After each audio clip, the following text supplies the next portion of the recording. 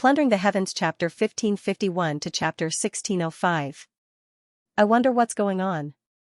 At this time, countless immortal soldiers from the great Red Heaven lineage and the other clans were observing the situation in the turbulent sea. For the entire battlefront, the turbulent sea was really just a small, inconspicuous area. It was not a place that they had to fight for. In front of the army, it was even less of a threat. However, because the terrain was complicated, it was difficult to form an encirclement. Ordinary immortal soldiers would have to mobilize a large number of troops in order to be effective. That was why the traitorous cultivators of Heaven's origin were allowed to hide in it. It was only because it was involved in the battle between two crown princes that everyone secretly paid attention to it. However, because it was wrapped in a mysterious brilliance, they could not see it from the outside with their magic treasures. The protector of Heaven's origin didn't make a move. Looks like His Highness Dishi's plan failed. On the side of the immortal commander hall, some people sighed softly and discussed secretly. Even if the protector didn't make a move, His Highness Dishi has already won a great victory, someone sighed softly, feeling deeply moved. They had all guessed Dishi's ambition. He wanted to lure out the protector of Heaven's origin and fight him. However, there was no sign of the protector of Heaven's origin in the sky above the turbulent ocean, so Dishi didn't make a move and just watched. However, his actions were interlinked. He used the emperors as bait to lure out the immortals in the turbulent ocean, then used the lives of the immortals to lure out the protector behind them. Now, even if the protector didn't show up, the first two goals could be achieved. Killing the emperors was getting rid of his greatest threat. Conquering the turbulent current sea was the first great achievement in the Book of Merit. No matter how one looked at it, it was killing two birds with one stone. It was in line with His Highness Dishi's aggressiveness. I wonder what the situation is like now. Someone was quite curious and glanced in the direction of the turbulent flowing sea thoughtfully. Don't be too curious. Just wait for the result. Another person smiled. There's a mysterious light in the turbulent ocean, but we can't see it with our divine abilities. Everything that happens in the turbulent ocean is fated to be said however you want. Without any evidence, if we want to know the inside story, we can only send spies in to observe. Unfortunately, even if you have the chance to go in and take a look, do you really dare to go in? When the former heard this, he was slightly stunned and did not continue speaking. When the people around them heard this, they agreed and didn't mention anything about what had happened inside. After all, from their point of view, would they really dare to reveal what had happened inside? When ordinary immortal soldiers fought, their every move had to be recorded. There were even people who paid special attention to this area to prevent any mistakes. However, this rule didn't conform to the current situation in the turbulent flow sea. This battle was destined to have no record, only the result. Now, everyone knew what was going on in the turbulent flow sea, and it was none other than the imperial princes killing each other and fighting each other. This was the ugliest thing in the world, and it was also something that they, as subordinates of the great Scarlet Sky bloodline, were least willing to participate in. The turbulent flow sea was enveloped by a mysterious radiance, causing them to be unable to see exactly what was going on inside. To a certain extent, this was actually a good thing. Because even if they had the chance to find out what was going on inside, they actually didn't want to know because knowing would only bring disaster and no fortune. The bloodline of the emperor had the most scandals, yet they didn't want others to know about it the most. For outsiders like them, they didn't need to know what was going on inside at all. They only needed to wait for the result. Presumably, His Highness Di Lu would definitely die in the turbulent flow sea, but no one knew how His Highness Dishi would explain it. However, even if His Highness Dishi explained that His Highness Di Lu fell to his death on a meteorite as soon as he entered the turbulent flow sea, the others could only believe it, because even if they didn't believe it, who would dare to investigate this matter? This was also the reason why the immortal soldiers of the chaotic flow sea stayed in their tents and waited for the result, despite the earth-shattering internal strife. Although they were concerned, they didn't want to know what was going on inside. They were only waiting for the result. There's a result. A flag with the word Emperor has been raised in the turbulent flow sea. Just as he was in such a perturbed state of mind, someone suddenly came to report with a panicked expression. Eh? Hearing this news, everyone was shocked. They rushed out of the hall and stood in the sky above the star field to look around. Shrouded in the mysterious light, in the misty sky above the turbulent flow sea, a huge flag with immortal wind had risen. The flag's surface was red with a hint of gold, and it was filled with immortal might. It was like a dazzling star in a star field, clearly visible within 100,000 li. His Highness Dishi really did it? Seeing this flag, the immortals let out a long sigh, knowing that the result they had long expected had finally happened. Only when the turbulent flow sea was completely pacified would the flag with the word Emperor raised, indicating that this region belonged to the Emperor family. In other words, the traitorous cultivators of heaven's origin in the turbulent flow sea had been wiped out. On the other hand, a question that had been on the immortals' minds for a long time had finally been answered. Even the traitorous cultivators of heaven's origin had been wiped out. Needless to say, His Highness Dilu must be, although they knew that His Highness Dilu couldn't come out, the immortals still sighed in their hearts when they heard this news. Indeed, the Emperor family was the most heartless. No, that's not His Highness Dilu's flag. At this moment, someone suddenly discovered something and exclaimed in shock. Eh? Everyone else was shocked and hurriedly looked over. But when they took a closer look, they were immediately dumbfounded. That great flag was crimson with a hint of gold. Celestial might rippled from it, and on one side was embroidered a brilliant and intimidating D character. There was no mistake about this, it was definitely the symbol of the bloodline of the Crimson Emperor of Great Scarlet Sky. However, what was shocking was that under the activation of some kind of celestial technique, the flag was currently slowly turning around, revealing the other side, and on that side, shockingly, was embroidered a Lu character. Someone couldn't believe his eyes and exclaimed in a trembling voice, that's His Highness Dilu's flag. How is this possible? At this moment, everyone's mind was greatly shaken. For a moment, they couldn't believe this scene. After all, His Highness Dilu had sent 2,000 immortal soldiers, an expert like Prince Flaming Sun, and several famous geniuses of Great Scarlet Sky. Be it in terms of military strength or experts, he far surpassed the traitorous cultivators of Tianyuan in the turbulent current sea and Dilu's forces. It could be said that as long as the Tao protectors of Tianyuan didn't personally take action, His Highness Dilu's forces would be invincible. And His Highness Dilu had made preparations. Once the aura of the Tao protectors appeared, he would immediately kill them himself. To a certain extent, this was already foolproof. Because of this, the immortals were so confident in His Highness Dilu and had been waiting for this result, but now, everything was a mess. The one who took over the turbulent current sea was actually His Highness Dilu. How did his trifling toad army of 300 manage to take over the turbulent current sea from the traitorous cultivators of Tianyuan and 2,000 immortal soldiers? Originally, the fact that he was able to survive was already a great victory, but now actually. Did they use the wrong flag? An immortal general asked in a daze.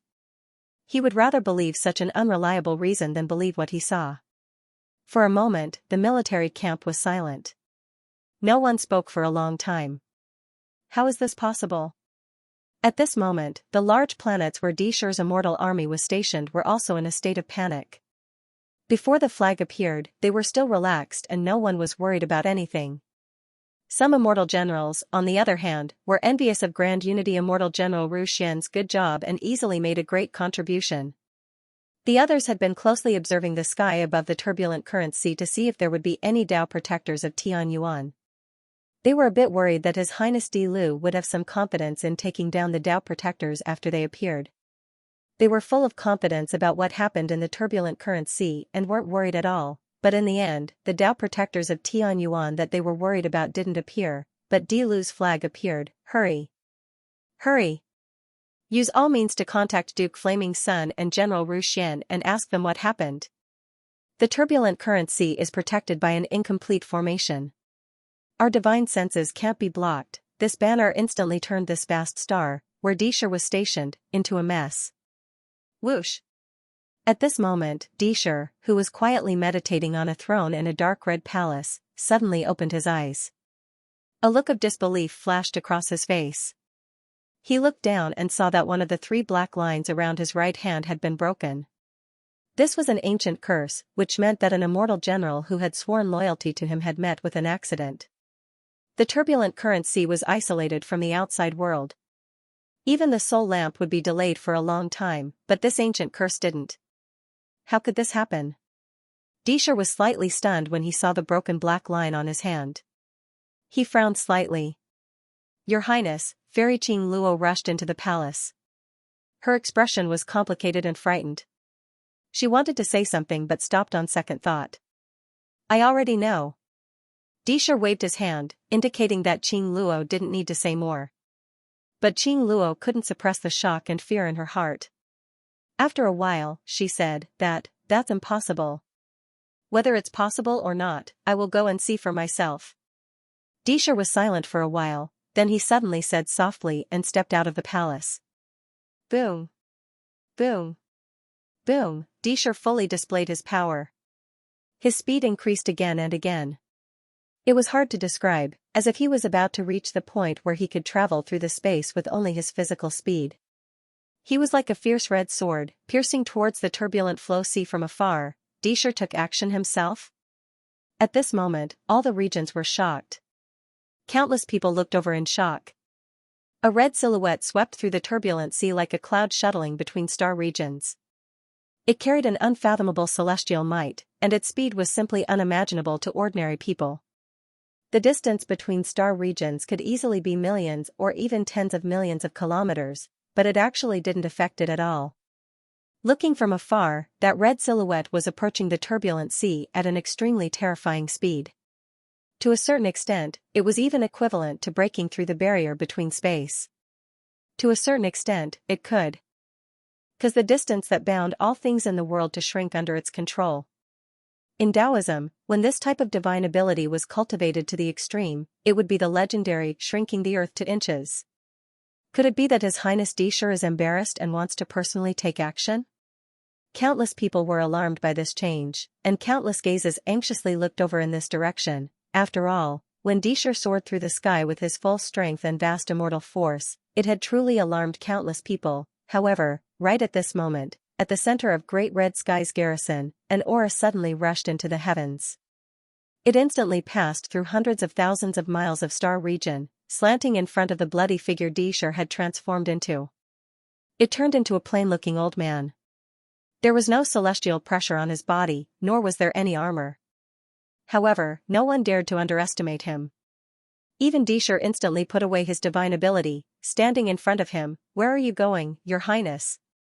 The old man was naturally the Dachi Heaven Immortal General. At this moment, his expression was calm as he faintly smiled and softly asked. "I heard that third brother has pacified the turbulent current sea, so I naturally want to take a look and see if it's true." Disher's heart trembled slightly when he saw this person, but his expression remained calm and did not change as he spoke quietly. "Haha, this old man also wants to take a look. Why don't I go with Disher?" The old man faintly smiled and spoke. "As you wish." Disher knew that the immortal general was stopping him, but his expression did not change at all. He was calm as usual. "Hee, then let's go together." The great scarlet heaven celestial general gently waved his hand. Rays of rainbow light shined around him, making him appear even more magnificent. The immortal generals in the army didn't dare to be negligent when they saw this scene. They hurriedly crossed the star domain. They were already very curious about the current situation in the turbulent flow sea, and now that the great scarlet heaven celestial general had summoned them, they naturally couldn't wait to come and take a look. Not long after, the great scarlet heaven celestial generals flew over. Even the immortal ambassadors from the other armies that were closer to the turbulent flow sea also hurried over. Dishi clan, Fairy Qing Luo, and the others had rushed over as well, and their expressions were solemn and filled with doubt. They really did not expect this result, and were a little surprised in their hearts. Amidst the surprised expressions, the great scarlet heaven celestial general chuckled and led the immortal generals towards the turbulent flow sea with a wave of his sleeve. In less than the time it took for an incense stick to burn, they had already arrived in front of the turbulent current sea.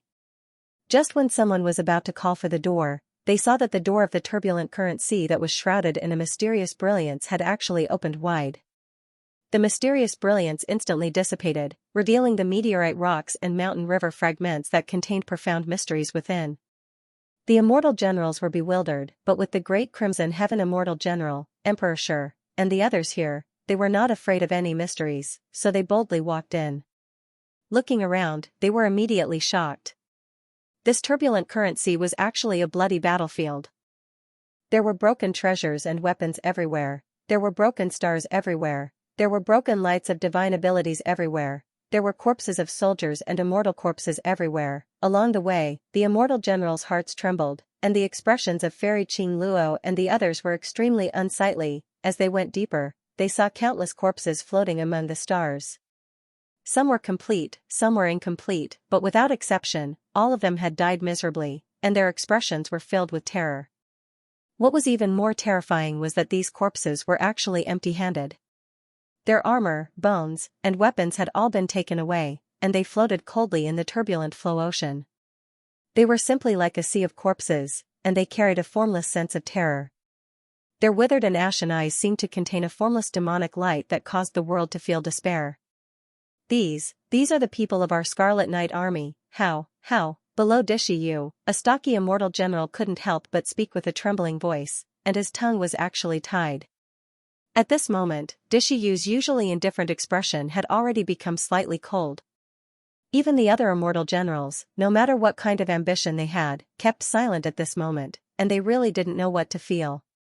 This was the dignified Scarlet Knight Immortal Army, the most elite immortal army of Great Scarlet Sky, with high morale and arrogance. How could they be so miserable now? The feeling of walking among the sea of corpses made one's heart feel strange to the extreme, being stared at by the eyes of those immortal corpses. They seemed to be entangled by an extremely strange feeling. The dignified immortals, many of whom were primordial unity immortals, actually felt their hearts beating wildly at this moment. It seemed that in this turbulent flow sea, there was some kind of terrifying aura that deterred their minds. It was certain that if it wasn't for the immortal general, a zenith heaven golden immortal, keeping watch, many of them would have turned around and fled in fear. As for Dishi and the others, they became more and more ferocious. These were all once their subordinates, and even if they weren't under their command, they were still comrades. At this moment, seeing their miserable state, the others' hearts grew colder and colder, but in addition to fear, they gradually gave birth to a sense of desolation and resentment. Their breathing became heavier, and their fists were clenched so tightly that they made cracking sounds, and their eyes were already red. Just what exactly happened for these immortal armaments to end up like this? A kind of volcanic resentment surged wildly in their hearts. "There's someone in front." Just when the immortals were also flustered by this strange atmosphere, someone finally shouted with a trembling voice. Whoosh! Along with this shout, the eyes of countless immortal soldiers and immortal generals all looked in the direction of Fengxing at this moment, and they were shocked to find that in the starfield ahead, around the centermost mountain, there were finally living people. There were hundreds of immortal soldiers floating there. Every one of them was either standing or squatting on the back of a ferocious-looking toad, and their murderous intent soared into the sky. Seeing the immortal weapon being pulled out, before they could ask anything, the immortals felt their hearts palpitate. It was a kind of intuition, a subconscious reaction to danger. At this moment, even some immortal generals were agitated, and all kinds of defensive magic treasures automatically opened up. Is this still the Toad Army? Someone was greatly shocked, and subconsciously took half a step back. Previously, the Toad Army under the command of His Highness Di Lu had already become the laughingstock of Dachi Heaven, and even all the immortal armies, but now that they met again, all the people who had laughed before couldn't laugh at all. It was unknown whether it was because the immortal corpses they saw along the way were too intimidating, or because this group of Toad Army, which had always been lazy and without any imposing manner, suddenly shook their bodies and became ferocious bandits. Now, this group of Toad Army, which was originally the laughingstock of Dachi Heaven's immortal soldiers, was actually like demons at this moment, releasing an invisible aura that made people shudder. Were they still a motley crew that had become the laughingstock of the three armies? They were clearly a group of ferocious gods that had suppressed the sea of corpses and endless demonic intent, and because of this strange feeling, none of the immortals who had originally come to find Fengxing dared to speak for a moment.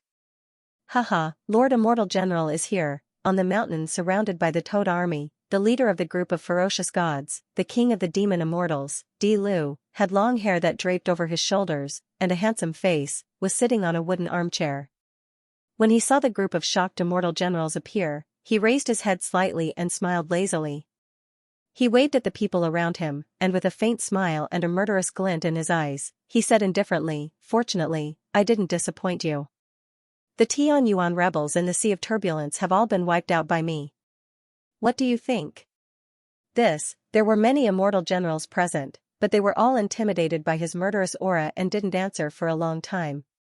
Di Lu, what did you do? At this moment, before the immortal general said anything, several shouts suddenly rang out at the same time. Zhu Xiu turned his head in shock and saw several immortal generals jump out from beside Disher, their faces filled with grief and anger. Originally, no matter how strained the relationship between Disher and Di Lu was, they didn't dare to disobey him and would at least call him His Highness Di Lu. But now, they were filled with grief and anger, and they couldn't hold it in any longer. They actually jumped out and directly called Di Lu by his name. Fang Xing glanced at them from the corner of his eyes. He didn't think much of it, but he couldn't be bothered with them. Next to Fang Xing, a half-immortal general jumped out and said arrogantly, "What do you want to ask? Answer me, where are our 2,000 Crimson Sky immortal soldiers?" A Grand Unity immortal general next to Disher shouted in grief and anger, and his eyes looked like they were about to devour someone. The half-immortal general seemed to be slightly stunned. He pointed at the immortal corpses in the distance and said, "They died in battle." Another immortal general jumped out and said, "Then, what about my brother Rushuan, Prince Scorching Sun, and the others?" The half-immortal general said, "They died in battle." The group of immortal generals almost couldn't control themselves, and their divine senses fluctuated like waves. Who did it? The half-immortal general shrugged speechlessly. The traitorous cultivators of heaven's origin. This simple and easy answer couldn't solve any of the doubts in Disher's heart at all. Instead, it made them even angrier. The stocky immortal general almost had tears in his eyes, and almost all of them rolled their eyes in anger, unable to say anything. Fairy Qing Luo finally couldn't help but stand out at this moment. There was an earth-shattering wave in the depths of her eyes, but she forced herself to remain calm. Her voice seemed to have seeped out from the netherworld. "May I ask, Disher, what about the traitorous cultivators of heaven's origin?" This time, Fang Xing finally spoke. He glanced at her from the corner of his eyes and said with a serious expression, "They ran away." There was no simpler and more straightforward answer than this, but it was like a great bell beating on the hearts of the immortals. That was 2,000 immortal soldiers, that was one of the 3 immortal generals under His Highness Dishi, that was the little immortal king, who was known as the primordial unity stage and whose strength was only below His Highness Dishi, such a powerful existence. And you actually answered all my questions with a simple "died in battle," for a moment, whether it was the immortal generals under Dishi's command or the other immortals, their hearts were filled with an extremely absurd feeling. If it was the immortal soldiers under His Highness Dishi who had pacified the turbulent sea, then it was the 300-toed army under His Highness Di Lu. They couldn't help but feel shocked and incredulous. Not to mention that, the experts under His Highness Di Lu and the 2,000 immortal soldiers had all died here. There were too many things that they couldn't understand. How on earth did you kill someone like Prince Flaming Sun? How on earth did you defeat the rebel cultivators of Tianyuan? How on earth did you slaughter the 2,000 immortal soldiers? It could be said that at this time, everyone was full of doubts, and they couldn't wait to strangle Fang Xing's neck and force him to speak, but Di Lu's answer was too easy. Even if he was fooling a child, he wouldn't use such an easy excuse, right? In addition to the absurdity in their hearts, everyone looked at His Highness Di Lu, who was sitting on the armchair, and an indescribable sense of panic rose in their hearts. This son of the Celestial Emperor, who had shocked the 33 heavens 1,000 years ago, was truly terrifying. Originally, after he returned, everyone looked down on him and thought that his toad army was a big joke. But now, in this deathly silent turbulent flow sea, the 2,000 corpses of the Scarlet Knight army scattered across the star field, all of them seemed to be announcing something. It was as if they were announcing that the notorious Di Lu had returned. Your Highness, on the other hand, at this moment, the group of immortal generals that questioned Xianxia were filled with righteous indignation, and flames of rage rose within them. Moreover, beneath this blazing rage was a wisp of indescribable fear. They knew their own ability, and they knew the ability of the Grand Unity Immortal Armament, Prince Scorching Sun's ability as well as the ability of Nyakuangi, who was never mentioned by anyone but was actually like a ferocious dog that everyone was extremely fearful of. Let alone the other geniuses and leaders of the younger generation of Scarlet Sky. These people had come to kill Di Lu, and in addition to the Tianyuan trap they had set up, it was enough to kill Di Lu, to a certain extent, It could even be said to be using a butcher's knife to butcher a chicken, a sledgehammer to crack a nut. However, not only did they fail to kill the chicken, they even made a hole in it. They couldn't help but feel a chill in their hearts. Back then, they had all claimed credit for themselves and snatched the opportunity of Grand Unity Immortal General Ru Xian. At that time, if he had really snatched it, wouldn't that mean, because of this, to a certain extent, their current anger was equivalent to covering up the fear in their hearts. In the silence, under countless complicated gazes, Emperor Shi finally opened his mouth. Third brother, ever since he had been stopped by the Immortal General, he had been indifferent. Apart from the slight change in expression when he entered the turbulent flow sea and saw the corpses of his immortal soldiers strewn across the star domain, he had basically remained expressionless and silent like a lake. However, at this time, he finally reacted and slowly walked out. His eyes were emotionless as he looked at Feng Xing's face. Big brother, do you have something to say? Feng Xing also raised his head and looked straight into Xianxi's eyes with a faint smile. Yes. Xianxi nodded, but then fell silent again, as if he didn't know what to say. After a few breaths, he finally raised his head and looked deeply at Feng Xing. Suddenly, his body moved.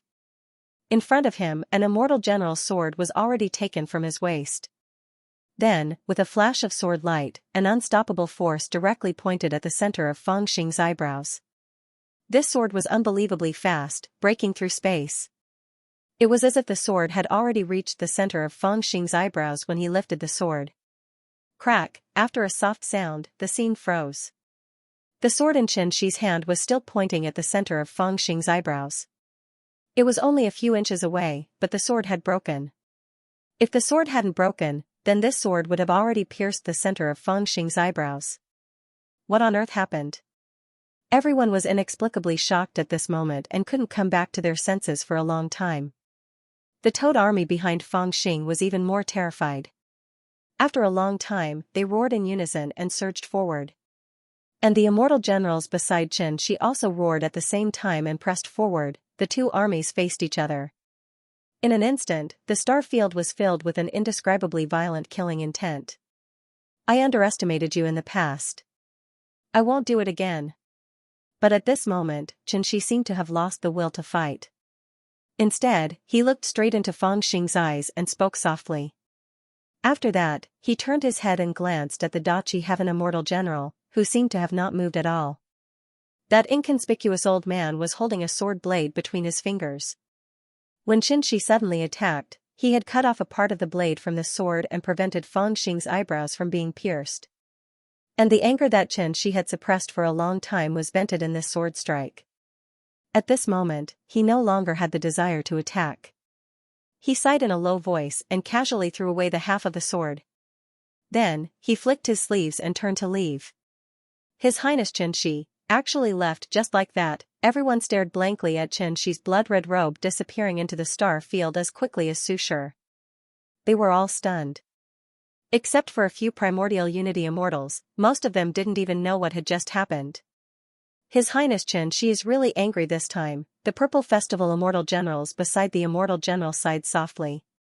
Their eyes flickered and their hearts were heavy. Everything that had happened today was too shocking. His Highness Di Lu was not dead, and had even turned defeat into victory. He had taken control of the turbulent flow sea, and had even killed 2,000 immortal soldiers of the Imperial Palace. Such unfathomable methods had made many people think of him from 1,000 years ago. They thought of His Highness Di Lu, who could make the great Scarlet Sky bloodline tremble with just a cough, and His Highness Xianxi had clearly endured enough. The death of 2,000 immortal soldiers had aroused his anger, so he took the opportunity to stab with his sword. Originally, the battle for the position of Crown Prince would always be carried out in secret, but he couldn't help but stab with his sword. With the presence of the great immortal general, this sword naturally couldn't succeed, but His Highness Xianxi also used this sword to prove that if it weren't for the immortal general, Di Lu would have died. This seemed to be a warning to the immortals that Di Lu was not the Di Lu of 1,000 years ago after all. The Di Lu of 1,000 years ago was invincible, but the Di Lu of the present was no match for his sword. And what he had said just now was really unfathomable. In fact, Di Lu didn't underestimate Di Lu. In everyone's eyes, the ambush in the turbulent sea, Duke Liang, Nyaquangi, 2,000 immortal soldiers, and several primordial unity immortals who were willing to pledge loyalty to His Highness Xianxia, were enough to kill Di Lu. This was the power of an adult beating up a child. But Di Lu's means were too terrifying, and the strength of the Toad army was clearly beyond the immortals' expectations. That was why such a shocking scene had occurred. On the surface, it seemed that Di Lu had underestimated Di Lu, and Di Lu's final words were undoubtedly a declaration that he would use all his strength to deal with His Highness Di Lu in the future. So what if he lost 2,000 immortal soldiers? He still had 8,000 Crimson Knight soldiers, so what if he lost Duke Liang? He was the publicly acknowledged #1 primordial unity immortal. Of course, all these thoughts would only be carried out in the minds of people, and would not be brought out in the open. In the eyes of ordinary people, Di Lu was just angrily stabbing Di Lu with his sword, and then turning to leave, but in the eyes of those with discerning eyes, these two imperial princes had already gone through a battle of words. Fairy Qing Luo, this, Di Lu floated away, but the immortal generals under him were all at a loss. They frowned and looked over at Fairy Qing Luo. Sigh, let's go. Fairy Qing Luo gently closed her eyes and sighed. She turned to look at Feng Xing with a complicated expression. At this moment, no one knew what she was thinking. Immortal Commander, this, Di Lu's troops were all gone in an instant, while the others looked at the immortal commander hesitantly. They were in charge of recording the merits, rewards and punishments, and there were still some things that needed to be done in the open. Although Feng Xing had indeed conquered the turbulent ocean, there were too many things that they did not understand. According to the usual practice, they should also ask about everything clearly and then record it down. However, Di Lu's power was too great, and their hearts trembled, and they did not dare to ask casually, haha, the war is fierce, the process is not important, the result is what matters. In response to this question, Immortal Commander Xian smiled lightly and waved his hand. When the immortal generals around him heard this, they were startled, then they cupped their hands and bowed, we understand. In fact, before this, when they all thought that His Highness Di Lu was already dead, they had already reached this conclusion. In the battle of the turbulent ocean, they only cared about the result, not the origin. However, the result was shocking. His Highness Di Lu, who was destined to die, actually obtained great success, which made them hesitate. They sincerely wanted to know what had happened, but Immortal Commander Xian reminded them that the current principle would not change. As for what happened between the two imperial princes, they only cared about the result, not the origin, and everything would be as usual. Of course, this was only an excuse. As for the specifics, no one knew what the old man was thinking. Nya Kuanyi did not need to be mentioned, but Prince Scorching Sun and the 5 sons of the Great Scarlet Sky all had extraordinary identities. Whether they died in battle or went missing, they needed to give an explanation to their families. Even His Highness Di Lu had to explain how and when they died in battle. However, now that the immortal commander had said that he would not pursue the matter, it meant that this matter would not be pursued for now. Congratulations to His Highness Di Lu for achieving great merit and becoming famous in the immortal world. With the immortal commander's attitude, how could the immortal generals not understand? Those who reacted quickly immediately came forward to congratulate him. In the past, Di Lu was indeed a piece of trash, but now, Di Lu, who was almost stabbed by Disher with a sword, remained calm and unfathomable. Therefore, they didn't dare to be rude to him anymore. Even if they didn't want to acknowledge him, they would at least show him enough respect. Dao Master, it's time to stand up and pay your respects. Lu So and the others heaved a sigh of relief, but they were worried that someone would investigate further. Give me a hand first. Feng Xing's expression did not change. He whispered to Lu So, damn, that sword almost made me wet my pants. The Toad army of 300 pacified the turbulent sea. In just one day, the news of Di Lu, who had disappeared for 1,000 years, had spread throughout the armies of the great immortal realm, shocking countless people. Countless people were talking about him, vividly describing how brave and fierce the 300-strong Toad army was, how they forced their way into the chaotic Ripples Sea, how they forced the half-sky realm cultivators back, and how they killed the powerful enemies even when they were surrounded by the 2,000-strong Red Knight army under Dishi's command. In many versions of the legend, the 300 Toad army had already become an invincible and powerful army, while the Scarlet Knight army, which was originally the elite of Great Scarlet Sky, had become a foil to this invincible and fierce army. There were even people who speculated that the 300-toad army was His Highness Di Lu, who had returned after disappearing for 1,000 years to take back everything that belonged to him. It was the capital that he had relied on to rise up, the source of his confidence. The Crimson Knight immortal soldiers are extraordinary. Their cultivation base is strong, their equipment is exquisite, and their immortal formations are unfathomable. Usually, they can fight against other immortal soldiers, even the monsters of the divine race. But now, they were killed by His Highness Emperor Lu's Toad army of 300. Doesn't this mean that His Highness Emperor Lu has a stronger foundation and is in control of an invincible elite army? It seems that the immortals have underestimated His Highness Emperor Lu. After all, he was recognized as the great Scarlet Sky Emperor's disciple 1,000 years ago. Although he disappeared for 1,000 years, he still has some basic foundation. His Highness Emperor sure has indeed underestimated him, haha, what do you know? According to what I know, His Highness Di Lu went to the immortal treasures of ordinary Taishu immortal kings during his disappearance for 1,000 years. Others only know that he lost everything during his disappearance, but they don't know that he has done many things that no one can imagine. Now that he has returned, his foundation is even stronger than before, unfathomable. Otherwise, do you think he is stupid? Why would he dare to come to the extraterritorial battlefield and fight His Highness Dishur head-on without worrying about being killed by His Highness Dishur? That's right. I also heard that when His Highness Di Lu returned, he was seriously injured and even lost his immortal fate. But now, all the immortals know that he still has his immortal fate and even his immortal consciousness. He just used some kind of technique to hide his immortal fate aura.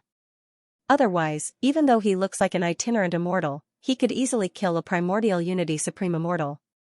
What does this mean?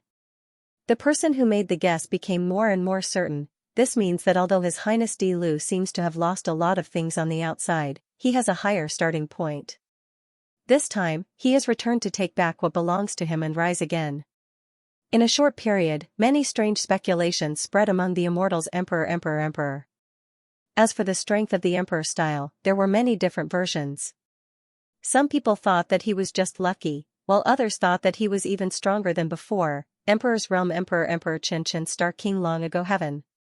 Emperor Dragon Emperor Star was, Emperor had Emperor, long ago, and had Emperor of World. Di Lu used the 2,000 corpses of the Scarlet Knight army to announce his powerful return. Of course, while the others were making all sorts of guesses, the powerful crown prince was still trembling in fear.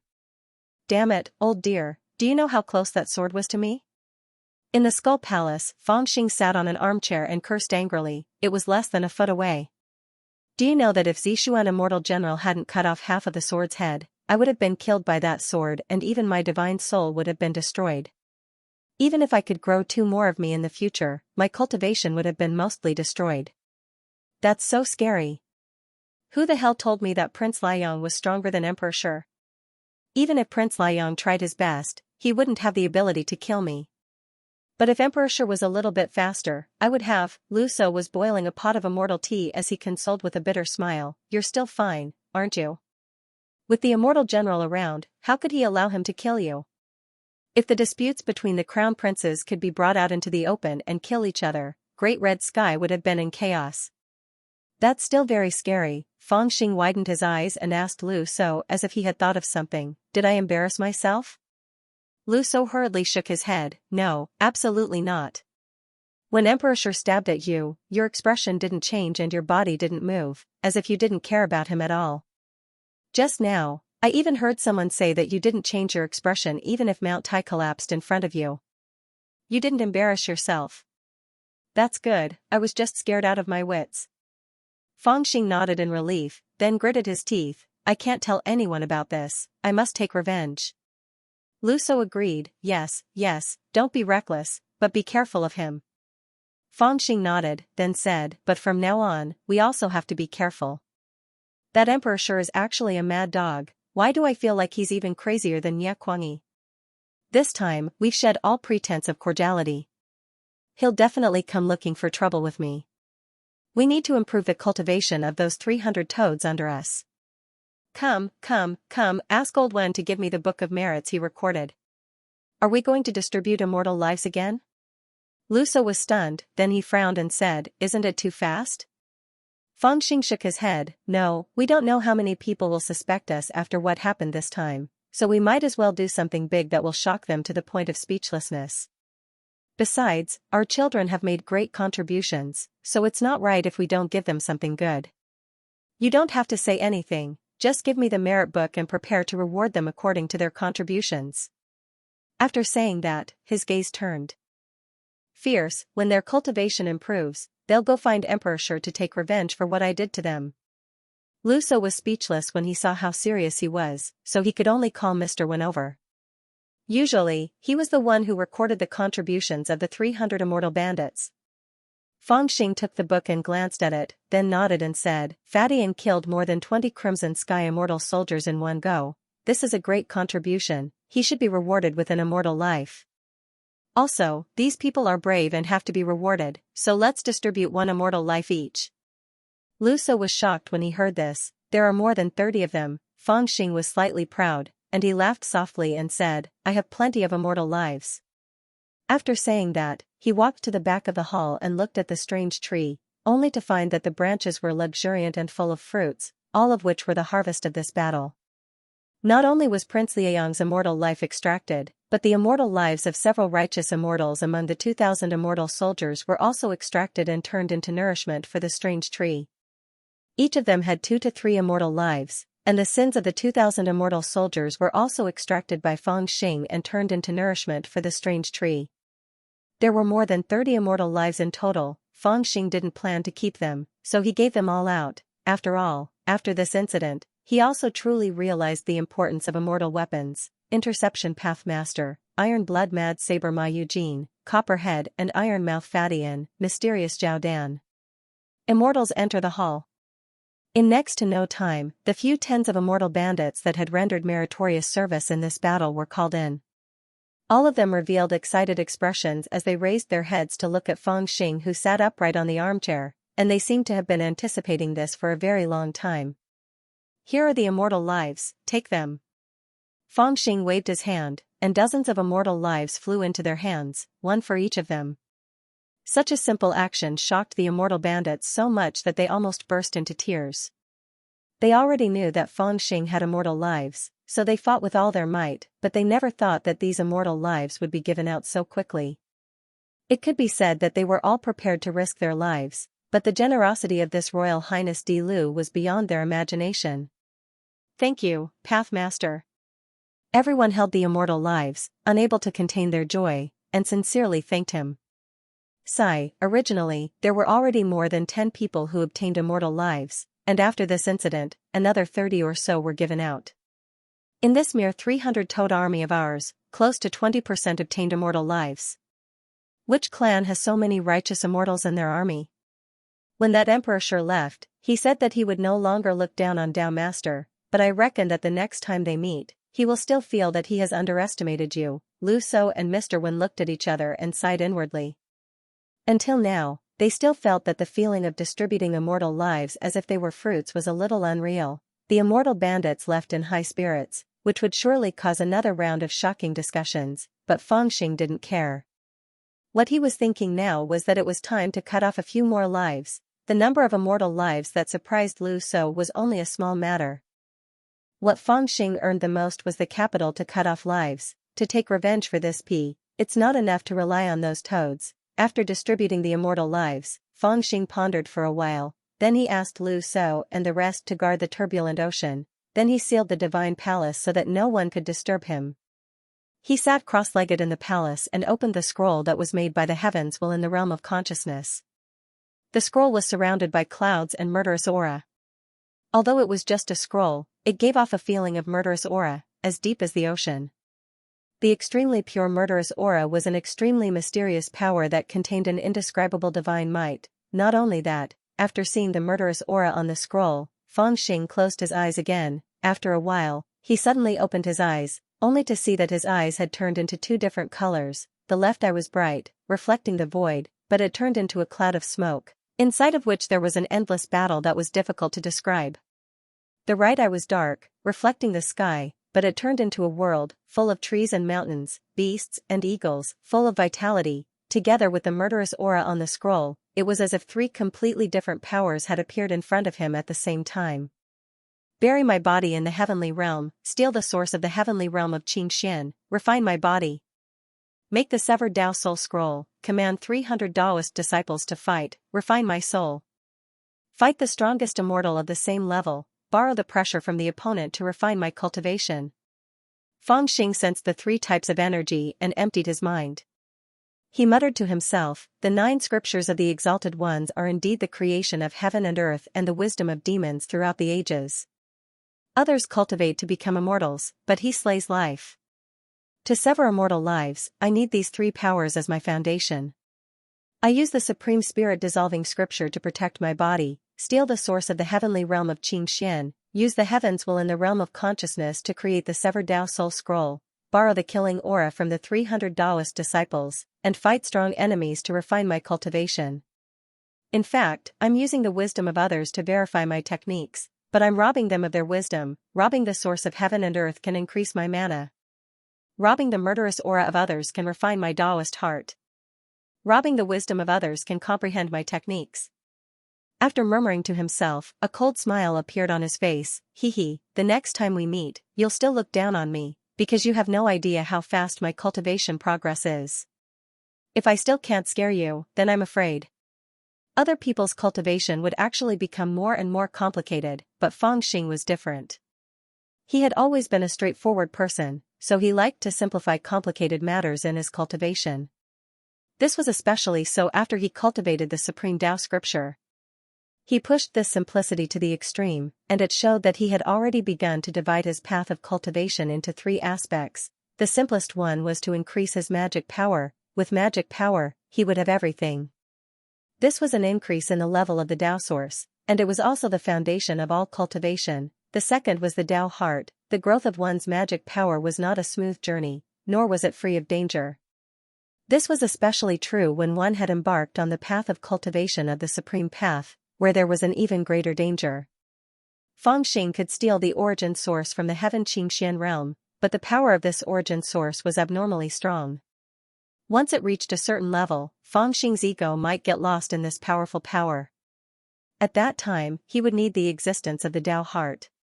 The so-called Tao heart could be described in the simplest terms. No matter how strong the power was, in the end, he would still be himself. The third was even simpler, and that was the divine ability. The divine ability referred to the way to unleash one's own power.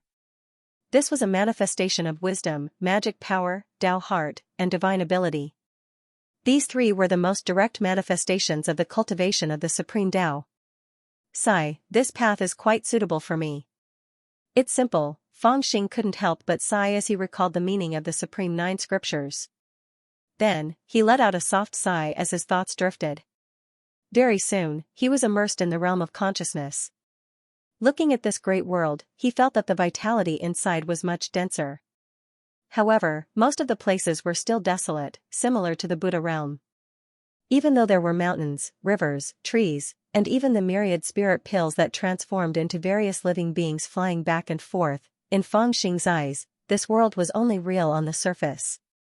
Inside, the various forces were clearly separated and had yet to reach the realm where they could live together and circulate endlessly. Although this world of consciousness has become a real world that can be passed off as real after refining the deep earth, the only real thing is the space, because all the rules in this world are determined by my mind. Because I haven't completely grasped the evolution rules of the various elements and powers in this world, the rules between the mountains, the waters, and even the living creatures in this world are incomplete. That's why the trees never wither, the rivers never flow, and the mountains never fall. That's because this power is constant and does not change.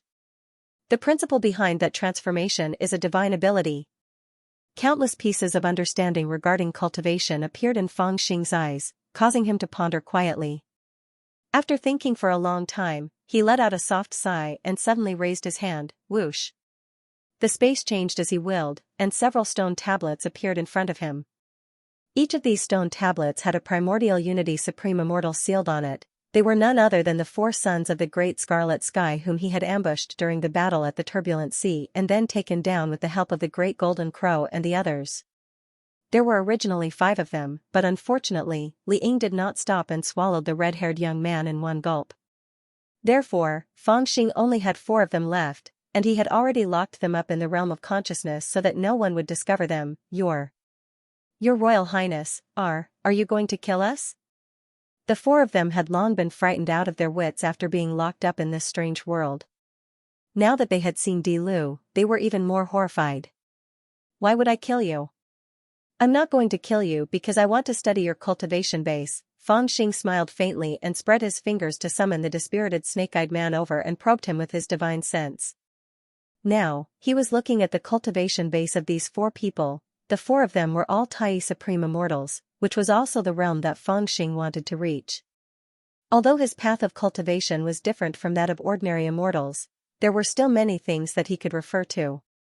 For example, he had severed 9 lives, so to a certain extent, he could reach the same realm as them and have the same foundation. That was why he had kept these 4 people here so that he could examine their cultivation base. Well, you're the Wind and Rain Master, similar to Wind Lord, but much more powerful. After probing the snake-eyed man's cultivation base, Fangxing waved his hand and sent him away, then looked at the other person. The second person was the indifferent woman in linen clothes. After examining her, Fangxing frowned and gave her a deep look, then shook his head and murmured to himself, "You're amazing. I can actually sense 2 Dharma in you. One is the descending frost technique, the other is the facing frost technique. When the 2 are combined, their power is difficult to resist, and you're much stronger than ordinary people. No wonder you pull a long face every day, as if your husband has died." Goddess Bingyan's father is the Frost Domain Lord of the Dark World of Dark Frost, who inherited the melting snow celestial instinct. When she became a Tai Supreme Immortal, she comprehended the descending frost technique, so she has 2 celestial instincts. So what if she has such a divine sense? As the Emperor's son, you should know what I want to ask. Hearing Fangxing's murmur, one of the 4 became impatient and shouted. Clearly, they did not believe that Fangxing did not know these things, so they shouted at him. Well, celestial instinct, Fangxing accurately grasped these 2 words. He muttered to himself for a long time, not saying anything.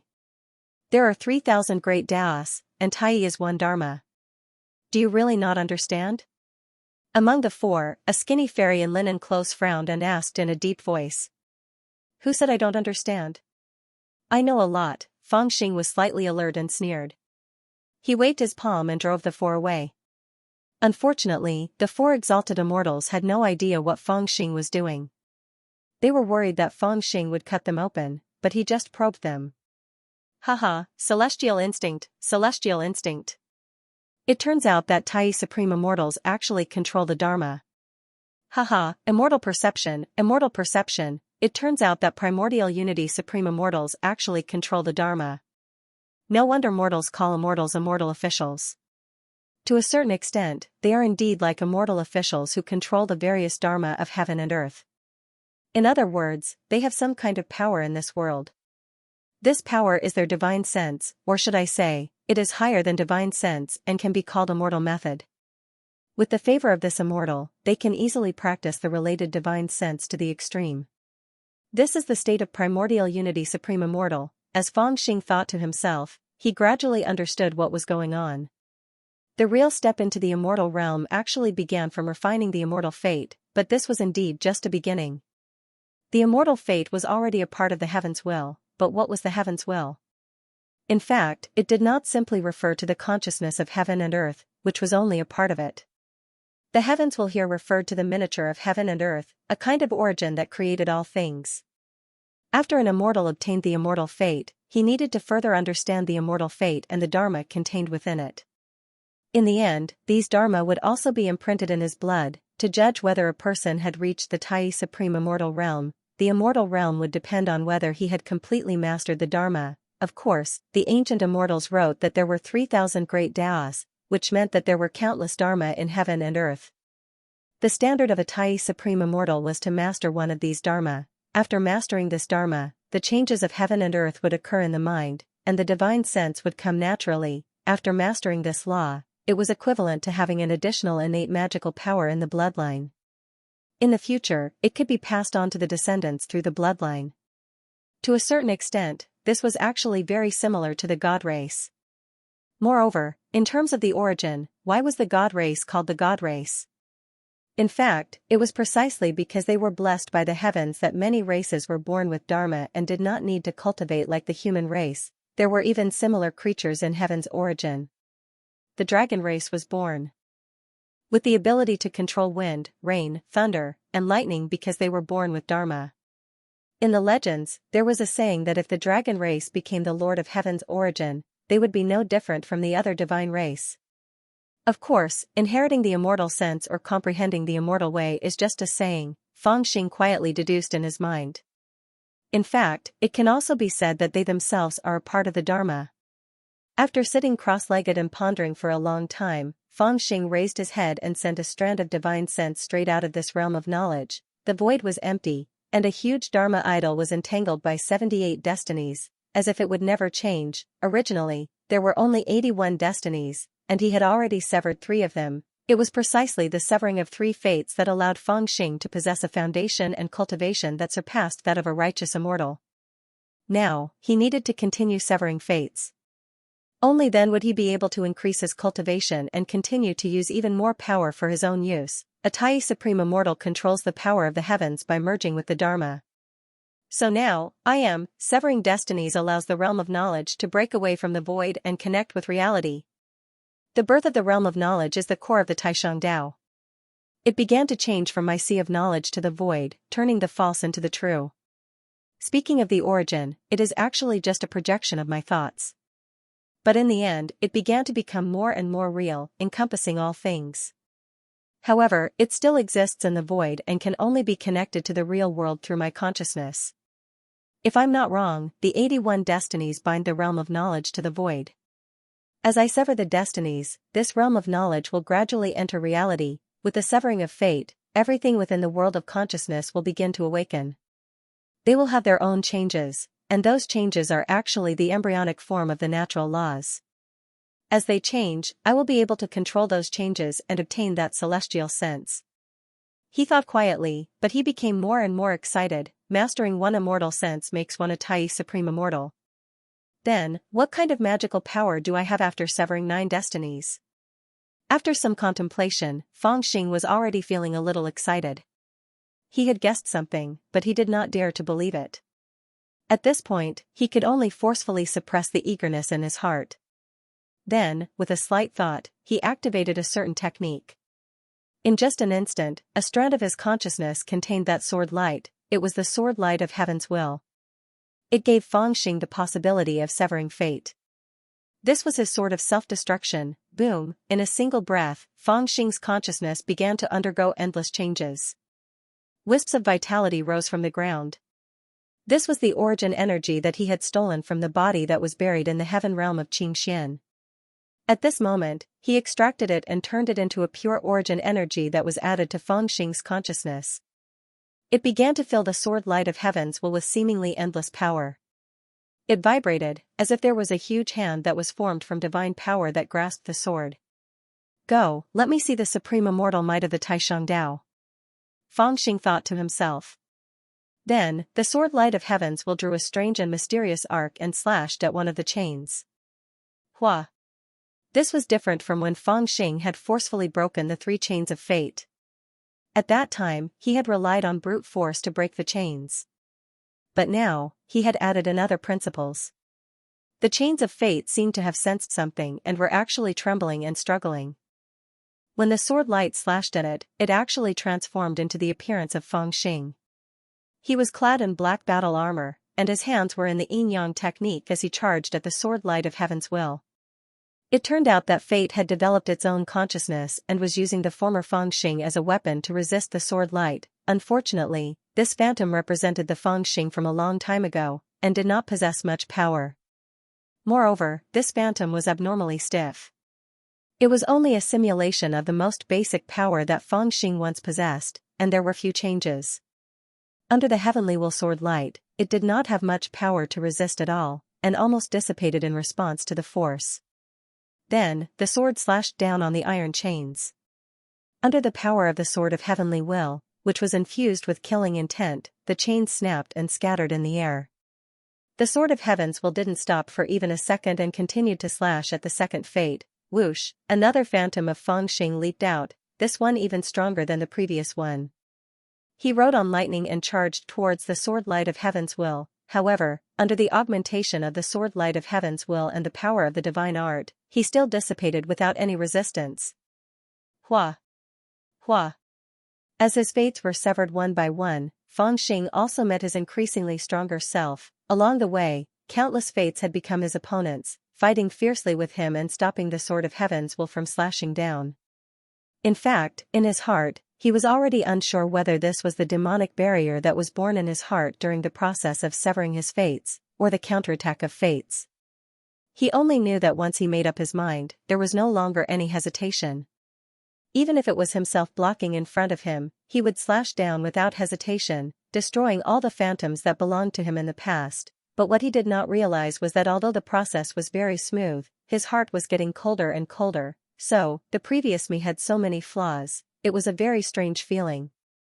The more he pushed forward with the sword light, the more he discovered his previous shortcomings. In the process, he thought back to the past and even felt that he had relied on luck to get this far. When he severed the fifth fate, he was even sweating profusely and his heart was dead. If I'm really so useless, then what's the point of continuing to cultivate? In the past, I relied on luck to get to where I am today. If I lose my luck in the future, won't I still die? That extremely gloomy thought made him want to give up everything. At this moment, Fangxing's divine sense, which was controlling the sword of heaven's will, had already dimmed, as if it was shrouded by a layer of grey demonic smoke.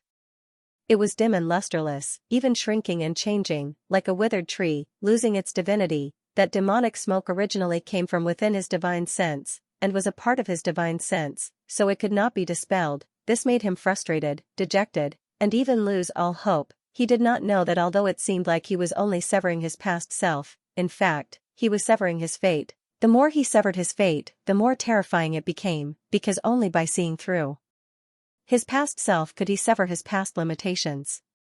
Because of this, the more fate he severed, the greater the resistance he encountered. In the end, it was easy for him to fall into his own heart's devil, and every bit of the past would emerge, blinding his heart and making him deny his past self. The current him was originally from the past, and if he denied his past self, it was easy for him to lose confidence in himself, just like a pavilion that had lost its foundation. However, just as he was feeling dejected and almost lost himself, an ancient mirror silently floated behind his head. The ancient mirror was crystal clear and gave off a power that could see through one's heart. It was as if it could erase all the dust in the world if it shone on him. Right when the light from the mirror enveloped Fangxing's divine sense, another 3 specks of light appeared around him. They were 3 tiny miniature figures. One of them was Fangxing, who wore a Taoist robe, and he was quiet and inactive with a calm expression. The other was Fangxing, who wore a Xianxia, and he had a dignified appearance and a benevolent expression. The last one was Fangxing, who had 3 heads and 6 arms, and he had a ferocious expression and a terrifying ferocious aura. They surrounded Fangxing and muttered something that was unrelated to each other. But in the end, their voices grew louder and louder, and in the end, they merged into one and were extremely clear. Wake up! With a loud bang, Fangxing's mind flashed, and he suddenly woke up. No, this is a devil's hindrance. The current me, looking at the past me, is naturally full of flaws, because I'm stronger than before. The so-called life severing, to a certain extent, is to shatter my past self and cultivate my current self. The more I look at the past, the more I feel that I'm lucky to have come this far, and the more I want to stop moving forward. However, all of this is just a devil's hindrance. I can come this far not because I'm lucky, but because I have this ability. All kinds of thoughts floated in his mind, and Fangxing couldn't help but laugh out loud. In his laughter, there was a hint of mockery. Because he had weathered through all the storms along the way, and now he was almost trapped in his own devil's hindrance. Fortunately, his Taoist heart was firm, and he wasn't taken advantage of by the devil in his heart. Otherwise, he wouldn't even have the will to fight, and he would be lost in his own confusion. In Taoism, this was the devil in one's heart. The devil in one's heart couldn't be understood by ordinary people. It was a real existence. In fact, it was the confusion, loss, dejection, and all the other negative emotions in one's heart. If one accidentally fell into it, they would never be able to escape.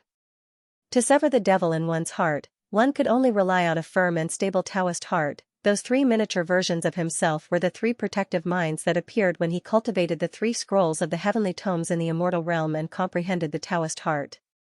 As long as he had the protection of these three minds, his Taoist heart would be free of impurities, and he would be able to move forward boldly without worry. Realizing this, his heart trembled, and he quickly controlled the heavenly will sword light to slash at the sixth fate. He wasn't sad, but happy, because he knew that encountering the devil in one's heart wasn't necessarily a bad thing.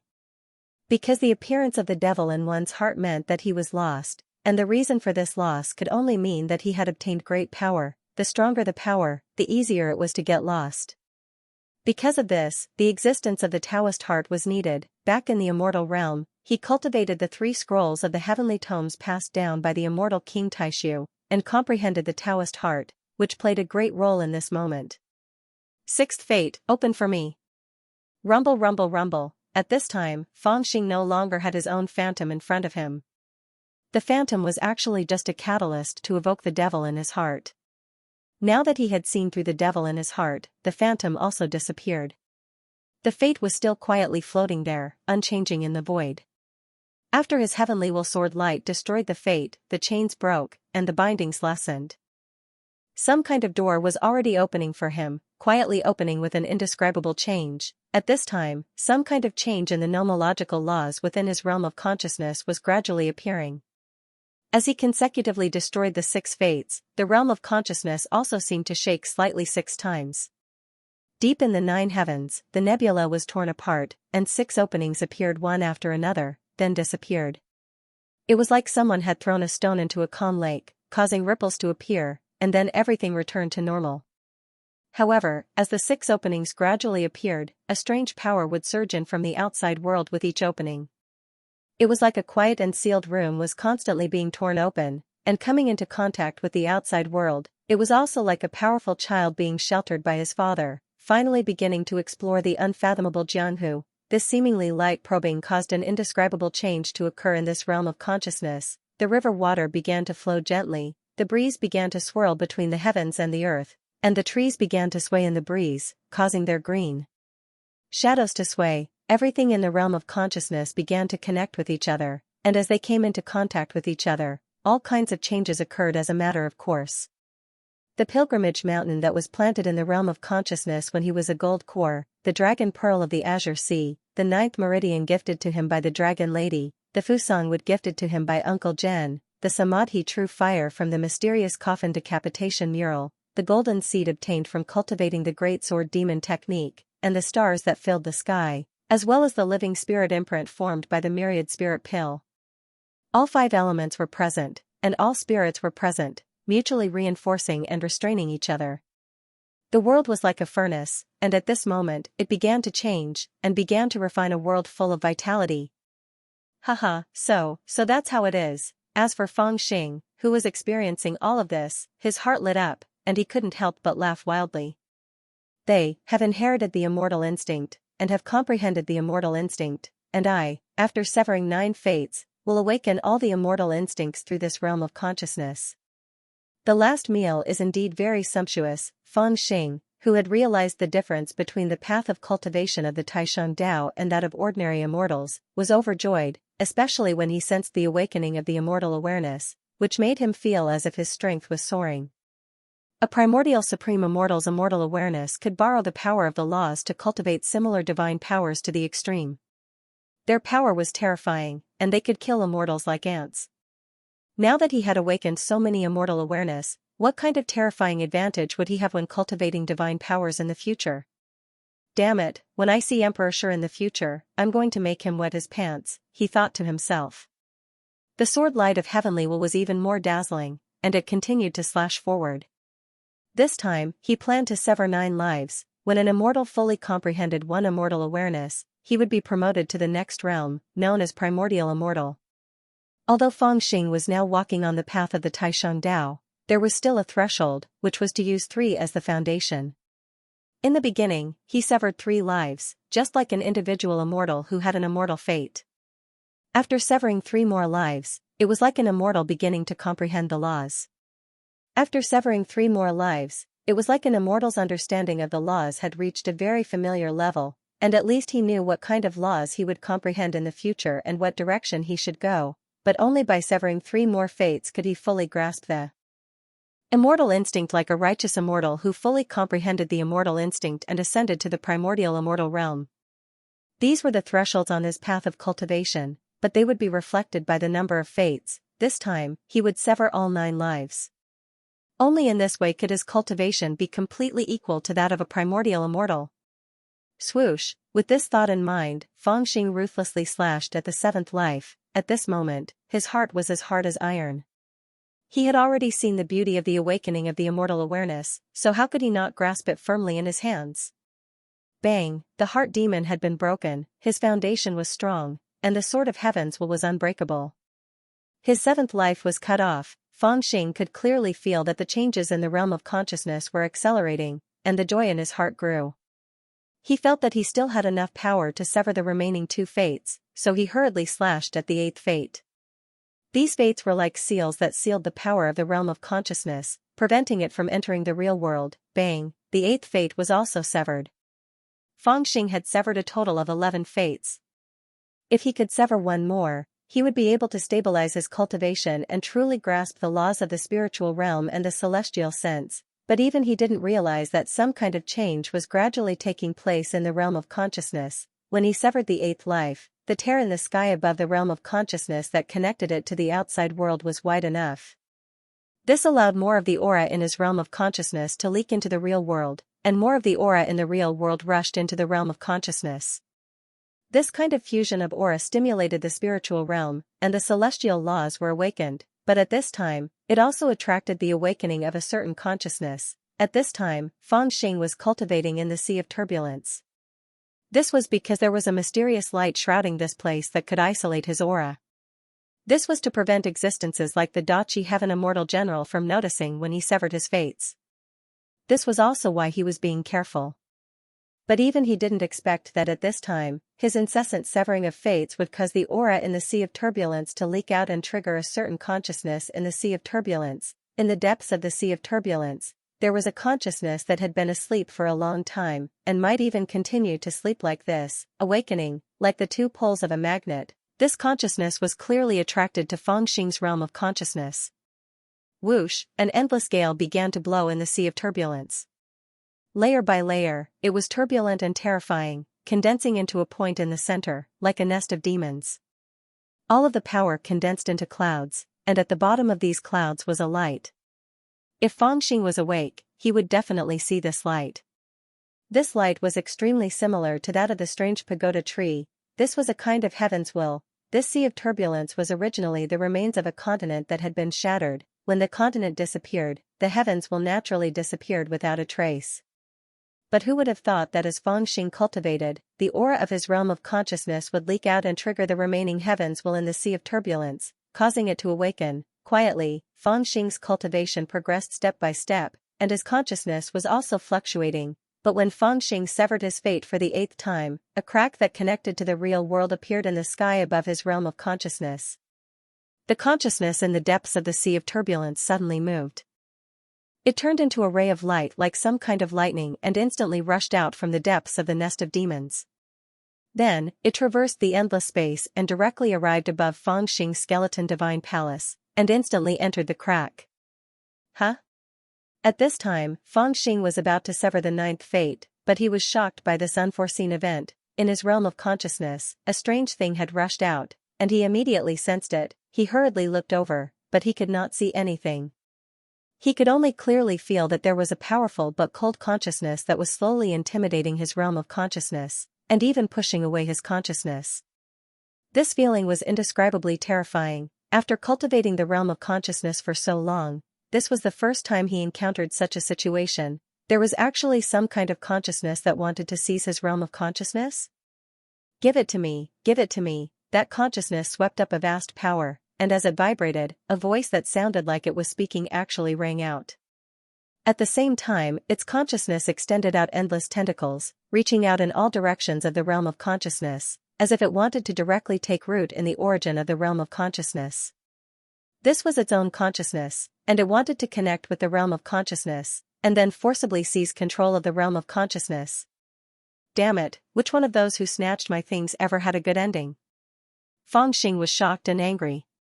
He subconsciously cursed, and gathered the power of the realm of consciousness to resist. Boom. Boom. Boom, mountains, seas, wind, thunder, fire, wood, metal, and even the imprint of the 10,000 spiritual senses, every kind of power in the realm of consciousness rose at this moment. Under the control of his will, it slashed towards the endless tentacles, towards the consciousness that had suddenly intruded. Give it to me. Give it to me. According to common sense, in his realm of consciousness, it was almost impossible for any consciousness to resist him, because this was his world. Even the mysterious and powerful old things in the strange tower could at most not be controlled by him. But now, this invading consciousness was actually unimaginably powerful. Facing all the power that was slashing towards him, it just kept changing, and its tentacles were like whips, fiercely lashing towards him.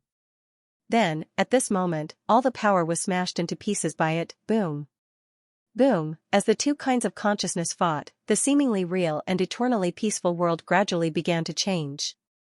Gusts of strange wind emerged from the place where the two consciousnesses clashed, spreading in all directions. That strange wind actually became more and more violent, and gradually, all the creatures in this world, including the river and the strange lake, were drawn into it, tearing everything apart and stirring up everything. In the end, it directly swept up to the ninth heaven, and in the void above the ninth heaven, a huge hole was torn. The sky was split open. Originally, when Fangxing cut off the fate, a crack would appear in the sky, but this crack would only appear for a breath's time. Because of the characteristics of the realm of consciousness, it would close up again. This feeling was like splitting water in half with a knife, but when the knife was pulled out, the water would quickly return to its original state. But this time it was different. Under the attack of the strange consciousness, the crack did not disappear, and instead, it was getting bigger and bigger. In the turbulent sea, endless mysterious brilliance and endless power were surging in. The sky was torn, the Milky Way was overturned, and stars were falling. It was like doomsday. Is this the Tao tribulation? At this time, in the depths of the realm of consciousness, only one area was temporarily calm, and that was the foggy area where the strange tower was.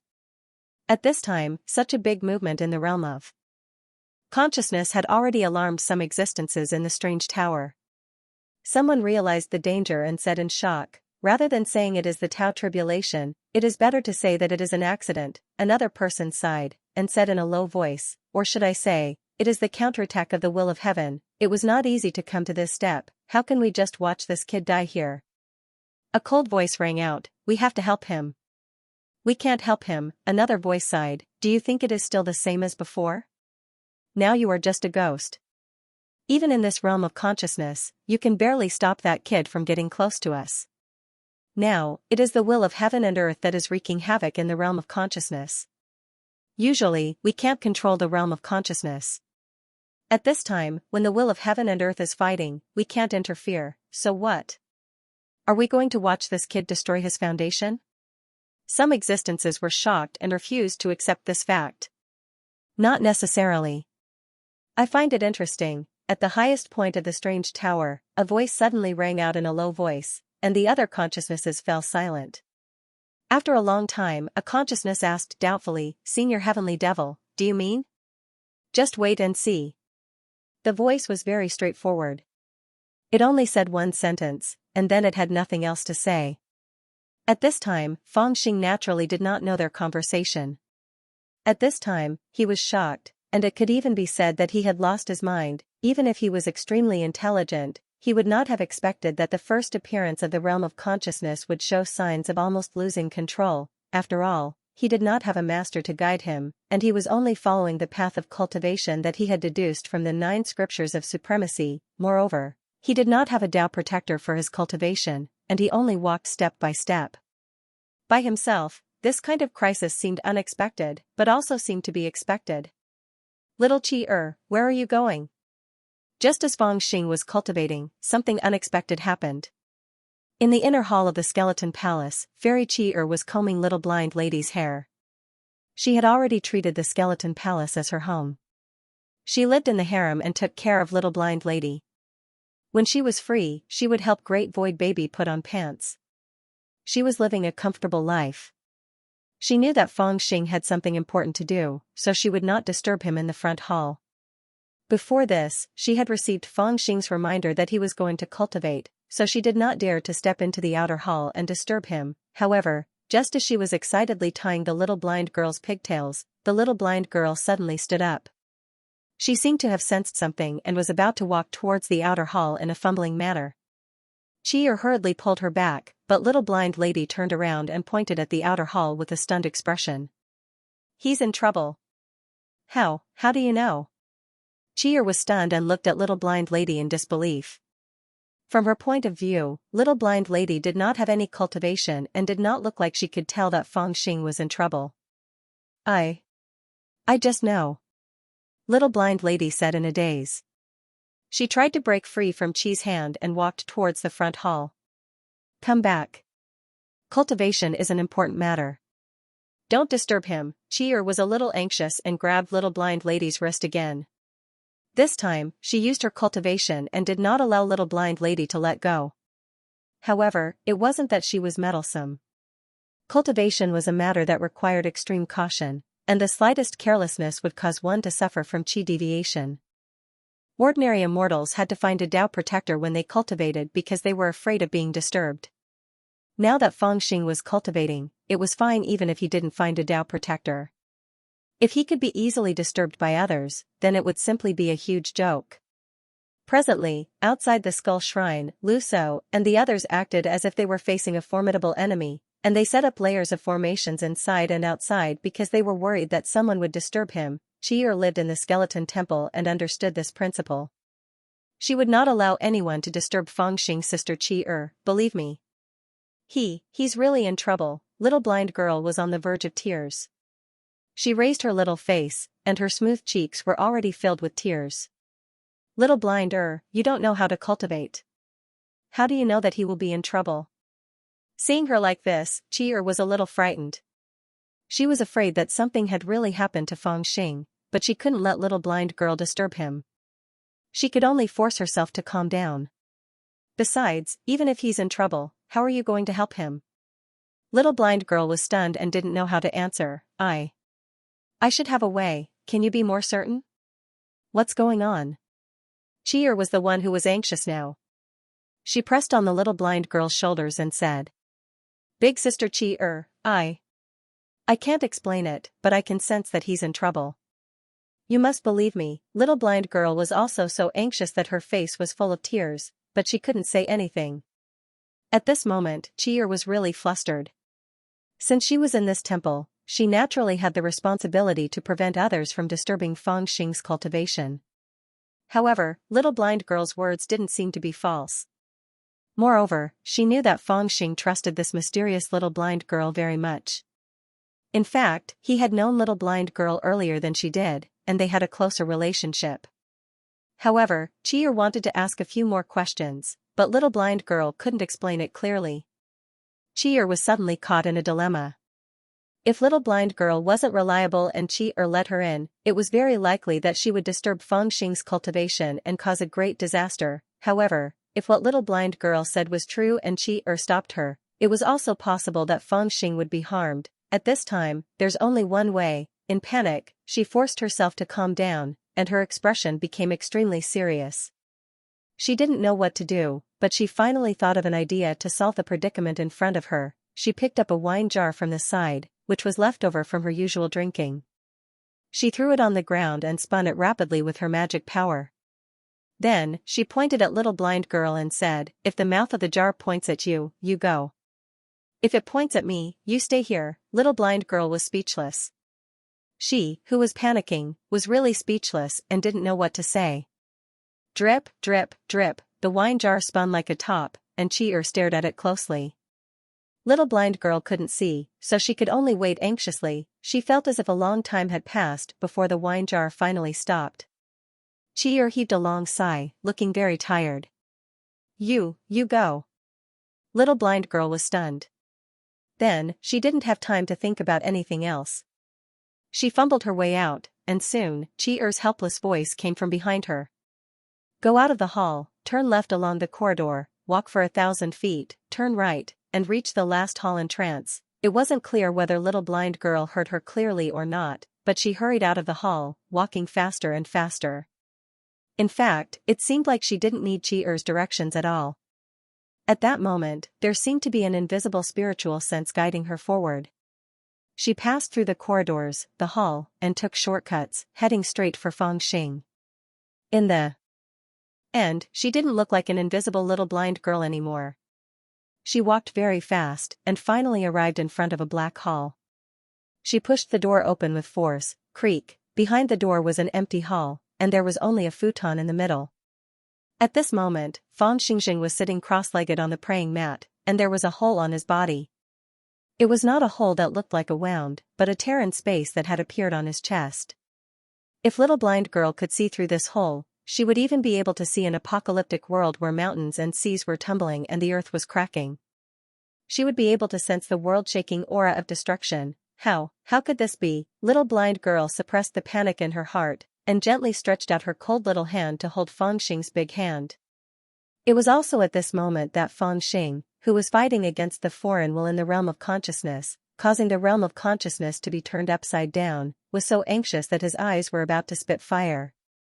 However, he suddenly heard an extremely perplexed sigh. Why is there such an aura?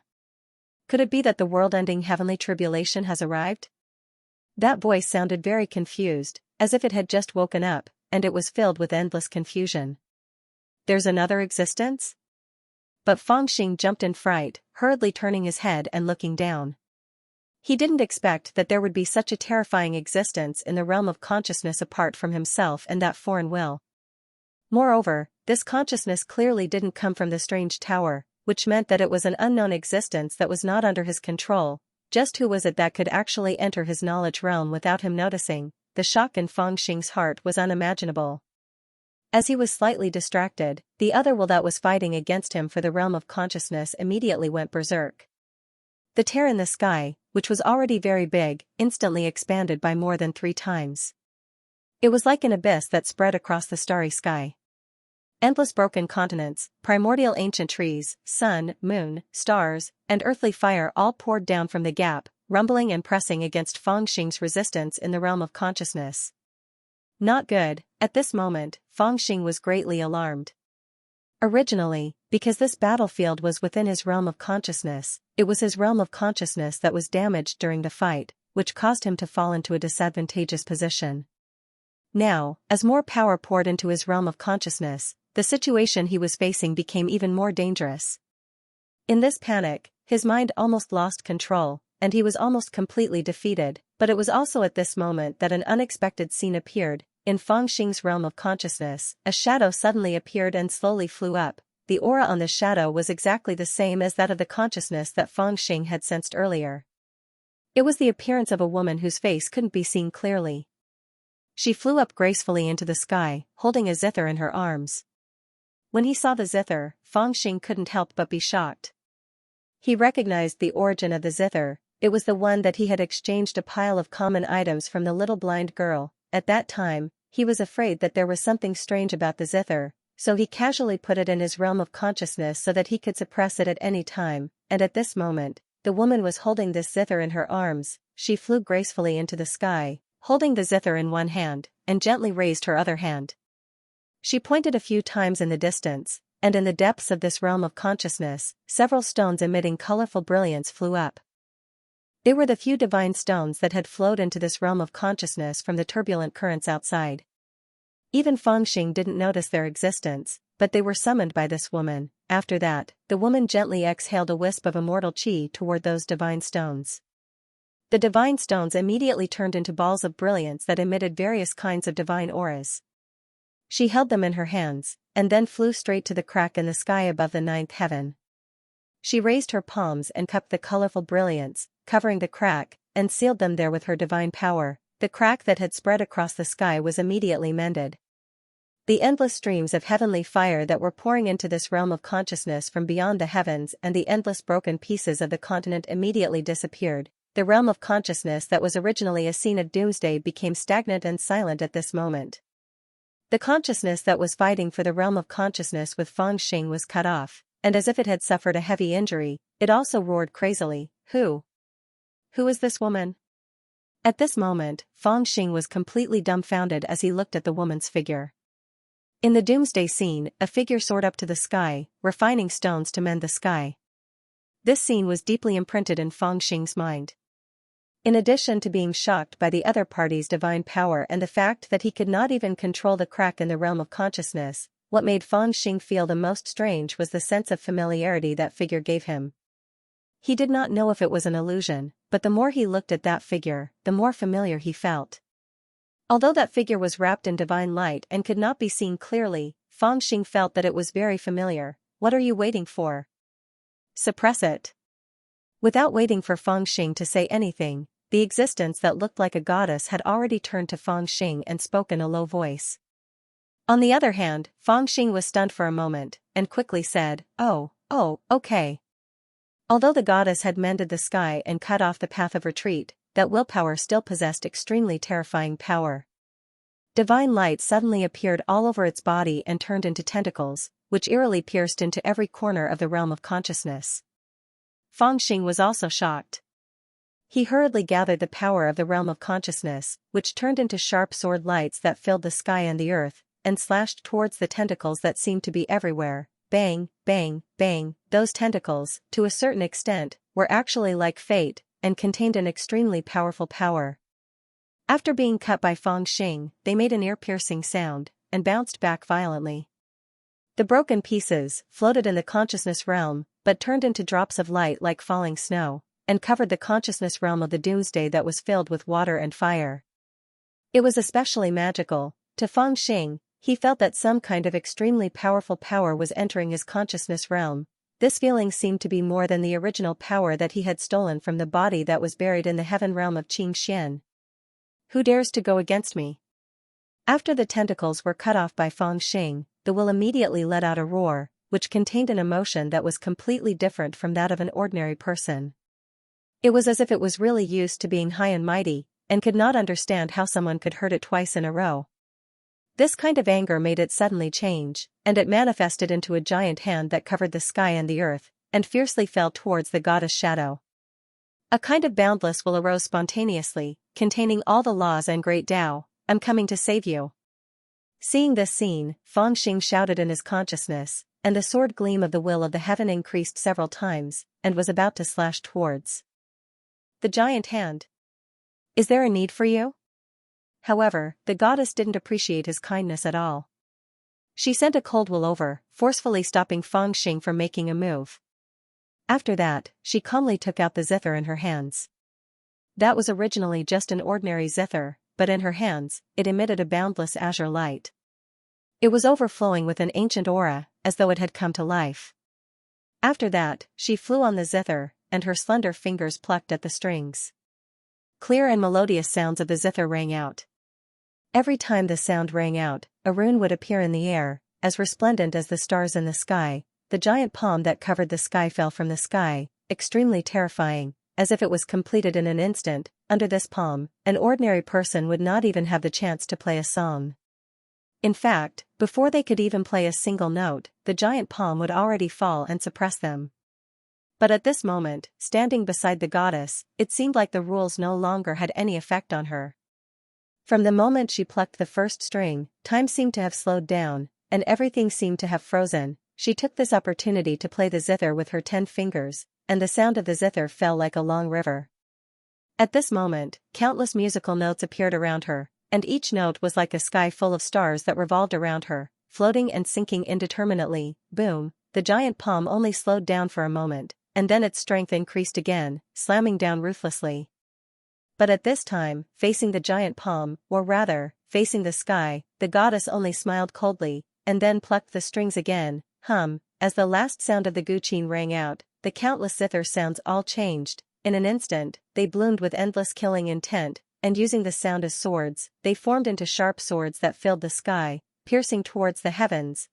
The giant palm fell, but was met by the countless sharp swords in midair, and directly torn apart. That feeling was like a giant leviathan, which was being pierced by countless small fishes, and was being torn apart. 999 rays of sword light pierced into the giant palm and passed back and forth, forcibly slicing the giant palm apart.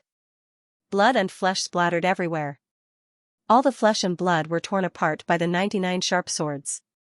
There was actually a cruel feeling of being tortured by 1,000 cuts. The endless flesh and blood on the giant palm sprinkled down like a torrential downpour, slowly sprinkling over the vast world of consciousness. The world of consciousness was already covered with a thick layer of falling snow, but it was not really falling snow.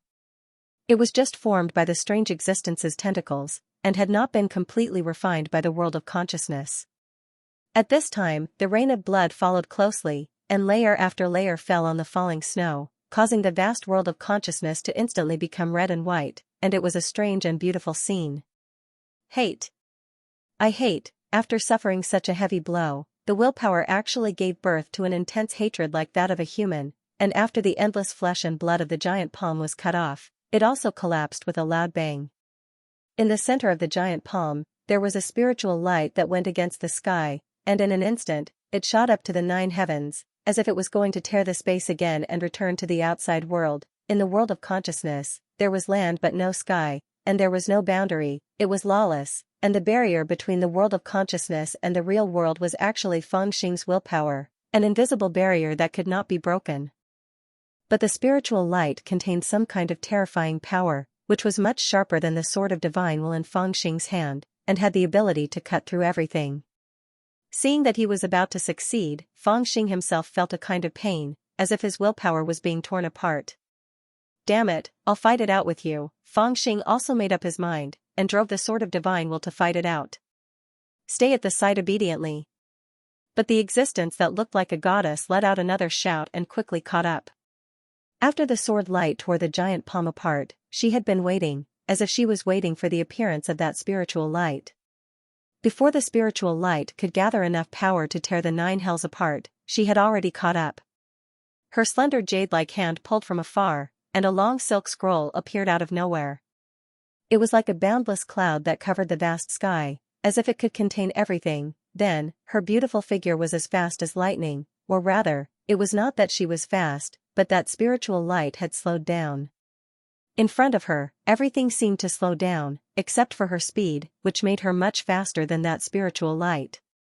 She took a few steps in the star domain, and actually reached in front of the spiritual light. She pulled it, and pressed it into the silk scroll below. You dare to trap me? How can you trap me? The willpower struggled angrily, and in an instant, it wanted to tear the silk scroll apart and escape. Haha, you're just an incomplete willpower, and yet you dare to be so arrogant? In the face of the angry roar of the will, the goddess only laughed coldly. Then, with a low shout, she formed a seal with 2 fingers and pointed at the space between her eyebrows. Suddenly, a purple box flew out from her head and floated in midair. Golden light shone brightly, and then the box opened. Then, a vermilion-red brush flew out from the box and floated in the air. In an instant, the sky changed colors, and time seemed to freeze. No, the willpower that was forced into the silk scroll by the goddess was originally still unruly, and it struggled endlessly.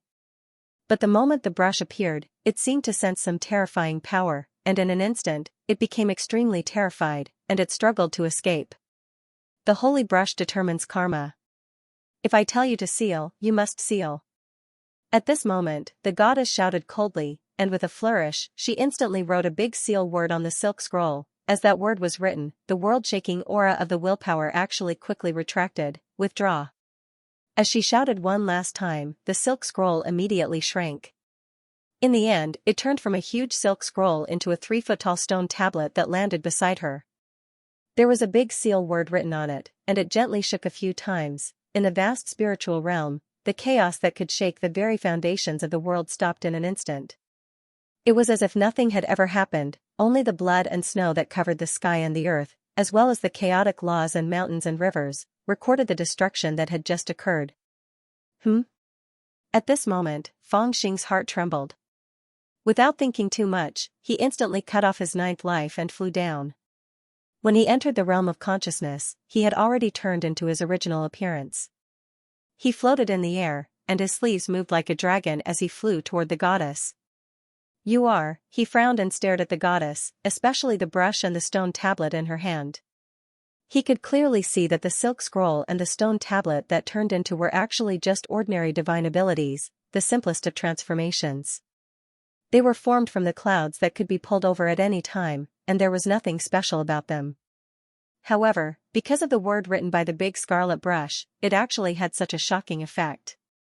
Even the terrifying existence that could compete with him in the realm of consciousness was sealed within it, that was simply too terrifying, and it exceeded his imagination. Now that he was closer, he could see everything clearly, and Feng Xing's heart immediately trembled. When he saw this figure before and saw the figure holding Yao Qin in her arms, he subconsciously thought that it was the little blind girl. After all, he had always known that there was something strange about the little blind girl, and he had been waiting for her to awaken. However, now that he was closer, he was surprised to find that the person before him was not the little blind girl, but a woman who was completely different from her. Who exactly are you to actually be able to awaken me? The goddess did not seem to have any intention of answering Feng Xing's question. Instead, her eyes were cold as she looked at him. Why are you asking me in my territory? This question startled Feng Xing. He thought to himself and asked in return, and who are you?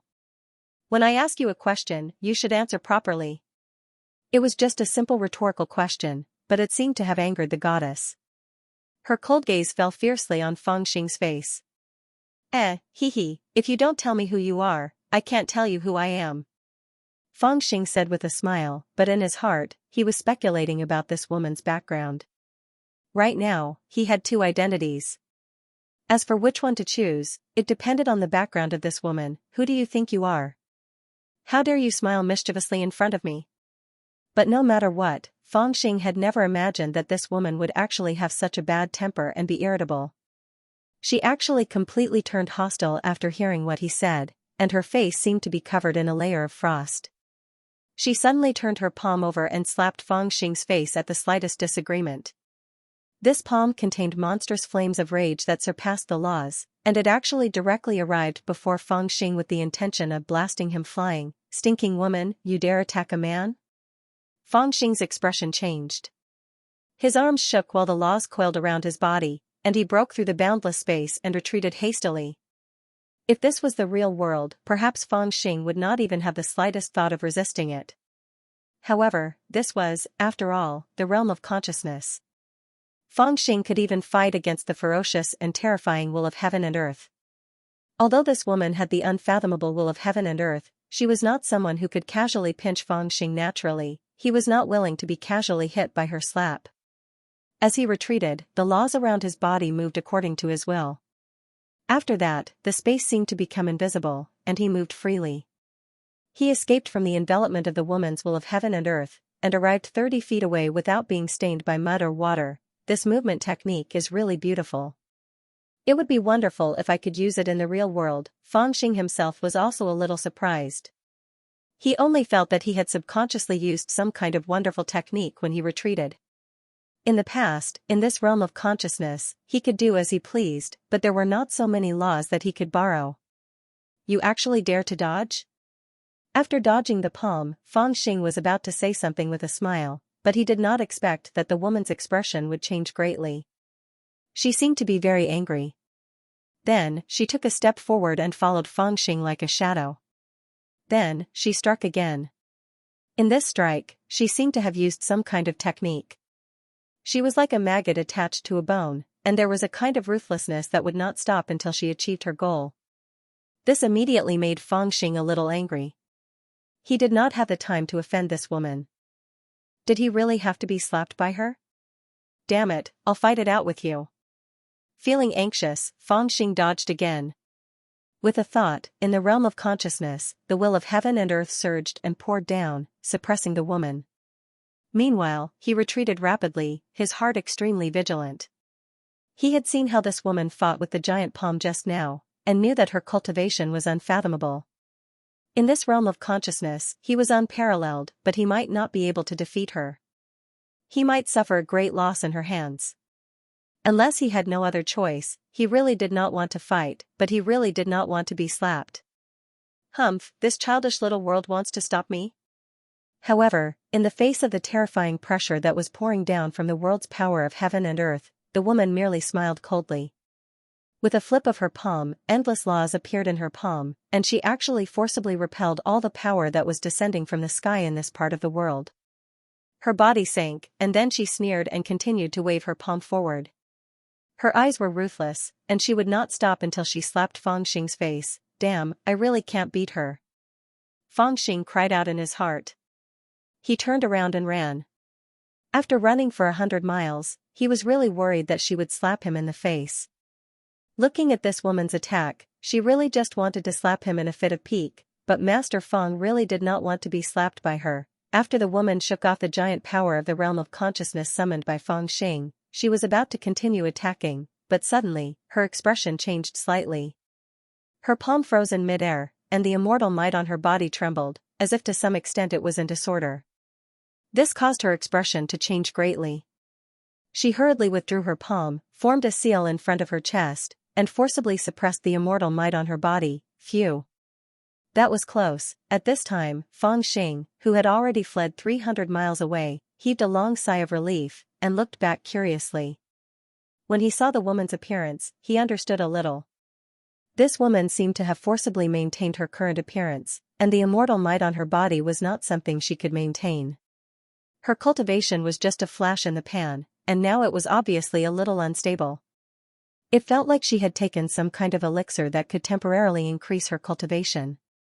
Although it was violent, this kind of power was really a little unstable. You, come back here.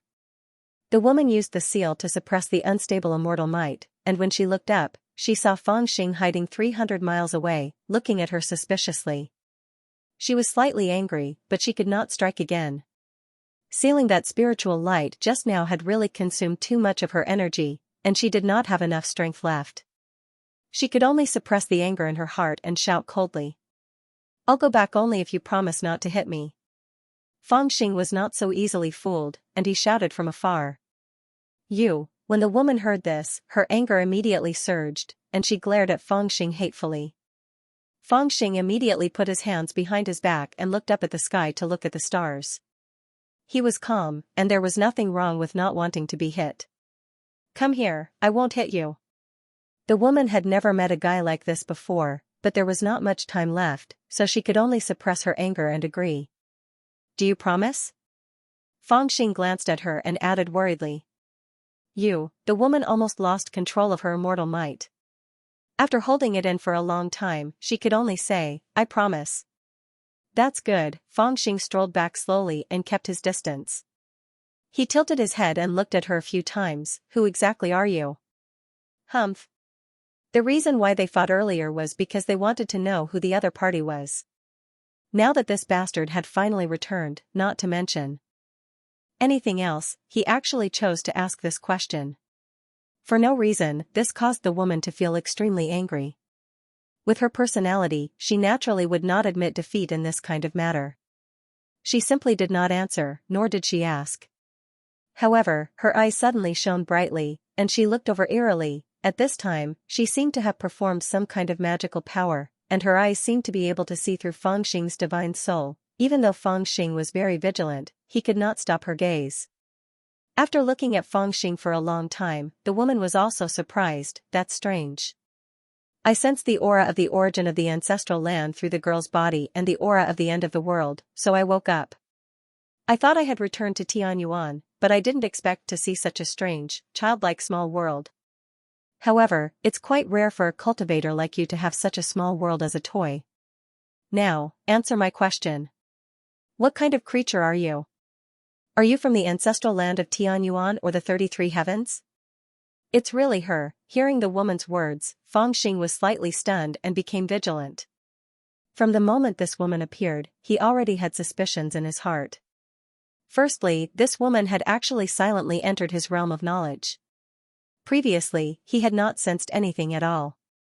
This was simply terrifying, and it was a phenomenon that defied common sense. Moreover, the woman's chi seemed to be connected to the zither that he had obtained from the little blind lady, which made him very suspicious. More importantly, the woman's cultivation was so terrifying that it could be described as unfathomable. although she seemed to be extremely unstable, Fang Xing felt that if she were to really attack, she would definitely be able to pierce through his realm of consciousness. To a certain extent, this kind of strength was already enough to move unhindered in the great immortal world. After listening to the woman's words, he was slightly enlightened and guessed the woman's identity, Immortal King Xianxia. Apart from Immortal King Xianxia, who had a mysterious connection with the little blind lady, who else could have such an ability? Only she could answer the doubts in Fang Xing's heart. Previously, she and even Guan Feixing suspected that Immortal King Xianxia was related to the little blind lady. After all, the seal in the little blind lady's sea of consciousness was too mysterious. It was possible that Immortal King Xianxia had left his divine soul in the little blind lady's sea of consciousness. However, after seeing it now, they were able to deduce that Immortal King Xianxia had indeed left his divine soul behind, but it was not hidden in the little blind lady's sea of consciousness, but in the seemingly ordinary zither. It was because the zither had long been summoned into Fang Xing's realm of consciousness that she had suddenly appeared here. I'm Fang Xing, a junior cultivator who has just advanced to the Heaven Yuan realm. Greetings, senior. Fang Xing's heart skipped a beat. After figuring out the cause and effect, he clasped his hands together and bowed without hesitation. Previously, he was uncertain about his identity, but now, he did not need to think too much. He had heard from Guan Feixing that Immortal King Xianxia wanted them to send the little blind lady back to the Heaven Yuan ancestral land. This meant that Immortal King Xianxia was quite close to the Heaven Yuan ancestral land. In that case, it would be better to say that he was in the Heaven Yuan ancestral land. After all, although the identity of an emperor disciple could scare many people, it probably could not scare a dignified immortal king. You're really a Heaven Yuan cultivator? Immortal King Xianxia was clearly stunned when he heard that. There was a hint of joy in his eyes, and his tone softened a little. An authentic cultivator of the Heaven's origin sector. Fang Xing raised his head. In his entire life, he had never spoken with so much confidence as he did at that moment. Immortal King Xianxia sneered and said, I have my ways to determine whether you're real or not. As he spoke, he closed his eyes slightly before opening them abruptly. Immediately, his eyes were clear and bright, and they shone brightly as they landed on Fang Xing. At that instant, Fang Xing instantly felt as if his soul had been completely seen through by her. His heart skipped a beat, and he could not help but raise his guard. However, at that moment, he knew that he could not resist, or all his previous efforts would be in vain. He could only bite the bullet and endure it. At the same time, he was on guard. He was prepared to fight with Immortal King Xianxia with the power of the realm of consciousness if anything went wrong. The woman looked at him for a long time but did not say anything. It was as if she was thinking about something. During this process, Fang Xing did not even dare to breathe loudly as he waited carefully. After 10 minutes, Immortal King Xianxia withdrew his gaze and frowned slightly. He slowly nodded and said, looking at the origin aura in the depths of your soul, it's indeed not from the 33 heavens, and it's not from an ordinary small immortal realm. Well, I'm indeed a cultivator of Tianyuan. My hometown is in the north of the Chu region in Nanzhan of Tianyuan. There's a bandit lair there, Fang Xing explained with a smile. He was very attentive. However, Immortal King Xianxia ignored him. She seemed to be talking to Fang Xing, but also to herself. She continued, most importantly, I can see that your cultivation is not inferior to that of a Tai Supreme Immortal. However, there is no immortal life aura in your soul. To be able to break the barrier between immortal and mortal and create such a mysterious world, it seems that other than being an immortal on the list of deification, there's no other possibility. That's for sure. Fang Xing was a little relieved and nodded in agreement. However, Immortal King Green Evil muttered to himself as he looked around. There was a hint of doubt in his eyes as he looked at Fang Xing suspiciously. He slowly said, however, there's someone who can refine such a large small world in a desolate place like Tianyuan? I can't let her see through it. Fang Xing's heart skipped a beat, but his expression did not change. He said with a smile, this was given to me by the elders of the Philosopher's Taoist Rite. It's not worth mentioning. There are bigger ones than this one. I'm not qualified to get it, but I was ordered to enter the Myriad Treasures Immortal River to find the 10th coffin. That's why I was given it to protect myself, the 10th coffin? The woman sneered, they've been waiting for me for a long time. Hearing this, Fang Xing was overjoyed. He pretended to be curious and asked, Senior, Do you know the whereabouts of the 10th coffin? That's not something you're qualified to know. The woman's expression became cold, and she looked at Fangxing impatiently. It seemed that she had a lot to say and a lot of questions to ask. Her celestial pressure became more and more difficult to suppress, and she looked a little anxious. After thinking for a while, she said in a deep voice, "Junior, since I've met you here, it's your good fortune. I'll reward you with an opportunity. It's really an accident that I woke up this time, and I can't stay here for too long. Soon, I'll fall into a deep sleep. You must bring this treasure and the girl outside the small world back to Tianyuan as soon as possible, and hand them to the guardians of the 9 coffins, who are responsible for deceiving the heavens, in person. Is that okay?" Seeing the wooden box in the woman's hand, Fangxing was beyond excited. He nodded repeatedly and said, "Yes, yes, no problem." When the woman was about to hand the wooden box to him, she couldn't help but frown and said hesitantly, "You're a exalted immortal on the list of deification, right?" "Of course." Fangxing was a little surprised. His answer was natural, and he was even more confident than when he told the truth, but in his heart, he thought, "Will I tell you that I've been fired? It's a coincidence that I met you, I can only entrust it to you." Immortal Monarch Greeneville's instincts were a bit suspicious, but after careful consideration, she decided to trust Fangxing. After all, with her cultivation, she could easily see through Fangxing's soul. She could easily tell that Fangxing was from the ancestral land of Tianyuan. This could not be faked. He didn't even have an immortal fate, yet he had such abilities. At this moment, only those old monsters with an immortal name on the investiture of the gods could do such a thing. One could even say that this person's immortal name on the investiture of the gods was quite high, which was why he had such a powerful cultivation. As long as he left his name on the investiture of the gods, immortal King Xianxia wouldn't have to worry about anything else. As far as she knew, as long as one's name was on the investiture of the gods, as long as they were trustworthy, they wouldn't do anything to disobey or betray her. This treasure is of great importance to the heavens' ancestral land. Back then, I used up my remaining cultivation to seal it in the girl sea of knowledge and set up 100,000 immortal seals to prevent others from seeing it. Unfortunately, I've already used it and can no longer seal it, so I can only give it to you. You must hand it to the protector of the 9 coffins as soon as possible. They will surely reward you for this great merit. Remember, do not open this box without permission. You won't be able to handle this karma. Once the box is opened, disaster will befall you. Finally, after a series of reminders, Immortal Monarch Green Evil let out a deep sigh and handed the wooden box to Fangxing. "Haha, don't worry, senior. I'll definitely give it back properly and won't open it without permission." Fangxing hugged the wooden box and swore solemnly.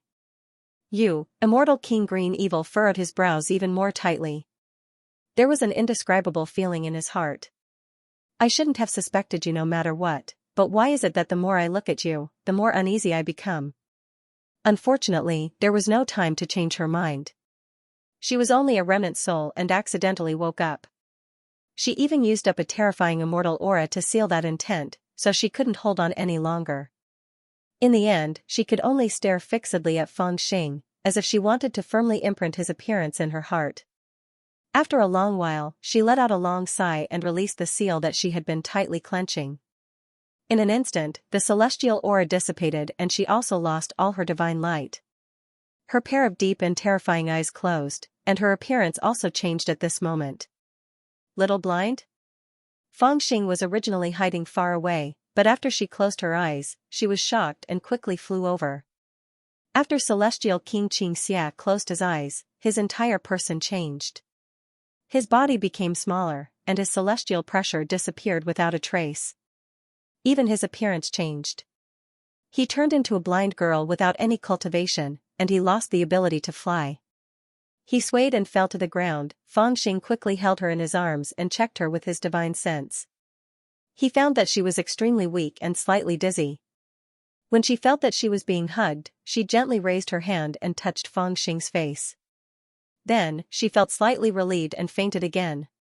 Little Blind lost at least 30 years of her lifespan after the female immortal monarch woke up, Fangxing thought to himself. He could tell that immortal monarch Greeneville's divine soul was actually hidden in the jade zither, but when she woke up, she borrowed the body of the little blind girl. The pen was also taken out from the little blind girl's sea of consciousness. Although the divine soul had some remaining immortal force, it needed to be used with the body. What happened just now was very harmful to the little blind girl. After recovering from his thoughts, he waved his palm and created a tall mountain in his realm of consciousness. Then, he placed the little blind girl on the top of the mountain and sat cross-legged on the mountain. He looked at the messy realm of consciousness and began to operate his mind to restore peace to the broken land. The sea returned to the sea, the mountain returned to the mountain, the fallen trees were lifted up, the raging lava returned to the ground, the surging seawater became calm again, and even the fallen stars were lifted up by the rules of the realm of consciousness and reattached to the 9 heavens. Of course, this speed was not too fast. In fact, the realm of consciousness had faced the greatest danger in its history just now, and its control was almost taken away by the mysterious willpower. Even if it had a better outcome, it would have directly collapsed and become like the turbulent sea outside. However, the advantage was that there were opportunities in the midst of danger. After surviving this disaster, he also obtained great benefits. The willpower's tentacles and flesh were all spread in this realm of consciousness.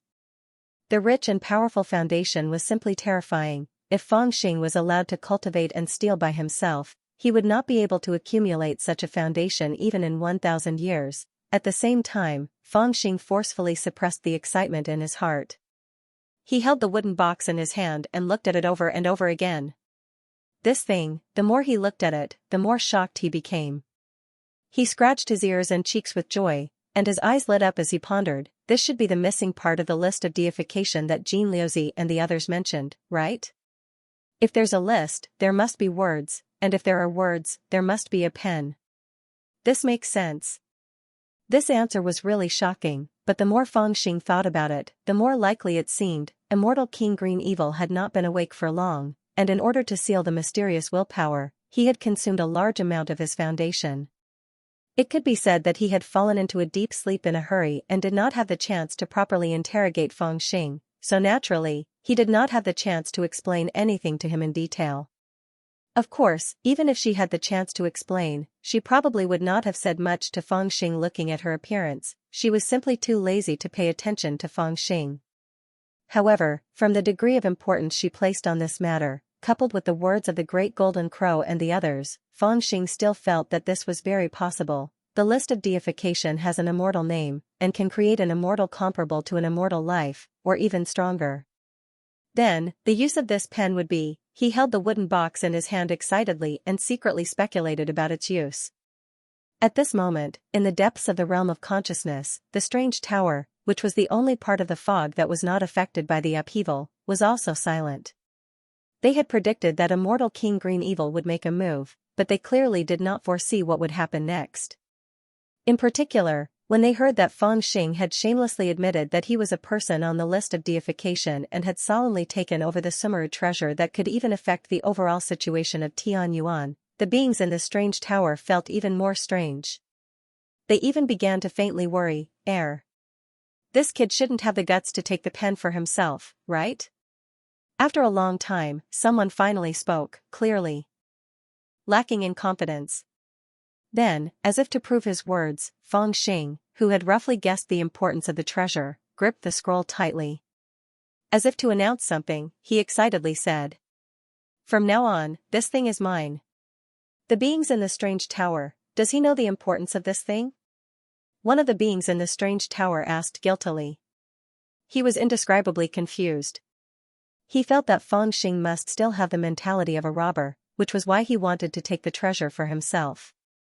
If he knew how important this thing was to Tianyuan, the list of deification, or even to the plans of that group of people, he definitely would not dare to have such thoughts. He was still hesitating about whether or not he should remind him. However, at this moment, Feng Xing's muttering made him dispel this thought. This thing is most likely the incomplete part of the list of deification. Even if it isn't, it must be very useful to Tianyuan, and definitely worth a lot of money. You'll be struck by lightning if you use money to measure the value of this thing, do you know that? The being in the strange pagoda did not make a sound as it thought to itself. After a long time, another existence spoke. The immortal traversing brush is immortal King Xianxia's treasure. Back then, in order to persuade immortal King Xianxia, those people wasted a lot of time and effort. Unfortunately, Xianxia's personality was too extreme, and he did not agree to their request. This caused the plan to be incomplete. When Xianxia suffered the consequences of his own actions and was defeated in the Battle of the Immortal King, the 9 coffins had already reached Tianyuan. Even she did not have the ability to send the brush to Tianyuan. She could only stake it all on one last attempt when she was defeated. However, by a stroke of luck, the brush did not reach Tianyuan. Instead, it fell into the hands of this little rascal. I really don't know whether to laugh or cry. Those people once crossed off this kid's name from the list of deification. Now, the treasure that they want has fallen into this guy's hands. It really feels like fate. I can imagine that things will definitely be very interesting in the future. Another person said in a low voice, haha, let him keep it for now. Anyway, this brush is not ordinary. The ancient sages once used this brush to chase the immortals and record the history of immortals in the ancient times. It is great karma, and this kid has been warned by Xianxia before. I don't think he has the guts to open it without permission. Since he can't use the fortune of this brush, it's the same as leaving it in his hands. Sooner or later, it will return to Tianyuan, just as the existences in the strange tower were whispering to each other. Fangxing was also studying the wooden box. He flipped it over and over with great curiosity. Looking at his expression, it was as if there were hundreds of claws constantly scratching at his heart. Remember, do not open this box without permission. Otherwise, you won't be able to bear the karma. He recalled the warning that immortal King Xianxia had given him before he fell asleep, and his heart became heavier. No matter how bold he was, how could he ignore the warning of an immortal king? He didn't know whether immortal King Xianxia was just trying to scare him, or if he really opened it, a disaster would befall him. Holding the box in his hand, he looked at the head of the unconscious little blind girl next to him, and then lowered his head to look at the box. He seemed to be in a dilemma. However, this hesitation did not last for too long. Suddenly, he made up his mind. He put the wooden box on the ground and sat in front of it. As if he was building up his courage, he murmured to himself, am I supposed to be scared? Is he really going to open it? The beings in the strange pagoda also had their hearts in their throats. They were all stunned. It's not that simple. The restriction on the box is not small. With his knowledge, it's not that easy to open it, another person also hurriedly guessed. However, before he could finish, he suddenly shut his mouth. Fangxing didn't even attempt to break the restriction. He just waved his hand and the heaven-deceiving tyrant brute saber that originally existed in the realm of consciousness flew into his hand from an unknown corner. Then, Fangxing raised the saber high in the air. This can't be. Seeing this, the beings in the strange pagoda were all stunned. Before they finished speaking, the blade had already fallen. With a pu sound, it broke the wooden box and revealed the brush. Perhaps immortal King Green Evil did not expect that she would entrust this treasure to this brat so solemnly, and even warn and threaten him to make sure that this brat would not dare to have any evil thoughts. In the end, in less than 10 minutes after she fell asleep, this brat directly smashed the box with his saber and obtained the brush. It was not that Fangxing did not want to open the box properly. It was because the restriction on the box was not simple. It was very mysterious and complicated. It would take him at least a few years to undo it with his current formation skills. Therefore, it was better to just smash it with his saber. The material of the wooden box was certainly extraordinary. It was a top-notch immortal wood in the world. However, Fangxing's saber was personally refined by the Scarlet Emperor, so its quality was not inferior to the box. In fact, it could be said that it was even more powerful. Using it to smash the box could be considered as making the best use of it. Inside the wooden box, the magical brush that had shone brilliantly in the hands of immortal King Green Evil just now lay there quietly. Fangxing's eyes lit up. He was extremely excited as he grabbed it in his hand. Boom! It was also at this moment that a mysterious feeling surged into Fangxing's heart. The brush seemed very light, but when he held it in his hand, it actually felt like it weighed millions of kilograms. He almost couldn't hold it in his hand. Furthermore, he felt as if there were countless nomological laws that were connected to his soul through the brush. In fact, deep within his consciousness, he felt as if he held the brush in his hand, as if he had become a supreme will. He could do whatever he wanted to do, and when he wrote a single word, all the laws would follow him. Laws.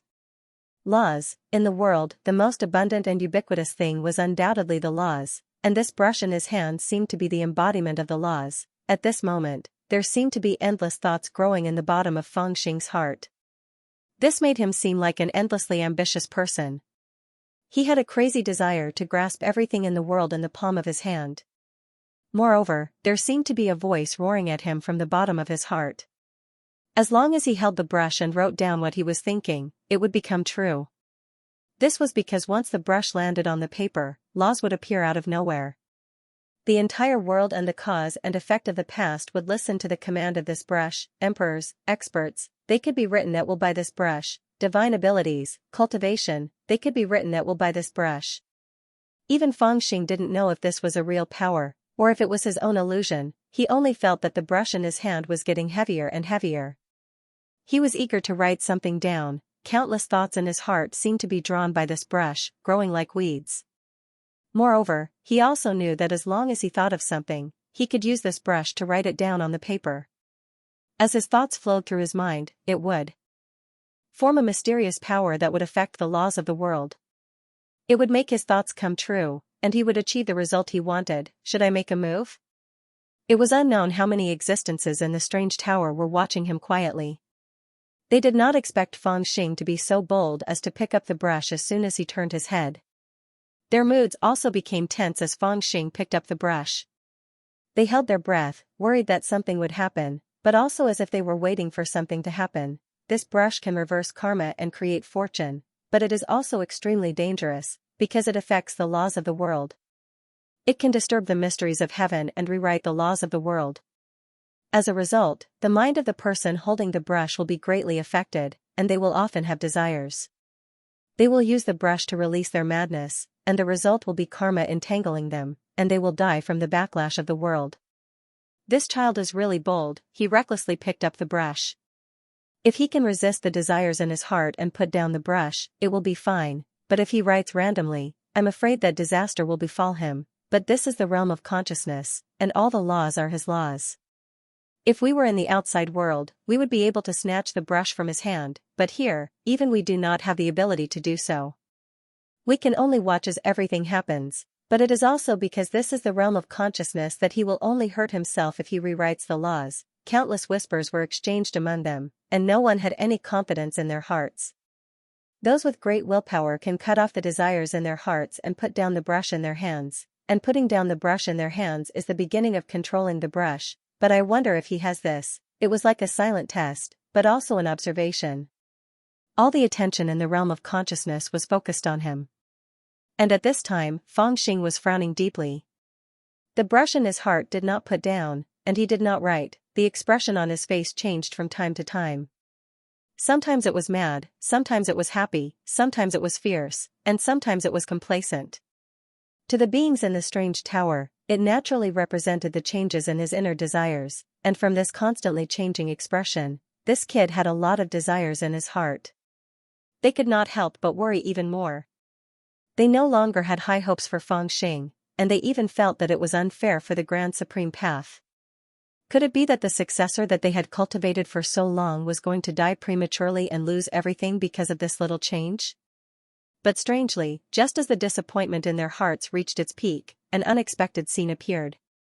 Sigh, Fengxing let out a long sigh, as if he was filled with endless disappointment and loneliness, and then he gently put down the brush. That feeling was simply like a person who had eaten his fill and put down his chopsticks unwillingly. It was relaxed, with a little melancholy, but there was no pressure. All the beings in the strange tower were stunned. They did not expect this at all. He can actually cut off his desires and put down this brush. This kid has exceeded this old man's expectations. That's right, even I, when I was at his level of cultivation, would not be able to put it down so easily, right? Inside the strange tower, it was a mess. It could be said that even if Fengxing picked up the brush and wrote a bunch of nonsense, it would not be as surprising as this scene. It made them feel like their worldview was not right. Could it be that they had all underestimated this kid? Senior Heavenly Devil, do you understand this kid's personality? I once wanted to pass on the demon heart to him, but from then on, I realized that he is different from others. Perhaps he is greedy, perhaps he is lazy, or perhaps he has all the flaws of a mortal, perhaps even more than a normal person. However, I could not find the demon will in his heart, I could not find the absolute emotion that could destroy everything, so I failed that time and did not pass on the demon heart to him. A deep voice rang out, and in the hearts of the beings who heard it, it made them even more surprised. Another being said, but even if he does not have the demon will, it does not mean that he does not have desires, right? That's right, not only does he have desires, but he also seems to have a lot of them. How can he have the willpower to cut off desires that are like weeds? We have underestimated him. I also feel that we've underestimated him in the past. I've already decided to put away my previous contemptuous thoughts and re-examine everything this kid has done. Haha, just based on his willpower to easily cut off all desires in his heart, I can conclude that he's a person of great wisdom. It's just that he's been deceived by his mischievous appearance. I've misjudged him in the past because my cultivation wasn't high enough. The beings in the strange tower began to speculate, and at this moment, they even felt that Feng Xing was a little mysterious. Some even began to reflect on themselves, thinking that the Grand Supreme Path was indeed powerful. How could the successor that they had chosen be as simple as they had seen him to be? In the past, they had always felt that this fellow had a bad habit that was incurable, but at this moment, just based on the fact that he could put down his brush so easily, they could conclude that they had underestimated him in the past, and that he had a supreme willpower. While they were guessing, Feng Xing had already put away his brush with a sigh. It was obvious that he was also very shocked by the power of the brush, and his face was filled with emotion and sorrow. This is a good treasure, I have to slowly study it. After putting down his brush, he slowly exhaled after a long time, and his face was full of smiles. He did not dare to use his hands to grab it again, and with a wave of his hand, he took out a piece of broken wood and made a box in no time. Then, he put the brush in and hugged it to his waist, then picked up the unconscious little blind girl and flew out. As he flew, he lowered his head to look at the wooden box on his waist, and muttered inconspicuously, I have to learn how to write more in the future. The strange tower that was originally in a state of chaos and emotion suddenly became completely silent. After a long time, someone said in a low voice, it seems that we have forgotten something. Although this brush can communicate with the laws of heaven and earth, it originally uses literature to communicate with the mysteries. In other words, only those who are knowledgeable and proficient in literature can use this brush to write and change karma, right? That's right, there is such a saying. This brush has a great relationship with the ancient saints. To use this brush, one must be proficient in literature, and every word must be like a talisman. Every stroke must contain the laws of heaven and earth, and only then can one understand the mysteries of heaven and earth, and borrow the power of the immortal brush to trigger the laws of heaven and earth. However, if one is not proficient in literature, and does not have the slightest bit of knowledge, I'm afraid that even if he picks up the brush, he will momentarily forget what to say and do. It would have been better if these words were not explained, but once they were explained, it was full of awkwardness, and no one spoke for a long time. You can't blame us for this.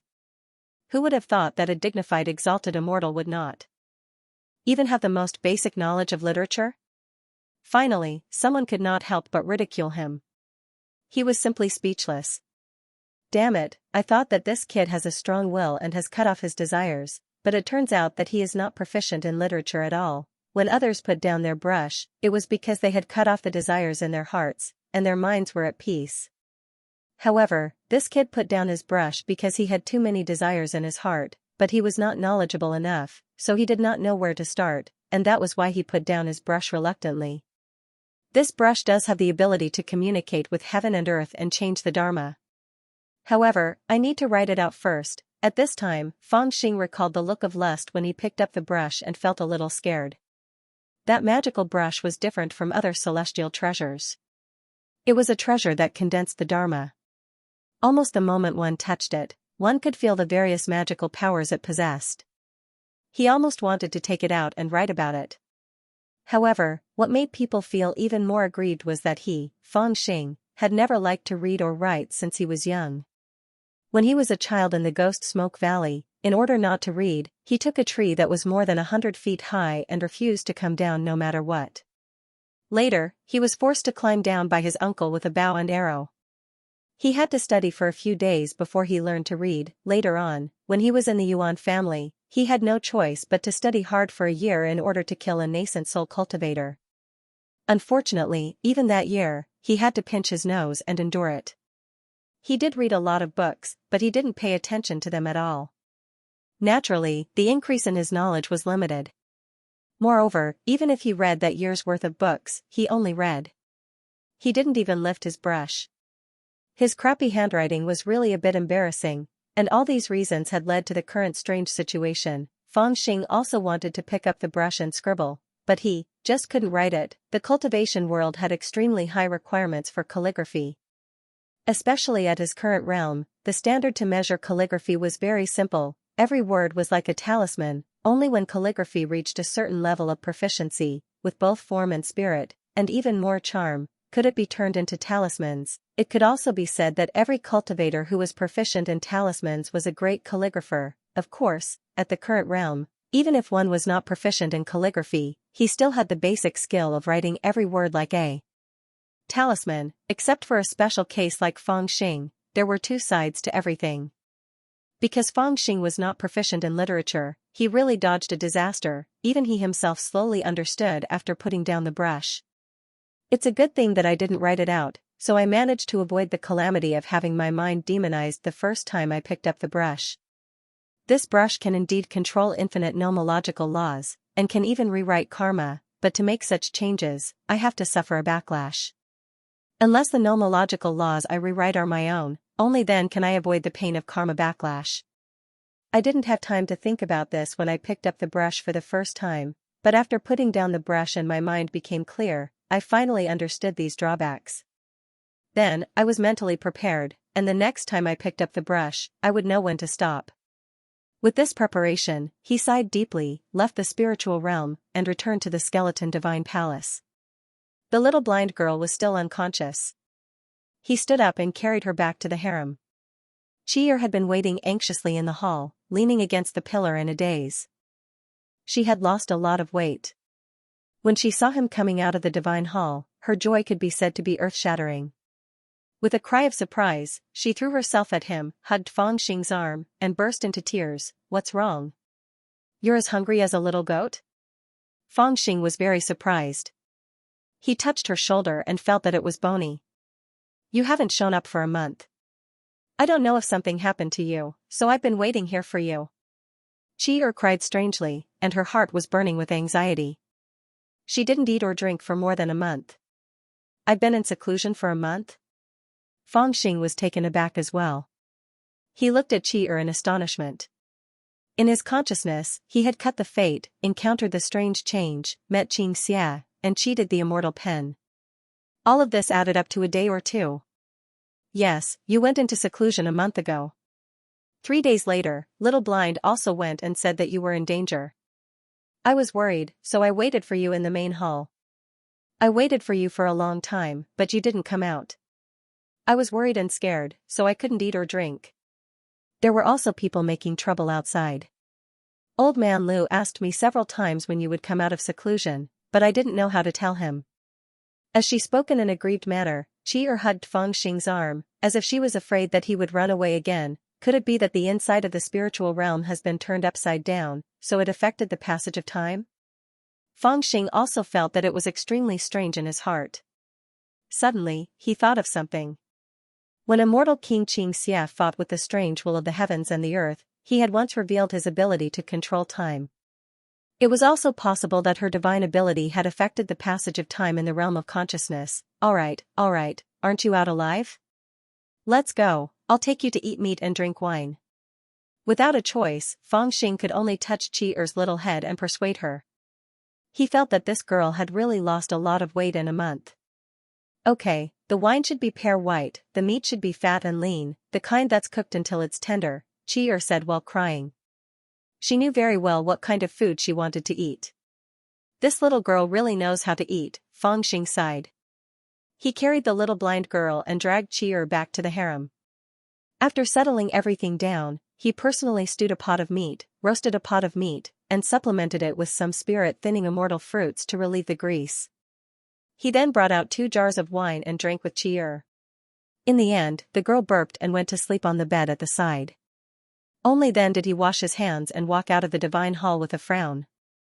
From his conversation with Chi, he already knew that during this period of time, he had not appeared for more than a month, and the Toad army had already encountered a lot of trouble. Fellow Lu, let me say the ugly words first. My young master is the old Dao master's favorite. This time, he came to the foreign battlefield to gain experience. In the end, it has only been a few days, and he has already fallen into a state where no one knows if he is alive or dead. How can the old Dao master be willing to accept this? If it wasn't for the fact that he was ordered by the immortal emperor to guard the dark shadow sky, I reckon he would have personally come to his highness to ask for him. I am also a dignified exalted immortal. In order to seek an explanation from you, I have come no less than 10 times in a month, but his highness has always been hiding from me. Isn't this unreasonable? At this time, in a hall made of giant stones in the turbulent sea, Lu So, Mr. Wen, and the 10 immortal generals of the Toad army were all sitting in the hall, as if they were facing a formidable enemy. Above them was an old woman in blue, holding a dragon-headed walking stick. Although her face was wrinkled and she had a head full of silver hair, her Cultivation was a dignified primordial unity immortal. Beside her were several righteous immortals, men and women, old and young. At this moment, all of their faces were filled with indignation and endless anger as they looked at the Toad army. Elder Meng, you are exaggerating. I have already told you before that young Master Meng's death has nothing to do with His Highness Di Lu. Life and death on the battlefield are up to fate. Young Master Meng is not an immortal general under His Highness' command, so he can't be blamed on us even if he disappeared on this battlefield, right? Secondly, His Highness is a dignified imperial prince. How could he hide from you? It's just that he is in a critical moment of cultivation and is meditating in seclusion. Even we dare not disturb him. How could he come out of seclusion just because of Elder Meng's words? Lu So answered coldly with a cup of tea in his hand and a solemn expression on his face. Meanwhile, Mr. Wen and the other immortal generals of the Toad army were also full of anger at this moment. Haha, has nothing to do with His Highness Di Lu? The blue-clothed old woman slammed the teacup in her hand on the table and said coldly, at that time, our young master entered the turbulent sea to achieve meritorious deeds and put down a rebellion. However, after a great battle, everyone disappeared without a trace. Only His Highness Di Lu and his 300 immortal soldiers were left unscathed. Shouldn't you give us an explanation?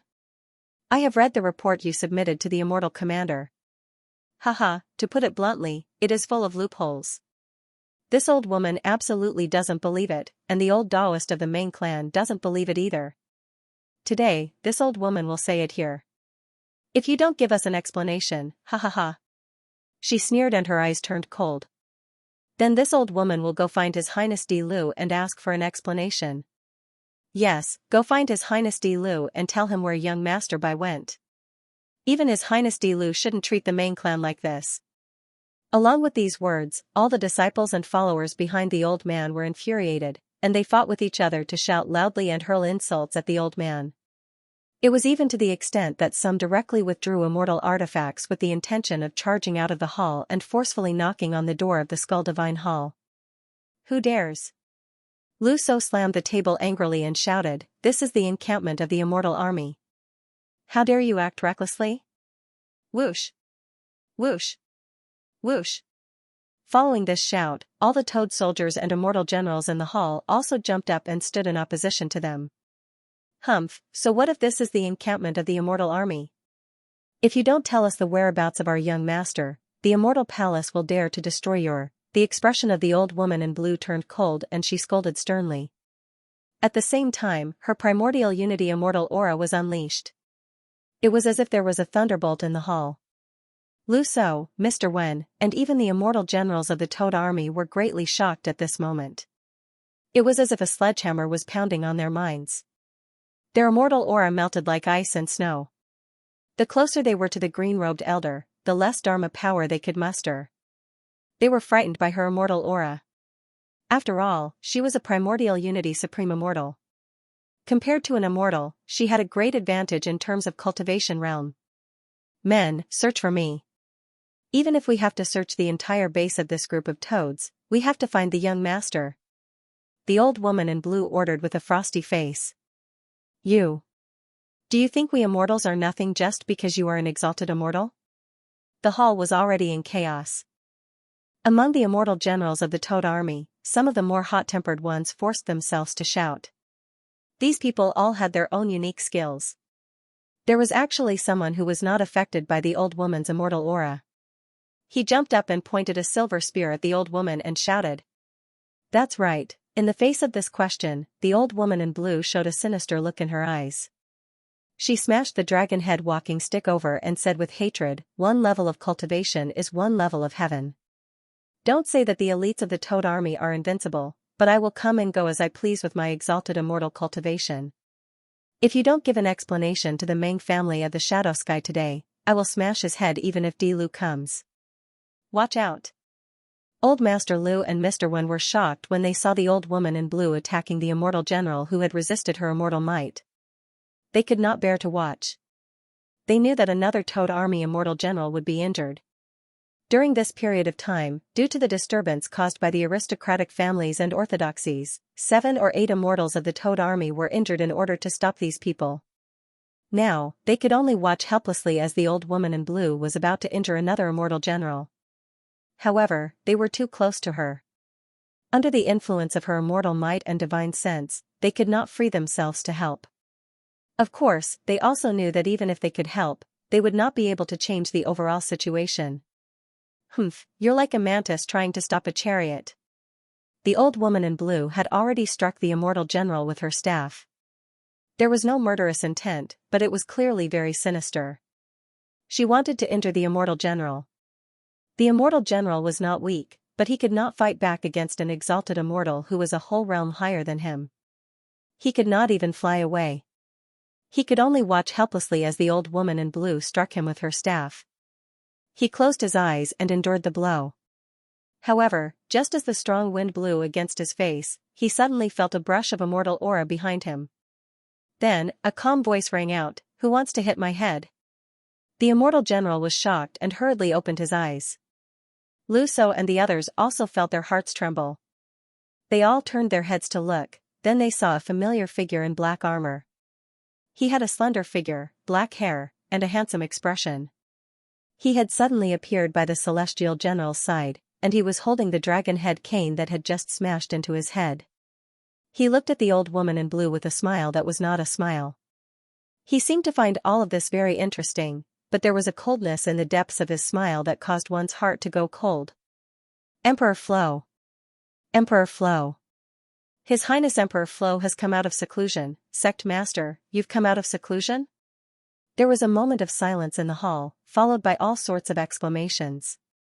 Those who addressed themselves as Di Lu or His Highness Di Lu were naturally members of the Shadow Sky's Ming family, and those who addressed him as Daoist Master were undoubtedly the Dao-intercepting Toad army led by Lu So and Mr. Wen.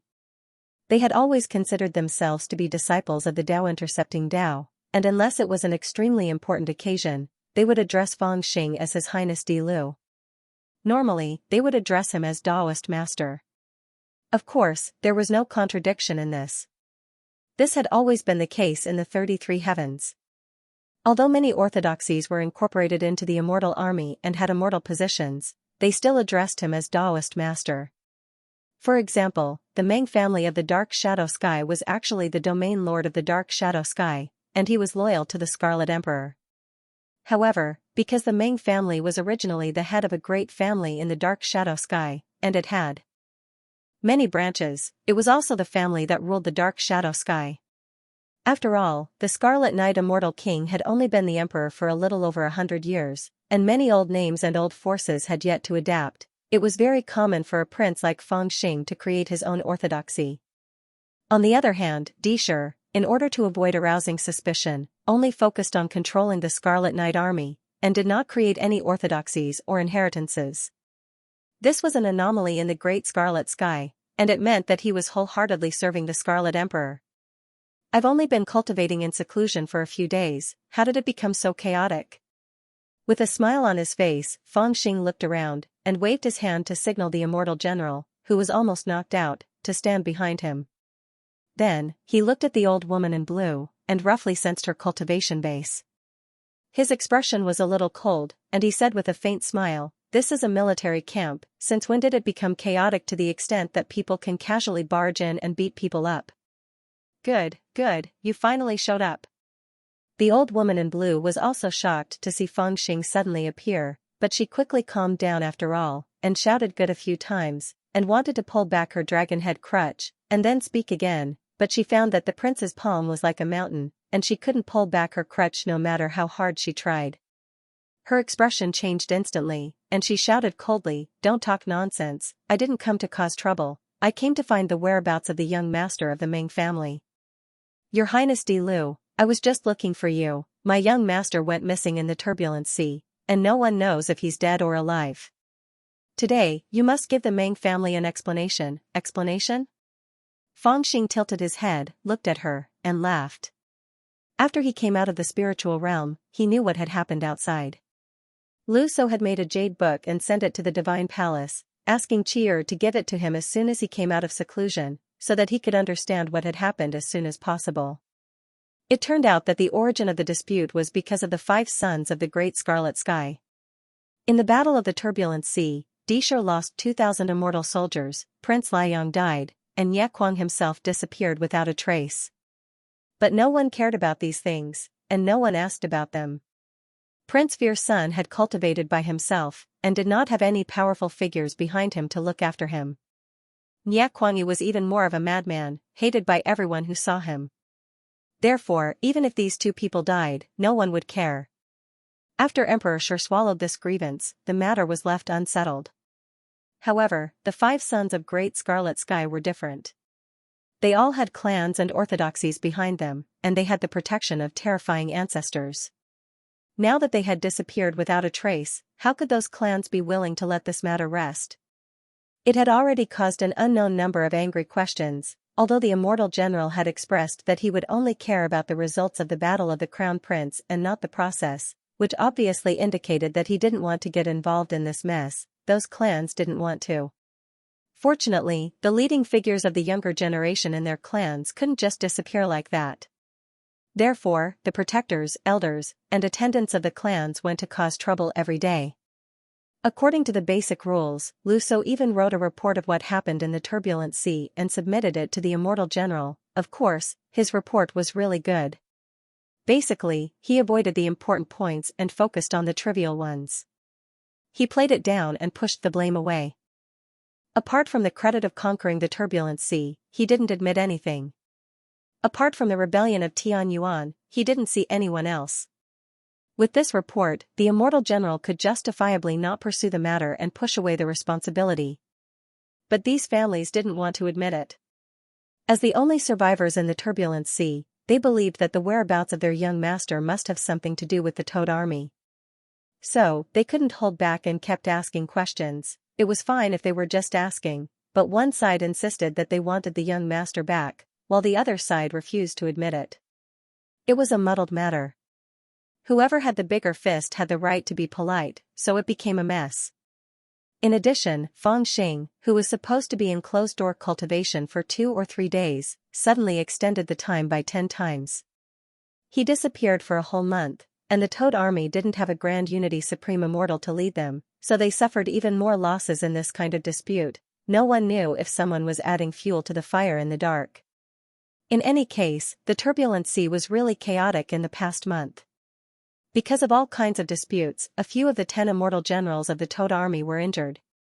Even the immortal general couldn't be bothered with such a chaotic situation. If it didn't get too out of hand, he wouldn't care. After all, these big families had a great influence in Great Red Sky. Although immortal General Xian had an extraordinary status, he was on equal footing with the ancestors of these big families. Naturally, he didn't want to offend them over such a small matter. In the past month, Lu So and Mr. Wen could be said to have racked their brains to control the situation and done their best. However, they were only righteous immortals now. They were a head lower than the others, so there was nothing they could say, and now, the person who was making a ruckus when Fangxing came out of seclusion was the great elder of the Ming family, a big family that had been in charge of the dark shadow sky for generations. This woman wasn't an official, but her status and cultivation were there. Even someone with D-sure status had to be polite to her. They didn't respect her, but the Meng family behind her. With this status and her age, and the fact that the young master of the Meng family, Meng Hongji, was brought up by her, she naturally acted more arrogantly and didn't pay attention to what she said. This kind of thing couldn't be said. Even if the three immortal sovereigns of Great Red Sky heard about it, they would just laugh it off. After all, as a high-rank ancient family, even the immortal emperors had to appease them. Of course, different people would have different opinions. At this time, Fang Xing was extremely unhappy in his heart. It doesn't matter if your young master is dead or alive, but you're asking me for an explanation? He tilted his head slightly and looked at the old woman in blue with a faint smile. His tone was unfriendly. He disappeared in the turbulent flow sea. If I don't ask you for an explanation, who else should I ask? The old woman in blue wasn't afraid of Fang Xing. She used her status to be aggressive. You're a prince, but you can't disrespect the Meng family. Sect master, be careful. Even Lu So and the others hurriedly transmitted their voices, afraid that Fang Xing would kill them. At this time, Fang Xing was competing with D-sure as a D-Lu. These big families and orthodoxies of Great Red Sky all had extraordinary backgrounds and couldn't be offended easily. Otherwise, if they got involved, it would cause Fang Xing, a prince, to lose all his foundation, and during this period of time, this was also the most troublesome thing for them to deal with. These big families and orthodoxies had their own backgrounds and controlled the lifeline of Tai. They couldn't be offended easily, but Fang Xing obviously did not care about these things. When he heard the blue-robed old woman's words, he smiled faintly and suddenly took a step forward. His body was like a mountain, shaking the space. The old woman was also an experienced primordial unity supreme immortal, but she could not even use her divine sense at this time. She was knocked away by Fang Xing, and her hand that was tightly holding the dragon head crutch loosened. Fang Xing seized the dragon head crutch from her hand, turned it around, and hit the blue-robed old woman on the head with a backhand. Puff, the great elder of the Meng family spat out a mouthful of blood and fell out of the hall. Her divine soul was weakened, and her body was limp. She couldn't get up for a long time. Fine, if you want an explanation, I'll give you an explanation. Fang Xing threw the dragon head crutch on the ground and sneered. In 3 days, who else wants an explanation from me? Come at me all at once. After that, he turned back into the hall, feeling angry and amused at the same time. This great immortal realm is really interesting. I came to the great immortal realm from Tianyuan, and I've always been the one to find trouble with others.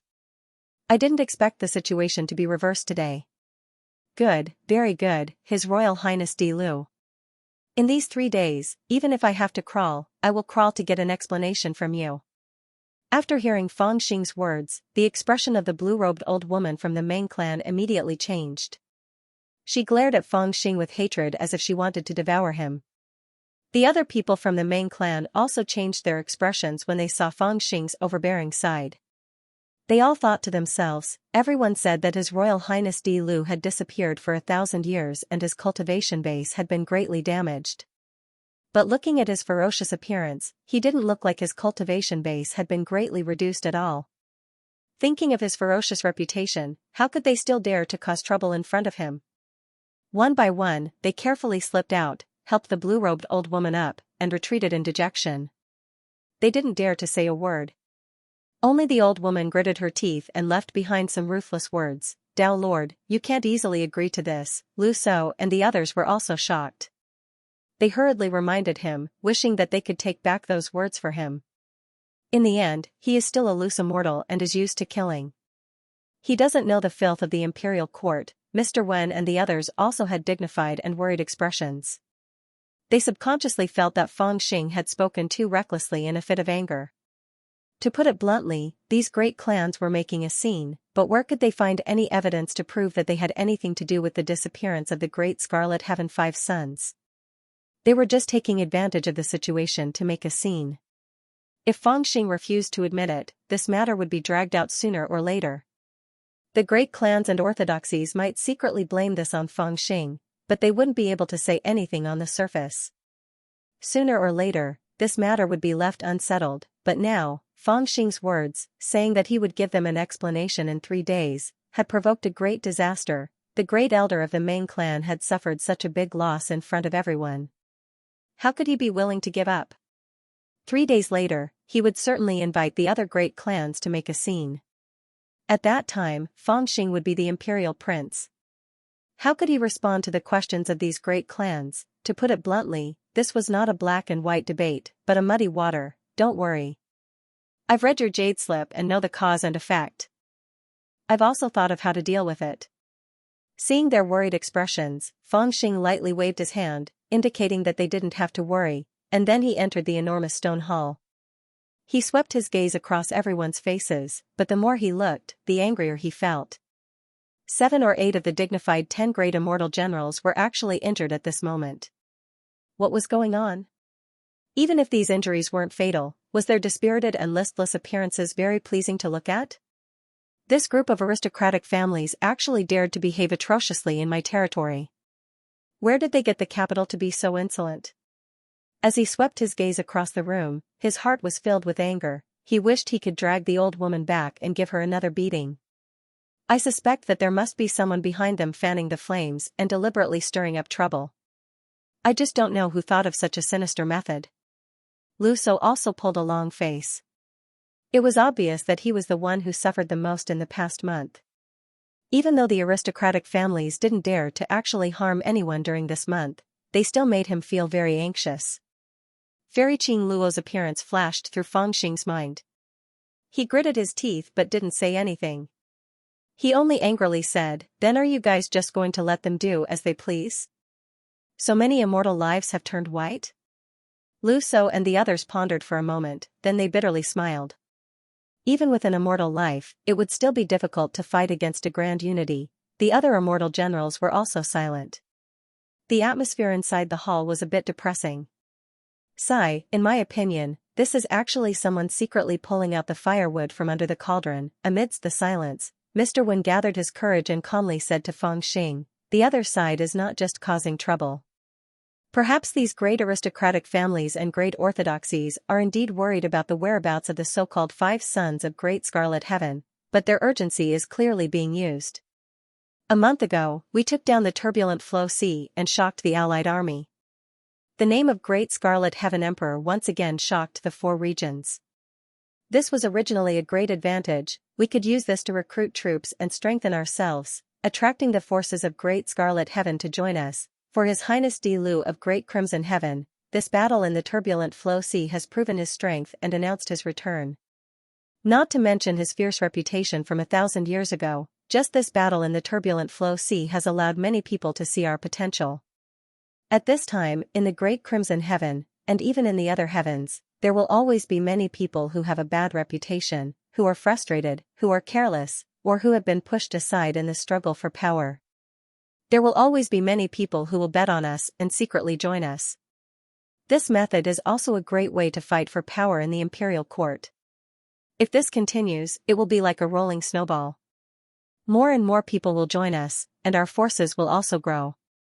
When we compete with Disher, our chances of winning will also become more and more obvious, and more people will bet on us. As he spoke, he looked at Fengxing. Seeing that Fengxing was listening attentively, he became bolder and bolder. He said calmly, "To be honest, a month ago, it was the best time for us to recruit troops and recruit experts from all sides. Elder Lu and I have already spread the news, hoping to lure a few experts over. After all, we are still too weak now. The so-called Toad Army, the #1 evil army in Great Scarlet Sky, only has a little more than 30 righteous immortals and 200 loose immortals. Can't you see this from the few times they caused trouble? Didn't they say that the 300 subordinates are not fierce enough, not ruthless enough? The strength is really too unbalanced. In this great immortal realm, a truly strong army must have experts overseeing it. Take Emperor Shur's Scarlet Heaven Army for example, which has 3 primordial unity immortal generals leading the immortal army. In private, there are many primordial unity supreme immortals looking after them. In the face of battle, soldiers fight soldiers, generals fight generals, and only then can the immortal army's strongest power be unleashed. But what about us? Although the Toad Army of 300 is not weak, the only expert who can fight a primordial unity is the Tao Master. Even during the battle at the turbulent Flow Sea, alas, if it weren't for those few, our chances of winning were very small. At this point, he paused slightly and looked at Fang Xing. Fang Xing listened to his words and knew the truth behind them. In the immortal realm, it had always been generals against generals, soldiers against soldiers, righteous immortals against righteous immortals, and primordial unity immortals against primordial unity immortals. Now, for Fang Xing, recruiting soldiers and buying horses was not a problem. He had an immortal life and could train a large number of righteous immortals, but he had almost no primordial unity supreme immortals. This was his biggest shortcoming. During this month, when he was in closed-door cultivation, the Toad Army had been repeatedly humiliated. It could be seen that it was not that the Toad Army was not brave enough, it was that they did not have any experts overseeing them. Furthermore, if he was trapped in a battle in the future, and the opponent's primordial unity supreme immortals came crushing over, no matter how fierce the 300 Toad Army was, they would not be able to withstand it. After all, immortals were not ordinary people. Cultivators had the power to overturn rivers and seas, and their individual strength had a great impact on the outcome of a battle. 1 month ago in the turbulent sea, his 300 Toad Army fought against the 2,000 Red Knight Army. After he killed primordial unity immortal General Rushuan and took down the 5 sons of the Great Scarlet Heaven, didn't the battle immediately become one-sided? Mr. Wen calmed down and continued, primordial unity supreme immortals have an extraordinary status and can be said to be the foundation of the 33 immortals. If we don't have enough primordial unity supreme immortals to assist us, we will not be able to contend against the Red Knight Army. This is also the reason why Elder Liu and I created the momentum to attract a few primordial unity supreme immortals to join us. Only then will it be necessary for us to continue recruiting soldiers. Otherwise, no matter how many righteous immortals and individual immortals we recruit, we will still be limited. We will not be able to contend against the elite immortal soldiers, let alone the Red Knight Immortal Army. You are right, but the number of primordial unity supreme immortals in the great immortal realm is not small. I wonder how many people have reached this level of cultivation but do not have the corresponding official position. Is there no one who wants to bet on me and come to join me? Fang Xing's eyes flickered as he asked slowly. It was not that he did not know the importance of primordial unity supreme immortals, and he had also thought of recruiting them. Mr. Wen smiled bitterly after hearing this question and said, Dao Lord, you do not know this, but this is the power of this group of great aristocratic families. They are able to become marquises of a region, survive the millennia of chaos, and establish an everlasting foundation. There is a reason for this. Usually, people think that the reason why these upper-class ancient aristocratic families can be so stable in the various domains is because they have golden immortals of the great all-embracing heaven behind them. But in fact, it is far from that simple. Compared to golden immortals of the great all-embracing heaven, their greatest advantage is that they control high-grade primordial immortal gardens.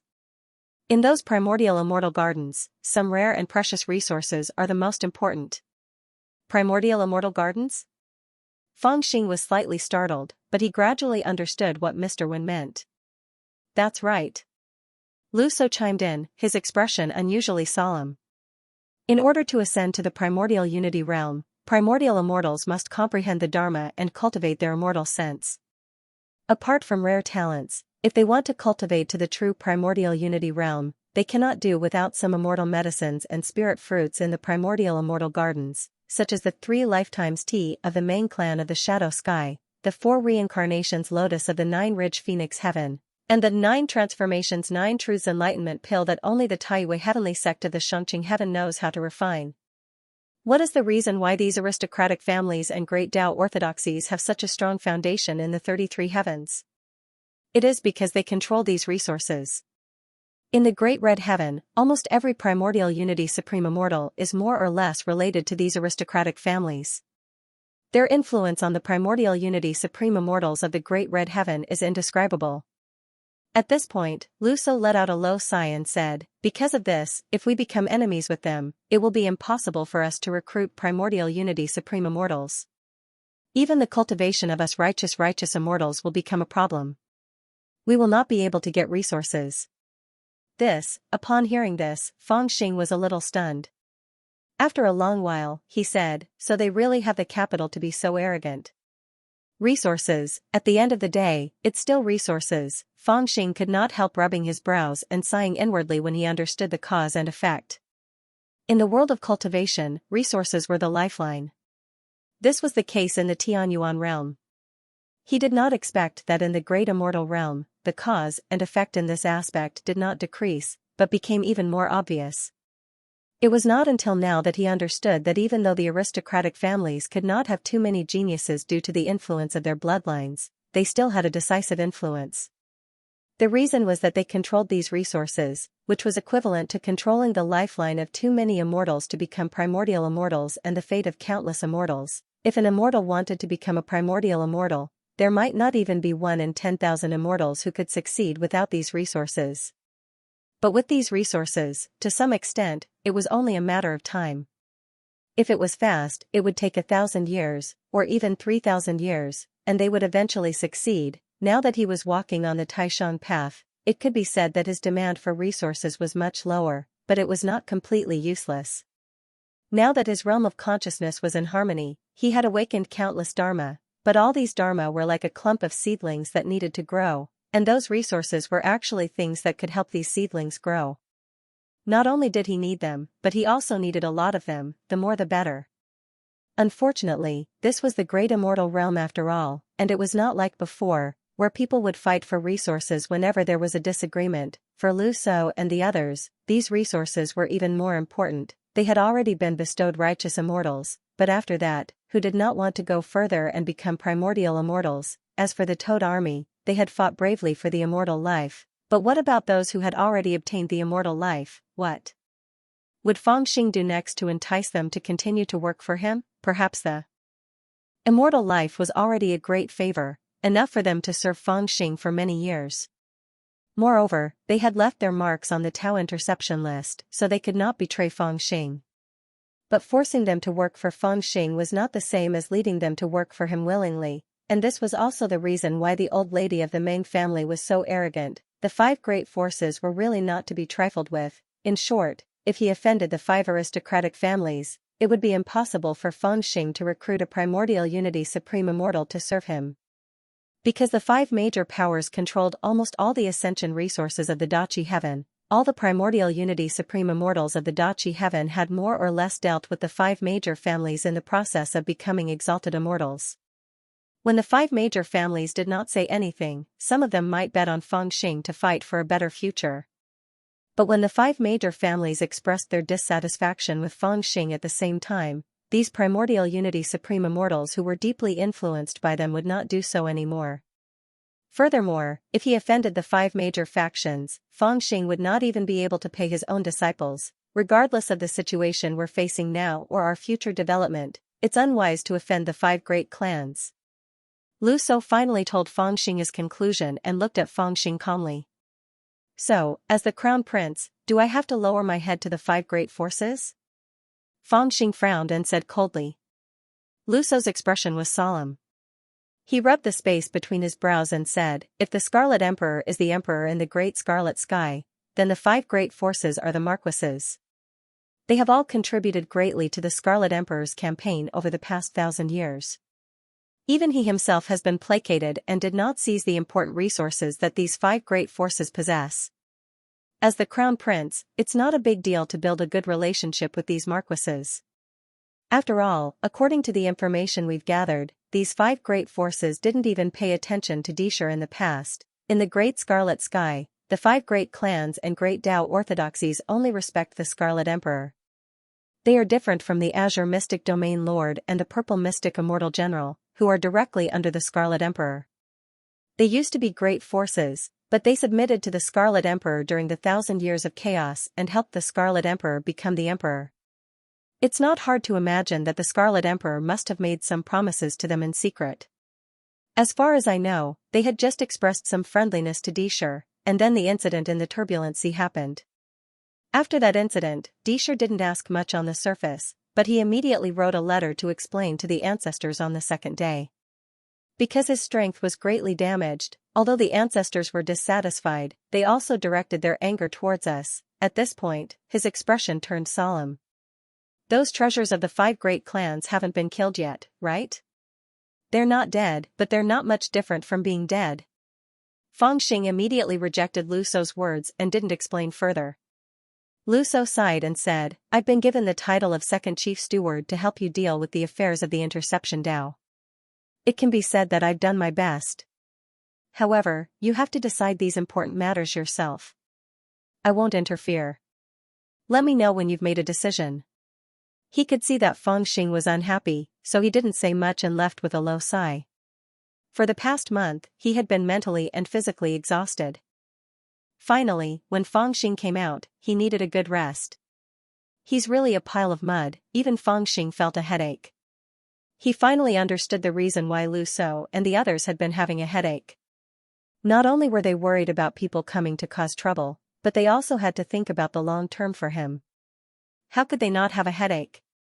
You want me to lower my head? It's not that easy.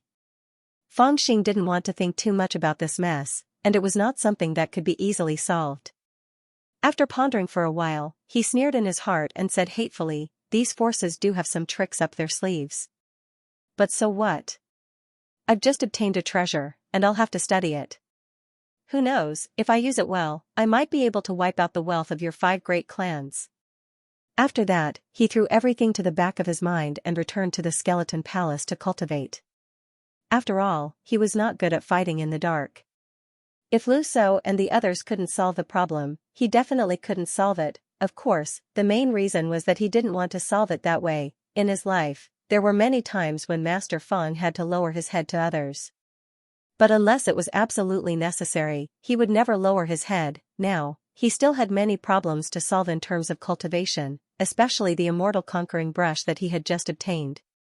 He needed to spend most of his time to understand and test it. If it was someone else, they might not be able to control the brush well enough. But Fangxing was different. If he didn't use the brush, he would always feel an itch in his heart, as if he hadn't obtained it. However, Fangxing's actions had frightened Mr. Wen. Especially when Fangxing invited Mr. Wen to the skeleton shrine with a smile and served him good tea and wine. Then, he took out the 4 treasures of the study and asked Mr. Wen for advice on how to improve his calligraphy. Mr. Wen's hair stood on end as he asked Fangxing several questions in succession. Only then did he confirm that it was really him and that he wasn't possessed. This Dao Lord, this old man will support you in improving your calligraphy. But, where should I start? Looking at Mr. Wen's sweaty face, Fangxing was very disdainful. You are the best at talismans, but you don't know where to improve. Mr. Wen's face became more sweaty. This depends on the person. Different people have different methods, Fangxing said. Then I will start from the aspect that I need the most right now. Mr. Wen nodded and said, Dao Lord, please write a few words for me to see. Fangxing licked the tip of the brush and pondered for a moment. Then, he wrote his name seriously, Fangxing. Mr. Wen looked at it and slowly opened his eyes. Fangxing smiled and moved closer. What aspect do you think I need to improve the most? Mr. Wen, Fangxing's face was full of expectation. Tell me. Mr. Wen. Every aspect. Fangxing was dumbfounded. He then glared at Mr. Wen. Mr. Wen was afraid of him. So, he was scared and broke into a cold sweat. Then, he advised, study hard, and you will be able to improve. Fangxing thought about it and felt that it was reasonable. So, he said, then, hurry up and teach me. Yes, yes. Mr. Wen pondered for a moment. Then, he wrote the word Yong. Then, he looked at Fangxing and said, you should start from the simplest method if you want to practice calligraphy. Dao Lord, you don't need to worry about it. Be patient, and practice this word many times. Then, you will naturally learn something. Is it useful to write this word? Fangxing looked at him suspiciously. He was worried that Mr. Wen was deceiving him. Mr. Wen smiled bitterly. This is the 8 strokes calligraphy of Yong. So, it will certainly be useful. Then, he went on to explain the technique in detail. He didn't dare to conceal anything. Fangxing knew that this matter was of great importance. So, he restrained his temper and wrote everything down. Mr. Wen saw that Fangxing had understood everything, so he took his leave. Then, he asked Fangxing to write the word 3,000 times. Then, he would call him over. Normally, Fangxing wouldn't have had this much patience. But now, he was able to endure it. He brought a small table and 2 jars of wine. Then, he sat cross-legged in front of the table, and began to write word by word. Normally, he only liked to learn things that interested him. He never forced himself to do so. But, this was the first time that he had to be patient and learn something. An entire night passed. Mr. Wen came to visit him the next day. The paper was densely packed with ink stains. "Come and take a look. What do you think?" Fangxing saw Mr. Wen, and excitedly handed over the word he had written. Mr. Wen looked at it for a long time without saying a word. Then, he gave a deep bow. "This old man has something to say." Fangxing was startled. "Go ahead." Mr. Wen took a deep breath and said, "Tao Lord, please promise me that you won't be angry." Fangxing nodded. "I won't be angry." Mr. Wen heaved a sigh of relief. He put a pile of paper on the table, and knocked it twice. His face was solemn and awe-inspiring. He looked at Fangxing with a dignified expression. He shook his head and said, "Taoist Lord, we should spend our time on more meaningful matters. Some things really can't be forced." Even Fangxing had come to understand this point. The path of learning was the same as that of cultivation. There was no shortcut. It required a lot of effort and energy to study. It also required a certain level of perception. Undoubtedly, this was what he lacked the most. After a night of practice, his heart was abnormally impatient. After listening to Mr. Wen's evaluation, he couldn't muster up any interest. His heart was silent and melancholy was difficult to describe. Actually, just practicing calligraphy isn't enough. I also need to understand the mysteries of literature. Just like in the imperial court, there are ministers who can write poems. Their thoughts are clear and they can offer sacrifices to the heavens. Only then can they borrow the brush to communicate with the heavens and earth. Alas, forget it. Why do I have to work so hard? So what if I learn to write well? It's not like I can study well and write good essays. So what if I study well and write good essays? It's not like I can completely control this brush. So what if I can? It's not like I can become an immortal king. So what if I become an immortal king? Sooner or later, I'll die on the path of the supreme path. With this thought, his thoughts suddenly became clear. He happily flipped over the desk. However, even if I don't use this brush to change the heavens and earth, it's not as if it's completely useless. This brush is used to communicate with the heavens and earth. Therefore, the words I write need to contain some kind of divine essence. This is because it needs to be understood by the heavens and earth. However, there are some heavens and earth that don't need divine essence to be understood. After giving up on completely controlling the brush, Fangxing's mind became more flexible. He slowly pondered for a while. Then, an idea flashed in his sea of knowledge. Actually, I can also be considered as the heavens and earth in the realm of knowledge. Once he figured this out, his interest was piqued. After sending Mr. Wen away, he took the immortal writing brush to his world of consciousness. He looked around and saw that after the chaos, life had sprouted. He could clearly feel that the chaos had broken everything, and it had promoted the fusion of the various powers within the world of consciousness. The result of the fusion was the birth of nomological laws. From his perspective, these nomological laws were the growth of divine ability essences. Of course, because these divine powers were too weak, to some extent, he was not as good as an ordinary primordial unity supreme immortal, who could exert the power of a certain law to the fullest. He did not even know how long it would take for them to grow. However, understanding the origins of these divine abilities was of great help to him. If he didn't fight with others, this advantage couldn't be reflected, but Fangxing dared to guarantee that if he fought with others, he would give them a huge surprise. Of course, this was his cultivation and had nothing to do with the purpose of his trip. After entering the world of consciousness, he immediately picked up the immortal writing brush again, his expression slightly calm. The second time he held the brush, it was different from the first time. Because he was prepared in his heart, the surging desire in his heart was much weaker, and it did not grow crazily like weeds. As for Fangxing, it was not like the first time, where he was impatient to put the brush down, but was unable to write anything. This time, he forcefully suppressed the thought of putting the brush down, and only waited quietly, waiting for the layers of crazy desire in his heart to fade. This feeling lasted for a long time, and under his forceful restraint, his mind gradually calmed down. Then, when his heart was empty, he slowly exhaled and gently wrote a word.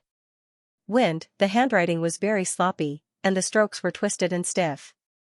It was simply not a word. If it was any other time, Fangxing would definitely not write it, because it was too shameful. Moreover, after writing it, he could not guarantee that others would recognize it.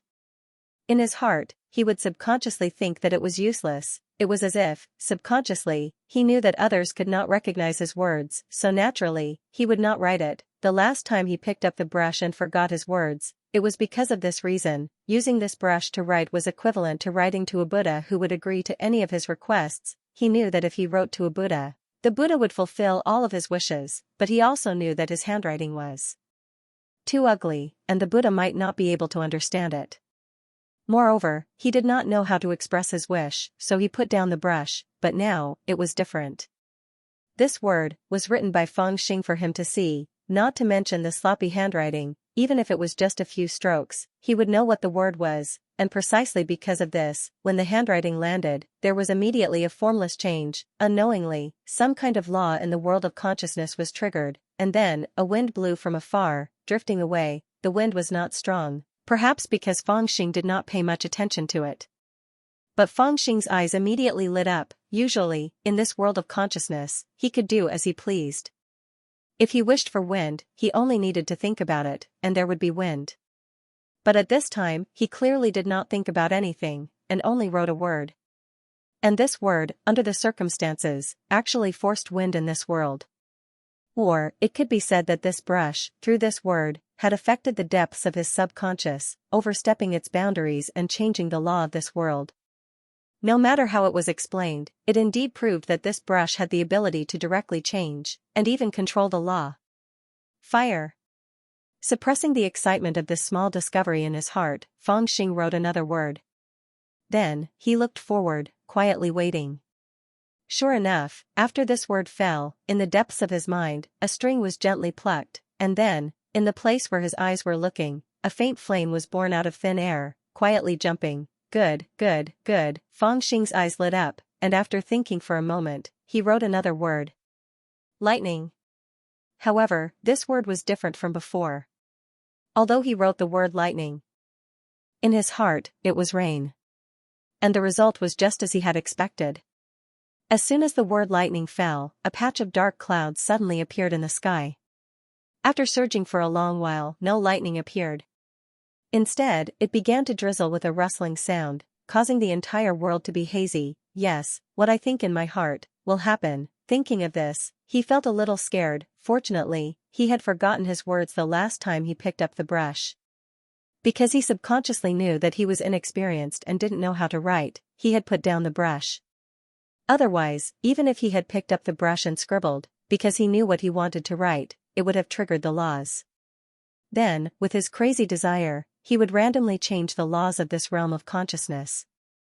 Those newly born laws would definitely be messed up by this brush and even collapse. As for himself, along with the collapse of this realm of consciousness, he would probably end up in an unimaginably miserable state. Taking a deep breath, Fangxing laughed loudly, and once again lifted the brush to the sky. There was a rumble. As he pointed, the law of the vast world of consciousness suddenly rose, and the world changed greatly.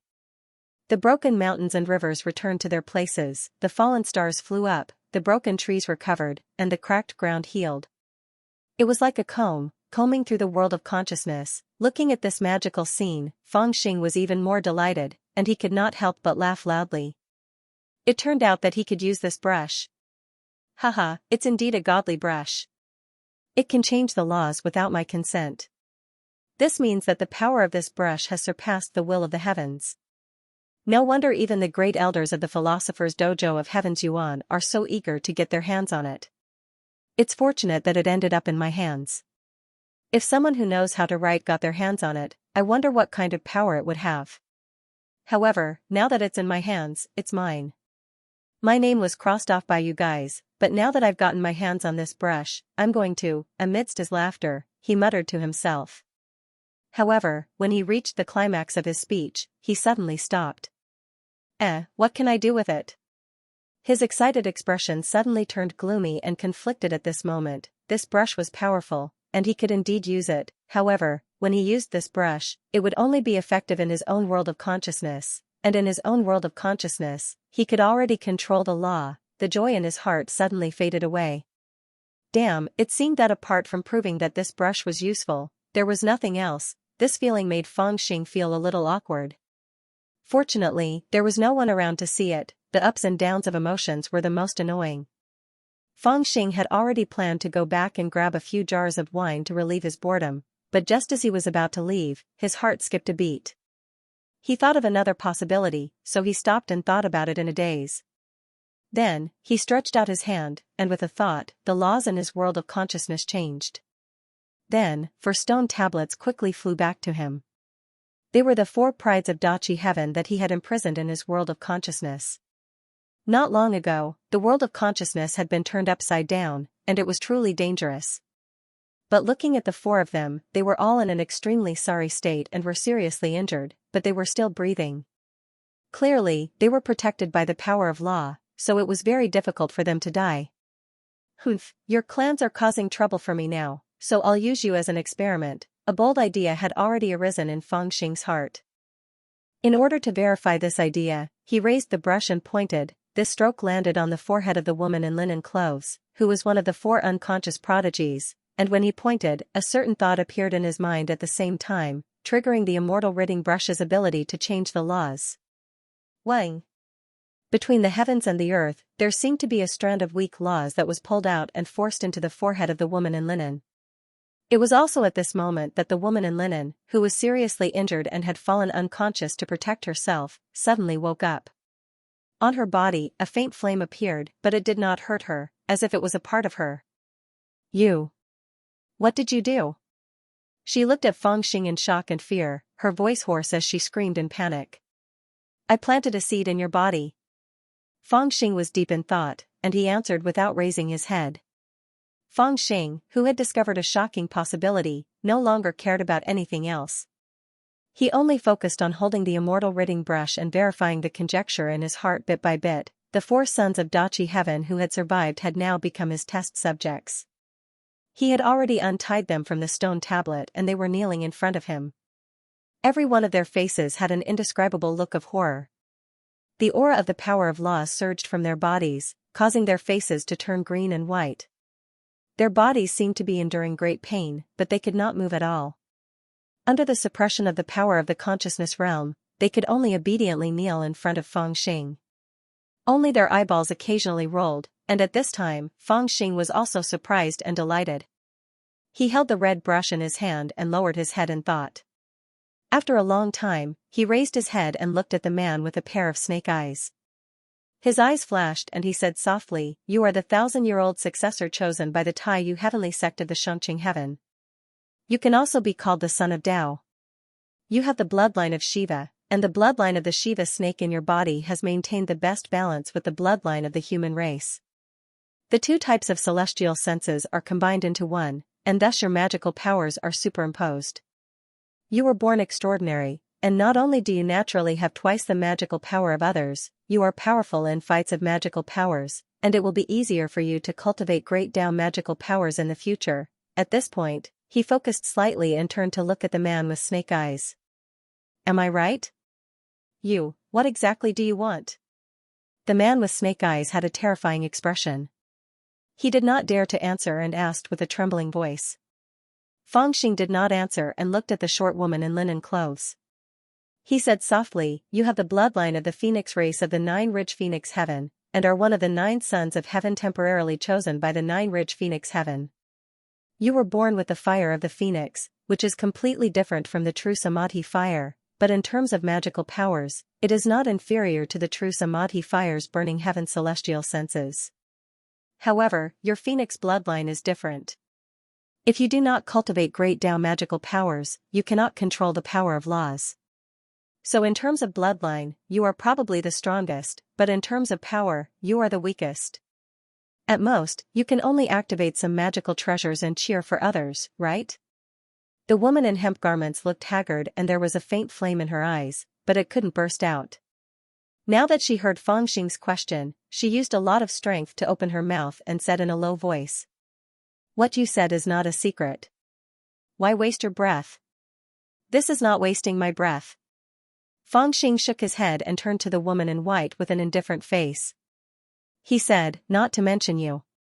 You are the darling of the domain Lord of the Dark Frost Realm. It is said that the old monster only gave birth to you when he was 100,000 years old. You are very talented. When you became a primordial unity supreme immortal, you comprehended the cold falling celestial senses and inherited the melting snow celestial senses in your bloodline. With the two superimposed, you are the strongest among all of us. Moreover, the old monster of your family has a strong character. It is said that he never suppressed your cultivation, but promoted it. So in terms of age, you look about the same, but in fact, you are less than 1,000 years old. You are half the age of the people next to you, even so what? The indifferent woman in white had lost her coldness at this time. She just looked at Fangxing coldly. Fangxing ignored her as well. He just looked at the man beside her, who was wearing black armor, and even his face could not be seen. This man had always been wearing armor, and this armor changed frequently. Sometimes it was black, sometimes it was cyan, sometimes it was red, sometimes it was dark gold, and there was no fixed number. Moreover, his whole body was covered in black armor, and he almost never showed his face. Fangxing had never thought to take it off. Among the captured 4 sons of the Great Scarlet Sky, his sense of existence was the lowest, but now Fangxing specifically put him last. When he looked at him, his eyes were the most impolite, and there was no smile at all. There's no need to even mention you. You're the young master of the Shadow Sky main clan. You're just a small marquis, and you're always hiding your head and showing your tail. You're really annoying. And that grand elder of your clan actually ran over to my side and demanded to see me. Prince. Forgive me, from within the black armor, a shrill voice floated out. It was intermittent, and it was obvious that it was very afraid of Fangxing. Forgive my ass, I don't like you the most. Let's take off and see what you are first, Fangxing cursed angrily. He extended his hand towards the black armor, wanting to lift the visor of his helmet. However, this action gave the 3 people beside him a fright. The icy fairy with a frosty face hurriedly shouted, no, he cultivates the great dream heavenly art. If he doesn't become a golden immortal, he can't leave the great dream immortal armor, or his soul will definitely dissipate. Wah, within the black armor, the intermittent voice was so scared that it began to cry. What a little monster. Fangxing tried to lift it, but found that the great dream immortal armor was actually one, and couldn't be lifted at all. Unless the heaven-deceiving tyrant blade slashed him twice, it would be impossible to open. Your Highness, what exactly do you want to do to us? The short phoenix girl couldn't hold it in any longer. She raised her breath and shouted loudly. What do you want? Fangxing laughed coldly, and his eyes turned cold as he shouted, I want to give you some benefits. After saying that, he raised his brush and pointed straight forward. Swoosh! This stroke landed directly between the phoenix girl's eyebrows like a cinnabar. At the same time, some sort of change seemed to occur between heaven and earth. If someone had cultivated the celestial origin eyes and looked at the world of consciousness, they would discover that the world was filled with countless threads that connected everything. All of these threads were tied to Fangxing alone. However, at this moment, as Fangxing's stroke landed, one of the threads left its original path and directly pierced into the depths of the phoenix girl's forehead. The phoenix girl was stunned. In the depths of her body, the power of the phoenix karmic fire faintly increased, but what was even more strange was that there was actually a misty water vapor appearing outside her body. These 2 completely different types of nomological power intersected, causing her expression to change drastically. It felt like a heavy rain had fallen into a raging fire, sizzling and devouring each other, constantly consuming her cultivation. How can there be 2 completely different types of nomological power in little Phoenix's body? This is impossible. The snake-eyed man was extremely shocked, as if he had seen a phenomenon that was impossible and contrary to common sense. However, before he could finish speaking, Fangxing's second brush had already touched the center of his forehead. Swoosh! Another thread entered the snake-eyed man's body. It was actually a terrifying raging flame. His body immediately lit up, and he almost cried out from the scorching heat. Originally, he had the wind attribute celestial sense, but now there was an additional flame celestial sense in his body out of nowhere. The fire borrowed the power of the wind, and immediately rose steadily. This kind of power had already exceeded the scope of his control, and he could only watch helplessly as he was burned alive. How is this possible? You can actually can. The icy beauty fairy and the great dream immortal armor master of the Meng family were already frightened by the scene in front of them, and cried out in horror. However, Fangxing did not hold back at all, and consecutively touched the center of their foreheads with 2 strokes. Following this stroke, there was actually an additional nomological power in their bodies. It was either repulsive or complementary to the celestial sense that they already possessed, but no matter what, the appearance of a nomological power in their bodies out of nowhere was not a small matter. After all, the celestial sense that they had awakened was something that they had spent countless years of incessant meditation, and constantly consumed various kinds of resources to draw out. Their physical bodies were also only adapted to this kind of nomological power. Out of nowhere, there was an additional nomological power, and it immediately triggered a huge change, causing them to wail incessantly. However, what was even more terrifying was the shock in their hearts. How could someone directly plant a completely unfamiliar nomological power in someone else's body? This was simply beyond common sense. The celestial sense was something that one had to comprehend on their own, and then awaken. It really works. While they were still in shock, Fangxing held the brush in his hand, his face full of excitement. In the past few days, he had actually been experimenting with this, because previously, he had an accidental flash of inspiration, and he had discovered a wonderful use of the immortal ridding brush. Since this brush could control nomological power, and he could only control the nomological power in this realm of consciousness, didn't that mean that he could seal the nomological power in his realm of consciousness into someone else's body? His path of cultivation had always been different from others. Others relied on their own comprehension, or inherited bloodlines to obtain 1 or 2 celestial senses, but he had an entire realm of consciousness, and it could be said that it contained all the celestial senses of the 3,000 great Daos. However, these celestial senses were all his, and had nothing to do with others. However, through the immortal ridding brush, a powerful magical treasure, it had given him a heaven-defying ability, that was, to seal the celestial senses in his realm of consciousness into someone else's body, and in this way, wouldn't those upright immortals who had not awakened their celestial senses have celestial senses to use? And what was the difference between an upright immortal and a grand unity immortal? Wasn't it just a mere celestial sense? Of course, what was different from what Fangxing had initially expected was that the immortal ridding brush's greatest use was to control the nomological power of heaven and earth for his own benefit, but Fangxing was prepared to use it to distribute his own nomological power to others, which had the exact opposite effect. Because of this, he decided to call this brush his prodigal brush. After testing the feasibility of this method on the 4 sons of the Scarlet Heaven, Fangxing laughed inwardly and stopped torturing them. With a wave of his hand, he pulled back the nomological power that he had forcibly inserted into their bodies. Then, with a thought, he left the realm of consciousness and excitedly walked out of the skeleton palace. Looking at the immortal soldiers and immortal generals outside the skeleton palace, he quickly found a suitable target. With a smile, he walked over to the little immortal general who was pointing at the 2 immortal soldiers who had done something wrong. He put one hand on the immortal general's shoulder and smiled seductively. "Little half, do you want to be a grand unity immortal? I heard that His Highness Dilu promised to give an explanation to the Shadow Sky's main clan tomorrow."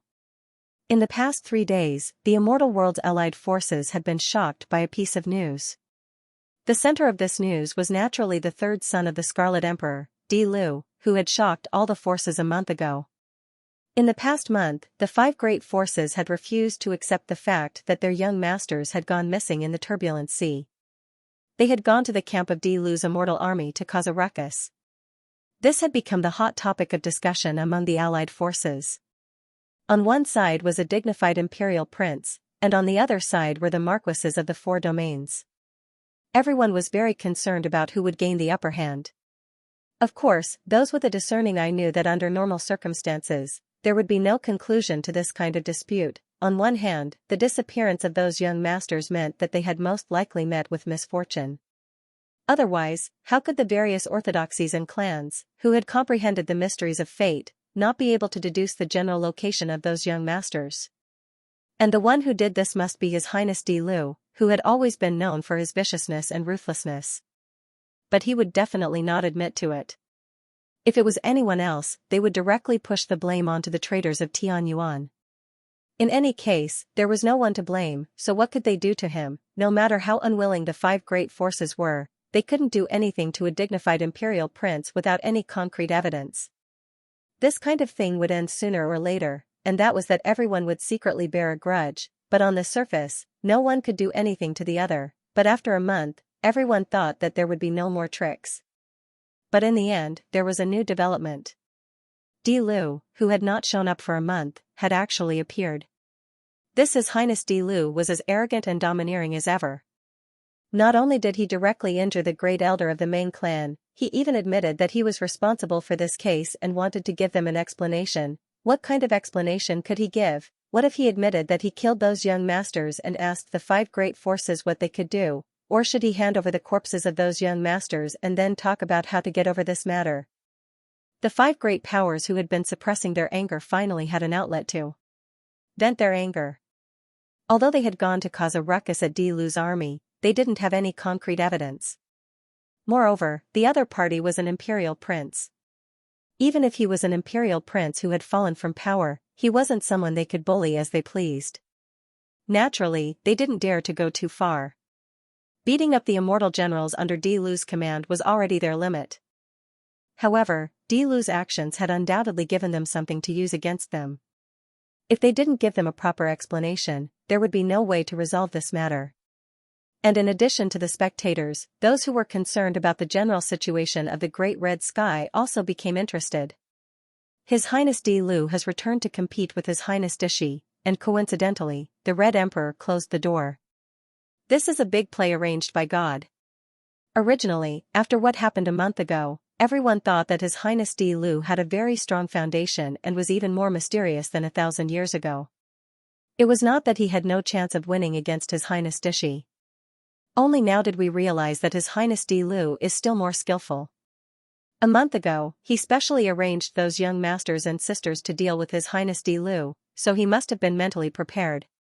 Now, those young masters and sisters and the forces behind them are naturally closer to His Highness Di Lu. No, even the Imperial Immortal General was talking about this matter. Haha, that's how it is now. His Highness Di Lu's temper has always been as violent as fire, and he is the polar opposite of His Highness Di Lu. One is the best at cultivation, fierce and unstoppable, and his prestige is renowned throughout the heavens, while the other is far-sighted and wise. Now, before the real battle between the two of them begins, His Highness Di Lu is already in a position of defeat. Offending the five forces is almost equivalent to offending all the primordial unity supreme immortals. As a dignified prince, how can he be considered a qualified prince if he doesn't even have a primordial unity supreme immortal to assist him? Without the assistance of a primordial unity supreme immortal, he can't even enter the real battle of the 33 heavens, let alone the battle of the princes.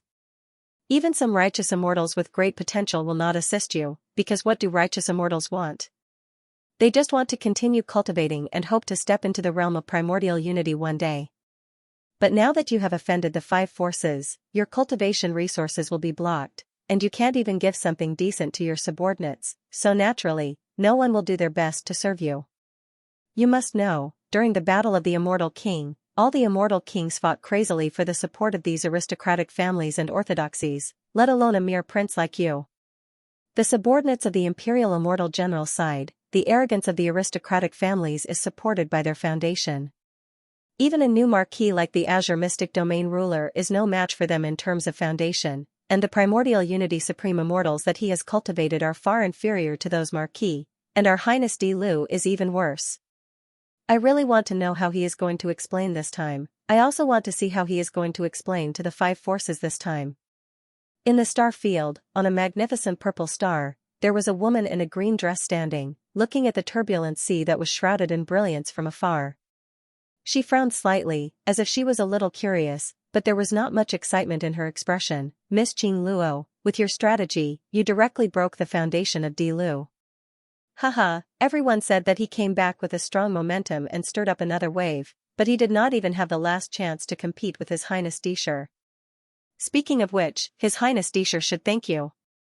Beside this woman, a woman in a red dress said with a smile, looking at the turbulent sea. There seemed to be resentment in her eyes. Her compliment did not arouse the interest of the woman in the green dress, but her beautiful eyebrows knitted even more tightly. After a while, she said softly, originally, I planned to sit and watch the two of them fight, and reap the benefits. But now, I have to personally take care of the trouble for that. Blockhead, and even imitate His Highness Disher's handwriting and divine sense aura to write a letter to explain to the five forces, and then led their anger to Di Lu, and broke his momentum. Hong Ho, you have followed me for so many years, do you know why? The woman in the red dress was slightly surprised, and shook her head. Mrs. thought so like the sea, how would I know? The woman in the green dress sighed softly, and said, I am afraid of him. The woman in the red dress was slightly stunned, and looked at her in disbelief. As for the lady in the green dress, after she said those words, she seemed to have broken through a thread in the bottom of her heart. Instead, she spoke even more straightforwardly. 1,000 years ago, Emperor Flo was already extremely terrifying. He was moody and irritable, but he was also extremely powerful and invincible. However, I was still able to understand the few threads in his heart, and even used them to control his thoughts. However, it is different now. He has returned this time and is still as arrogant and domineering as before. However, I can clearly feel that he is different from before, and there are some changes. Speaking till here, she slightly paused, and her eyes glowed with some brilliance. Let's take what happened 1 month ago. Every step he did was guessed by me, whether it was killing into the turbulent sea because of a little girl, or fighting against the few geniuses who have the same name as me, or even fighting against the 2,000 Red Knight army of His Highness Disher. I guessed it all, but I didn't guess one thing. Speaking till here, she turned around, and her expression was very solemn. He actually won. Hong Ho, how do you think he did it? The woman in the red dress seemed to be scared by her, and didn't dare to say anything for a long while. On the other hand, the young woman in a jade green dress took over the conversation herself and sighed deeply before she said, I've deduced countless times during this month of time, yet I've never guessed exactly how he accomplished this. Because no matter from which angle it is looked at, it was a situation of certain death 1 month ago, yet he was actually able to turn this situation around and obtain a great victory. This is utterly impossible. As she spoke, she rubbed her face, and sighed lightly. Others said that he hid his strength, and even Disher thought so, but I don't think so. When I was in Foot of Heaven, I fought with him, and I know that he had already tried his best at that time. If he really turned the tables 1 month ago with his own strength, then the recovery of his strength, or the progress, is too terrifying.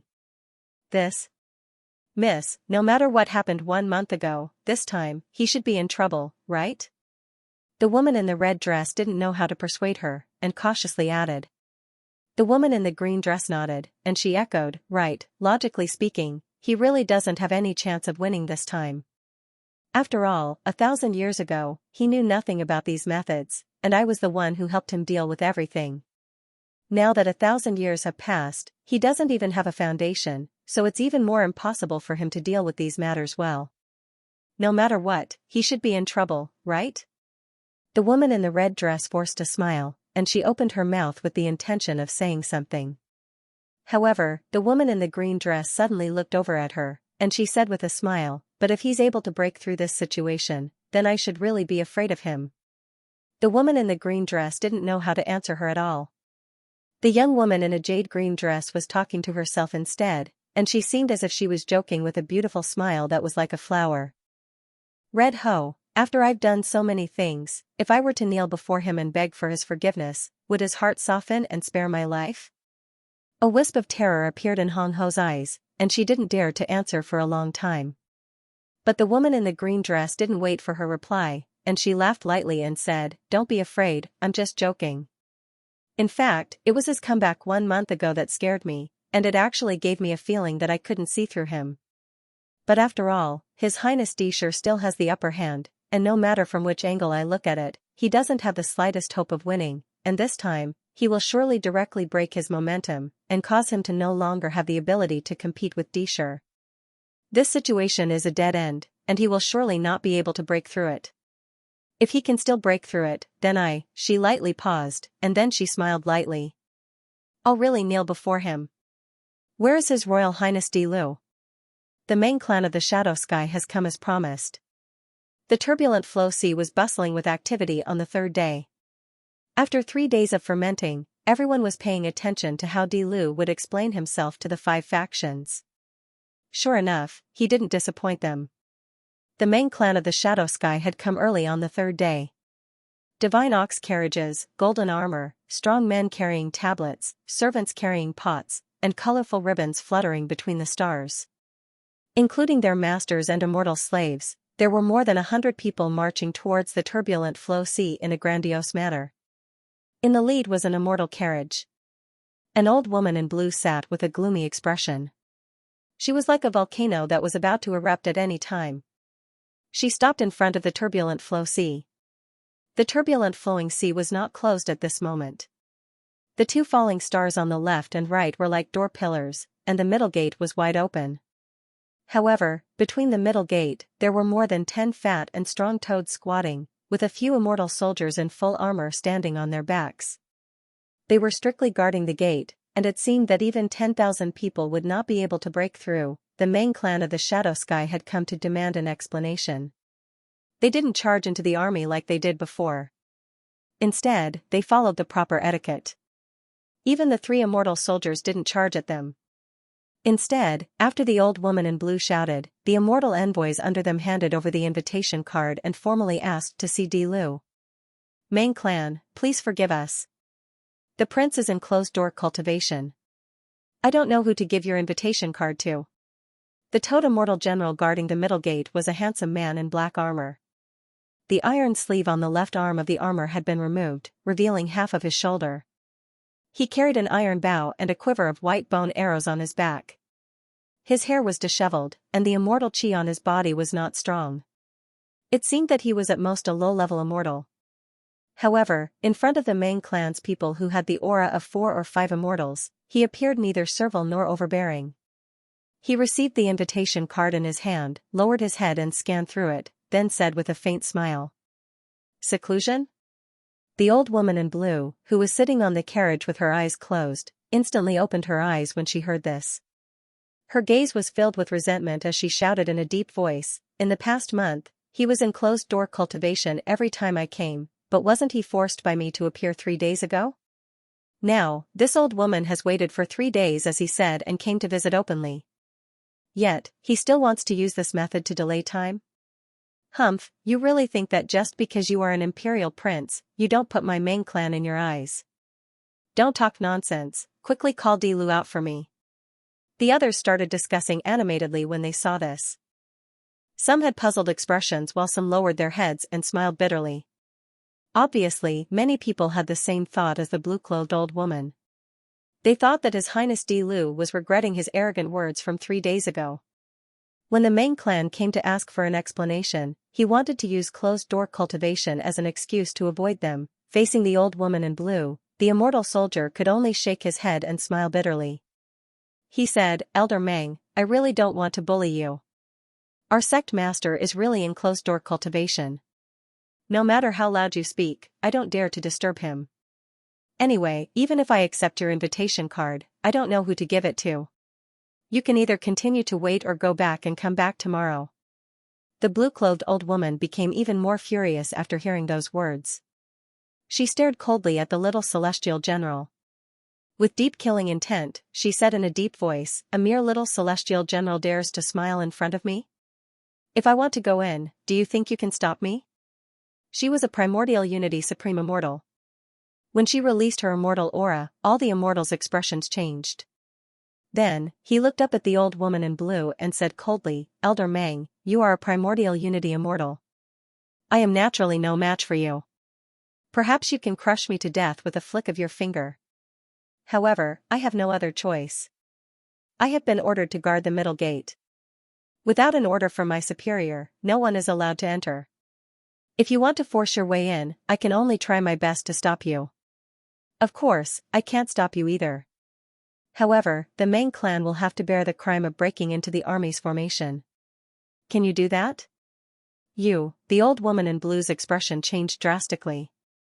Her anger rose, but she did not speak for a long time. She thought to herself, why are all the people in the Toad army so lawless? The junior immortal soldier was right. He really did not dare to force his way in. Before this, Lu Shou and the others would not dare to stop the main clan from entering without Di Lu's order. However, now that Di Lu had given the order, the main clan would definitely not dare to force their way in. Not everyone could ignore the immortal law of the army's formation. Very well, Di Lu is in seclusion, right? Then call out his subordinate, Elder Lu. After a while, even the old woman in blue restrained her anger and said in a deep voice, "Please forgive me. Elder Lu is also in seclusion."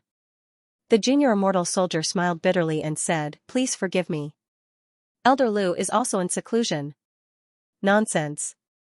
How can there be such a coincidence? Where is the immortal official with the surname Wen? Where is the immortal general with the surname Ma? Where is the immortal general with the surname Ba? The old woman in blue shouted angrily and asked repeatedly.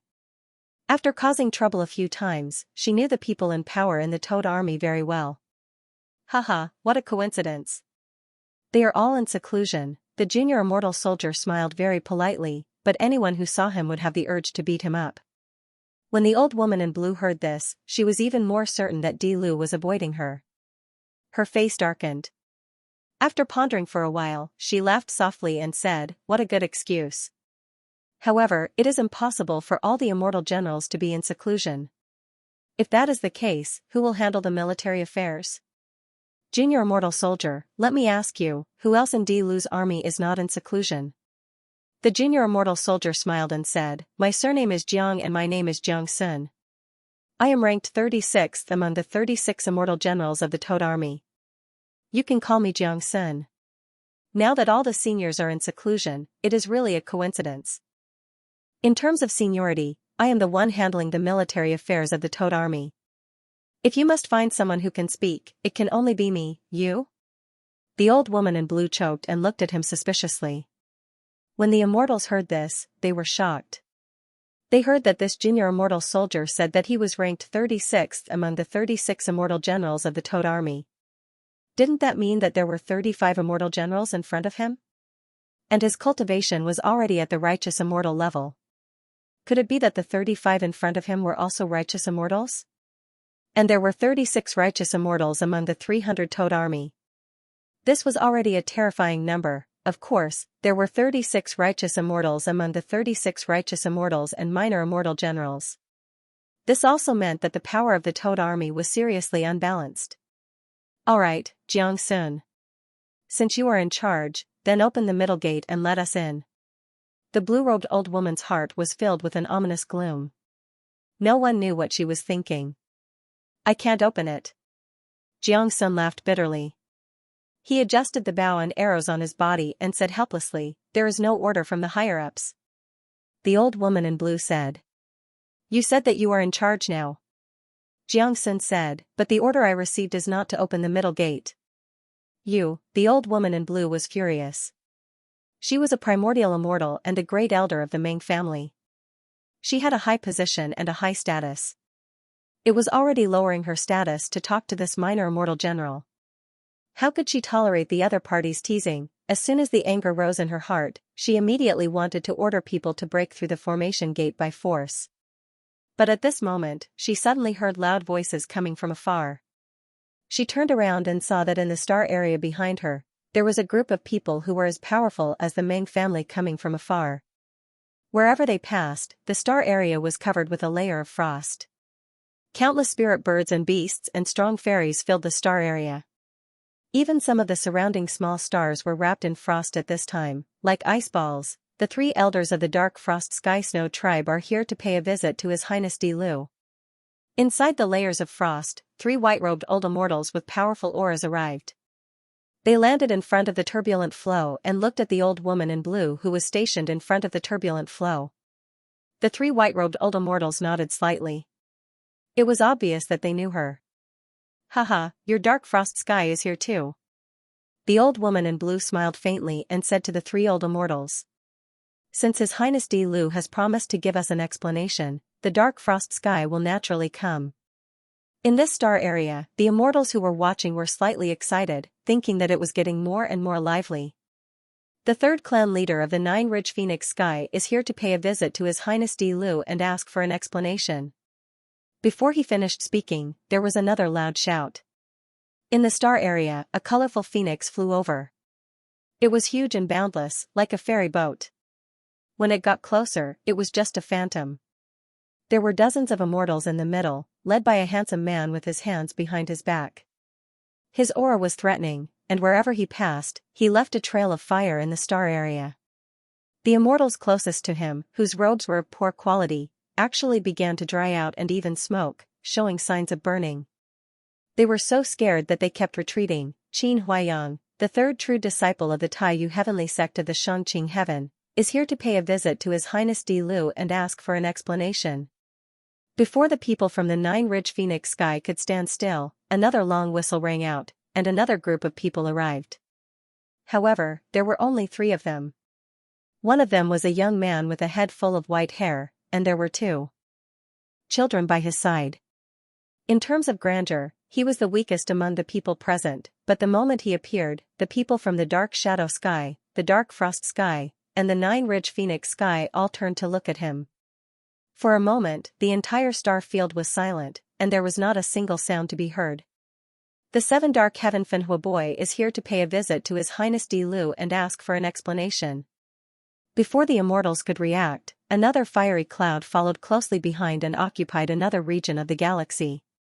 Of the 9 forces of the Great Scarlet Sky, 5 of them had come. They were all murderous and had come to demand an explanation from Di Lu. With the laws planted in my body, to a certain extent, I have the cultivation of the primordial realm, just as the 5 major forces from the outside world arrived and forced the 36th immortal general of the Toad army to open the middle gate. Fang Xing was in the realm of consciousness, doing what he thought was the most important thing, which was to seal the laws one by one into the hearts of Lu So and the rest with the squandering brush. This method was truly heaven-defying, and there was no need to mention the terror that it created in the hearts of Lu So and the rest. All of them looked at Fang Xing in a completely different light. Righteous immortals lined up like children, waiting for Fang Xing to place a cinnabar between their brows. Meanwhile, the rest of them surrounded the severed Taoist heart, pinching and punching it, praising his transformation.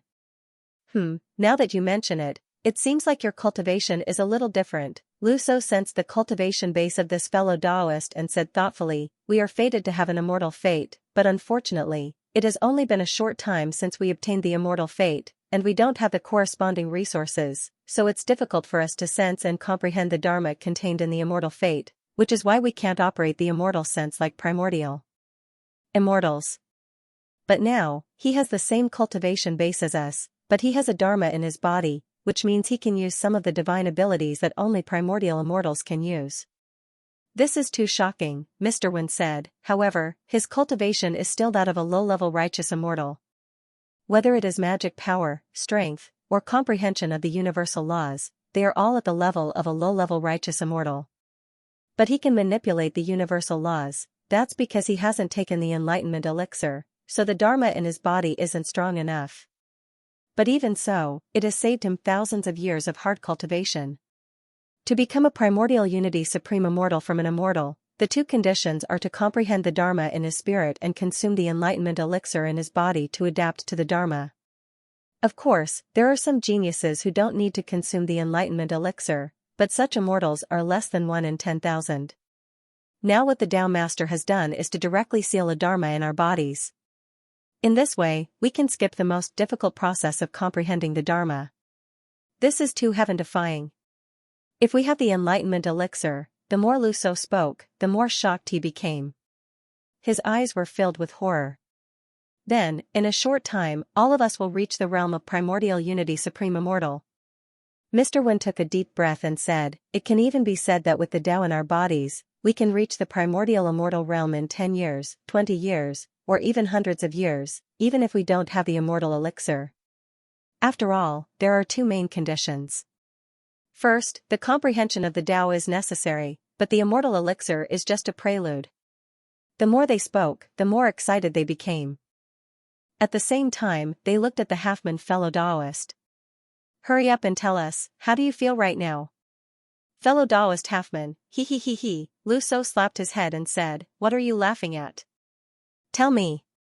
Banji fellow Taoist, I feel that when I return to Great Scarlet Sky, I can go to the Jade Pot Immortal abode to take back my beloved Miss Yuan. Mr. Wen looked at Lu So and spread out his hands. He's too happy. Let's not ask him first.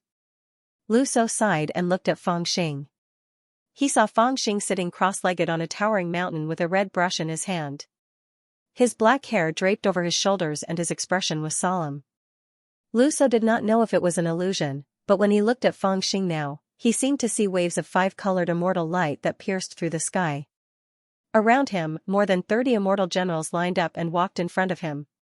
Then, he used the brush to touch their foreheads, and a ray of immortal light would enter the bodies of these immortal generals. This feeling reminded Lu So of the emperors in the mortal world. With the brush in his hand, anyone's name would be blessed with the fate of an official and a supreme status. Sect Master, my name is Xia Kuei, also known as Fatty Kuei.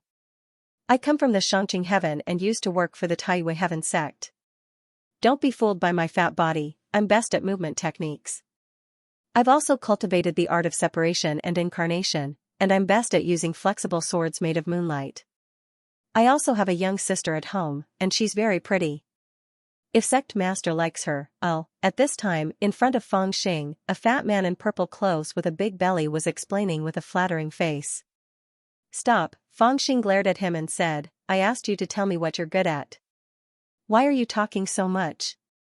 Well, since you're good at movement techniques and have cultivated the art of separation and incarnation, I'll bestow upon you the immortal perception of harmony light. It doesn't belong to the 5 elements of metal, wood, water, fire, and earth. It's one and the same, and it's very useful for sneak attacks. If you cultivate it to the extreme, you might be able to use light as a weapon to illuminate the world. Thank you, Sect Master. Immortal General Xia Kuei was full of smiles and closed his eyes as Feng Xing tapped on his forehead. Feng Xing waved him over and suddenly thought of something. He lowered his voice and asked, Is your sister really very pretty? Xia Kuei was stunned for a moment and said, Yes, she's very pretty. She's also 1 kilogram thinner than me. Feng Xing was speechless. The people in the queue behind him cursed and kicked Xia Kuei away. They said angrily, How can a sister like this be a relative? Wind, fire, thunder, lightning, metal, frost, wood, earth, spirit, soul, object. I'll give you whichever is suitable. Feng Xing didn't give these immortal generals sealing nomological powers randomly. He first asked them about the cultivation techniques they cultivated and the divine powers they were good at, then chose the most suitable ones for them. There were 3,000 great Daos, and not all of them were suitable for battle. In fact, only a small portion of them were suitable for battle. The ones that could be given to these killing embryos were actually only the 10 or so that the immortals were familiar with. Of course, within each type, there were countless branches. For example, frost and snow. They were similar in nature, but they were 2 completely different nomological powers. The difference seemed very small, but when used on divine powers, there was a huge difference. After he sealed the immortal senses into the bodies of these immortal generals, he became more and more enlightened. He sighed deeply in his heart and his hands did not stop moving. In the past few days, he did nothing but experiment and explore the power of using the power of the prodigal pen to seal immortal senses.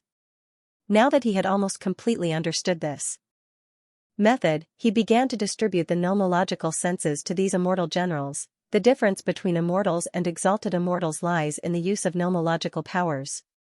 Therefore, I'll give you nomological powers, and you will be exalted immortals. However, the nomological powers that I've just given you are still very weak. You need time to adapt and a large number of enlightenment elixirs to grow. If there are enough resources, you will have the cultivation of a primordial unity supreme immortal in a few months or years. Even if you don't have much of an advantage over other primordial unity supreme immortals, there's still hope if 3 to 5 of you kill one. However, there are also consequences. Feng Xing thought to himself, these nomological laws are all mine. Even if I have sealed them in your bodies, they are still mine. Since you already have immortal lives in your bodies, you will be able to awaken the nomological laws as you comprehend them. However, because I have sealed the nomological laws in your bodies, they will suppress your immortal lives. In other words, as long as my nomological laws are in your bodies, you will not be able to awaken your immortal lives. Right now, your cultivation and comprehension are all in vain. Because I can take back the nomological laws I planted in your bodies at any time. Or rather, when you suffer a serious injury or die, the nomological laws will return to my mind. At the same time, your cultivation bases will return as well. If there comes a day when we meet in battle, then with a single thought, I will take back the nomological laws sealed in your bodies, and all of your cultivation bases will belong to me. Regarding this last dark thought, Feng Xing did not say it out loud. With the current cultivation realm of the 300 toad soldiers, they would not be able to detect this hidden danger. In fact, they did not even know how Feng Xing had bestowed the nomological laws to them. As for Feng Xing, he would not think too much about it. Since there was hope to increase the cultivation of the people around him, he would do it without hesitation.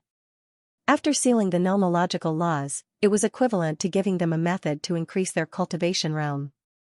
More importantly, these nomological laws originated from him and were planted in their bodies. This was equivalent to an invisible thread tying these people's bodies. Through this thread, Feng Xing could control their bodies and minds as long as he willed it.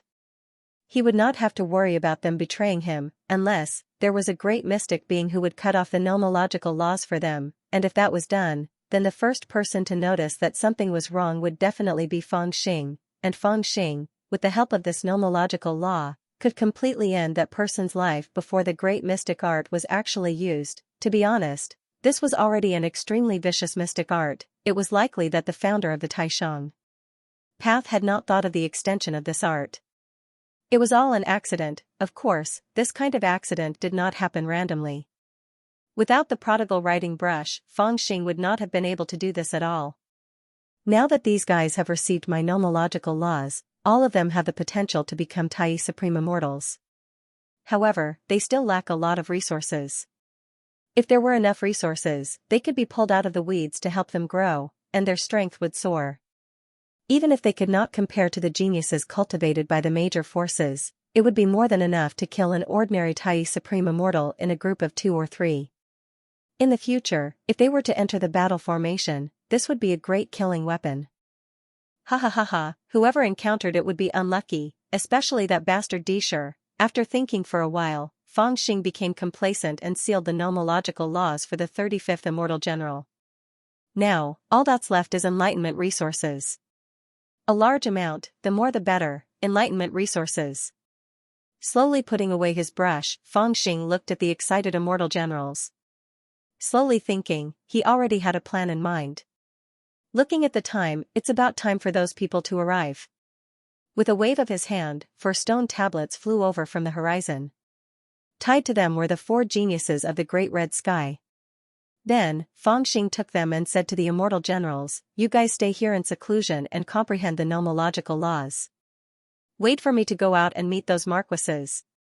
After saying that, he turned into an immortal light and flew into the sky with the 4 stone tablets. "How dare you, a mere immortal general, block the way of our 5 forces?" At this moment, the forces of the 5 marquises had already arrived outside the turbulent flow sea.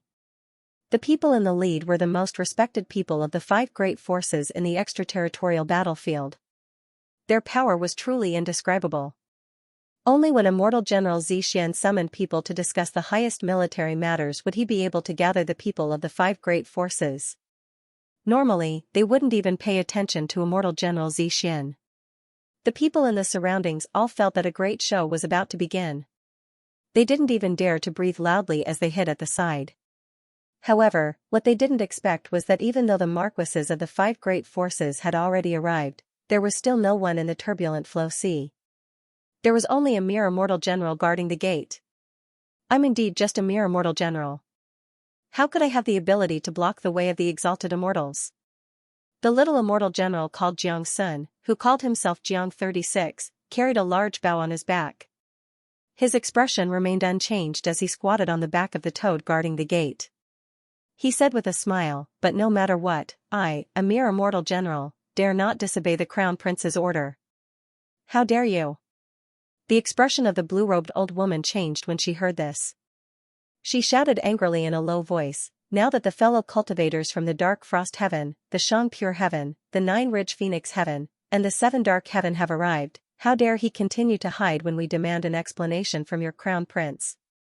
Even the immortal emperors can be seen by the five forces. Dilu can't be busier than the immortal emperors, right? Little immortal general, we don't want to cause trouble today. Everything will be done according to the rules and etiquette. If you continue to pester us, do you think I won't dare to kill you? As she said this, her face was overflowing with murderous intent. She was, after all, a primordial unity supreme immortal. Her murderous intent rumbled forward like a dark cloud. Xianxia's expression obviously changed. It was impossible for him to remain unafraid under such a ferocious aura. However, he gritted his teeth and did not take a step back. Haha, we're here to demand an explanation from His Highness Dilu. Why are we wasting our time with this small fry? The great elder of Kamadi Heavens, Boi Fenghua, was a hot-tempered old man with messy hair and a ferocious look in his eyes. At this moment, he burst into laughter. Unlike the blue-clothed old woman of the Meng family, he sneered and waved his hand. A dozen fire-armored immortal soldiers jumped out from the fire cloud beside him, ready to break into the turbulent flowing sea. Whoosh! The expression of Jiang 36, who was guarding the pass, changed drastically. He suddenly knocked an arrow on his bow and pointed it at the fire armor troop under him. Great Feng! Jiang 36 raised his hand and pointed at the fiery soldiers. Everyone thought that they had seen wrongly. A mere celestial general actually dared to point his bow at the great elder of seven hidden heavens. Jiang 36's hand did not tremble in the slightest as he spoke slowly, one word at a time. This situation made everyone feel extremely heavy. No one would have thought that a little immortal general would actually cause such a stalemate. All the major powers felt that they couldn't get out of this situation. One must know that the five major powers were existences similar to the marquises of the Great Scarlet Sky lineage. This little immortal general was no different from an ant. Where did he get the confidence to point his arrow at them? This toad army looked like a motley crew, but each of them was more courageous than the other. Hee, after all, it's the prince's order to demand an explanation, not to cause trouble. It's impossible for the prince to not want to see us, so he must really be in seclusion and forgot the time. Fellow Taoists, why don't we join hands and use our divine abilities to summon him? In the silence, one of the three white-robed old immortals from the dark frost sky laughed, broke the silence, and suggested softly. That's true. His Highness Dilu personally promised Senior Meng that he would give us an explanation. That's why we agreed to come, so we naturally have to follow the rules. His Highness Dilu invited us here, so it doesn't matter if he regrets it or hesitates. We're already here, but it doesn't make sense for him to not want to see us. Sending a voice transmission from outside the formation is a bit rude, but with his personal invitation, there's no need to be cautious. After hearing our voice transmission, I believe that His Highness Dilu will not continue to hide. The third patriarch from Nine Ridge Phoenix Heaven, a sinister man with hawk-like eyes and a hooked nose, also spoke softly. It was not surprising that they had such concerns. In the celestial realm, there were many taboos to begin with.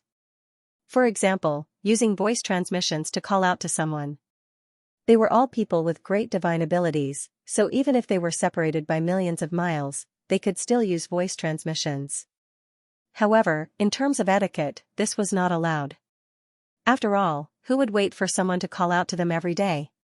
What if the immortal was in seclusion, cultivating, or comprehending a certain divine ability, and at a critical moment, you shouted over and disturbed the immortal's peaceful cultivation, or even caused the immortal's chi deviation? How could that be considered?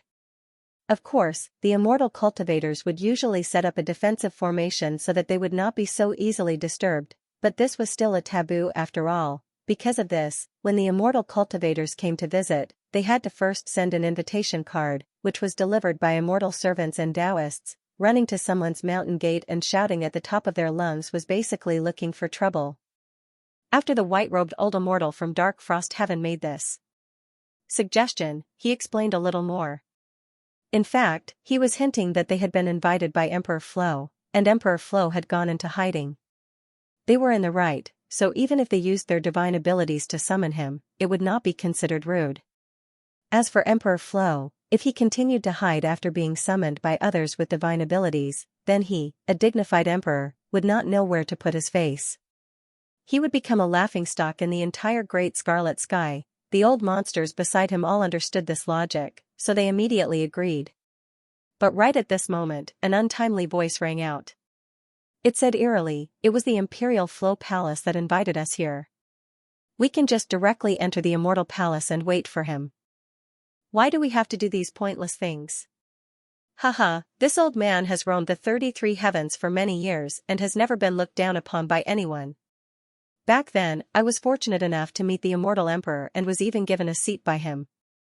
I didn't think that a little ant that had just obtained an immortal fate would point an arrow at me. How interesting." After hearing this, the immortals were all startled and turned to look at the elder from Seven Hidden Heaven, the Wind Flame Child. The old man from Seven Hidden Heaven was filled with anger as he glared at Xianxia, who was guarding the formation gate.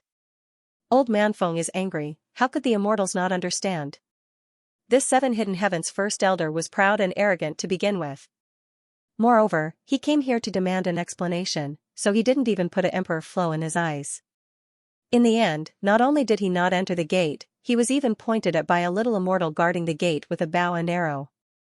Under the friendly gazes of the crowd, this little immortal would have the courage to point an arrow at a Grand Unity Immortal in Seven Hidden Heaven. Naturally, the news of this little immortal pointing an arrow at a Grand Unity Immortal in Seven Hidden Heaven would spread, and he would feel humiliated. At this time, his anger could no longer be contained. Old Man Feng, there is no need to lower yourself to the level of a little immortal. Calm down for now. A white-robed old immortal from Dark Frost Heaven softly spoke and gently advised. That's right, he was ordered to guard this place. If we hurt him, the third clan master of Nine Ridge Phoenix Heaven also softly sighed and consoled. Even if he is hurt, so what? It would have been better if the others did not advise him, but after they did, the elder Feng Hua boy became even angrier. He shouted coldly, "I want to see if the prestige of Seven Hidden Heaven has really fallen to such an extent that even a little immortal general under the command of the abandoned emperor dares to point an arrow at me? Children, go forward and clear the way for me. I will stay here and see if he dares to shoot this arrow." Yes. The fire armor soldiers under his command answered in unison. Their bodies were full of fire chi, and they directly rushed toward the turbulent sea. They knew that their master was trying to save face, so they released their fierce chi, which was extremely terrifying. They intended to force the little immortal general guarding the gate to run away like a rat, so that he would not become a laughingstock, so that he would not be a laughingstock in the future. However, to everyone's surprise, when the fire armor soldiers rushed over, the little immortal general did not even blink his eyes, and his expression did not even change at all. Instead, he released the arrow without hesitation. With a crack, the arrow shot toward the elder Feng Hua boy like a shooting star with hidden immortal kernels hidden inside. He really dared to shoot? The elder Feng Hua did not plan to attack at first, because the arrow could not threaten an exalted immortal like him. However, when he saw the arrow, his expression suddenly became indescribably furious. Without thinking, he casually shot out a ray of fire, which instantly surpassed the fire armor soldiers and rushed toward the little immortal general with the bow and arrow like a fire dragon. Sigh. Seeing this, the great elders of the various forces all sighed softly. They knew that this little immortal general could not survive the magical power of the elder Feng Hua boy.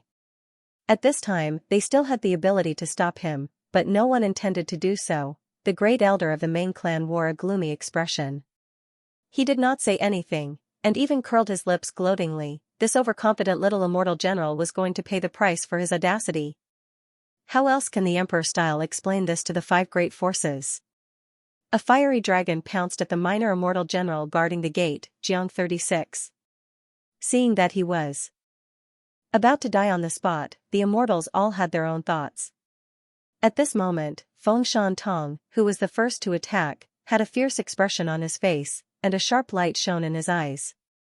He was not as reckless as he appeared to be, but he was thinking to himself, Fairy Qing Luo has said that the ones who have the ability to resolve this grudge are the five forces, not Di Lu. I've always wanted to find an opportunity to see if Di Lu, who has suffered enough from this matter, dares to fight against us to the end, and how much price he will pay. You're about to die by my hand, and if Di Lu is sensible enough, he will swallow this grievance, but if he is unwilling, I don't mind working with His Highness Di Shi. Hee. After seeing the ferociousness of the Emperor's note a month ago, these forces actually started to waver. They felt that they could benefit from the battle between the two princes and gain more benefits. Therefore, they kept some leeway for Di Lu and didn't want to push him too far. They still wanted to see his potential. That's ridiculous. Instead of that, they might as well be like us, Seven Hidden Heaven, and directly join His Highness Dishur. Only by doing so can they gain the upper hand and gain the most benefits in the battle between the princes. As these thoughts flashed through his mind, the fiery dragon pounced at the minor immortal general Xianxia. In the face of the immortal might of a primordial unity supreme immortal, Xianxia was clearly defenseless. However, at this moment, a long howl suddenly rang out from behind him. Then, a ray of flowing light flew out from the depths of the turbulent sea. It was a skull, and its speed was astonishing. It arrived at the edge of the turbulent sea, as if it had broken through the spatial barrier, and blocked in front of the minor immortal general. Then, there was a loud rumble as the fiery dragon struck the skull. Sparks flew everywhere, and a flame containing immortal might swept far away, burning thousands of miles away. The sea of flames surged in front of the turbulent sea, and only slowly receded after a few breaths. Then, under the shocked gazes of the immortals, they saw the little immortal general in front of the skull. At this moment, he was standing in the open mouth of the skull, beside a handsome man with long hair. All the flames were blocked by a layer of primordial runes on the skull, not injuring the audacious young immortal general at all. Monarch Flo, Royal Highness Di Lu is finally willing to show himself? Everyone present was stunned, and they all had their own thoughts. Some were excited, and some were gloomy. There were even more people who thought that he had hurriedly come out when the immortal generals under him had made a move. He had indeed been hiding just now. Haha, Royal Highness Di Lu, you're finally here. Fengshan Tong was slightly stunned when he saw this scene, and then he roared with laughter. His voice was ferocious, but there was no joy in his eyes.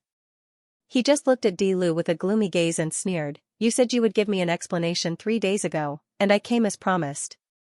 However, this little immortal general overestimated himself and stood before the formation. He even dared to shoot an arrow at me. "You have to give me an explanation, right?" His words were like those of a debt collector who had finally forced Di Lu out of hiding, and he was extremely pleased. There was even a hint of questioning in his tone. The elders of the other factions also calmed down slightly at this moment, preparing to say what they wanted to say in their hearts. However, before they could speak, their hearts suddenly jumped into their throats again. The handsome man standing in the skull didn't say a word. He slowly took the bow and arrow from the little immortal general, and then he knocked an arrow on the bow and pulled it back until it was like a full moon. The arrow was aimed at Fengshan Tong, who was laughing complacently. What are you going to do?" Fengshan Tong was shocked, and his laughter stopped abruptly. He glared at Xianxia and shouted. Whoosh!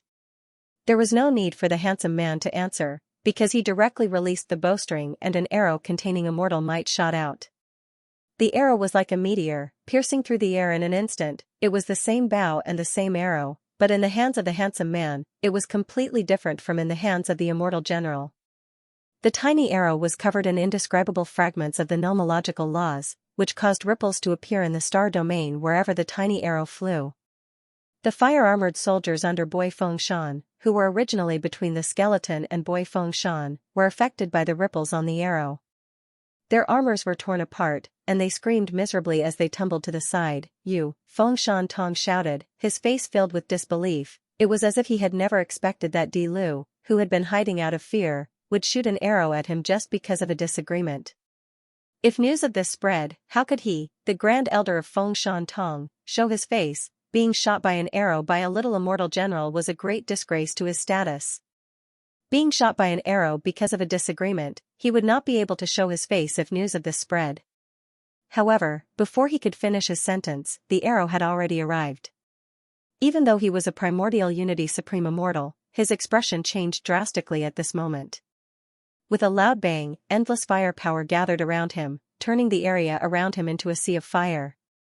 The arrow contained a terrifying immortal might, but in the sea of fire before him, it began to stagnate and burn. In the end, the entire arrow turned into ashes, and the remaining immortal might it contained also disappeared in the endless sea of fire. Well done, Your Highness Di Lu. It seems that you were the one who ordered the immortal general to attack me? Elder Fengshan Tong had to use all of his origin immortal sense to resolve the arrow. His expression was extremely unsightly as he roared angrily. It was not that he did not understand Emperor Flo's intentions. That little immortal general's arrow had angered him, so as the master, he had to do the same. Wasn't he trying to slap his own face?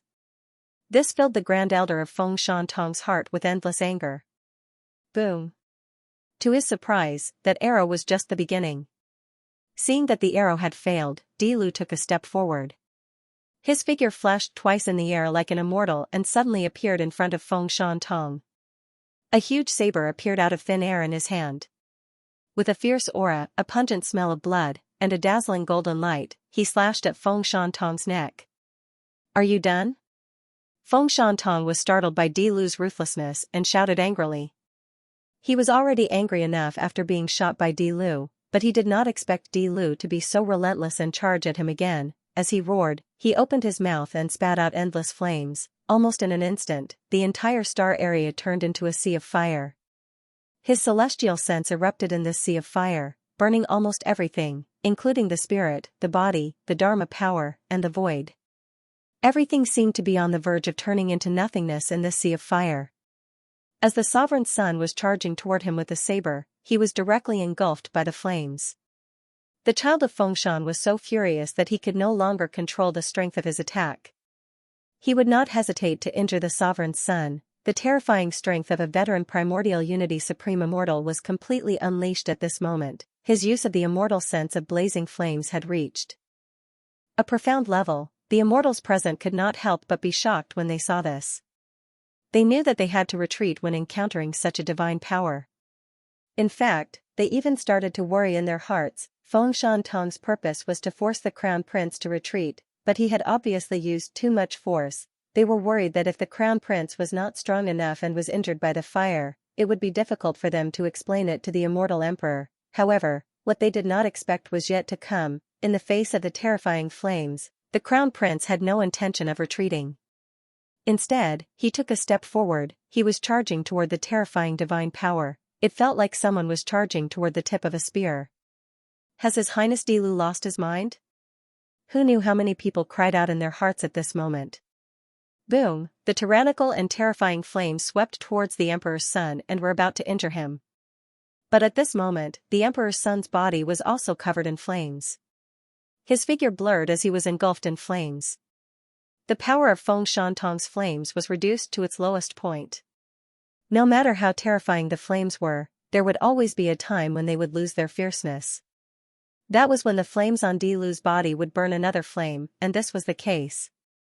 The flames on Di Lu's body were immune to Feng Shan-tong's flames to a certain extent. How is this possible? When did he comprehend the immortal consciousness of the seven amidst heaven? At this moment, two of the three white-robed old immortals of dark frost heaven opened their mouths in shock and cried out. A supreme immortal of primordial unity had cultivated the celestial perception, mastered the Dharma, and greatly enhanced the power of his divine powers. However, there was also a counterbalance between divine powers. For example, when a person who had cultivated the same celestial perception attacked his opponent, the power of his divine powers would be reduced, and his opponent might even be immune to his divine powers. The reason was simple. Both of them cultivated the frost element, so how could one use frost to seal another? That was what happened to Di Lu. Feng Shan-tong had used the immortal consciousness of the seven amidst heaven to defend against the enemy, but Di Lu also had the same immortal consciousness. Although it was obvious that Di Lu's immortal consciousness was very weak, it also made him immune to the divine power of the seven amidst heaven. He rushed into the sea of flames and slashed down with his saber. Puff! Feng Shan-tong's head, which was covered with strange hair, flew up, his face still full of shock and confusion. Meanwhile, the crown prince slowly walked out of the sea of flames and caught Feng Shan-tong's head. He smiled at the immortals. Now, we can discuss what we have to do. He didn't show himself no matter how many times we called for him, but he killed the moment he showed up. This sudden scene immediately shocked all the cultivators present, and all of them were flabbergasted and speechless. When the great elder of seven hidden heavens, Feng Shan-tong, had injured the junior immortal general, they, who were more prudent, had already realized that there would be trouble. After all, Di Lu's infamy from 1,000 years ago was not just for show. How many times had he brutally and domineeringly slaughtered the entire clan just because someone had offended him over a small matter that he did not care about? As soon as Di Lu appeared, he immediately drew his bow and shot at Feng Shan, which proved their guesses. However, even at that time, they only thought that Di Lu was just venting his anger. They didn't expect that he would really kill Feng Shan and behead him. That was the Grand Elder of Grand Elder Feng Shan. According to him, when he paid a visit to the Celestial Emperor, the Celestial Emperor would reward him with a meditation cushion for his hard work. This emperor's disciple actually killed him just like that. Most importantly, did he really kill him? Wasn't it rumored that this Di Lu's cultivation had been greatly damaged after being suppressed for 1,000 years? However, based on his current performance, it was clear that his cultivation had improved instead of being damaged. 1,000 years ago, no one thought that Di Lu could kill the Grand Elder of Grand Elder Feng Shan with a single slash. This sudden and terrifying scene caused everyone to be speechless for a long time. Everyone's expressions were extremely unsightly. On the other hand, the Di Lu acted as if he had only done something insignificant. With a flick of his finger, the head turned into dust, and even the Grand Elder's soul turned into smoke. Then, he smiled and said to the elders and chiefs of the other great forces, "You all really came as promised. Haha, I was in closed-door cultivation to deal with some small matters earlier, so I've neglected all of you. However, there's no need to be polite. Come to my tent and have a good chat. It's time to deal with the matter." Okay, those from the aristocratic families were all old men who had been through a lot. Moreover, to be able to cultivate to such a level, their Dao heart, willpower, and experience were all top-notch existences. They all had the ability to remain calm even if Mount Tai collapsed in front of them. Although Di Lu's violent attack and killing Feng Shan was indeed beyond their expectations, they soon reacted and exchanged glances with each other. They all had a plan in mind, and the shock on their faces was gone. Instead, they remained calm and composed, and instead, they became more composed and dignified. Could it be that this Di Lu wants to use the same old method to scare us? The Grand Elder of the main clan coldly thought. First, he attacked and beheaded Feng Shan to threaten us. Then, he risked everything to become enemies with the Qi Adept Heaven. Then, he took the opportunity to reconcile with us and even subdue us. Haha, this method is strange, but it's not like no one has used it before. Although we do want to give him some leeway and see how much benefit he will give us, if he thinks he can use this method to make us bow our heads, then he is underestimating us too much. Haha, you're right. Elder Feng's death was not worth it. However, Elder Feng will naturally negotiate with His Highness on this matter. There's no need for us to say anything more. It's just that I've been friends with Elder Feng for tens of thousands of years and I'll have to offer a sacrifice to him, the Grand Elder of the main clan sighed in a low voice. He took out a small porcelain bottle from his sleeve and sprinkled it in the air. The bottle seemed to contain some kind of elixir. As soon as it entered the starry sky, it immediately dissipated. The surrounding immortals all felt their souls float. It felt like they had drunk several jars of strong wine, and they felt like they were floating. It was obvious that the elixir was not ordinary and had a great origin. Haha, I've met Elder Feng once 400 years ago. What a pity. The third clan master of the Nine-Ridge Phoenix Heaven also smiled and shook his head, expressing his regret. We both served the great Scarlet Sky, but he died like this. Alas, what a pity, what a pity. Even the three old immortals in white robes from the Dark Frost Heaven couldn't help but express their regret. Haha, it looks like these people are really dissatisfied. Feng Xing sneered inwardly when he saw their expressions. He knew that these people were expressing their strong dissatisfaction with him, which also meant that they weren't intimidated by him. It seemed that the five major forces were indeed confident. They must have felt that they had a firm grasp on his lifeline. Thus, the more ferocious he appeared, the more they felt guilty in their hearts. Judging from their expressions, they had probably already exchanged their opinions and were even more prepared to make use of him in the negotiations later. I'm here today to discuss the matter. If you want to offer incense, wait until the important matter is over. Without further ado, Feng Xing sneered and gave them some instructions before returning to the turbulent sea with his hands behind his back. The leaders of the major forces glanced at each other, a dark light flickering in their eyes, and followed him in. Your Highness Di Lu, there's no need to say more about the purpose of our trip. We all know that we came to you to ask about the whereabouts of our young masters. After all, only your Dilu bloodline survived in the turbulent sea, so it's only right for us to ask you about it. At that time, we weren't sure if you knew about it. However, you avoided us for a month, and then told Elder Meng that you would give us an explanation. Does this mean that you do know their whereabouts? The third clan master of the Nine-Ridge Phoenix Heaven spoke indifferently as soon as he entered the giant stone hall. He didn't even bother to exchange pleasantries. He went straight to the point. He didn't even bother to put on any false pretenses. That's right, Your Highness Dilu is fierce and unpredictable. It's a pity that Elder Feng of the Seven Shade Heaven died. Haha, but no matter how fierce you are, I'm not afraid. Perhaps you can kill me in a fit of anger, but I still have to give you an explanation. The great elder of the main clan slammed his dragon-head staff on the ground and shouted. What's the hurry? Fang Xing smiled helplessly and rubbed his eyebrows in the face of their aggressive and impatient expressions. Haha, our young master's fate is unknown. Lord Meng is burning with anxiety, so how can we not be anxious? The great elder of the Meng clan shouted, the Meng clan can't be casually bullied. We need an explanation whether they're dead or alive. Since Your Highness Dilu is the only one who knows about their whereabouts, we have to give you an explanation. Well, an explanation is necessary, Fang Xing nodded with a thoughtful look on his face. The elders of the various clans became excited when they heard this. They had been worried that Dilu would deny this matter. Now that they heard it with their own ears, didn't it mean that he admitted that he knew about the whereabouts of those people? If that was the case, then he wouldn't be able to clear his name. After they returned to their clans, they would finally be able to give their patriarchs an explanation. Your Highness Dilu, please explain. For a moment, the four elders spoke at the same time. Fang Xing chuckled and rubbed his eyebrows as he slowly said, but this explanation is given to me by all of you. The four elders frowned and remained silent. They didn't know what trick he was trying to play. Fang Xing said unhurriedly, to tell you the truth, I do know the whereabouts of those guys. I met them in the turbulent flow sea, and I know where they went afterwards. That Liang monarch was with them and was killed by me. Nyakuangi, that bastard, was killed by me. I didn't like that red-haired kid from Kamadi Heaven, so I also killed him. As for the others.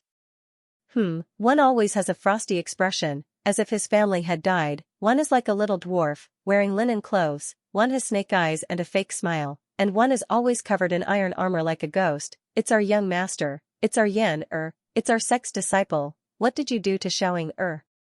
Hearing this, everyone was shocked, and their expressions changed greatly. This Dilu really didn't have anything nice to say when describing people, but he did catch the main point, so they understood immediately.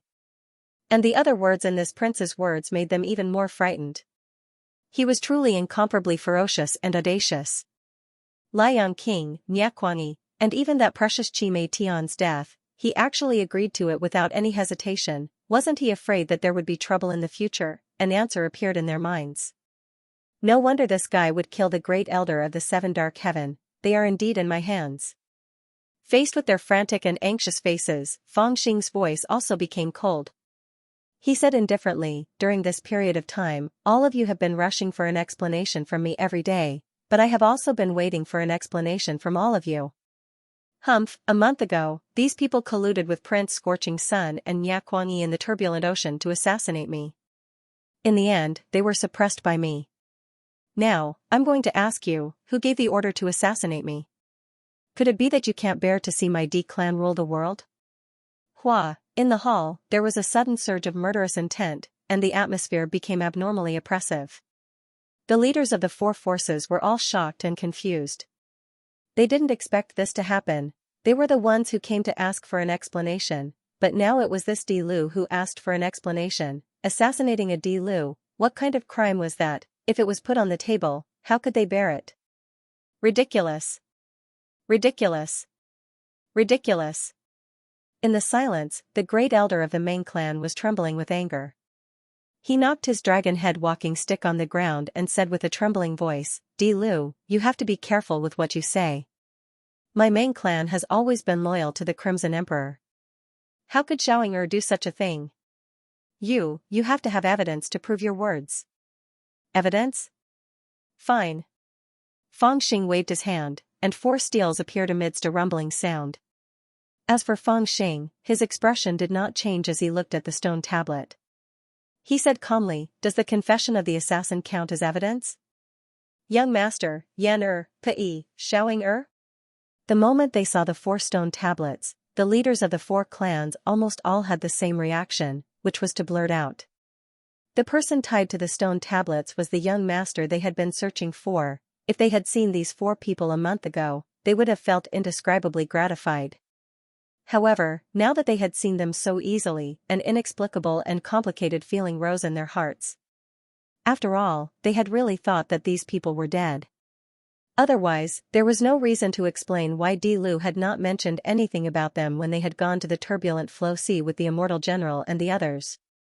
Also, they could not explain why the young master had refused to meet them when they had repeatedly come to cause trouble. His immortal envoys and advisors also looked like they had lost their backbone. Moreover, they could not see any signs of life in these 4 people. To put it bluntly, the reason why they kept saying that they wanted an explanation was because they thought that they were dead. The dignified marquises of Great Scarlet Sky had their successors die for no reason. Naturally, they had to pretend that nothing had happened. Moreover, they did not care who was in the right and who was in the wrong, nor did they care how these people had died. They only believed that Di Lu was related to the death of the 4 sons of Great Scarlet Sky, so they had come to demand an explanation and to win back face for the forces behind them. It had been more than a month since they had caused trouble, but they really did not think much about finding the people back. This was because they had previously deduced that as long as these juniors were not dead, they would definitely be shown in the divinatory image. However, they could not find any trace of them in the divinatory image. Logically speaking, there were only 2 possibilities. Either these people were dead and had completely disappeared, or they had reached a place that was isolated from the real world and had lost all contact with the real world. The second possibility was basically impossible. No matter how brilliant a small world was, it was impossible to completely isolate the real world. It was precisely because they were certain that Feng Xing had killed their young masters that they were furious and wanted an explanation. After all, everyone knew that even if our young master had offended you by participating in the battle of the martial monarch prince, with our identities and status, you could not kill them. Otherwise, it would be equivalent to having a falling out with us. But when Feng Xing revealed the person they were looking for and demanded an explanation from them, their anger and confidence immediately turned into indescribable awkwardness and panic. The gazes of the people from all directions all turned to look at the bound young master on the stone tablet. Their hearts were filled with shock and worry. So much so that after the shout, there was a long period of silence. At this moment, Feng Xing, who had completely grasped the initiative, sneered in his heart and was secretly furious. In fact, when he spared their lives, he wanted to use them to gain some potential. However, something went wrong in his cultivation. Unknowingly, a month had passed, and it had been delayed until today. The delay caused the 5 forces to misunderstand his intention and come to cause trouble for him recklessly. At this moment, he released these 4 people. Looking at the shocked and angry expressions of these arrogant old men, he was secretly delighted. Hee, these 4 bastards and a red-haired bastard from 7 concealing heavens dared to collaborate with Prince Liang and Ya Kuangyi to assassinate me when I was quelling the rebellion in the turbulent sea. In the end, they overestimated their abilities and were captured by me. Previously, I had been cultivating in seclusion and only recently had time to properly interrogate them. Although they did not explain clearly why they wanted to assassinate me, they admitted to assassinating me. I am really curious, what do you think? Looking at his sinister expression, the expressions of the people from the 4 forces changed drastically. Do you really not know why they wanted to assassinate you? They cursed in their hearts. With their status, they naturally knew the intention of their clans to get close to Emperor Shi. They also knew that these young masters had helped Emperor Shi to show their sincerity. They believed in the assassination itself, but even if they believed it, could they bring it out and talk about it? Not to mention them, even Emperor Shi himself would not dare to openly say that he wanted to kill his own younger brother. Moreover, everyone had a mouth, they could say whatever they wanted. If Di Lu believed that they were sent by Emperor Shi, it would be fine. However, if he insisted that the young masters wanted to assassinate him and it was the intention of their clans and sects, then the five forces would have a huge headache. Assassinating an emperor's son for no reason, was this a rebellion? It's not confirmed yet, Emperor's son, be careful with your words. A white-robed old immortal from dark frost sky suddenly stood up with a solemn expression and said in a cold voice, "We didn't expect that Bing Yan was really in the hands of Emperor's son, and that she had been detained for a month. Just now, Emperor said that she was captured by you when she was trying to assassinate you. This can only be considered a one-sided story. Not to mention that the Ice Clan of Dark Frost Sky has always been loyal to the Scarlet Emperor. It's impossible for us to assassinate him. Even if she really admitted it. Emperor's son, you can easily force her to admit it by torturing her, right?" "That's right, Emperor's son, isn't this too much? You said that they were suppressed by you when they were trying to assassinate you, so why didn't you hand them over earlier? Why did you drag it out until now? And looking at the wounds on their bodies, they must have suffered a lot under your hands. Not to mention forcing them to admit to the assassination, even threatening their lives to make them admit to assassinating the Scarlet Emperor would work, wouldn't it? Emperor's son, since they are in your hands, please return them to us. After we interrogate them, we will naturally know what is right and wrong." "My poor little Ling-er, how much have you suffered?" Following the white-robed old man's words, the expressions of the leaders of the four great forces changed. Some people directly refuted Feng Xing's words, saying that his words were untenable. Even if these people's confessions were obtained through torture, some people scolded Feng Xing for making false accusations, and some people directly demanded for them to pay them back. The great elder of the Ming clan was so distressed that he began to cry out in pain. To be honest, they were certain that Di Lu had used torture, because they didn't believe that their young masters would be so stupid as to admit to assassinating him so easily. They didn't even believe that they were actually caught during the assassination, because they didn't want to be used by Disher from the very beginning. Assassinating Di Lu was just to show that they were close to him, and to show their support for Disher. These young masters couldn't really assassinate Di Lu themselves, because the person they had set their eyes on was Prince Veer's son, who didn't have any power behind him. Of course, the madman Ya Kuangyi was more suitable. Therefore, they believed that the truth of the matter was that Di Lu had discovered that these young masters were standing against him, so he had captured them without any concrete evidence, then spent a whole month to force them to confess. To a certain extent, their guesses were not far from the truth. "You want people?" Feng Xing's expression changed. He slightly raised his 10 fingers, and the 4 stone tablets immediately flew behind him. He then sat on the armchair, his expression sinister and murderous. His eyes stared at the various expressions on the faces of the people present. He sneered and said, "Is it so difficult to determine whether or not they tried to assassinate me, and whether or not I wrongly accused them? Hee, the 3 immortal sovereigns of the great Scarlet Sky lineage should have such a method, right? Why don't we just hand them over to the 3 immortal sovereigns and let them find a way to find the truth? You dare? How can the soul of an upper immortal be extracted and refined?" The people of the various forces all turned pale and shouted loudly. Not to mention the fact that they were guilty, they did not dare to let Feng Xing hand over the people to the 3 immortal sovereigns of the great Scarlet Sky. Even if they were very confident, they could not do such a thing. A primordial unity supreme. Immortal soul was one. If their soul was really extracted, they would become a cripple. It's fine. If the soul extraction proves that they are innocent, I will compensate you with a few upper immortals. Feng Xing smiled, as if he found this very interesting. Even upper immortals can compensate? Don't make trouble, Imperial Prince. For a moment, the scene was a mess, and the people of the 5 forces were a little confused. "All of you, shut up." Amidst the noise, the smiling Feng Xing's face suddenly turned cold, and he slammed his palm heavily on the table.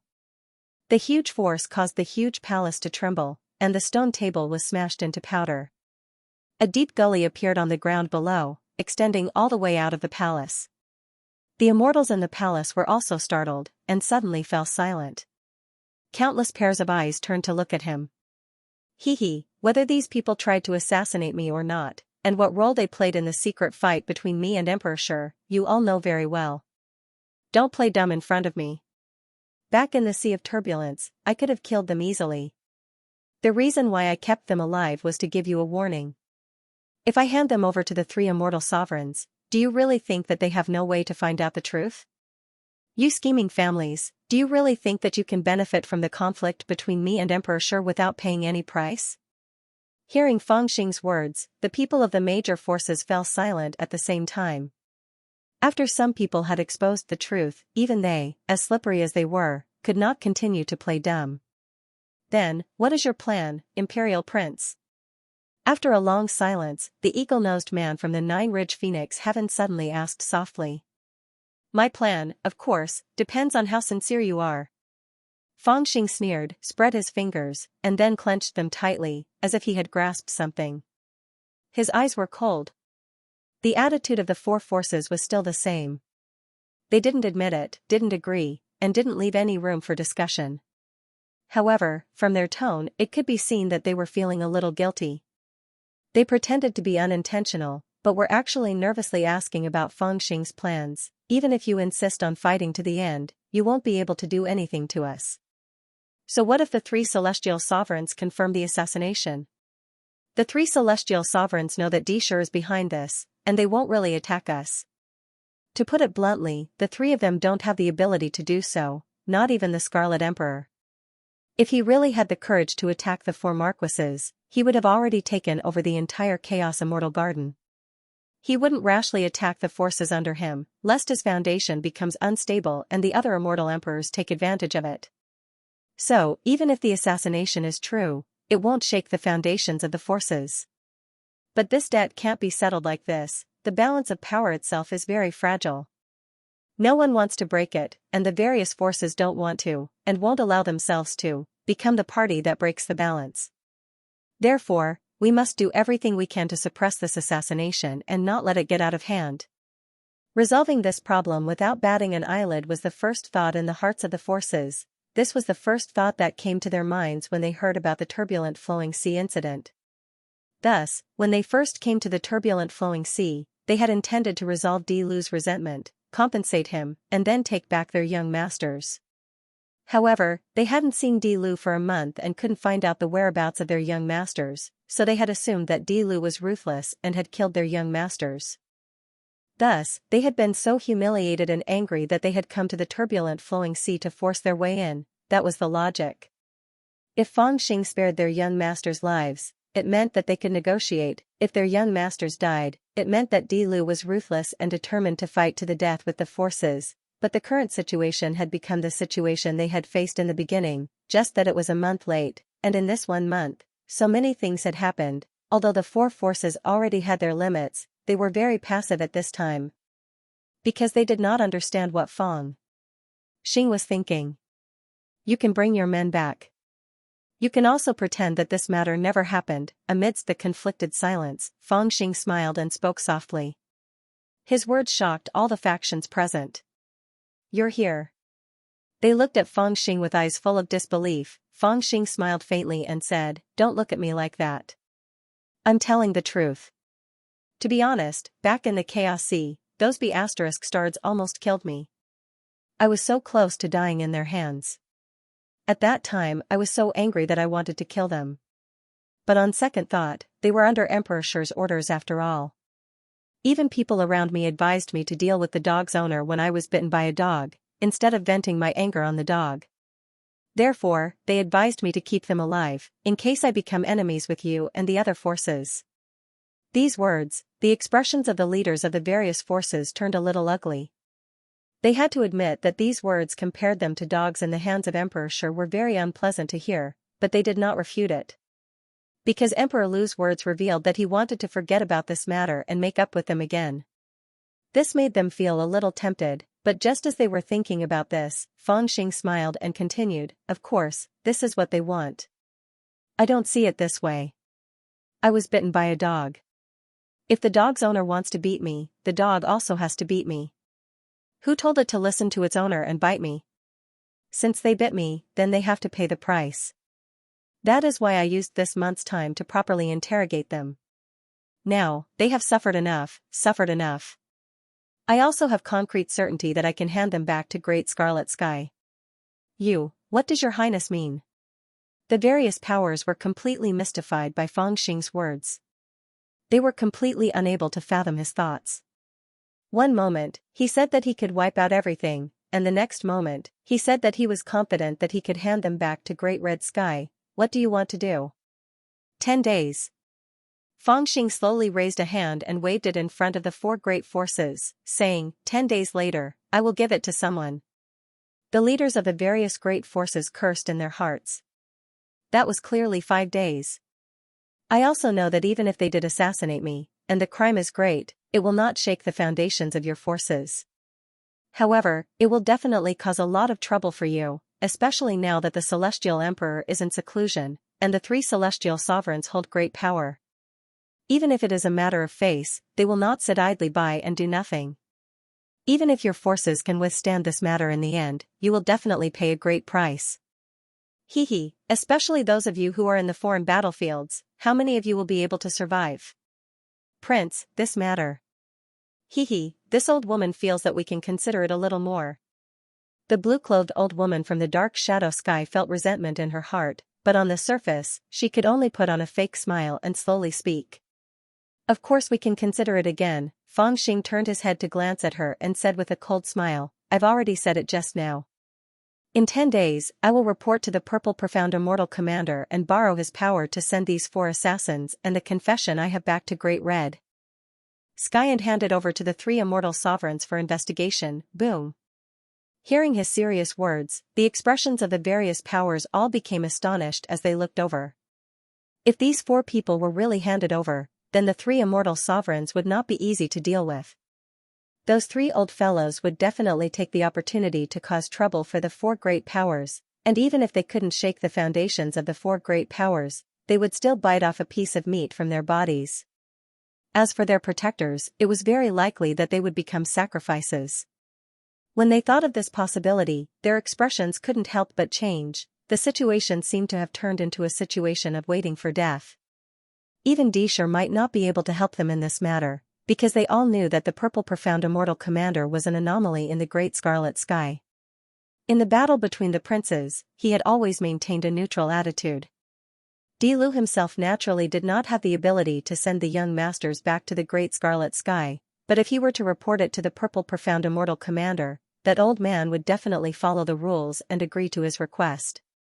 And teleporting the 4 young masters back to the Great Scarlet Sky, with his divine abilities, would not be difficult. Your Highness, if you do this, it seems it won't be of much benefit to you. After an unknown period of time, the eagle-nosed man from the 9-ridge Phoenix Heaven suddenly spoke softly with a calm expression. That's right, I feel that it won't be of much benefit to me, which is why I delayed it until today. When Fangxing heard this, he clapped his hands together and smiled. If I do this, I will naturally make you suffer a great loss, but I won't be able to take advantage of you either. To me, not being able to take advantage of you is already a great loss, and I disdain to do such a thing. That's why I specifically gave you 10 days. In these 10 days, if you can't bear to see these guys continue to suffer, then show some sincerity and bring them back. Because of their assassination, I am quite angry, but I am a magnanimous person. If you show enough sincerity, then I can actually not be angry, and I can even forget about this matter. When everyone heard this, they could not help but be stunned for a moment. Countless gazes fell on Fangxing's face at this moment.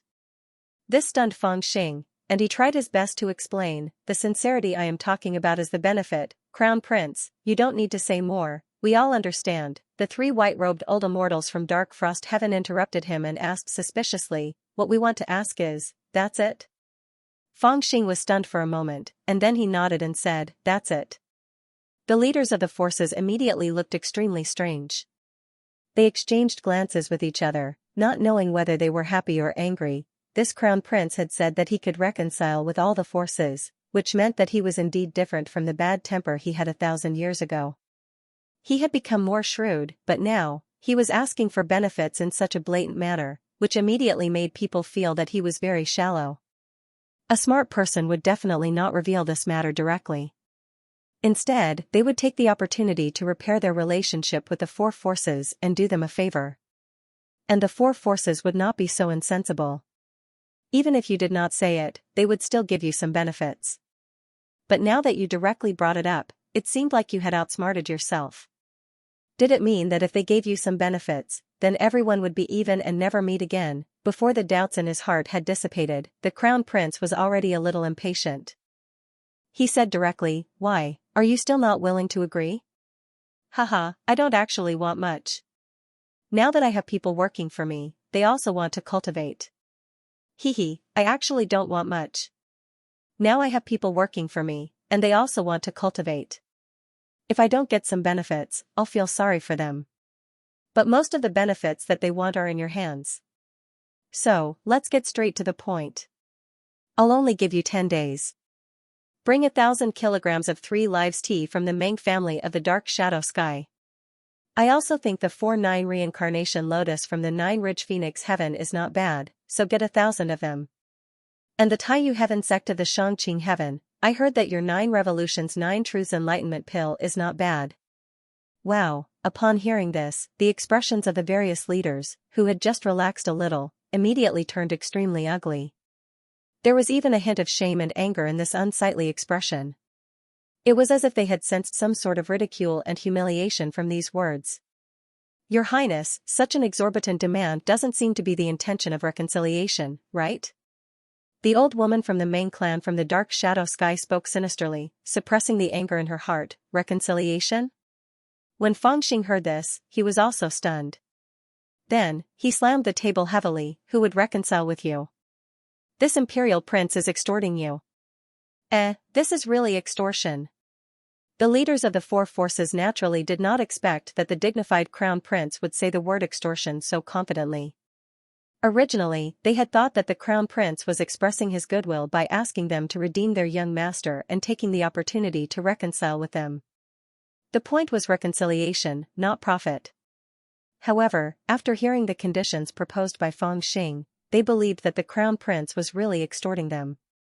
He did not want to reconcile with them in this way because he obviously paid more attention to profit. Moreover, even though the 4 forces had extraordinary resources and were rich and overbearing, they were still shocked by the conditions he proposed. Did this crown prince think that the immortal herbs that could help primordial unity supreme immortals were cabbages? They did have this kind of rare resources, and it was precisely because of their control of these resources that they had an unshakable foundation in the 33 heavens and a terrifying influence among the primordial unity supreme immortals. However, this did not mean that they had an inexhaustible supply of resources. This crown prince wanted more than 500 kilograms of 3 lives tea from the Meng family of the shadow sky. It should be noted that there were only a few 3 lives tea trees in the Chaos Immortal Garden controlled by the Meng family of the shadow sky. Each tree would only sprout a few buds every 10 years and would only be harvested once every 1,000 years. In total, less than half a kilogram of 3 lives tea was harvested. Usually, they would only harvest 1 leaf for the Meng family. How many tens of thousands of years would it take to harvest this much 3 lives tea? The 4-9 reincarnation lotus in the 9-ridge phoenix heaven only bloomed once every 7 years, and only 1 lotus bloomed every 49 years. This lotus would wither in another 49 years, and it would take another 49 years for it to give birth to 7 reincarnation lotus seeds. A pond of reincarnation lotuses had been carefully cultivated for 1,000 years, but they had only obtained 100 lotus seeds. This crown prince wanted over 1,000 lotuses from them, but he had made a mistake about the most important part of the 4-9 reincarnation lotus. However, his tone was frighteningly arrogant. The 9 revolutions 9 truths enlightenment pill of the Taiyu heavenly sect was different from the shadow sky and the 9-ridge phoenix heaven. They did not have natural resources that could be consumed directly, but they had an ancient elixir recipe that could be refined from the 9 most precious immortal herbs in the world. Then, a zenith heaven golden immortal would personally activate the fire in the furnace and cultivate it for 99 years. Then, a furnace of 9 revolutions 9 truths enlightenment pill would be refined. To put it bluntly, it was not an elixir, but a condensation of a zenith heaven golden immortal's blood. It seems that he doesn't know the background of our dark frost sky, so he didn't ask for an exorbitant price. The 3 white-robed old immortals of dark frost sky were drenched in cold sweat, but they did not accept it. Their dark frost sky had a piece of primordial immortal jade, which was covered with eternal frost. Every 1,000 years, the master of dark frost sky would scrape off a bit of it, refine it with a secret method, and turn it into an immortal herb. Only in this way could he use the magic of this piece of primordial immortal jade to stimulate his understanding of the law of cold essence. If this crown prince knew about it and asked them to cut off a piece of the cold jade, the three old men would definitely fight with him on the spot. Haha, don't talk nonsense with me. Anyway, I'll give you 10 days. If I don't see anything within 10 days, I'll immediately kill these guys. No, I'll send them all to Great Red Sky. Haha, I'm afraid that the three immortal venerables have been dissatisfied with your arrogance for a long time. I think that if they have something on you, the three old men will definitely extort a sum of money from you. You might as well be smart and give it all to me. Fangxing said unhurriedly in the face of the enraged four forces. He was not anxious at all. Even the three immortal venerables wouldn't ask for such an exorbitant price, right? The leaders of these forces said with hatred, Your Highness Di Lu, are you deliberately making things difficult for us? If I wanted to make things difficult for you, would I still be here talking to you? Fangxing glanced at them and said coldly. But we can't satisfy your conditions at all. To tell you the truth, we don't mind exchanging for the young master, but your conditions are too exaggerated. I'm afraid that even the 100,000 years of foundation of our clan doesn't have as much as you said. How can we give it to you? The blue-robed old woman of Dark Shadow Sky said angrily. Then how much do you want to give? Fangxing rubbed his eyebrows helplessly and decided to bargain with them. When these people heard him ask this, they all fell silent and began to calculate in their hearts. After a long while, the blue-robed old woman lightly tapped the ground with her dragon head walking stick and said, My Meng family has a foundation of 100,000 miles, but we don't have much 3-life tea left. 700 years ago, we gave most of it to the Scarlet Emperor to help him conquer the 33 heavens. Even this old woman hasn't tasted 3-life tea for several years, but since your Highness Di Lu has such a request, this old woman will naturally find a way to satisfy you. I can make the decision and give you 33-life tea to redeem my family's little Inger. But let me say this first, since your Highness Di Lu wants 3-life tea, then my Shadow Sky Ming family doesn't owe you anything. When the others heard this, they all shivered. They knew what the blue-robed old woman was hinting at. If Di Lu wanted to reconcile, he would naturally gain the goodwill of the Ming family. Giving a few 3-life tea was just a gesture, but since Di Lu was extorting, it was a one-off deal. After taking the tea, he would have nothing to do with the Ming family. That's right, our 9-ridge phoenix heaven can't take out 1,049 reincarnation lotuses. I'm afraid that your Highness Di Lu will be disappointed. However, 10 reincarnation lotus seeds is enough to satisfy your Highness Di Lu, but I also hope that after getting the lotus seeds, your Highness Di Lu will still. My dark frost heaven is willing to give 3 tails of immemorial jade frost to your Highness Di Lu. I hope your Highness Di Lu will agree to take back little Bing Yan and let her recover. In the end, the third successor disciple of the Taiyu Heaven sect, Qin Huayang, frowned and softly said, The 9 Revolutions 9 Truths Tao Enlightenment Pill is incomparably precious. My sect master spent 100 years to produce one.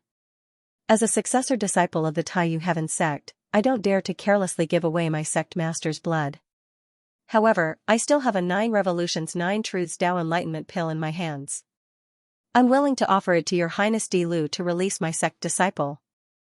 As they spoke, they all stated their conditions. Of course, compared to Fangxing's exorbitant demand earlier, this condition was far too lacking. From their words, we can see their true strength. Fangxing pondered for a moment and secretly speculated. Then, he smiled slightly, okay. Hearing this, the leaders of the various forces became excited, as if they hadn't expected him to agree so quickly, but soon, Fangxing added, Let's add 10 times the amount you mentioned as the ransom condition. 10 times? As soon as the people of these forces heard this, their expressions immediately changed. Everyone was filled with anger. The amount they mentioned was half of what the families and sects behind them would be able to accept.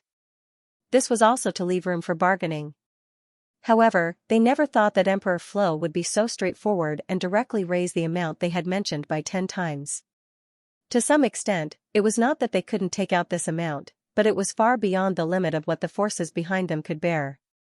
That's right, 10 times. At this time, Fangxing straightened his face and sneered, Do you really think this imperial prince has the time to grind my teeth with you? I've already given you a way out, it's up to you whether you're willing to show your sincerity. This imperial prince will only wait for 10 days. After 10 days, if you don't put what I want in front of me, then wait to go to Great Scarlet Sky to get your young master back." After saying that, he lazily stood up. "Your Highness Di Lu, you can't," those people naturally wanted to say more.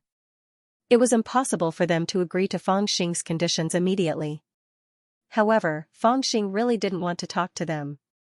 He directly waved his hand and shouted, "Men, fight them out." "Yes, sir."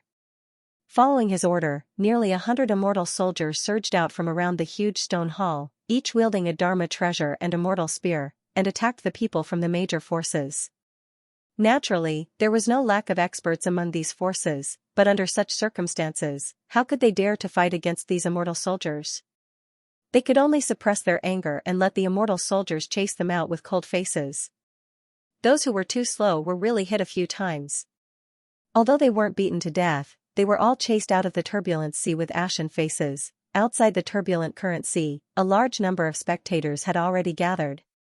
Some had come to watch the show while others had been sent by the other forces to gather information. Everyone was waiting anxiously to know the outcome of the dispute between the four great forces and the Emperor Flo. Just as they were waiting anxiously, they suddenly heard a commotion coming from the turbulent current sea. Their expressions immediately turned serious and they craned their necks to look. "They're fighting?" The people who were here to watch the show were immediately excited. At this moment, a hint of joy appeared in the eyes of Fairy Qing Luo, who was hidden on a star not far away. But very quickly, their expressions changed, and their eyes widened in an instant. It was indeed noisy inside. A group of people from the aristocratic families with strange and angry expressions fled out of the turbulent sea as if they were angry, but they didn't dare to say anything. Behind them was a group of soldiers squatting on the back of a toad and shouting, as if they were the ones who had chased the aristocratic families out. And behind them, there was a person dressed in a white immortal robe. His long hair draped over his shoulders, and his eyes were like cold stars. His hands were behind his back, and he looked coldly at the group of people from the aristocratic families. His voice sounded from afar, as if it was a sinister warning. "I don't have much patience. You'd better give me this explanation as soon as possible." The crowd was stunned, thinking that they had heard wrongly. And at this moment, Fairy Qing Luo's expression changed abruptly, as if someone had touched her chest viciously. "This is like picking up sesame seeds but losing watermelons." The news that Di Lu had beaten the people of the four great clans out of the turbulent sea quickly shocked all the regions. However, the news that followed was even more unexpected. According to the rumors, Di Lu had not killed the four geniuses of Great Scarlet Sky, but had instead captured them. When the four great clans had come to him for an explanation, he had threatened them with their lives and forced the four great clans to pay with Tao comprehension elixirs. The four great clans had held back for fear of harming the innocent, which was why Di Lu had been able to control them all this time. Even when they were beaten out of the turbulent sea, they did not dare to retaliate and could only swallow their anger. Why is this martial emperor's son so narrow-minded? Many people shook their heads and sighed after learning about these half-truths. Doesn't he know that if he really did this, he would be able to gain some benefits temporarily, but he would forever offend the four great forces? Wouldn't he be able to get their support? Now that the two martial emperors are fighting each other, how important is the support of the four great clans?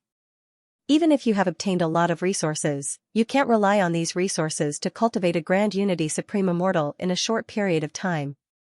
However, if you offend the four great clans, you won't have a grand unity supreme immortal on your side. How foolish. However, Di Lu turned a deaf ear to these speculations. He stayed in the turbulent sea all day long and did not even show his head once. He seemed to be certain that he was only waiting for the four great clans to deliver the Tao comprehension elixirs to him, and the one who was returning to him was His Royal Highness Di Shi. He used Fairy Bing Yan and the others as hostages to extort the resources of the four great clans? When Emperor Shi heard this news, he was obviously stunned, as if he didn't expect this. Fairy Qing Luo's expression was calm as she nodded and said, "This matter has been confirmed. I went to see Elder Meng of the Dark Shadow Sky. She is trying to find a way to get the 3 lifetime tea from her clan, and she is very angry with us now." Haha, the 3 lifetime tea is the lifeblood of the Meng family. Moreover, the capture of Xiaoying of the Meng family has something to do with me. It is not surprising that she would vent her anger on me. I believe the other clans are thinking the same thing at this time. My younger brother has really changed. I really did not expect that he would spare the lives of those people, and I did not expect that he would endure for more than a month and only throw those people out to reverse the situation after observing the movements of the other clans. It seems that 1,000 years of suppression has taught him a lot. Disher's left hand was tugging at the corner of his robe, and his right hand was holding a brush. He was gently drawing on the jade table, and what he was drawing was a starry sky filled with fiend gods and demons battling. It was extremely lifelike, and even before the painting was completed, one could already feel the murderous intent and tragic intent coming from it. As he spoke with Fairy Qing Luo, he did not stop drawing. No matter what news he heard about the Emperor Path, the brush in his hand did not tremble in the slightest, as if his heart was as calm as an ancient well. He does not seem to have changed on the surface, but at every critical moment, he always handles things in a tricky and strange manner. It is hard to see through him, and he seems to be extremely absurd, but he is always unexpected. This time, I am still not at ease, should we? Fairy Qing Luo was not as calm as he was, and asked with a frown. When Disher heard this, he gently shook his head and said, "No need." Fairy Qing Luo was slightly taken aback, and raised her head to look at him, her eyes filled with confusion. Disher's brush danced like dragons and snakes, and soon he had already sketched out a man in black armor, with long hair that draped over his shoulders. He held a strange human-shaped broadsword in his hand, and his appearance was very fierce. At the same time, he did not raise his head and said, "No need to care about what he does, just do what we need to do." Those marquises, after suffering such a great loss, are probably a little annoyed with me for not paying attention to them. We do not need to interfere in this matter, just send someone to deliver a bottle of Emperor Essence to each of them. Emperor Essence? When Fairy Qing Luo heard this, she could not help but be shocked, and her body seemed to tremble with him. She was born in Great Scarlet Sky, how could she not know how precious this thing was? In Great Scarlet Sky, the various marquises all controlled some precious resources, how could the D family not? The reason why the D family had always been able to firmly and ruthlessly suppress all the other marquises, and even emerge victorious in the War of Immortal Kings, and become an immortal emperor, was because of a rare resource that had been firmly in their hands for the past 100,000 years. Emperor Essence, it was said that this item was the essence of the sun and moon, the remaining treasure of chaos, and could also be called the best cultivation resource in the world, apart from an immortal life. Since the era of ancient heaven, the D family had been above the immortals because of this item, and all the immortals in the world had risked their lives to obtain a drop of this treasure. Fairy Qing Luo's status was not low, but she had not seen it even once since she was young. She only knew that her father, Qing Xianxia, had been bestowed a bottle by the immortal emperor, and that it was extremely precious, and he could not bear to waste a single drop on her.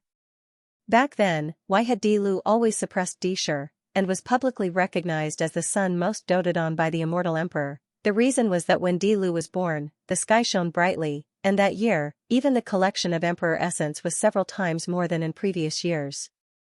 Thus, the Scarlet Emperor was overjoyed, and simply named him Di Lu, and thus established his position. According to Fairy Qing Luo's knowledge, even this Disher had not come into contact with this treasure.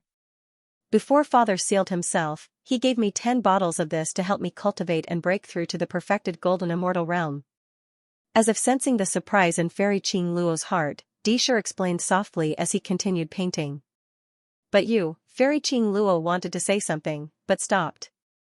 Although this item was not hers, she could not help but feel pained. My cultivation has indeed reached a bottleneck, but I do not need so much Emperor Essence. Disher did not even raise his head as he softly explained, so father gave me Emperor Essence to help me cultivate. More likely, it is a method to win over the 4 marquises. You also know that right now, the power of the 33 heavens is not stable. Although there is still the title of emperor, it is not the same as before when it was ruled by the ancient heaven.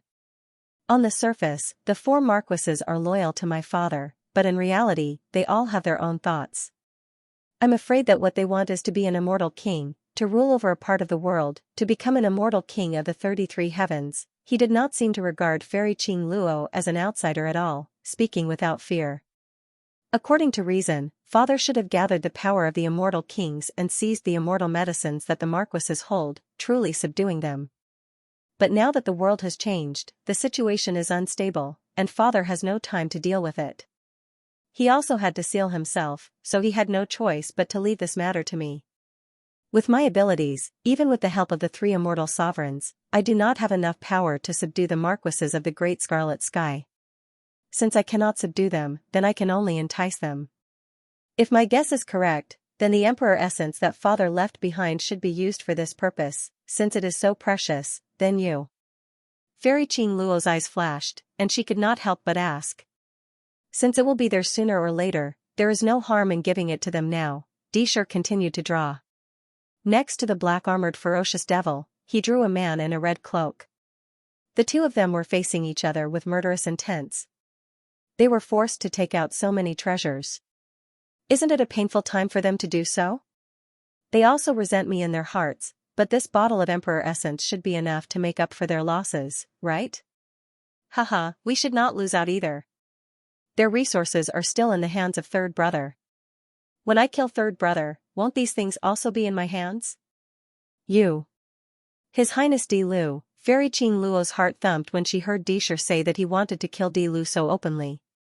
I am not a person who likes to waste time on these kinds of battles, so I prefer to be more direct. Dishur put down the last stroke, then straightened up and looked at the painting from another angle. At the same time, he said indifferently, according to what I know, the immortal commander has already persuaded the divine master to set a time to attack the rebel cultivators of Tianyuan and destroy them in one fell swoop. I have also arranged my own backup plan, which should be in the near future. When the immortal world and divine race armies officially attack the rebel cultivators of Tianyuan, that will also be the time when my third brother's nonsense ends. He looked at the painting on the jade table, added a few more details, then nodded in satisfaction.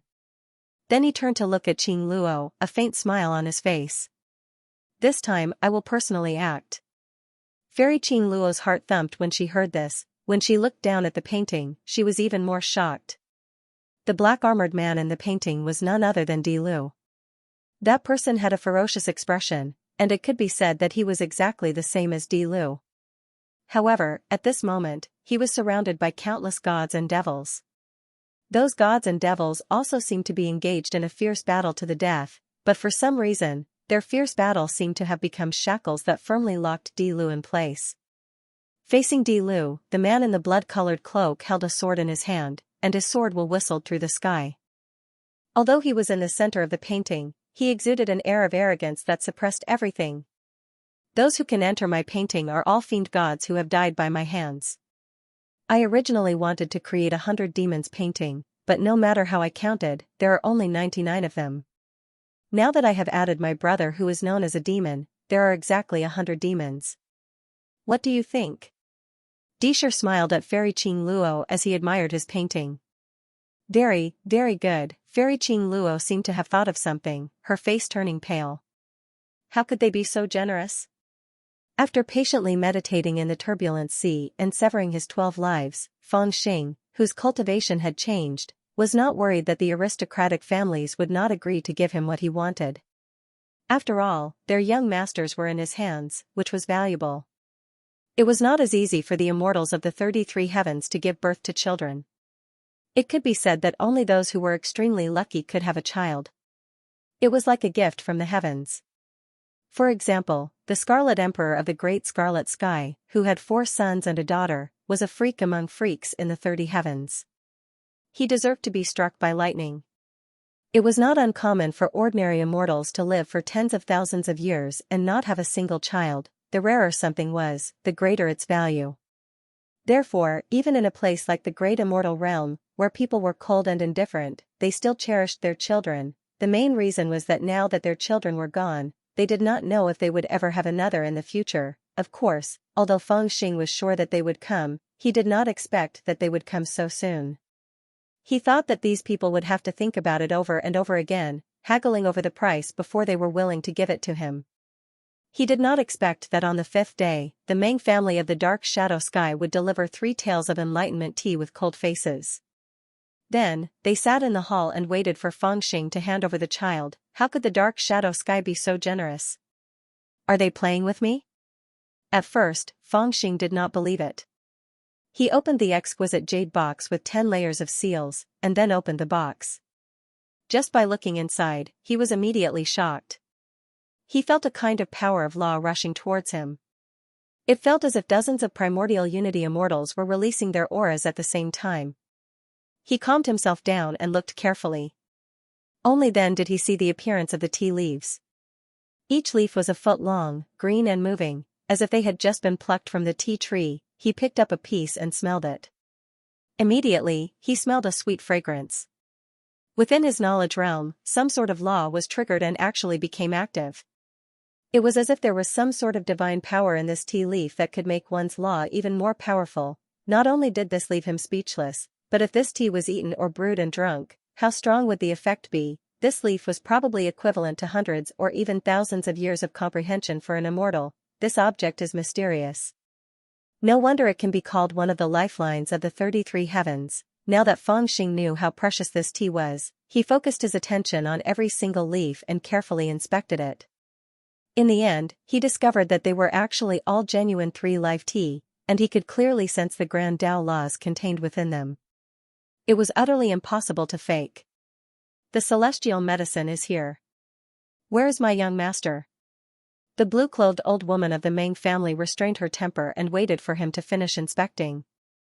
Then, she pressed the jade box with one hand and coldly shouted. Looking at her appearance, she was really worried that after Fangxing received the item, he would go back on his word and not hand the person over to her. However, this crown prince, who was rumored to be unreasonable, behaved very reasonably at this moment. He sneered and waved his hand. Then, a stone tablet flew out from the depths of the divine skeleton palace. An exalted immortal in red armor was tied to the tablet, and his aura was weak. He landed in the middle of the hall. The iron chains on him retreated like snakes, and he immediately collapsed to the ground. Little Ling, the great elder of the Meng family, cried out in grief. She hurriedly rushed forward and hugged the baby of the Meng family with both hands. Then, she used her divine sense to carefully examine him several times, afraid that Di Lu might have done something to him. However, after examining him several times, she found that other than some injuries and a slight drop in his cultivation, her young master was completely unscathed, without any restrictions. Grandma Meng, take me away quickly. This place is too scary. In particular, when little Ling blurted out the name he had been calling her since he was young, Elder Meng was even more relieved. After confirming that the young master had not been planted with a restriction or suffered any hidden injuries, he was slightly relieved. He could finally report to the old master of the dark shadow sky. After coldly saying those words, he hurriedly left with the young master, who was called Meng Ying. The dark shadow sky will remember this debt. Haha, as if I can forget it, Fangxing sneered as he gazed at her back, and his expression was filled with disdain. It was also because the elder of the Meng family had successfully taken her young master back.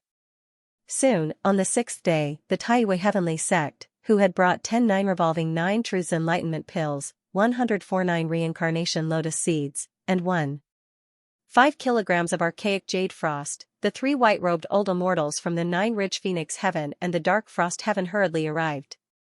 They obediently handed over the pills and asked for Meng Ying. Fangxing was bewildered when he saw how generous they were. From their expressions, he could tell that they didn't seem to feel much pain when they handed over the comprehension celestial herbs in their hands, and they even seemed to be slightly happy. However, when they saw the dispirited and listless prodigies, their hatred towards him deepened.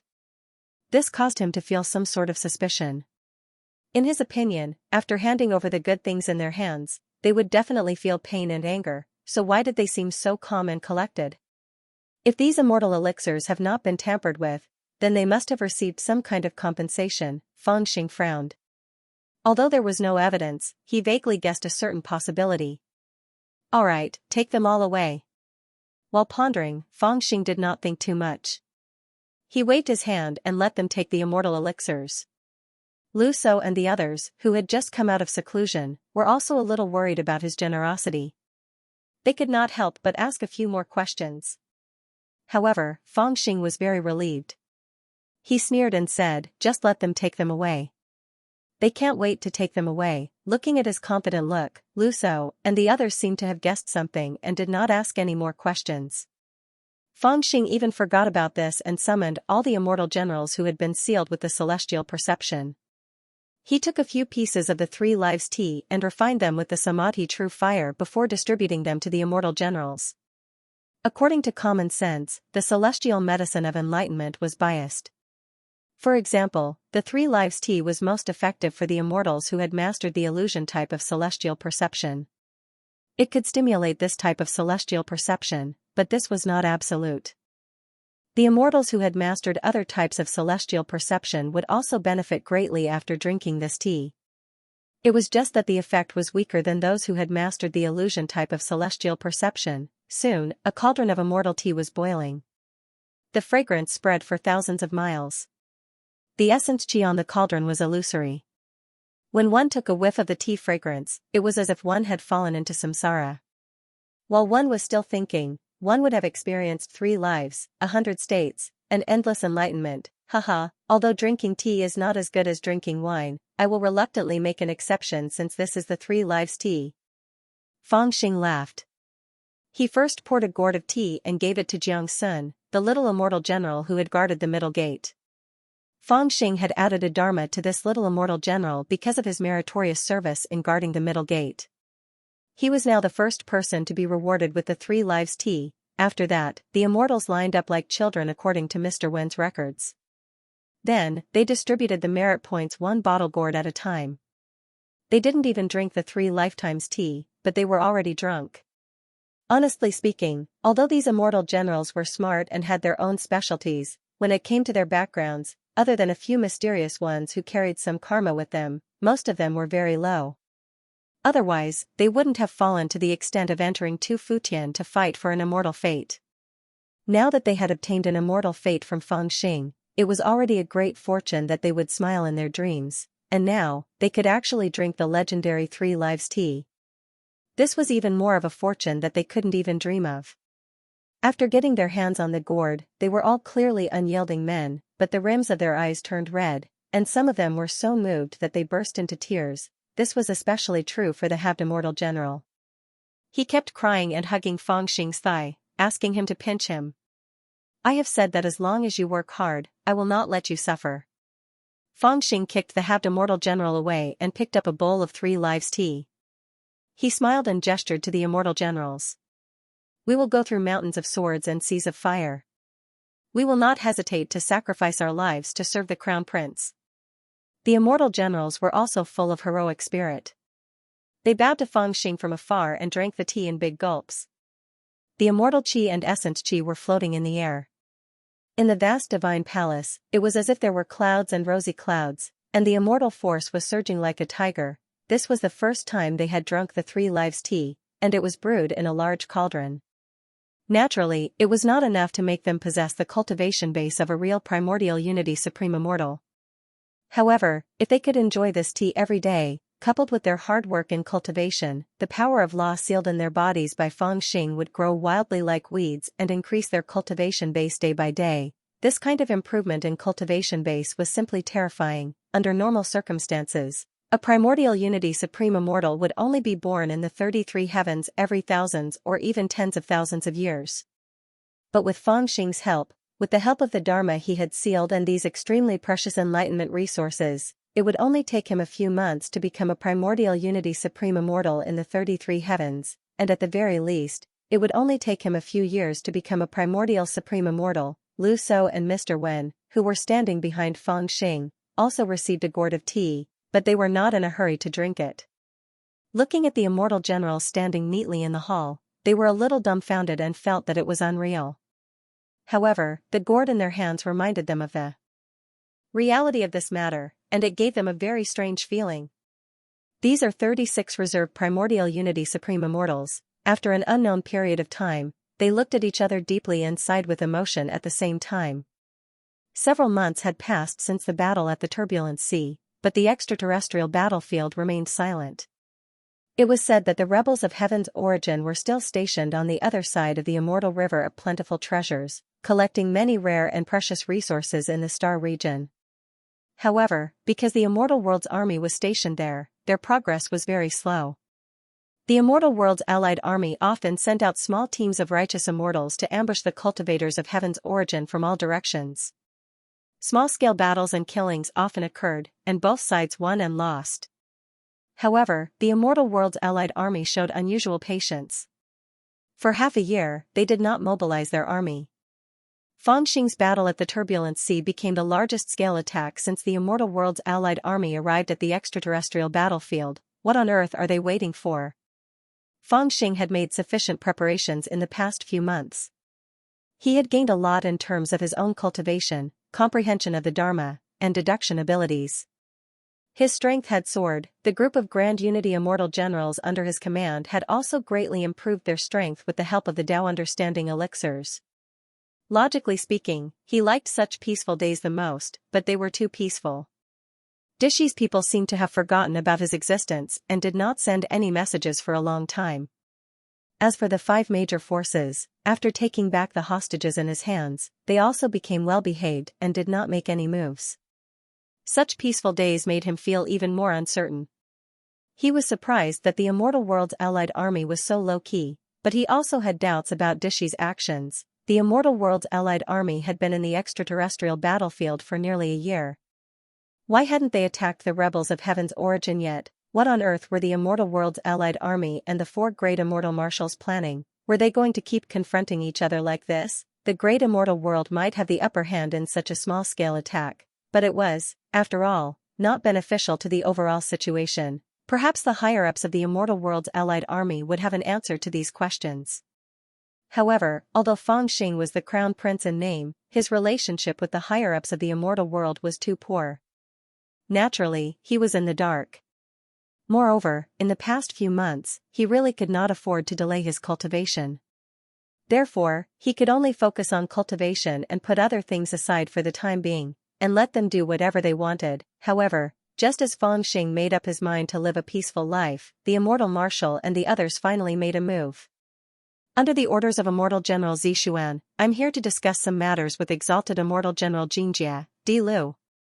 One day, 6 months later, an emissary descended from the 9 heavens, arriving in front of the turbulent flow sea. He notified the guards, loudly announcing the decree. Zixuan Geyser wants me to attend a meeting? Fangxing, who was cultivating in seclusion in the turbulent ocean, was a little surprised. He knew that when the Immortal World's army was outside, regardless of whether there was a war or not, the great Immortal General Xianxia, the elders, and the clan leaders would have a meeting every month. However, even though he was the Emperor's son, he only had a mere 300-toed army under him. Immortal General Zixian had given him face by giving him the title of Exalted Immortal General Xianxia, but he was not qualified to participate in such a meeting. After a few peaceful months, why did he suddenly send someone to summon him? Alright, I'll go. Although he was full of surprise, Fangxing did not say much. He understood the rules. In the army, even he and Disher were nominally Immortal General Zixian's subordinates. Now that the Immortal General had summoned them, how could they be allowed to ask questions? Soon, he summoned Mr. Wen and Brother Banji to accompany him to the meeting. He also ordered Lu So to guard the turbulent flow sea and not to leave without permission. When Fangxing and the emissary arrived at the large star where the Immortal General's army was stationed, he saw that the black steel hull was already filled with various commanders. Great Immortal General Zixian of the Great Scarlet Sky was sitting cross-legged in the middle. Behind him sat a group of Immortal Generals and aides. On his left, Disher, dressed in a white robe, sat quietly. The seat on his right was empty. On the 2 sides, the leaders of the Shangqing Sky, the Dark Frost Sky, the 9-Ridge Phoenix Sky, and the Dark Shadow Sky were sitting quietly. Even Fairy Qing Luo had taken a seat. Your Highness Di Lu is here. Please come in for a meeting. At the entrance of the hall, an Immortal General greeted Fangxing with a smile and invited him in. Swoosh! Swoosh! Swoosh! For a time, countless gazes frowned as they looked towards the entrance of the hall, and their gazes were filled with resentment and resentment. Fangxing was a dignified imperial prince, yet now that he'd arrived at the meeting hall, not a single power actually greeted him. This was truly unsightly. Moreover, the unfriendly gazes of the Tai Supreme Immortals and Zixian Immortal General made Mr. Wen and Banji feel guilty. However, Fangxing didn't seem to notice. He smiled, clasped his hands behind his back, and slowly walked into the hall. His gaze swept across the faces of everyone who looked at him, and he didn't avoid them at all. He looked back coldly. After all, he was a prince, and in this kind of situation, no one dared to look him in the eye. When he looked at them, they all looked away indifferently. Disher didn't even raise his head to look at him. Fangxing held his chest high, and like a victorious rooster, he swaggered to the right side of the immortal general and sat down. Since your Highness Di Lu is here, then the person who will be sent to Xianxia Palace should be decided, right? Immortal General Xian's expression was still that of a daydream. He only slowly glanced at Fangxing, nodded slightly, and looked away. When Fangxing sat down, he slowly opened his mouth, looking weak. Haha, Immortal General is right, but we all have the same opinion. Hearing the Immortal General's question, the blue-clothed old woman from the Shadow Sky Dream clan, who was third to his right, smiled faintly and said, "Others might not understand that little girl who calls herself the Divine Master, but I do. She was originally the personal female attendant of the Guangqing Celestial King, but because she committed adultery with a demon and angered the Guangqing Celestial King, she was imprisoned in the Immortal Prison. However, she was lucky and managed to escape. Later on, it was rumored that she obtained the heavenly art of a primordial celestial ancestor. Her strength increased greatly, and so did her ambition. She actually colluded with a few restless god race beings who refused to submit to the 33 Heavens rule. They formed their own gods' alliance and became enemies with the immortal world. In the past 1,000 years, the immortal king was fighting, and no one had the time to pay attention to her. In fact, if the immortal emperor was in seclusion, she would be able to destroy her. However, she was lucky, and the immortal emperor was in seclusion, so she managed to escape. Now, she has amassed troops in the upper reaches of the myriad treasure Celestial River and watched the Heaven Yuan Celestial Emperor and the rebel cultivators of the Heaven Yuan Celestial Emperor face off. This time, if we want to use troops against the Heaven Yuan Celestial Emperor, we have to be careful of her taking advantage of the situation. In my opinion, she is a greater threat to the 33 heavens than the Heaven Yuan Celestial Emperor. We can pretend to be a snake for the time being, but we can't agree to those conditions. One of the 3 white-robed old immortals from the dark frost heavens nodded gently and said, "Senior Meng is right.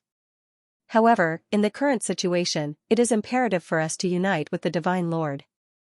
In my opinion, the various conditions proposed by the Divine Lord are mostly to test us. Since she is asking for a sky-high price, let's bargain on the spot. We can't guard against her for some insignificant things. After all, she is just a small ant. No matter how full she is, how can she resist the stomp of a giant elephant? However, we can't easily agree to some key things. At the critical moment, we have to give her some face. The status of the envoy must not be too low. We must let her use the troops with peace of mind." Fangxing had just come in, so he was clueless. When he heard these words, he couldn't help but be stunned and fell into deep thought. He was quite familiar with this godmother. Tian Yuan had been ruined by her, and she could be said to be invincible. Moreover, Fangxing also knew that the one who came to Tian Yuan at that time was actually just a doppelganger that she had refined. He didn't know where her real body was in the vast star region. Now, from these people's words, he learned that the real body of the Divine Lord was actually in the upper reaches of the myriad treasures Celestial River. Moreover, she led the army of the Divine Clan and formed a corner with the forces of the 33 Heavens and Tian Yuan. However, these people were discussing how to form an alliance with her. It's fine to agree to her conditions. However, what if she refuses to agree to use the troops or goes against us on purpose? Haha, if she isn't a fool, she wouldn't dare to cause such a disaster. All kinds of arguments gradually arose, and it gradually became a mess. What do you think, Your Highness? Just as Fangxing was thinking about the Divine Lord and didn't pay attention to the childish discussions around him, Celestial General Zixuan suddenly turned around and asked with interest. Only then did he realize that all eyes were on his face. Me? What do you mean? Fangxing was slightly stunned, and he asked with a frown. Celestial General Zixuan smiled softly and said, "The Great Scarlet Heaven wishes to send an envoy to the upper reaches of the myriad treasures Celestial River as an envoy to the Divine Night Palace to convey the goodwill of the Great Scarlet Heaven. The envoy doesn't need to fight. He only needs to convey the will of the great scarlet heaven, and it will be a great merit. After some discussion, everyone here feels that Your Highness is the most suitable candidate. What do you think, Your Highness? All right. Feng Xing was slightly stunned, and he nodded in agreement. Huh? When the immortals heard this, they were greatly surprised. Their gazes were filled with surprise and doubt, and they all looked at him. Feng Xing glared back with hostility. What? Is there a problem? Everyone immediately turned around and shook their heads at the same time. They mumbled, No, there's no problem.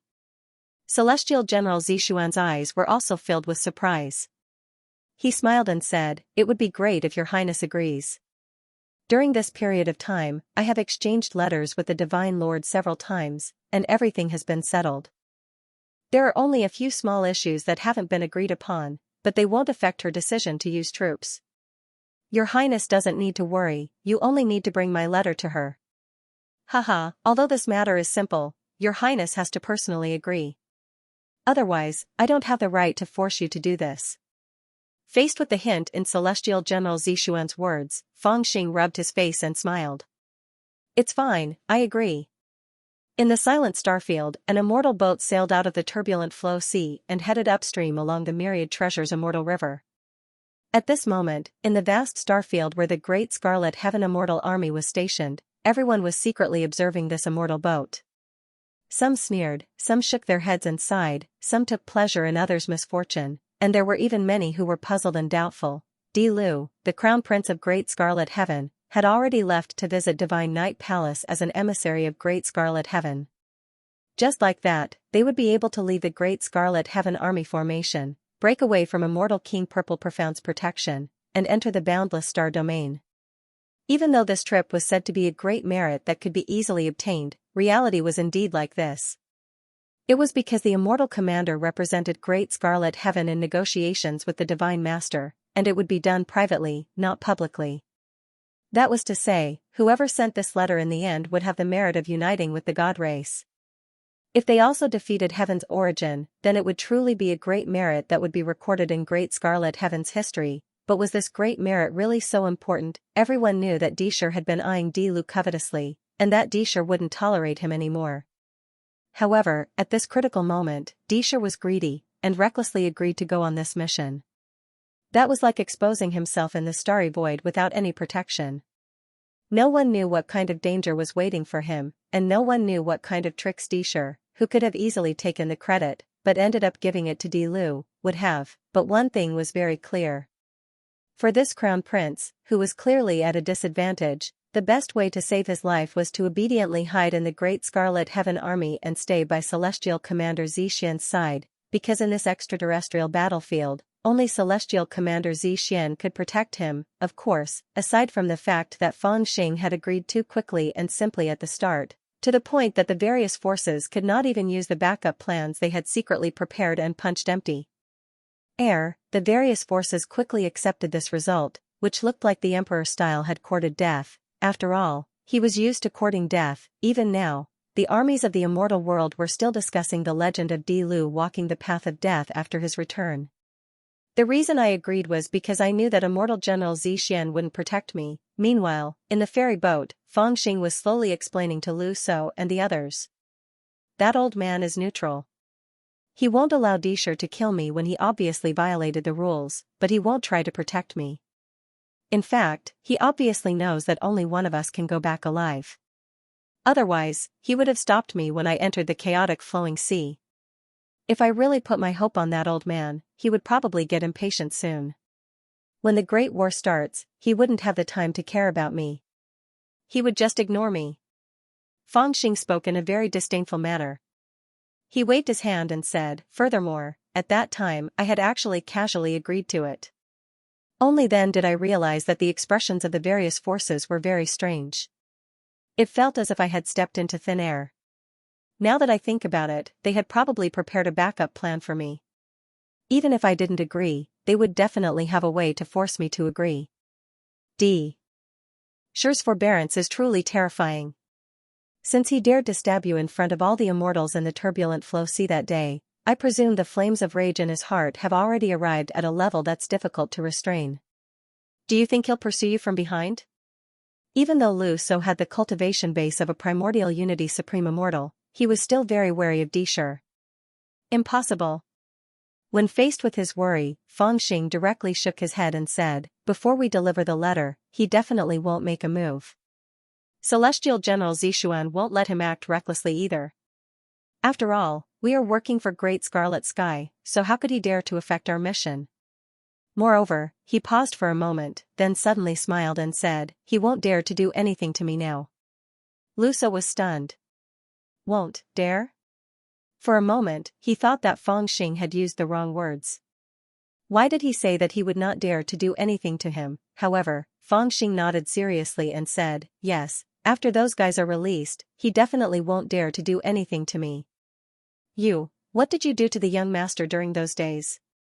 Lu So also remembered and hurriedly asked in a low voice. They have a lot of capable people around them, and they even have a Zenith Heaven Golden Immortal ancestor who is very powerful. I don't think ordinary restrictive spells will work on them. Moreover, those people know a lot of your secrets. Once they find out, it's not a big deal to plot against you, but it's a big deal to expose your identity. They won't be able to find out. Fangxing seemed to be a little proud of himself, and he was very certain. Because even that group of young masters couldn't discover it themselves. No matter how many capable people they have around them, I reckon that unless an immortal king stage person personally inspects them, no one would be able to see the abnormality in their bodies. So powerful? Lu So was a little speechless. However, on second thought, this Dao master was holding a strange brush, which could actually make his body produce a mortal perception out of thin air, which was equivalent to giving him the cultivation of a half-step to primordial unity. If he had such a heaven-defying skill, what else could he not do? Then what did you do to those people? At the thought of this, he could not help but be curious about the arrangements Fangxing had made. This was exactly what Fangxing was most proud of. I used their bodies to give Emperor Shi a good scare. What do you mean by giving him a good scare? Lu So found that he could not keep up with this bandit Dao master's thinking. I just bragged to him. When Fangxing mentioned it, he was a little excited and asked with a smile, since when did you start lying? Lu So was stunned by his question, but he thought about it honestly and sighed. It should be when I was 10 years old. At that time, I entered the sect with my senior and junior brothers and sisters and started cultivating. I still remember that it was a sunny afternoon. As he was immersed in his story, Fangxing interrupted him and stuck out 2 fingers proudly. I started when I was 2 years old. Dao Master is mighty. I started when I was 5 years old. The half-section immortal general joined in the fun and looked at Fangxing with admiration. That's why I said that you guys are not good in this area. You have no talent. Fangxing waved his hand and said smilingly, in fact, I really want to see what Emperor Shi and his brothers look like now. But what a pity, I can't go to them now to expose the truth and laugh at them. I can only endure it for the time being. However, you don't need to worry about one thing, Emperor Shi will never dare to casually attack us now. If I'm not wrong, even if this bastard has set a trap for me, he will only do it when the Great War starts and the chaos starts. Only when the chaos starts, can he release all of his power and have the confidence to deal with me. If Emperor Shi isn't an idiot, he will definitely put away those petty tricks that he has been playing in the past. At this point, his gaze slightly darkened. However, if he were to attack me again, he would definitely be very confident. In terms of overall strength, we are still inferior to him. If that bastard were to go all out, he would be a great threat. So, instead of staying there and being on guard at all times, it would be better for us to leave so that he won't be able to gain the upper hand. Dao Master is mighty. Everyone was a little puzzled by his words. Only the half-section immortal cultivator clapped his hands and laughed loudly. After laughing for a while, he realized that no one else was laughing, so he also stopped laughing embarrassedly. I hope so. But we must be careful, we still need some time. Lu So also thought seriously for a while, but he did not ask any more questions. He just sighed deeply. He really did not know where Fangxing's confidence came from. After all, no matter how he thought about it, he did not know how Dishur would be afraid of Fangxing. That did not make any sense at all. In terms of individual strength, Dishur was simply terrifying. In terms of immortal soldiers, Dishur still had 8,000 Red Knight army, and 1,000 immortal soldiers of Fairy Qing Luo were also under his command. In terms of Grand Unity immortal generals, he not only had his own immortal generals, he also had the support of the 5 major forces. It could be said that there were many experts under him. Compared to the Toad army, he really had an absolute advantage. Previously, in the battle formation, although they did not have the initiative, whether it was the general situation or the environment, they were all under Dishur's control, and they were constantly in danger. There must be gains and losses. As long as they were still in the battle formation, Dishur could not casually attack them because of the rules. But now? Once they left the battle formation, they would lose the protection of the immortal commander.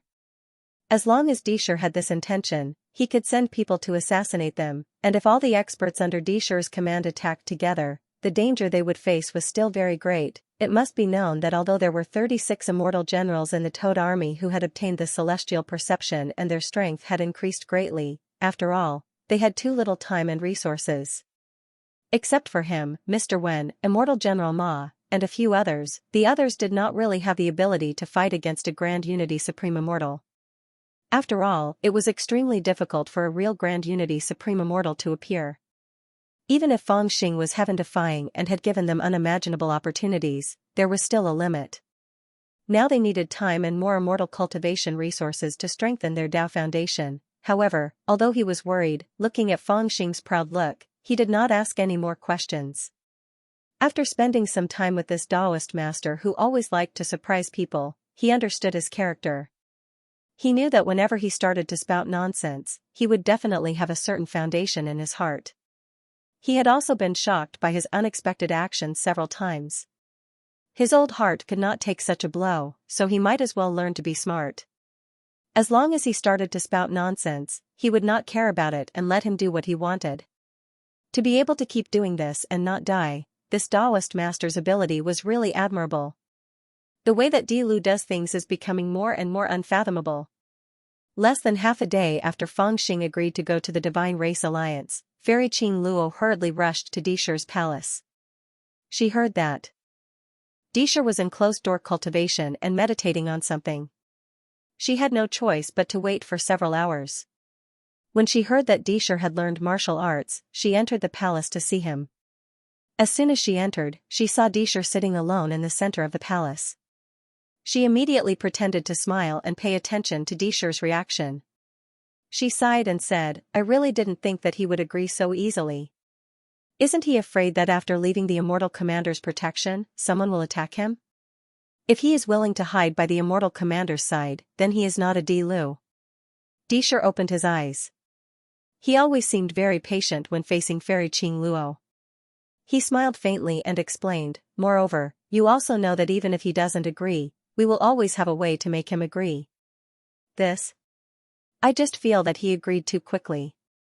Something might happen. Fairy Qing Luo paused for a moment, then cautiously reminded him, "After all, you should have already discovered that he has far too many secrets, so many that it's shocking. When I first returned, I felt that his cultivation base was not even at the level of a true immortal. But how long has it been? He's actually getting stronger and stronger, and his subordinates, although they've always been hidden, seem to have no less than 10 righteous immortals. Where did he summon them from? He can't possibly have the ability of an immortal emperor to worship the heavens and obtain an immortal fate to raise a righteous immortal, right? These secrets are all very headache-inducing. The scariest one is the battle in the turbulent Flow Sea, where he killed or imprisoned Prince Fierce Sun and Nya Kuang-yi. He defeated all the young masters, and the Sky Origin chaotic cultivators completely retreated from the turbulent Flow Sea after that battle. Not a single one of the 2,000 Qishao soldiers survived. What kind of battle record is that? As she spoke, she seemed to have lingering fear and shook her head. For a long time, I didn't believe that he had such ability. I even suspected that he had made some kind of agreement with the Heavenly Yuan rebel cultivators and joined forces to kill our 2,000 Crimson Knight soldiers. Let's not talk about other secrets. Everything will be clear once we capture him. Let's talk about the last one. Haha, betraying the great immortal realm and allying with the enemy is an unpardonable crime. Would a Dishur dare? Dishur raised his eyebrows and asked with a smile. Fairy Qing Luo nodded. I knew how serious this crime was, so I didn't dare to think in that direction. But apart from this explanation, there was really no other explanation. When the young masters of the heavens who were imprisoned by him returned safely, I immediately went to see them and asked them in detail many times. Only then did I learn from them that Di Lu had actually learned some kind of sinister assassination technique in the past 1,000 years. When he entered the turbulent sea, he used this technique to consecutively assassinate 4 primordial unity supreme immortals from the Heavens Yuan faction, shocking all the cultivators of the Heavens Yuan faction into fleeing. After they attacked, he used some unknown method to instigate Nya Kuangyi to betray him and assassinate Prince Liang. Then, together with Nya Kuangyi, they slaughtered the entire Crimson Knight army. As she spoke, she shook her head repeatedly. Fear burned in her eyes, as if she was still frightened to this day. That's all you got? When Fairy Qing Luo finished speaking, Disher gently looked at her. I didn't get much information. Fairy Qing Luo shook her head. Fairy Qing Luo shook her head and said, Meng Ying Fairy Bing Yan, and the others suffered severe damage to their souls. It seems that Di Lu tried to extract their memories, but he didn't succeed. However, he still tortured them, and their memories are fragmented. They can only remember some general details and some incomplete images. What we can be sure of is that Di Lu's current strength is extremely terrifying. According to what they said, he only used one move to kill King Flaming Sun, who was injured by Nya Kuangyi. Then, he seemed to have summoned some powerful puppets that played a great role in killing the Crimson Knight Immortal army. Even more, it's chaotic. When Disher heard this, he fell silent for a moment and said, Do you think their words can be trusted? Fairy Qing Luo nodded repeatedly and said, It's not just me. Even the elders of the other factions would not allow their treasures to be sealed. Therefore, they have already carefully investigated them many times. They have indeed suffered greatly, but their spirits are clear and their spirits are not controlled by any will. Therefore, their words should be trustworthy. The strength that Di Lu has displayed is simply terrifying. I suspect that his current appearance is that he is pretending to be a pig to eat a tiger. He is actually much stronger than he was 1,000 years ago, but he appears so weak that he can't even withstand a single blow. He is deceiving us. At this point, she paused slightly and her expression became serious. I suspect that he has indeed obtained the inheritance of the great Void Immortal King in these 1,000 years. Perhaps the legendary Great Void Precious Tree has also fallen into his hands. The Great Void Precious Tree will not fall into his hands. When he heard her words, Disher suddenly spoke and shook his head lightly. Fairy Qing Luo looked at him in surprise, not knowing why he was so sure. However, Disher had no intention of explaining. After a moment of silence, he said softly, I've thought a lot about what you've said over the past few months, and it's not too far off from what you predicted. I've also scrutinized what the All Heavens young master said after he returned, and it's indeed believable. I can confirm that my younger brother has indeed deceived you, me, and all the immortals. Based on his performance in the battle in the turbulent current sea, he's probably no weaker than me now. That's probably why he was so confident when I tested him with my sword in the turbulent current sea. He didn't panic at all, so, from that time on, you already suspected his strength. Fairy Qing Luo was slightly taken aback. She looked at Disher with a complicated gaze and said, I should have known that there is nothing that can make you angry. Disher did not explain further and said, another thing that can prove it is that I already knew that Nya Kuangyi was not dead. He paused and said, I have cultivated an ancient shaman art and can sense whether Nya Kuangyi is dead or alive. After the battle in the turbulent flowing sea, I discovered that he was still alive. The strangest thing is that Nya Kuangyi was the first to betray Di Lu and had personally killed Di Lu's concubine. Based on my younger brother's temper, there is no way he would spare Nya Kuangyi's life. Therefore, since Nya Kuangyi is not dead, there must be some secret that we can't figure out. Later, after confirming with the words of those people, I can understand the whole story. Fairy Qing Luo angrily said, that traitor has betrayed the past again. Disher smiled softly and said, perhaps he never betrayed Di Lu. Who can say for sure? In these 1,000 years, I have befriended him wholeheartedly and thought that I had already obtained his sincerity and that he would willingly serve me. Now it seems that I was too naive. I have long said that you are too good to others, Fairy Qing Luo could not help but grumble when she heard this. Disher smiled faintly and did not explain himself. He continued, so from then on, I have always been guessing how many things my younger brother has been hiding and how capable he is. What happened later has more or less verified my guess. After a slight pause, he let out a long sigh. And said, I guess that his strength is not far from mine. Otherwise, he wouldn't have the guts to provoke me in front of me. The Toad army that he commanded is probably just a pretense. I suspect that he has another immortal weapon or has refined some kind of puppet. However, it is clear that such a puppet cannot be activated for free and requires a large amount of precious resources. Otherwise, he would not have been in such a hurry to use those young masters to exchange for immortal medicines from the great clans. I see. Fairy Qing Luo's eyes lit up when she heard this. She clapped her hands and said, that explains it. He was in such a hurry to return those young masters because he did not have the immortal medicines, which meant that he did not have the terrifying battle power he had and thus lost his greatest support. No wonder he used the crudest method to extract the memories of those young masters.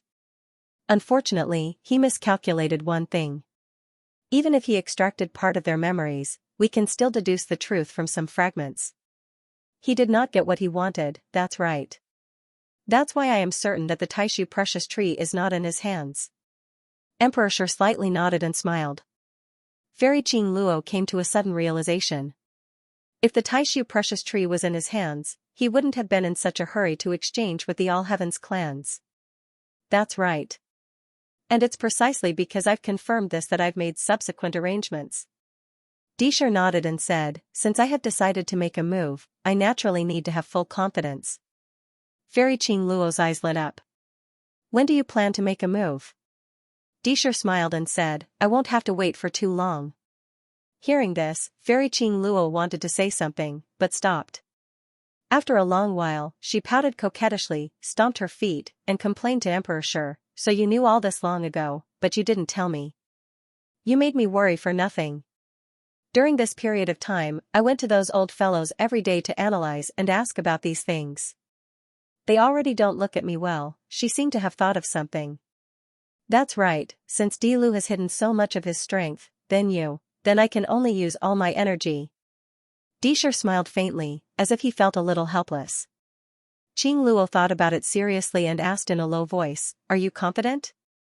Disher nodded and said, even a Daluo Golden Immortal would not be able to survive, let alone someone who isn't even a Daluo Golden Immortal. Fairy Qing Luo's face revealed a look of worship like a little girl looking at a hero. She seemed a little shy as she looked at Disher's bright and gentle eyes. After a long time, she said shyly, I was right, you're the best. Compared to you, Dilu is just a child who only knows how to cause trouble.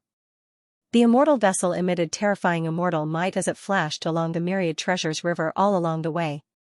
Cold stars flickered in its surroundings, causing it to be difficult to see a trace of a person, and it was like a speck of dust drifting in the boundless starry sky that was only accompanied by the lonely starlight.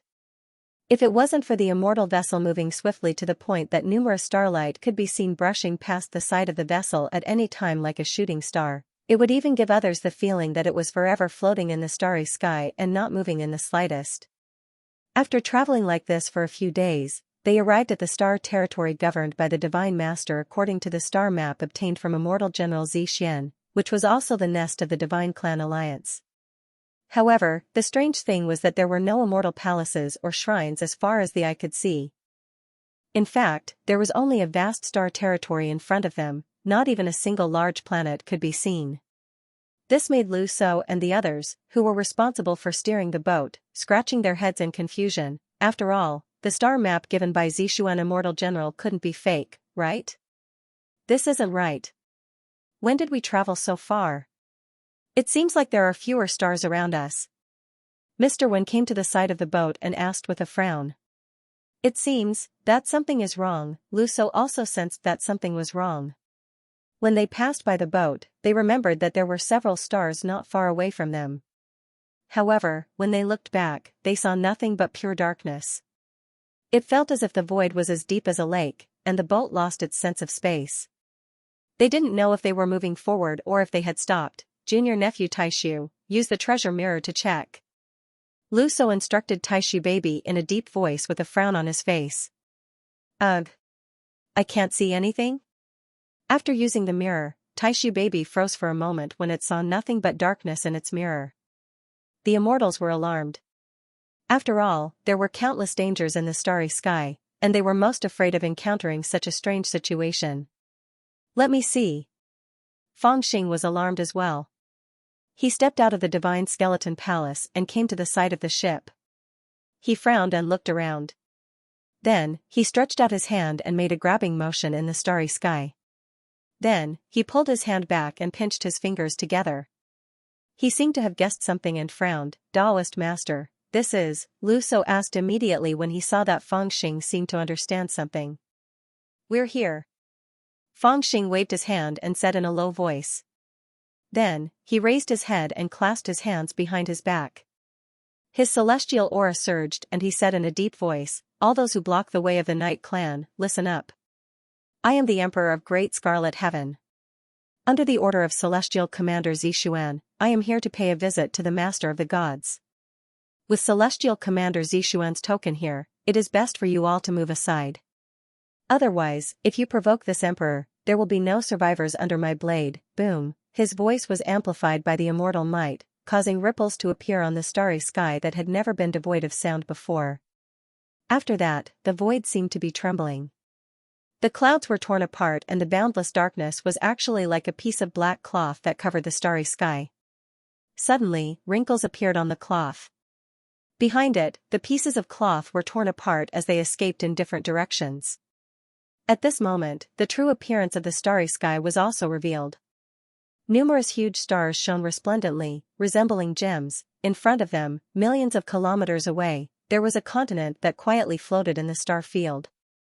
It was surrounded by a sun and a moon, and it looked very orderly. There were countless large planets floating around it, and every single one of them had the aura of a living being.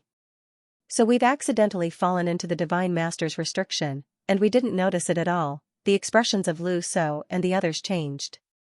When they were in Tianyuan, they had already sensed the power of the Divine Master. In addition, they were focused on seeking immortality, so they did not oppose her. But now, before they even saw the Divine Master's real body, they had already suffered a loss. Only then did they understand that the Divine Master in Tianyuan was only a clone, and her power was limited. The real Divine Master in this starry sky was a truly amazing existence. Haha, I've long heard that the great Crimson Sky Emperor's current is fierce and domineering. Now that I've seen it, it's as I expected. In the star domain, another voice rang out. It was deep and unfathomable, as horses iron and stone grinding against each other. Following this voice, a large planet not far away suddenly changed shape, making cracking sounds. In the end, the large planet actually turned into a divine general dressed in silver armor. He was extraordinarily tall and sturdy, and his aura was terrifying. His gaze fell directly on Fangxing's face as if it was tangible. His gaze was bone-chilling, but he laughed sinisterly. I am Divine King Tonggu, a subordinate of the Divine Master. I have been ordered to wait here for the emissary of Great Scarlet Sky for a long time. Seeing this person's appearance, Lu So and the other divine generals felt their scalps go numb. However, Fangxing was disdainful and scolded, cut the crap. Where's my mother? What? The ancient divine king, who had a ferocious appearance and a shocking aura, was also stunned by Fangxing's words, and asked in a daze. Only then did Fangxing react, and he said with a smile, I'm sorry, I said it without thinking. Where's the Divine Master now? The person who called himself the ancient divine king looked at Fangxing strangely, as if he felt that this crown prince was a little strange. However, this thought only flashed through his mind, and then he smiled faintly. He glanced at Fangxing and the divine generals behind him, and then he waved his hand and said, the Divine Master is in this small immortal realm. When the crown prince came, I've already reported to her. However, she's still cultivating, so how can she be easily seen? Crown Prince, come with me first. Let's go to the deity realm sacred hall to rest. Still cultivating? Fangxing immediately made an excuse when he heard this. However, he didn't expect the Divine Master to be so arrogant that even a crown prince like him couldn't meet her directly. However, at this time, it was not convenient for him to forcefully reveal his identity, so he just smiled and let the ancient divine king lead the way. The stars in front of them made way, and a vast star path opened up, heading straight to the center of the continent. In the star path given by immortal General Zixuan, there was an introduction to this continent. It was originally tens of thousands of years ago, a zenith heaven golden immortal who lost a battle in the 33 heavens left the 33 heavens, and came to the vicinity of myriad treasures immortal river. He refined the stars into the ground, and formed this continent. He took in disciples, established his orthodoxy, and turned it into a small immortal realm. However, it was later taken away by the Divine Master, and became the foundation of the Celestial Race Alliance. There were many such small immortal realms in the vast star field, and they were all surrounded by the 33 heavens. After all, they were located in such a remote place. Although they could collect all kinds of immortal ores and divine marrow from myriad treasures immortal river, they didn't have all kinds of celestial medicines and other key resources for cultivation. The conditions for cultivation were very difficult, even worse than in Tianyuan. Unless they were close to the 33 heavens, they could exchange resources to ensure their own cultivation. That was equivalent to being a subsidiary of the great immortal realm. Now, this small immortal realm had obviously been occupied by various celestial race creatures ruled by the Divine Master. Whether it was in the starry sky or on the continent, celestial race creatures of all shapes and sizes could be seen everywhere. All of them craned their heads and looked coldly at Fangxing's celestial boat. However, when the celestial boat was close to them, they hid as if they were facing a formidable enemy. Along the way, Fangxing could even see many sorrowful celestial race creatures kneeling to the celestial boat. Eh? Fangxing saw everything, but he was puzzled. When I was in Tianyuan, I remembered that these celestial race creatures were very fierce. Why are they so different now? They all look like pitiful worms. Lu Shou and the others had obviously noticed this. When they stepped into the Divine Master realm, they were worried that they would run into many dangers. After all, they all knew about the grudges between the celestial race creatures and the immortals of the great immortal realm. They had also seen the celestial race creatures burn, kill, and pillage in the ancestral land of Tianyuan. Their hatred for the human clan seemed to have seeped into their bones, and they were worried that they would be hated by the celestial race creatures. But now, they were sensitive enough to discover that although there were some god race beings that were looking at them with incomparable hatred, it was only a small portion of them. Most of them were actually looking at them with respect, fear, and even flattery. When the celestial race creatures saw them coming from afar, their eyes were filled with hatred and anger. But as the celestial boat slowly approached, the anger in their eyes turned into fear. When the celestial boat was in front of them, they could not help but tremble as if they wanted to kneel. They did not dare to look directly at the immortals on the celestial boat. They just lowered their heads and waited for the celestial boat to pass. Haha, these wild bones want to rebel against the great immortal realm? On the celestial boat, the ones who were surprised were Fangxing, Lu Shou, and Mr. Wen. On the other hand, the immortal generals and immortal soldiers from the great immortal realm were used to it. Even the cowardly half-segment immortal general looked at the celestial race creatures with disdain. They frowned and pointed at the celestial race creatures, cursing and pointing at them along the way. The celestial race creatures here are much stronger than the ones we met in Tianyuan. This celestial King Tonggu looks even more terrifying. He seems to be even stronger than the 3 celestial kings in Tianyuan. But why does he seem to have no backbone? Lu Shou frowned and secretly transmitted his voice to Fangxing, speaking of which, they should hate us more, right? These words suddenly gave Fangxing a flash of inspiration in his heart, and he thought of something. In the past, when they were in Tianyuan, the living beings of the divine race really hated the appearance of the human race. They were fierce, domineering, bloody, and cruel. Later, some people said that it was because the living beings of the divine race had suffered greatly at the hands of the immortals. That kind of hatred had been deeply planted in their blood. Now that Fangxing and the others had come as immortals, they should hate them even more. After all, the celestial race creatures were of the same origin as the immortals. The immortals were their true targets of hatred. Everything is decided by power. Fangxing couldn't be bothered to explain in detail to Lu Shou's question, and he sighed in a low voice.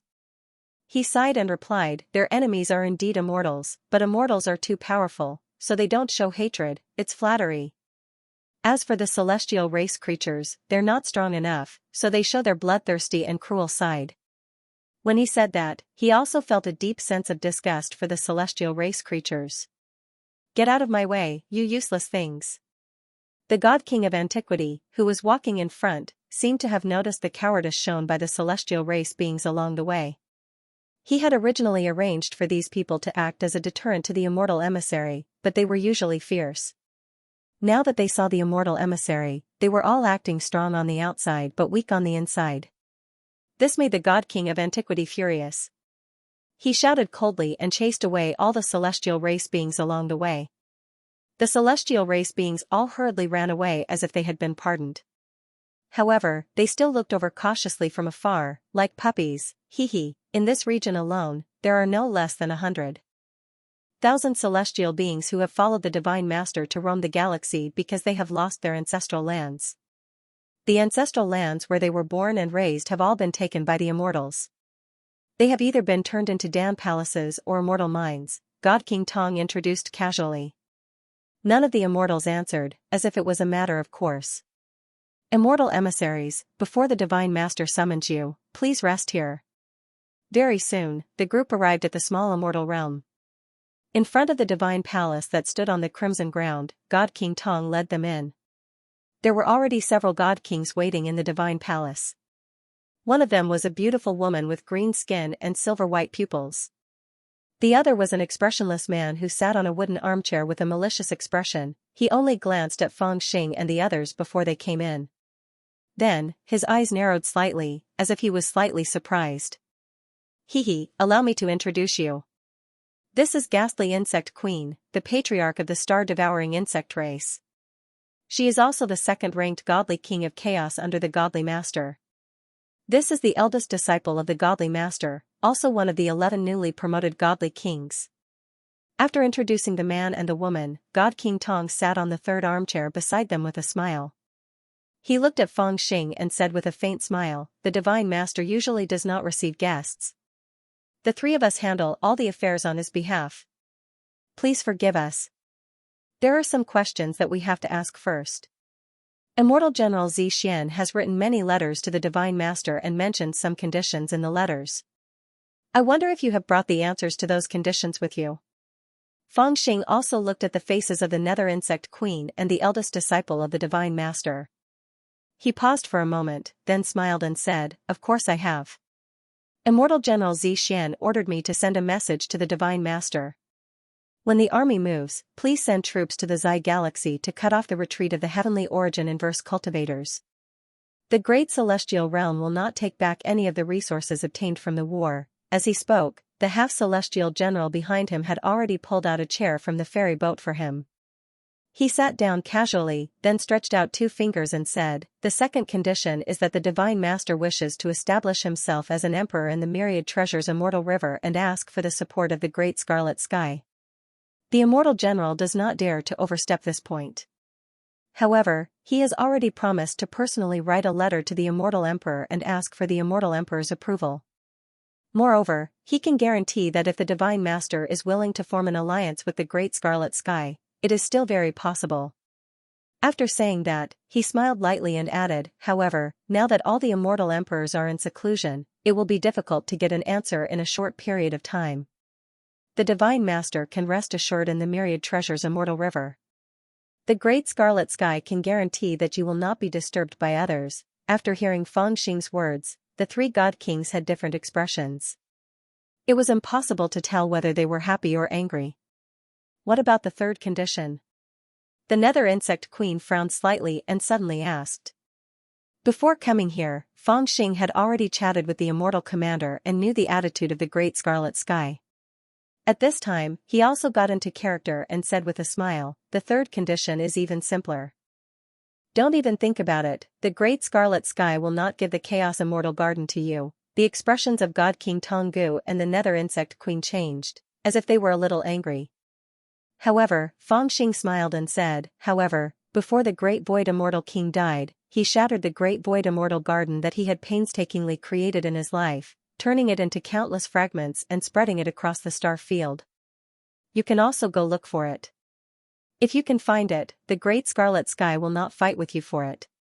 As for the other problems, whether it is successful or not, the immortal commander has already written it in the letter.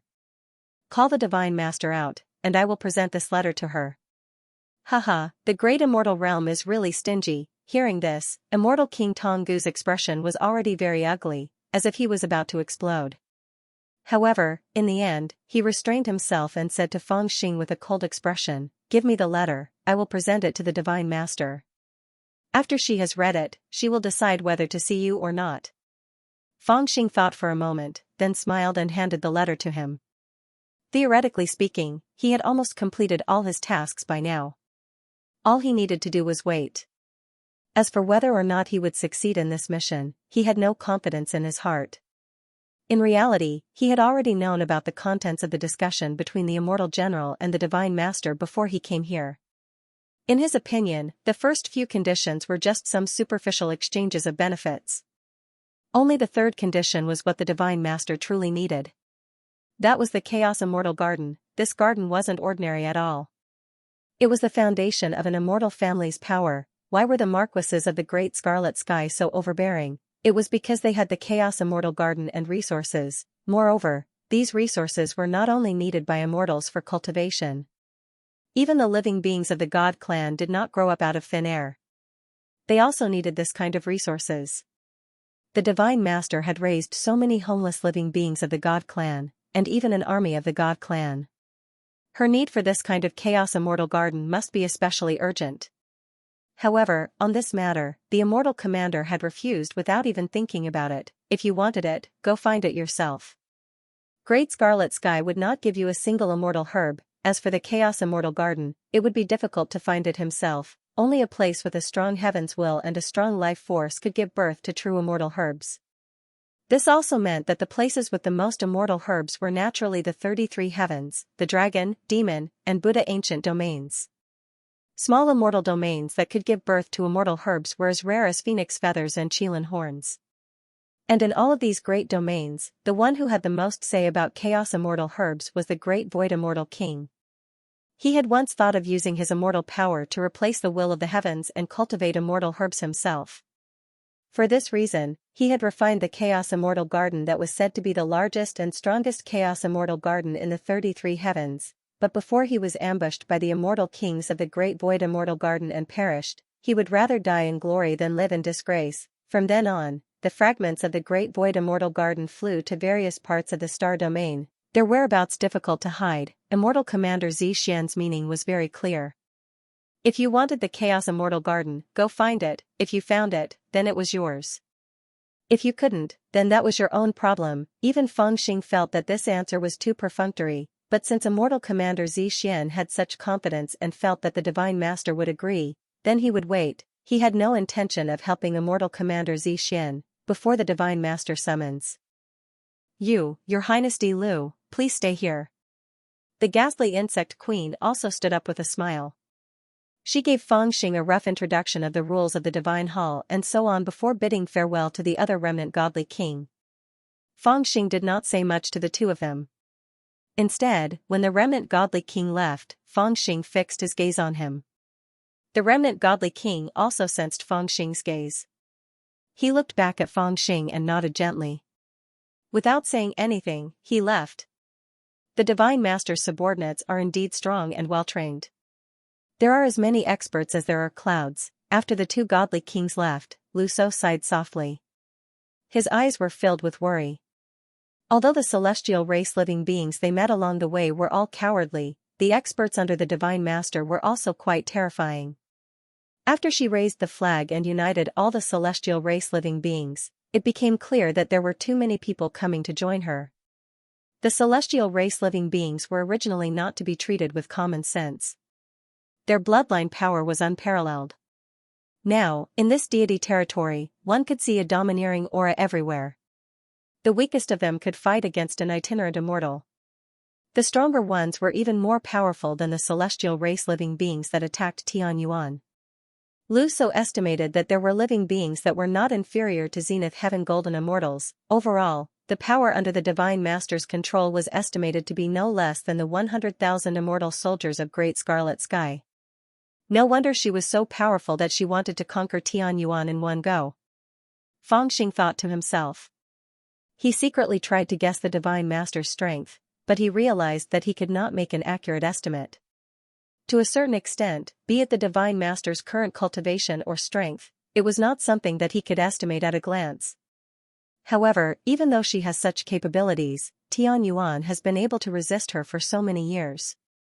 Her foundation is quite extraordinary. As Feng Xing was thinking about these questions, he suddenly felt something. He asked Lu So to arrange for people to stay here while he returned to the Skeleton God Palace. After returning to the Skeleton God Palace, he took out a piece of jade talisman and a faint divine will floated out. In this divine will, it was Li Hongyi's voice. The news has been spread. The elders have given strict orders that the 10 coffins are to be unearthed. Do not leave without permission. There were only a few simple words. This was because the jade talisman could not carry a divine will that was too powerful. When he saw these words, Feng Xing could not help but frown. On the way to the God realm, he had already sent a voice transmission to Li Hongyi and told her about the war. The reason was complicated. It was not that Feng Xing had the intention to be a spy for Tianyuan, but he was afraid that the people close to him would be involved in the war. He had done his best by sending such a message to Li Hongyi. As for what Li Hongyi would do after receiving this message, it was her business. However, he was surprised to find out that Tianyuan's Zhu Xiu did not have any intention of retreating. Even though he knew that he was in danger, he still guarded myriad treasures Celestial River. The 10th coffin, it's the 10th coffin again. Is he willing to give up his life for the 10th coffin? When Feng Xing heard this, he felt anxious. He could not be bothered with them anymore. When he saw Li Hongyi and the others, he had heard them say that they had come to Plentiful Treasure's Celestial River to find the lost 10th coffin. If they had this coffin, they could make a great contribution and raise their immortal names. They even guessed that the missing part of the list of deification of the gods was in the 10th coffin. However, Feng Xing had coincidentally obtained the immortal traversing brush, so he guessed that the missing part of the list of deification of the gods should be this brush, and had nothing to do with the 10th coffin. Moreover, he had given the immortal life to Li Hongyi and the others, so they didn't have to painstakingly look for the 10th coffin anymore. They should hurry back.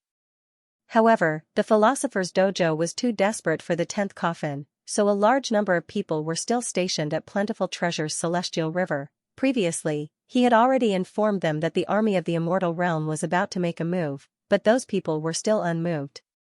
They were determined to stay at Plentiful Treasure's Celestial River. According to Li Hongyi, they seemed to have received some confirmed news that the 10th coffin was about to appear.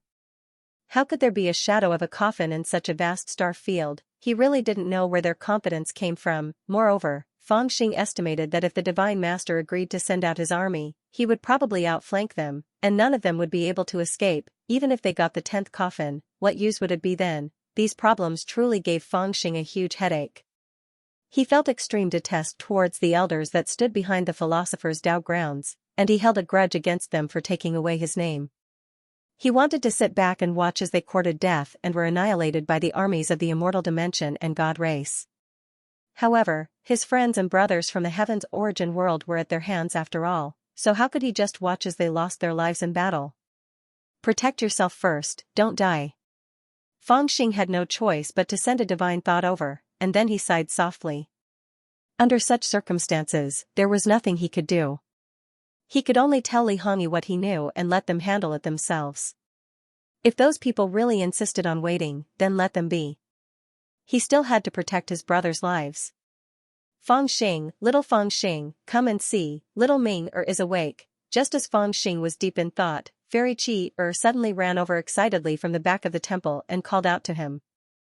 In this great immortal world, Feng Xing naturally borrowed the identity of an emperor. Others either addressed him as Your Highness or Taoist Master, and the most impolite would still address him as Emperor. However, only Qi was different. When Feng Xing first met her, he pretended to be fake and said that his name was Feng Xing. Later on, when his identity was exposed, Qi naturally thought that the name Feng Xing was fake. However, for some unknown reason, she never changed the way she addressed him. When facing this dignified imperial prince, she still addressed him as Feng Xing Feng Xing. At this moment, she probably never imagined that this Feng Xing was the real Feng Xing. Are you finally awake? When Feng Xing heard this, he was slightly surprised and quickly walked to the back of the temple. Ever since Immortal King Green Evil awakened Little Blind Girl and borrowed his body to fight, she had been unconscious. Feng Xing had examined her, but couldn't find anything wrong with her. He could only say that Immortal King Green Evil had consumed too much of her origin in that battle. After feeding her Father Heaven pill, he quietly waited for her to wake up.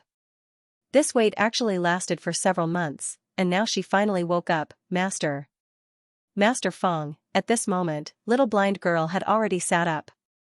Her eyes were lifeless, and her hands were propped up as she subconsciously groped for something. When she woke up, she immediately called out to him. This made Feng Xing feel a little proud. It seemed that this girl trusted him a lot. Why can't my eyes see? Sitting on the edge of the bed, Feng Xing held Little Blind Girl's cold hands, but he couldn't help but frown. At this moment, when he looked over, he saw that Little Blind Girl's eyes were still empty and lifeless. There was no light in them at all, just like before. This made Feng Xing feel a little confused. He knew a long time ago that Little Blind Girl couldn't see because there was a powerful seal in her sea of consciousness. However, after Immortal King Green Evil awakened and sealed the sky with a stroke, that seal should have been opened. According to Feng Xing's guess, Little Blind Girl should be able to see again after she woke up. However, things were different from what he had imagined. At this moment, not only did Little Blind Girl not show any signs of seeing again, her aura seemed to be even weaker. I'm here. Where's your soul? Feng Xing didn't know how to say nice things, so he smiled and reprimanded Little Blind Girl to calm her down. Being held by Feng Xing's hand, Little Blind Girl calmed down a little. She sighed softly and looked in the direction of the sound with her lifeless eyes. Her little face was pale and covered with a layer of sweat. Her lips were blue and seemed to be trembling slightly. She looked frightened and weak. After a long while, she said, I seem to have had a very long dream just now. Isn't that right? This dream lasted for more than half a year. Feng Xing laughed and patted Little Blind Girl's head. You're so scared because of a dream? Chi frowned as she watched from the side. Oh, don't pat her so much. If you pat her again, she'll become stupid. Feng Xing glared at her. You're stupid if you don't pat her, Chi said. It's not like you haven't done it before. Feng Xing said, go get some elixirs for her. Chi said, oh. After sending Chi away, Feng Xing lowered his head and looked at Little Blind Girl. What did you dream about just now? Little Blind Girl still had lingering fear. She clutched Feng Xing's hand tightly. I don't know if it was a dream or if it was real. I seem to remember something from the past. I only remember that I stayed in a place without light and space for many years. I didn't think about anything. I was alone, but it was very comfortable. Feng Xing was shocked when he heard this. Is this how she felt when she was in her mother's womb? Why can't this girl remember anything, or suddenly remember what it felt like when she was in her mother's womb? But soon, Little Blind Girl's next words made his expression change slightly. I stayed in that place. I don't remember how many years I stayed there. It was a very, very long time, at least, hundreds of thousands of years, maybe even longer. Then, I don't know why, but I left that place. What kind of creature was pregnant for hundreds of thousands of years? Feng Xing immediately denied his previous thoughts, and his expression became somewhat serious. I left that place. I don't know if it's right or not, but it felt like only half of me left. Then, I sensed something, and I saw a strange and beautiful world. But there was no one else in that world except for me. I stayed there for hundreds of thousands of years, and there was no one around me. I just felt very lonely, very, very lonely. Was this an illusion or real? Feng Xing's brows were already tightly knitted together, and his mind was in a mess. This was like a little girl's narration after a strange dream, but it made him feel strange. Then, I wasn't lonely anymore. I met someone. The Little Blind Girl slowly narrated. I don't know who I met, but he was some kind of living creature. I was very happy at that time and wanted to get close to him. He was happy to see me, and I could feel his joy. I thought I could finally escape from that loneliness, but I didn't expect that what happened next would be even more terrifying. He brought me back, and then he started to cut off parts of my body. He threw the parts of me that still had my consciousness into the pill furnace, into the magma, into the huge iron bowl. Little blind girl slowly narrated the story. Her voice gradually calmed down, and her tone became normal, but her eyes became even more hollow. I don't know who he was, but he was some kind of living creature. As she spoke, her body started to tremble again, and her little hand that was holding on to Fangxing's trembled nonstop. What happened next? Fangxing held her hand and stroked her little head. Then, more people appeared. The little blind girl said in a low voice, summoning her courage. They were all fighting for me. Many of them were fighting with their lives on the line. Those who got me had to hide hurriedly and continue to hurt me. But soon, they would be found by others, and they would fight again. I don't know how much time had passed, and I don't know how many people had been fighting with me. I only remember that during that time, there were all kinds of people fighting with their lives on the line. I was very scared, and I didn't want to see so many people die. Can't I just live well? I clearly felt that they all had a lot of lifespan, but they kept cutting it off. Then, I met a person. The little blind girl's voice became calmer and gentler. From then on, I stayed there. That person was different from the others. He didn't hurt me. Instead, he took good care of me. I was already very weak at that time, but under his care, I became better, even better than before. I liked that place very much, because there, I could feel many people who were similar to me. We had a good time together. Little blind girl's voice became calmer and gentler. I felt that he was a very good person. He took me from someone else and brought me to a very, very big, very beautiful place. From then on, I stayed there. That person was different from the others. He didn't hurt me. Instead, he took good care of me. I was already very weak at that time, but under his care, I became better, even better than before. And then, the more Fangxing listened, the more shocked he became. And then, I've never seen him like that before. He actually hurt us too. Many people were killed by him. I could feel that he wanted to hurt me too, but he couldn't bear to. He had already raised his palm, but in the end, he slapped that beautiful place. Then, heaven and earth were torn apart, and that beautiful place turned into countless pieces. Little blind lady started sobbing. Then, I don't know how much time passed, maybe 2,000 years, or maybe 3,000 years. Then, someone else came. They wanted to rob us again, and then they started fighting. The person who took care of us was very angry, and he seemed very crazy. I've never seen him like that before. He actually hurt us. And then? The more Fangxing listened, the more excited he became and asked questions urgently. The little blind girl seemed to be in a daze. After a long while, she said, "What happened next?" I don't remember clearly. Alas. Fangxing didn't know whether to laugh or cry. He knocked the little blind girl's head and said, "You can't finish your story. Isn't it annoying?" The little blind lady also felt a little wronged after being knocked. She lowered her head in silence. Fangxing was also very suspicious. He frowned and looked at the little girl from head to toe. Many guesses appeared in his mind, but he didn't know which one was more reliable. Until now, he still didn't know whether what the little blind lady said was a real memory or a strange dream. If it was a strange dream, it would be fine. However, if it was real, then the background of this little girl was not as simple as what Guan Feixing and the others had said. She was just a passerby randomly chosen by immortal King Xianxia, so she must be someone with a great background. It was reasonable to speculate in this way. After all, the immortal ridding brush was the most precious treasure in the world. It was a miracle that it could be sealed in her little head. It should be noted that Fangxing had used his enormous spiritual realm to suppress the brush. Master Fang, I want to ask you a favor. While Fangxing was deep in thought, the little blind lady suddenly plucked up her courage and said in a low voice. You want to ask me a favor? Fangxing frowned and said, Tell me about it first. The little blind lady seemed to be hesitating. After a long time, she said in a low voice, I I only spent a very short time in the dream. It was a very beautiful place where I lived a good life.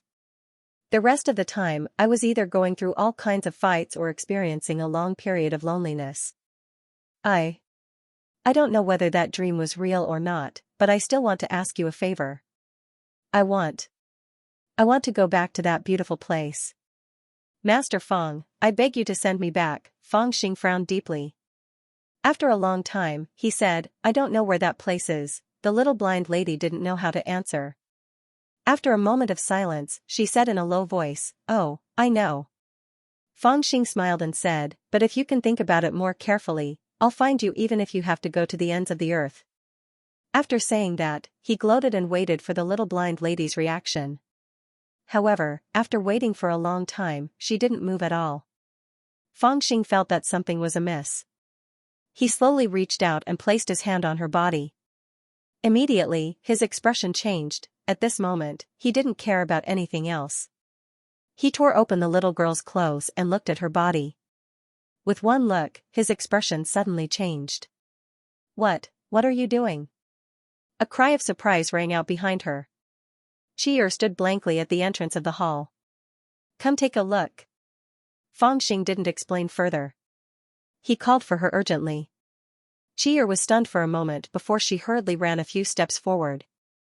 After that, when her gaze descended onto the little blind girl's shoulder, she couldn't help but be stunned. At this moment, the little blind girl's entire body was burning hot. But what was even more terrifying was that the little blind girl's skin had shockingly changed greatly. It was originally a body of flesh and blood that couldn't be more real, but at this moment, it had become extremely rough, wooden, and lifeless.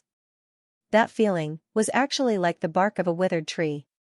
Feng Xing couldn't restrain the shock in his heart when he saw the scene. Suddenly, he steeled his heart and casually summoned a sword that was hanging on the wall of the divine temple. After that, he drew the sword from its sheath and cut a deep wound on the little blind girl's body. No bloodline, the little blind lady's skin was cut open, but not a single drop of blood seeped out. Where the skin and flesh were rolled up, it looked like wood chips or metal stones. It was obvious that the inside was rotten wood. How could she be like this? Chi'er cried out in surprise, Is she a God Clan creature? If that's the case, it's easy. Feng Xing said in a deep voice with a cold face. Then, he raised the sword and cut the little blind lady's right arm. At this time, blood flowed out. The little blind lady, who was still unconscious, frowned in pain. Half human and half wood, is she cursed? Chi'er was so scared that her body turned cold. She said in a trembling voice, I've seen a vicious curse that can turn people into rotten wood. It can be considered a curse, but it doesn't turn people into rotten wood. Feng Xing frowned deeply. After a while, he said in a cold voice, I'm afraid she's cursed to turn from wood to human. Now that he saw the strange condition on the little blind lady's body and recalled what she had experienced in her dream, how could he not guess something? After gently examining the little blind lady's bloodline, Feng Xing had a plan. He waved his sleeve, and several jars appeared on the ground. Chi'er recognized them. They were the containers that Feng Xing used to store the divine medicines of enlightenment. Feng Xing flicked his finger and opened the first jar. Inside was a layer of primordial jade frost, which was as white as jade. He frowned and pondered for a moment. Then, he put his hand into the jar, took out some jade frost, and put it into the little blind lady's mouth. This action startled Chi'er.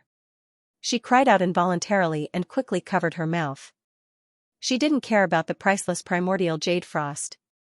Instead, she was worried about whether the little blind lady could withstand the medicine. The primordial jade frost was a divine medicine of enlightenment. Only immortals could consume it and use it to comprehend the laws of heaven and earth. How could ordinary mortals withstand it? Previously, when Feng Xing asked her to get some enlightenment tea, he diluted it at least 100 times on the basis of the original tea soup before he dared to give it to her. But now, Feng Xing directly rubbed the archaic jade frost into her mouth. Even she would not be able to withstand such a medicinal effect, right? But unexpectedly, the primordial jade frost melted slowly in the little blind lady's mouth and completely assimilated into her thin body. After the jade frost entered her mouth, the little blind lady's red body slowly faded. Even her woody skin regained its color. She breathed peacefully. She had already fallen asleep. Haha, this girl really has an extraordinary background. Fang Xing's face was cold. He looked at the little blind lady, whose eyes were closed, with a strange expression. What happened to her? Qi asked in a low voice, her expression extremely strange. Fang Xing said coldly, back then, immortal King Xianxia ordered me to send her back to Tianyuan. I thought it was for the brush, so I mustered up the courage to stay. But now, it turns out that the brush is not the only important thing, but also the girl. I can't find out what her origin is, but I can feel that her current appearance is an illusion created by a great divination using immortal force. Now that the immortal force is fading, the disguise has weakened, revealing her origin. But the fading of the immortal force has also caused her to lose her protection. If we don't find a way to help her, the moment the immortal force fades, she will turn into a piece of rotten wood, then you have to save her. Qi was startled and hurriedly pulled on Fang Xing's sleeve. How?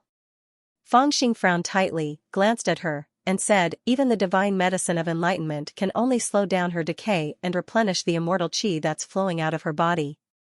It's really difficult for me to think of a way to save her. It's even to the extent that, until now, I still can't see through her essence, let alone treat her illness. Damn it, there are so many strange things in your great celestial world. Although Qi was too lazy to cultivate, she still understood these principles. When she heard this, she was a little dumbfounded. No. Don't. In the midst of his anger, the little blind girl on the bed let out a frightened whisper. He turned his head and saw that the little girl was still unconscious, but her face was full of fear as if she was having a nightmare. She kept saying, Don't. Don't cut me, don't hurt me. I just want to stay here, don't cut me, don't open my head. Please, I beg you. Please put me back. I beg you. Don't turn me into a box, I just want to stay here. Fang Xing's eyes lit up. He sat by her bed and asked in a low voice, did you remember something again? The little blind girl was still asleep, but when she heard Fang Xing's voice, she suddenly turned her palm over, and her slender fingers grasped Fang Xing's palm tightly. She cried out subconsciously, Master Fang. Master Fang, save me, I'm scared. I'm scared of her. What has she experienced? How could she be scared like this? When Qi saw this scene, she was so shocked that she couldn't even speak. Okay, don't be scared, I'll protect you.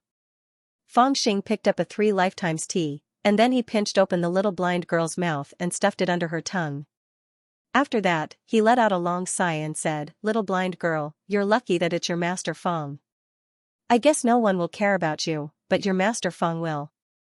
For the sake of the 2 bowls of vegetable porridge when we first met, your Master Fang will definitely not let you suffer. It was unknown whether it was because of his words, or because the little blind girl fell into a deep coma again, but the fear on her face finally faded slowly. Take the remaining 10 pieces of 3 lives tea and leave them with this girl. If her body shows signs of decay again, feed her 1 piece and help her prolong her life temporarily. This is the best we can do for now. I'll think about how to save her after I figure out a way. After giving Qi some instructions, Fang Xing left the skeleton divine palace with a frown. This matter had really worried him. He hadn't expected that the little blind girl's problem would be so serious, however, since he had encountered this kind of thing, he could only deal with it. He couldn't just ignore it. When they returned to the divine palace that the Divine Alliance had prepared for them, Fang Xing saw Lu So, Mr. Wen, and the others hurriedly coming to greet him. Their faces were full of confusion as they whispered to Fang Xing, someone from the Divine Night Palace came just now. It said that the Immortal General's letter has been delivered to the Divine Master, which made her furious. It seems that she is very dissatisfied with the conditions given by the Great Red Sky. She didn't agree to the alliance, but she didn't reject it either. I'm afraid this mission is not as simple as it seems. Didn't the Immortal General say that it's settled? Every one of them is so strange. What is she up to? Fang Xing was already worried, so he didn't have the mood to think about this. He pondered for a moment and walked out. I'd better see her directly. Don't worry, Crown Prince. The Master God hasn't made a decision yet. Please wait patiently for a few more days before coming to see her. When Feng Xing decided to pay a visit to the Heavenly Lord and personally tell him some things, he was unexpectedly rejected once again. Ancient God King Tong had a bitter smile on his face as he patiently advised Feng Xing to wait a few more days. He only said that the Heavenly Lord had not summoned him and that it was not the right time to meet him. If I see the Master God, I'll naturally have a way to persuade her. Feng Xing had his own plan and naturally didn't want to waste any more time here. Sigh, Crown Prince, please spare us. Without the Master God's permission, no one would dare to bring you over. To Feng Xing's surprise, Ancient God King Tong was still unmoved and persuaded him with a bitter smile. Seeing Ancient God King Tong's attitude, Feng Xing finally felt the prestige of the Master God.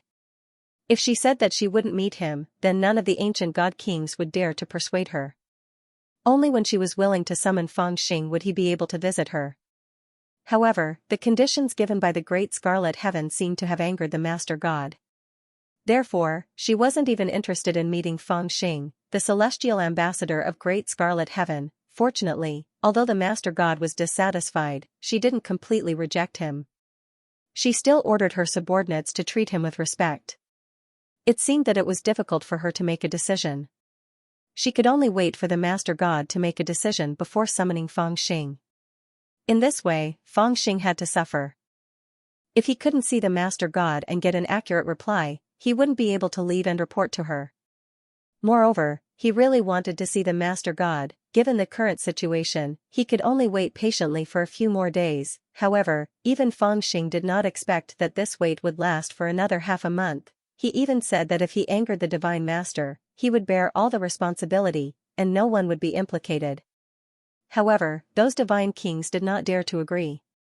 They only asked him to wait patiently in the temple. Feng Xing's heart grew anxious.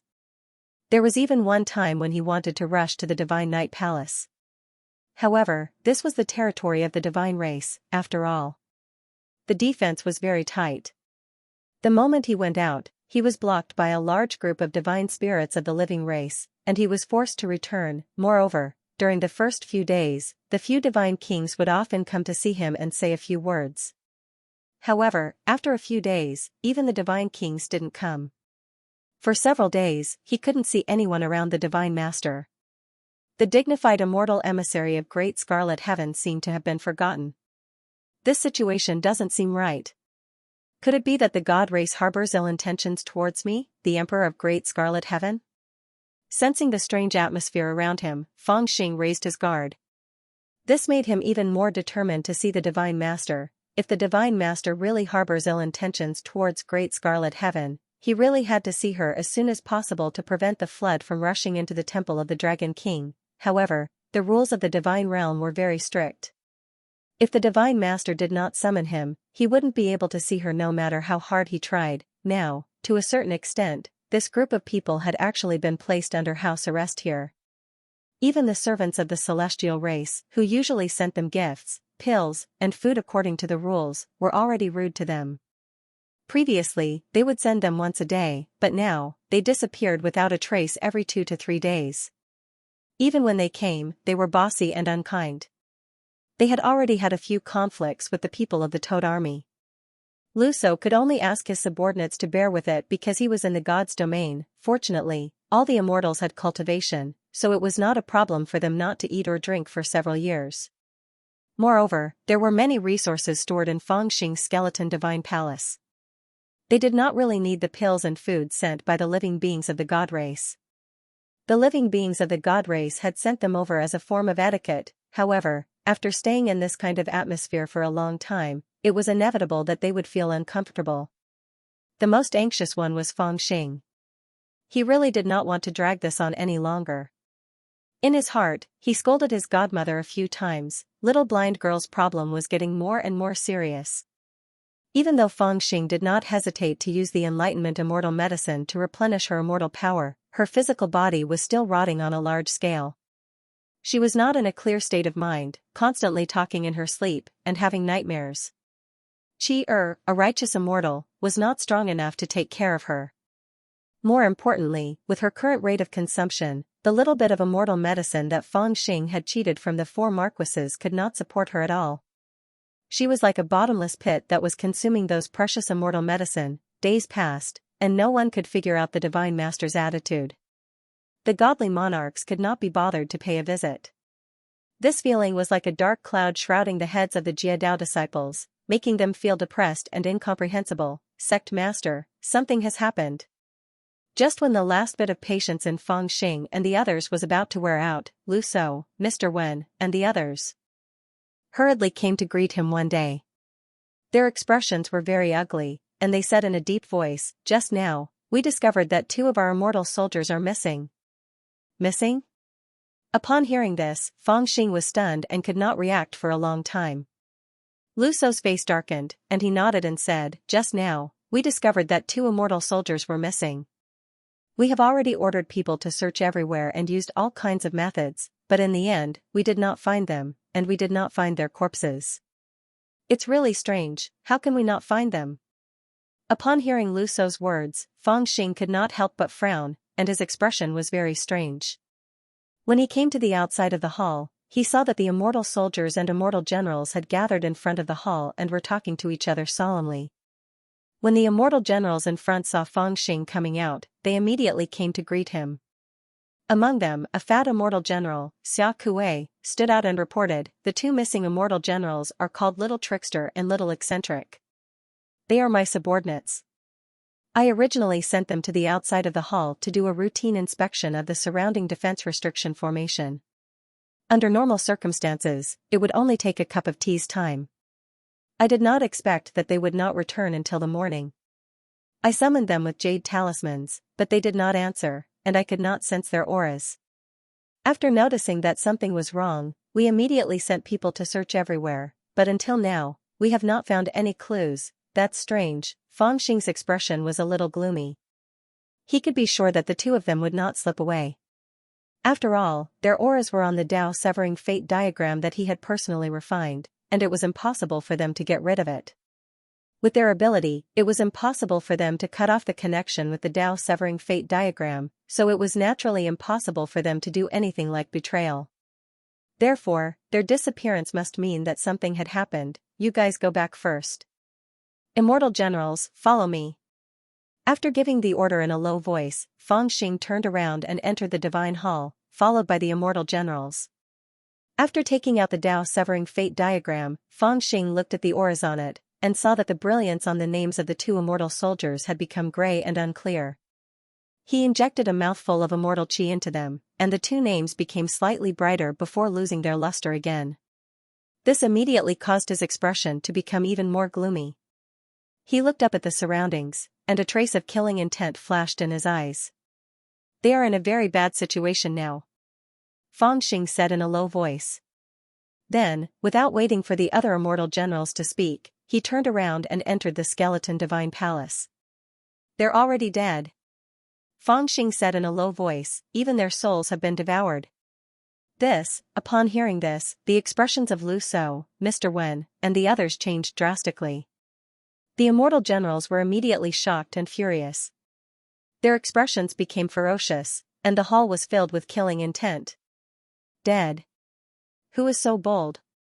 Who dares to hurt the Tao severing disciples? Let's go and find the Shin clan and ask them." They could not help but be shocked and angry. These 300 Taoist disciples were lucky enough to survive from 2 Futian, and through the battles, they had formed a deep bond of brotherhood. They had followed Feng Xing together and decided to follow him. It could be said that their fates had finally taken a turn, and with a great opportunity, they saw the hope of immortality, and even the hope of attaining a Tai immortal body. It was the time for them to display their great ambitions, so how could they accept that 2 brothers had died for no reason? One should know that no one died when they conquered the desolate region of the Xianxia heaven realm. When they slaughtered the 2,000 Red Knight army in the turbulent sea, only a few people were injured. Who would have thought that when they had just arrived at the deity region, they would lose 2 people before they could even get a foothold? It's a pity that these 2 are just ordinary immortal soldiers. If something happens to the 36 immortal generals, I can still use the laws sealed in their bodies to see what happened to them. Feng Xing did not say a word, but his heart was filled with murderous intent. He thought sinisterly, how could 2 people who worked so hard for me die so mysteriously? Who is trying to kill my people, and what is the meaning of this? Could it be that the Lord God wants to attack us? The Joy Toad thought of a question and said with a shocked expression. As soon as he said this, the surrounding immortal generals suddenly stopped talking, and the atmosphere was extremely tense. It can't be the Lord God. Fangxing immediately shook his head and said in a low voice. He knew that it was not the Lord God behind this. If the Lord God wanted to deal with His Highness Di Lu in the eyes of the God race, there was no need to go through so much trouble. He only needed to give the order and the God race would swarm over and drown him. But if it was not the Lord God's order, who was behind this? If they're alive, I want to see them. If they're dead, I want to see their corpses. I want to see where they are. Fangxing said in a low voice. He turned around and entered the skeleton divine palace. Then, he held the interception Dao fate diagram and entered the realm of consciousness. He took out the prodigal pen that was suppressed in the realm of consciousness. He flicked the fate diagram and picked out the imprints that the two immortal soldiers had left on the fate diagram. They were like a few strands of lonely ink. Then, he turned the tip of the pen and wrote a few big words, soul to soul, earth to earth. The moment these words appeared, the few rays of light immediately turned into two small flies, buzzing and flying away. Fangxing opened his realm of consciousness and released them. Then, he followed behind them and watched them fly out of the divine palace. Let's go and get them back. Quick, follow the path, master. The immortal generals of the interception path were filled with anger, but they had nowhere to vent their anger.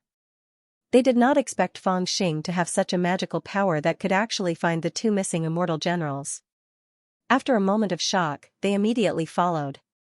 As for Fangxing himself, he did not fall behind and followed closely behind the two flies. He had borrowed the power of the prodigal pen and used the laws in his realm of consciousness to make the imprints left by the two immortal soldiers on his interception path life chart have the instinct to return to the origin. This was a technique of the primordial unity realm, but it was very tricky to use. Without the prodigal pen, it would be very difficult for him to use it successfully. He was just giving it a try. He did not know if he could use this method to find them, but after all, they were his subordinates. No matter how confident he was, he still had to give it a try. Haha, may I know where your highness is going in such a hurry? As soon as they left the divine temple, before they had even traveled 7 or 8 miles, a divine clan living being greeted them with a face full of smiles and asked. I don't have time to talk nonsense with you, get out of the way. Fangxing flicked his sleeve and the few divine clan living beings were thrown to the side. They were shocked and angry at the same time. As for Fangxing, he didn't even look at them. He just followed behind the flies, blindly following them. Behind him were the 300 Dao disciples. Everyone stayed close to them, and wherever they passed, they alarmed many living beings of the celestial race. Some were curious, some were in awe. They watched from afar with complicated expressions and pointed at them.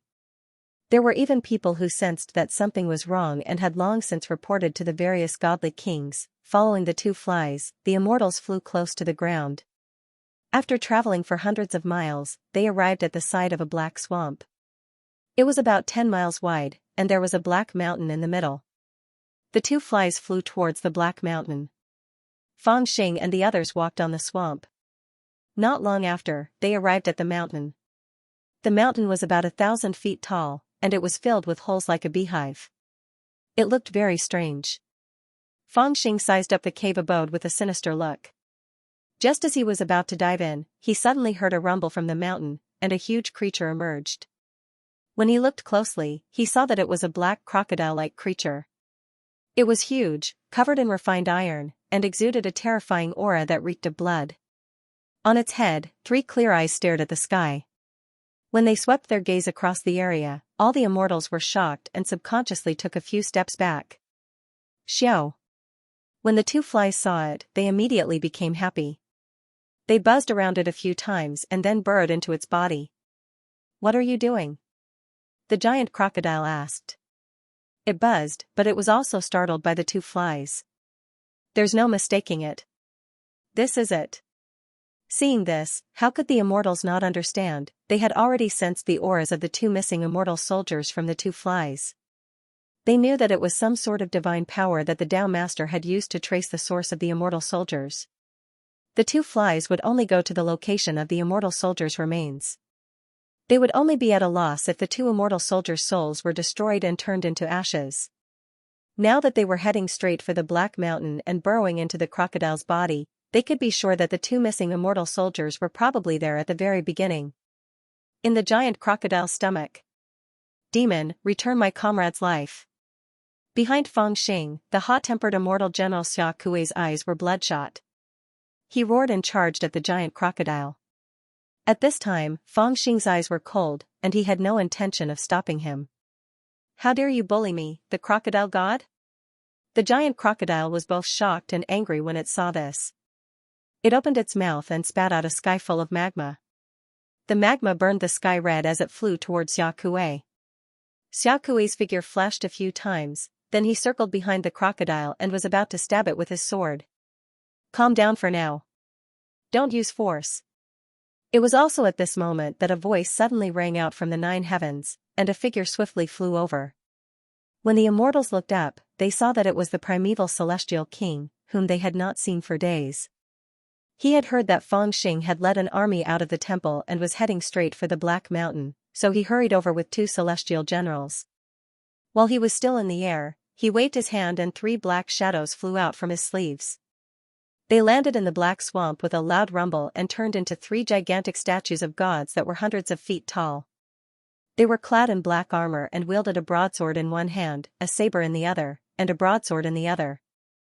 They separated the 2 immortals from each other. Sigh, Your Highness, why didn't you stay in the temple and wait for the Master God to summon you?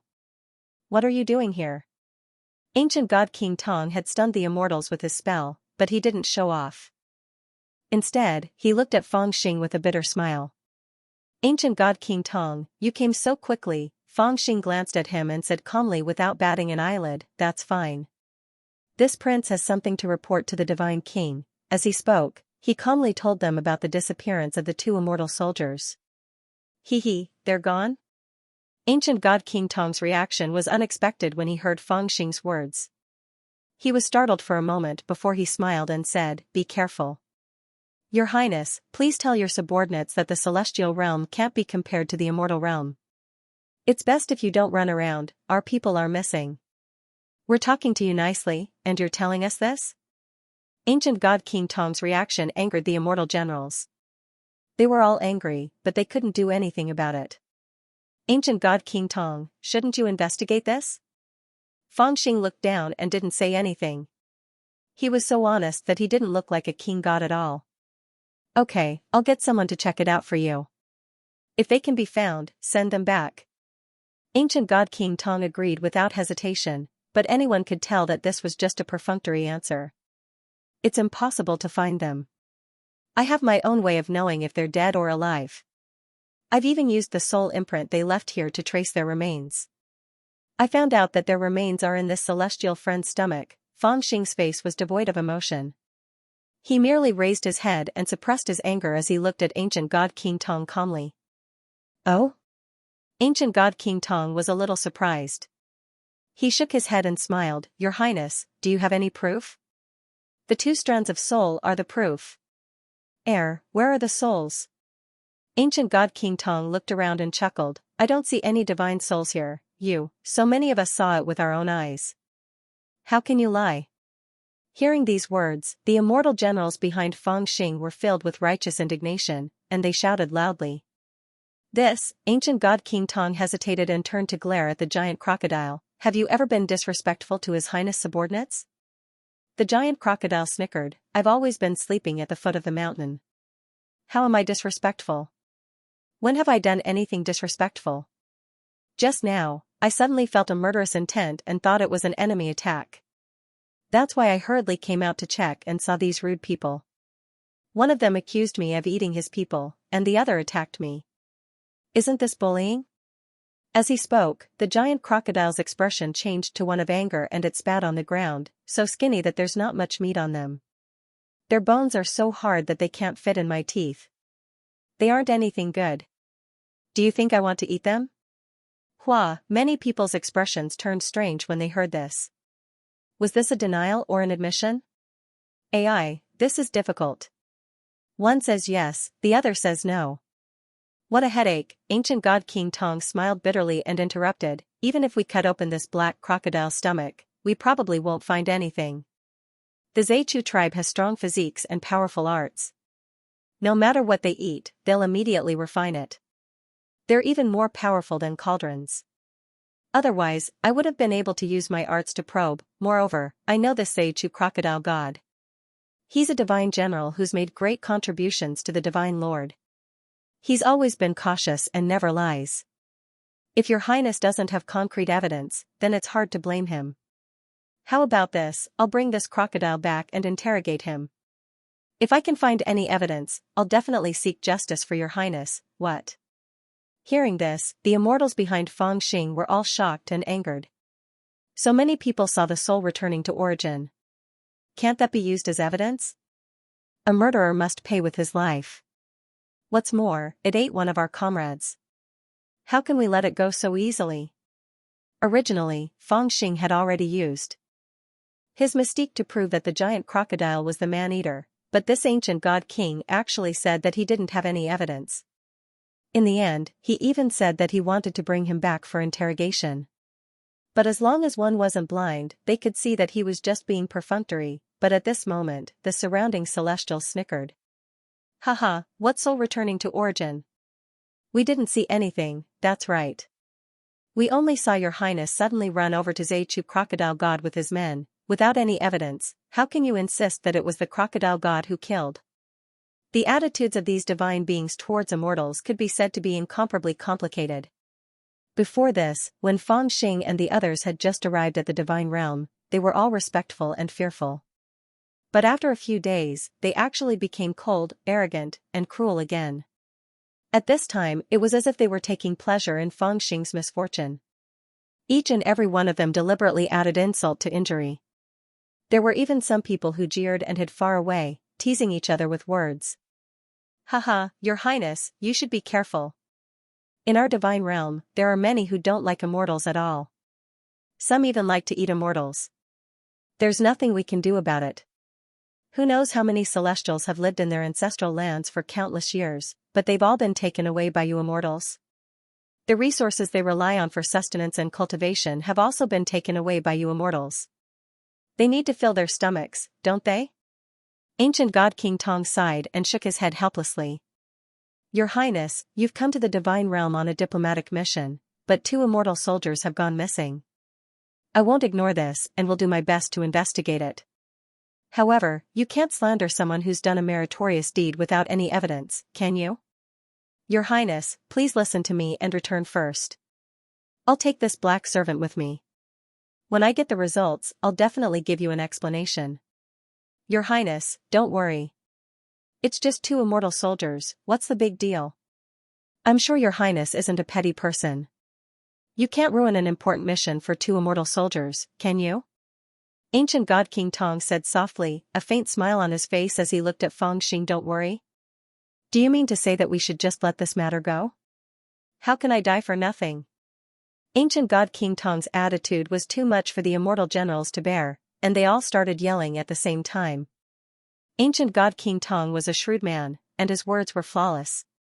He did not say that he would not help Feng Xing investigate, he only said that there was insufficient evidence, and that he could not jump to conclusions.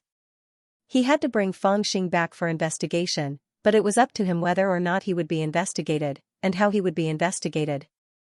Anyone could tell that he was being perfunctory. If he really brought the giant crocodile away, Feng Xing and the rest would not be able to find him even if they searched the entire deity realm. The immortal generals of the Severance Dao were all shrewd men, and they were good at using underhanded means. How could they not understand this? However, while some people were enraged and found it difficult to quell their indignation, even more people fell silent and looked at Feng Xing with grief. In the last few sentences that ancient god King Tong had said, the hint of a warning was very obvious. He was warning Feng Xing not to ruin his important mission to the god realm for the sake of 2 immortal soldiers. Feng Xing had to admit that these words did make some sense. Feng Xing's expression was indescribably calm. Ancient god King Tong's words were ambiguous, but Feng Xing's face was as calm as still water, as if he did not hear anything. After a moment of silence, he looked up at ancient god King Tong and said, I want to see the divine master. Ancient God King Tong shook his head and finally said, "You won't be able to see her without her permission." Feng Xing raised his eyebrows. "What if I have something to report?" Ancient God King Tong cupped his hands and smiled. "I can pass the message on for you." Feng Xing did not say anything, and he looked at Ancient God King Tong expressionlessly. The two immortal generals behind Ancient God King Tong laughed heartily, as if they were in a good mood. The surrounding Dao-severing Dao disciples were already anxious and their eyes were red. Their anger was like fire as their hearts pounded. "If there's nothing else, I'll be taking my leave." The ancient God King smiled and said, "Your Highness, please return to the temple quickly and look after your subordinates. Don't run around. After all, the immortals are tyrannical in the universe and have made many enemies. I can't guarantee that I will be able to protect all of you. If anything happens, it will put me in a difficult position.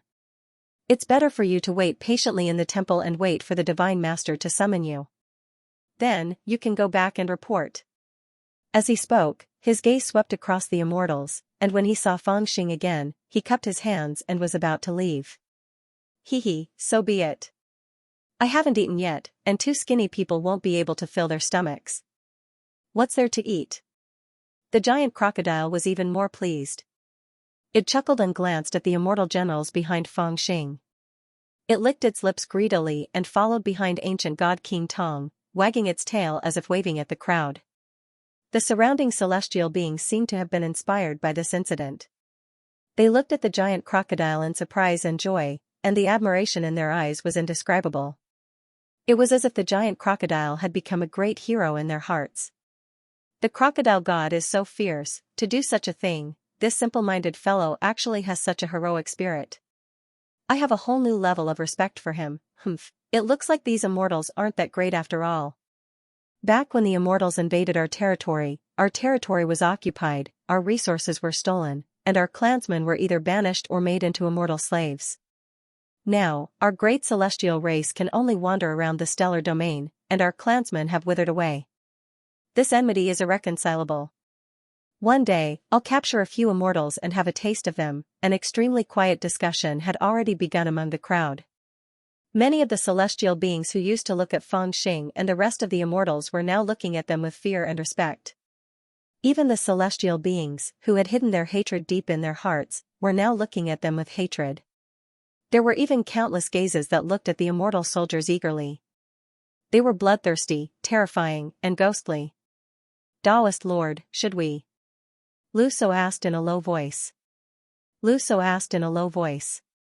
The other immortal generals looked at Feng Xing as well, and their expressions were filled with rage. When they saw Celestial King Tonggu swagger off with the crocodile god, their anger only grew. None of them had expected that immortal King Tonggu would deal with the matter so casually. It was clear that he was disdainful. It was as though he was saying that the death of the two immortal soldiers served them right, and that more people would die in the future. This deeply stirred up the anger in their hearts.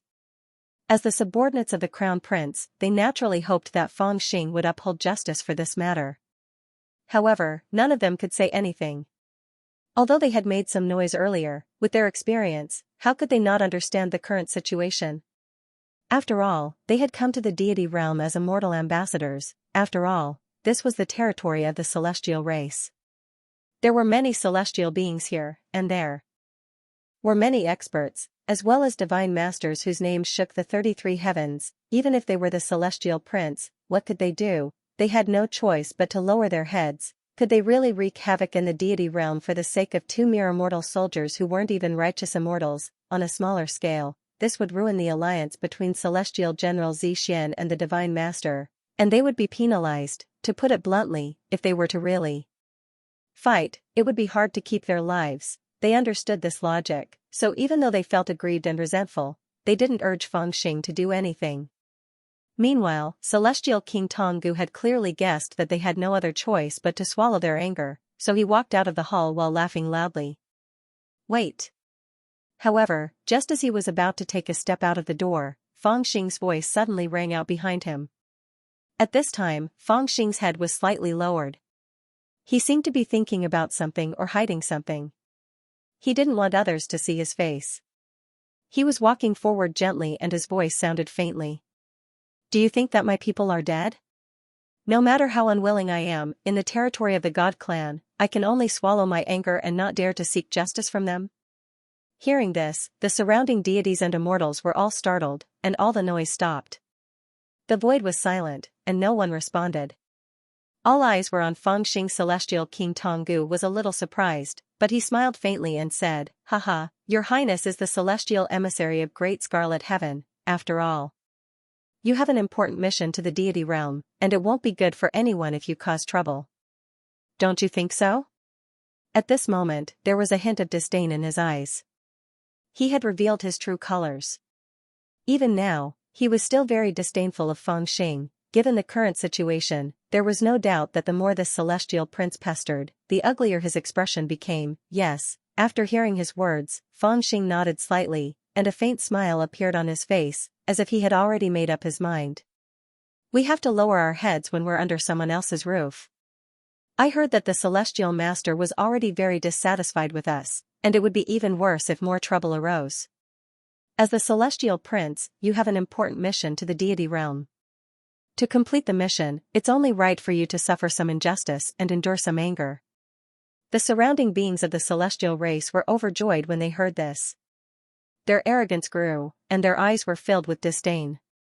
As for the immortal generals and the others behind Feng Xing, their expressions became even more unsightly. But the problem is, Feng Xing's voice suddenly rose, and when he said this, he smiled brightly. As he spoke, a ray of sword light appeared beside his ear. The ray of sword light was illusory, agile, and unpredictable.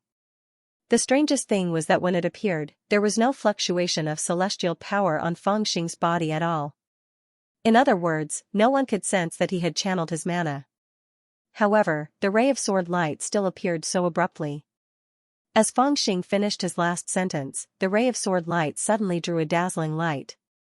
With a swoosh, it flew out in an instant. The sword light was traceless, but its ferocity was unpredictable and indescribable. The sword light of destiny cut people as if they were the will of the heavens. What kind of divine power is this? The ancient celestial king was no fool. He had been secretly watching out for Feng Xing's sneak attack, but when the ray of sword light appeared, he was still shocked. The appearance of the ray of sword light had completely exceeded his expectations, and he felt a terrifying sense of danger in his heart. He subconsciously let out a low growl, and suddenly raised his 10 fingers in the air, as if he was playing a zither, and retreated.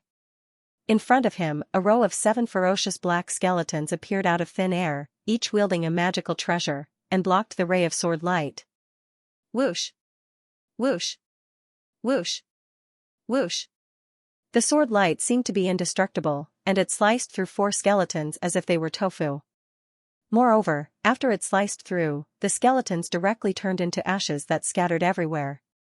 The laws within them were shattered, and they disappeared from the world just like that, never to exist again. How could it be so terrifying?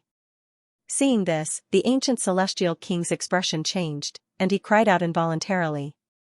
However, after the ray of sword light cut through 4 skeletons, it finally ran out of energy and disappeared into the air. At this time, the ancient celestial king had retreated at least 100 miles away. With lingering fear in his heart, he suddenly realized a problem, and cried out, "Not good."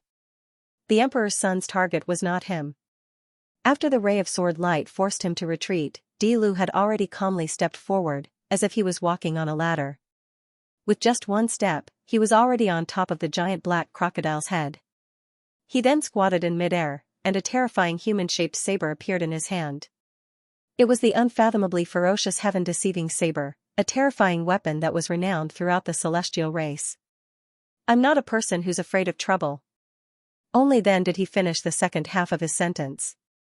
His eyes were ferocious, and there was a wild fire burning in his heart.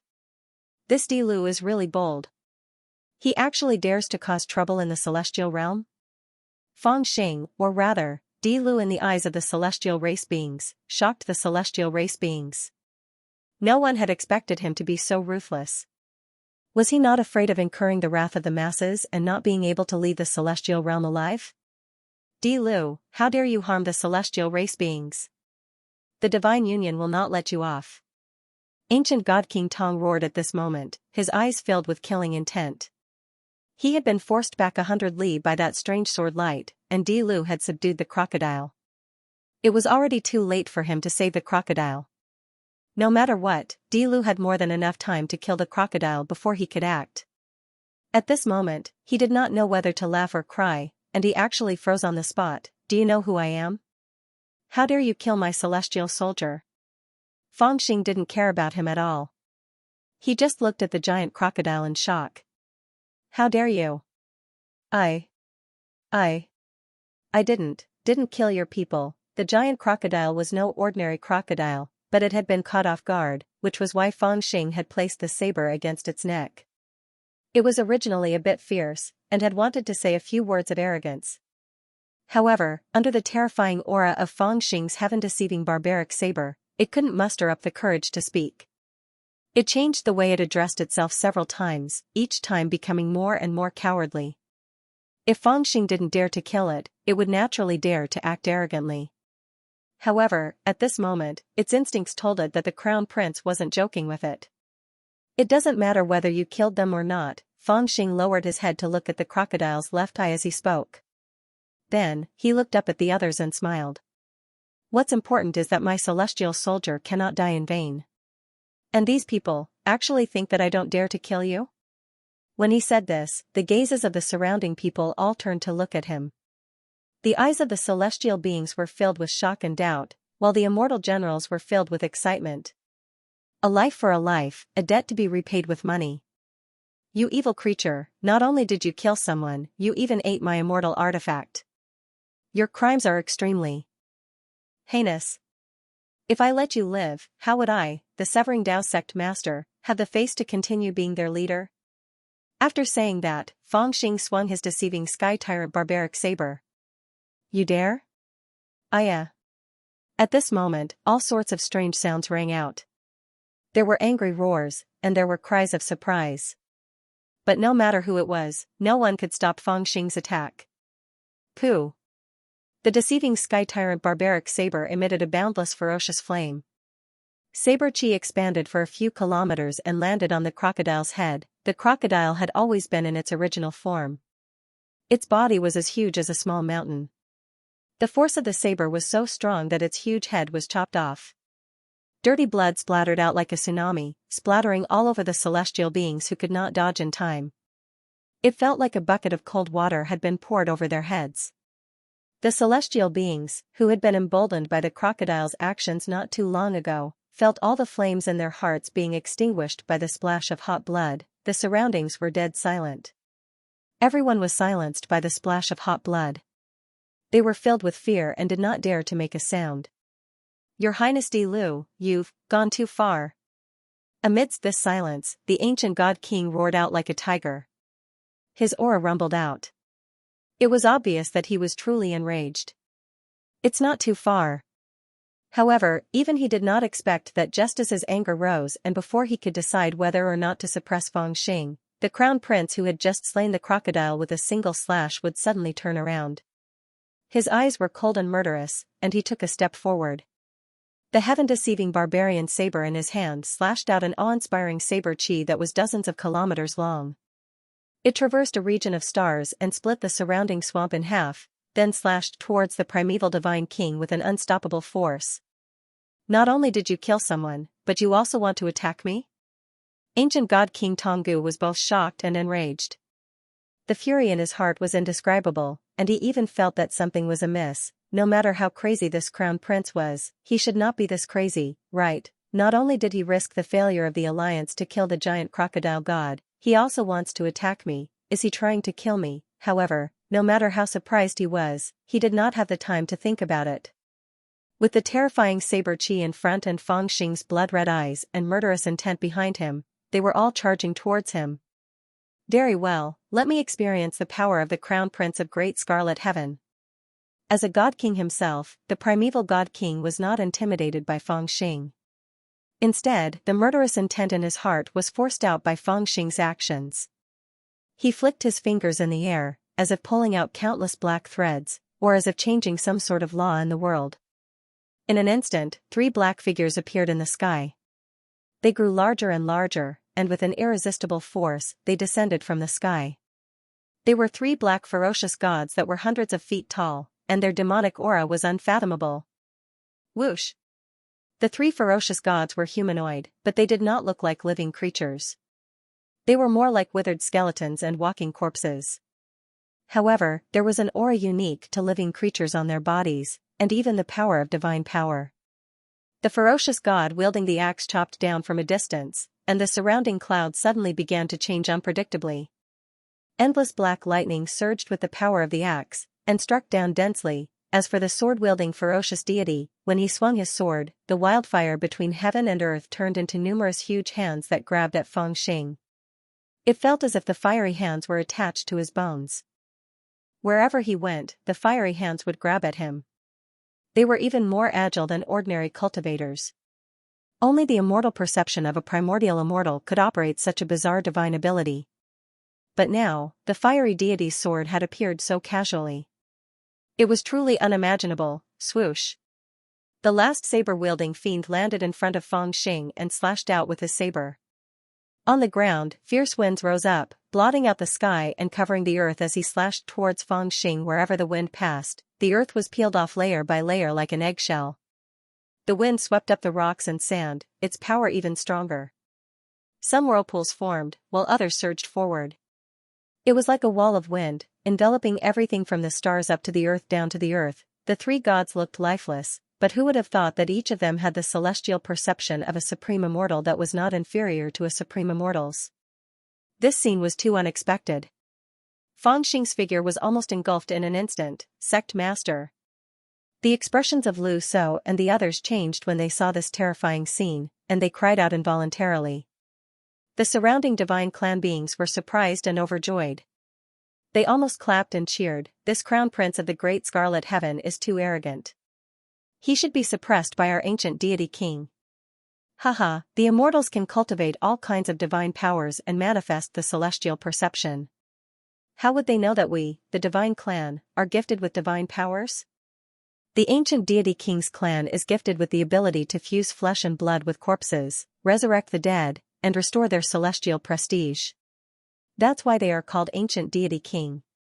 Those immortals think that they are extraordinary, but so what if they cultivate divine powers? Our ancient deity king doesn't need to cultivate divine powers at all.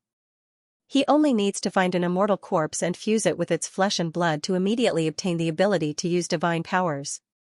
If it weren't for this, his lost clan, which only has a few people, would not have been able to suppress the leaders of the Night Clan, the Bone Clan, and the Nine Nether Clan, and become the third transcendental clan under the Divine Master. You should know that none of the divine kings are weak. As they speculated, their courage grew, and they began to look at Lu So and the others with evil intentions. Since even the God King had made a move, then should they? Before the thought flashed through their minds, there was a sudden change in the battlefield. Haha, Your Highness, if you admit defeat now, calm down, and imprison yourself in the deity temple, I can still spare you. The ancient deity king's eyes were cold, but he did not seem to have the intention to kill Feng Xing. He only shouted coldly, I can control all techniques, and not a primordial unity immortal like you can match me. You'd better not overestimate yourself, or else if I don't hold back, you can control all techniques? Feng Xing's voice rang out from within the encirclement of the three ferocious deities. Even though he was surrounded by ferocious thunders, fierce winds, and terrifying flames, Feng Xing did not panic at all. The ancient deity king's abilities had indeed exceeded his expectations to a certain extent.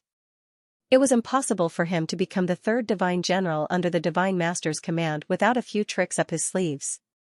However, when the ancient deity king's renowned abilities were displayed in front of Feng Xing, it felt like he was using a lion's roar against a deaf person, or an illusion spell against a blind person. My realm of consciousness has nurtured 3,000 great Tao and 10,000 laws. It's a pity that my cultivation is still too short, and I can't successfully control these 3,000 great Tao. Even after using the prodigal brush to seal them into the immortal general's body, I still can't directly turn them into primordial unity supreme immortals, and I still need a large amount of enlightenment immortal medicine to make up for it. But after all, these 3,000 great Tao are in my realm of consciousness. Although I can't unleash their full power, I can rely on their existence to resist divine powers. As this thought flashed through his mind, Feng Xing lowered his brows and leaped up. The fierce winds, fierce thunder, and raging flames that filled the sky did not seem to hurt him at all, nor did they affect his movements at all. He charged above the heads of the three ferocious deities almost unguarded. Then, he spun his heaven-deceiving tyrannical saber, leaving a long trail of black chi in its wake. Like a black dragon, he appeared above the ancient deity king's head and slashed down viciously. You have all kinds of divine powers, but I'm invincible. There were countless divine abilities in the world, and they had always been pursued by all the immortals. The so-called Tao, heaven, spirit, profound, law, and so on and so forth that were passed down in Tianyuan were summaries of the divine ability. After all, this sort of power could summon wind, summon rain, command ghosts and gods, and split the heavens and the earth apart. Since cultivators possessed such comprehension, how could they not utilize this profound power? Whether it was heaven's origin, the small immortal realm, the 33 heavens, or the dragon realm, Buddha realm, or the demon realm, there was basically no one who did not study divine powers. Even someone as experienced as Feng Xing had only seen the young martial god of heaven's origin, LV Feng Xian, and someone from the Grand Supreme Nine Immortals, who was invincible in close combat. With divine powers, there was a way to defend against divine powers. Every sect had their own teachings on how to defend against others' divine powers. Some used techniques to counter divine powers, some used techniques to counter divine powers, some used Dharma treasures to resist, some used speed to dodge, and some used mystic arts to counter divine powers. There were all kinds of methods, however, there was probably no one who had Feng Xing's talent. After cultivating the Taisheng Sutra and severing 12 lives, he began to have the talent of invulnerability, because he already had the 3,000 great ways in his spiritual realm. The power of the divine abilities that extended from the 3,000 great ways would naturally be weakened when they reached him. It was like the simplest principle: fire cannot extinguish fire, and water cannot drown water. Two divine abilities that were essentially the same would be greatly weakened when they met each other, or even completely annihilated. Of course, the current Feng Xing was not truly invulnerable to all magic yet. Divine powers that had reached a certain level could still hurt him, and even ignore the 3,000 great Tao in his body. Right now, he was like a connate Taoist aptitude, possessing unparalleled talent and limitless possibilities. All he needed to do was to rise and grow. However, this talent was more than enough for him to fight against someone like ancient god King Tong. It was almost impossible for the primeval deity king to hurt him with divine powers. If he wanted to fight, he could only use martial techniques. To some extent, this was also the reason why martial arts were so popular among combat cultivators. Other divine abilities and magical arts were all divided into different levels. Each level was different in terms of comprehension, operation, and power. Only when it came to martial arts, whether it was an ordinary mortal or an immortal emperor, they were all the same. If an ordinary mortal was provoked, he would use his fists to beat someone, but so could an immortal emperor. Moreover, both of them were able to exert their own power. Their nature was the same, but the power was vastly different. It was easy to explain, but the immortal king did not understand. Or rather, he did not expect that. At this moment, he did not underestimate Feng Xing at all. He would rather use a butcher's knife to slaughter a chicken than to lose everything. However, Feng Xing's performance was way beyond his expectations. It was as if he was defying common sense. With one step, he broke out of the encirclement and swung his heaven-deceiving barbaric saber. Before he could figure out what was going on, the saber was already on top of his head. This sudden turn of events scared him so much that he almost broke out in a cold sweat. With a loud roar, the hundreds of black shadows around him flew into the air and retreated. However, Feng Xing was still too fast. Under the attack of the saber Qi, the countless skeletons pulled out by the immortal king did not manage to surround him. The saber Qi in Feng Xing's palm had already cut off one of the immortal king's arms that was manipulating the countless black silks. Walala. With that, at least half of the skeletons fell to the ground, losing their spirituality. Ah, Emperor Stream, how dare you! The immortal king's back was drenched in cold sweat. His cultivation was not high, and he relied on the immortal corpse puppets that he had refined with his bloodline talent to defend himself. The further away he was from his opponent, the better. Now that Feng Xing had closed in on him, the feeling was even more terrifying than having a saber pressed against his neck. Furthermore, he did not understand how this emperor of great scarlet heaven could be this crazy. He was in the deity realm, and yet he dared to attack him so viciously. He did not know if Fangxing really dared to kill him, so how could he not be afraid? With a loud roar, he single-handedly pulled out dozens of black shadows to block Fangxing, and immediately fled. Kill. On the ground below, the celestial beings were about to attack the Tao-severing disciples. They wanted to take advantage of the fact that the primeval deity king had the upper hand.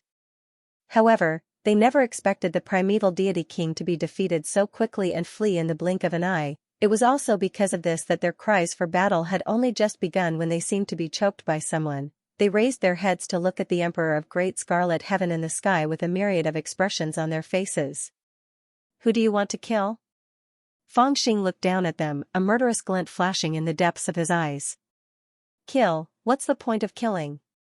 Wouldn't it be better for everyone to sit down and have a cup of tea and talk?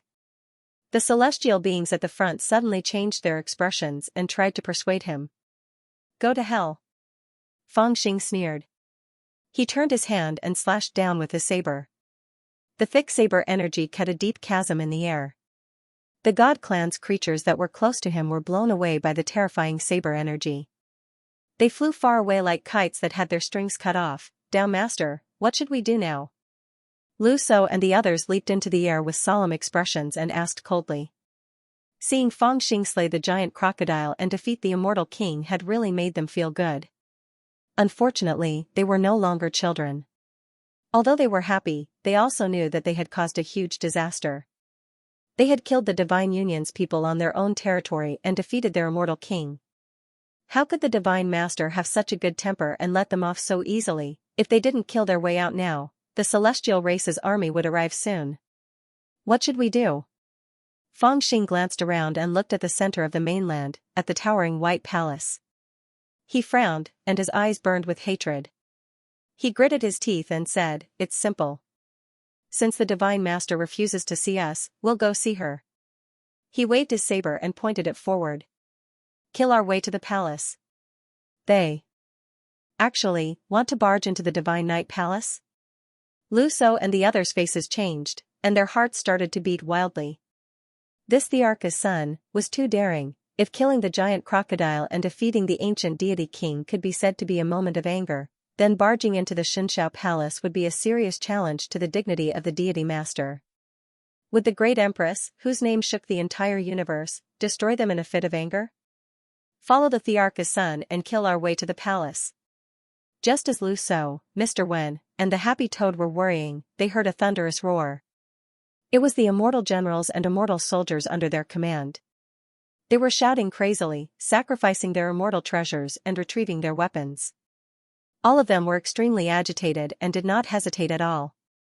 These immortal bandits were not of high birth, but they had already received great benefits from Fangxing in the process of following him. Now, they were stimulated by the scene of Fangxing taking revenge for Little Tricky and Little Odd at all costs. They were extremely agitated and could even barge into the immortal palace, let alone the Divine Night Palace. Forget it, at this critical moment, we must support him unconditionally. Let him fight. Lu Shou also had a plan in his mind, so he didn't say anything else. The 8 huge array flags behind him flew above his head. Kill. With Fangxing as the leader, the intercepting Tao disciples charged toward the direction of the White Divine Palace in the center of the continent.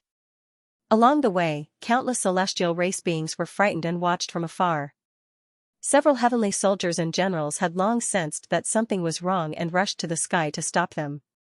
However, how could these ordinary heavenly soldiers and generals block Fangxing's way? In just a moment, they were disrupted by Fangxing's tyrannical saber and fell to the ground like dumplings. Has the Arch of Great Scarlet Heaven really gone mad? The heavenly soldiers and generals, as well as the ordinary celestial race beings, were all astonished when they saw this scene. On a peak about 10,000 miles away from the path that Fangxing and the others were charging toward the Divine Night Palace, a man in gray looked at them with his hands behind his back. He was the remnant Divine King that Fangxing had met before. Looking at Fangxing leading the heavenly soldiers and generals straight toward the Divine Night Palace, the remnant Divine King could not help but sigh softly. There was a look of amusement or helplessness in his eyes as he muttered to himself, "This the Arch is really interesting.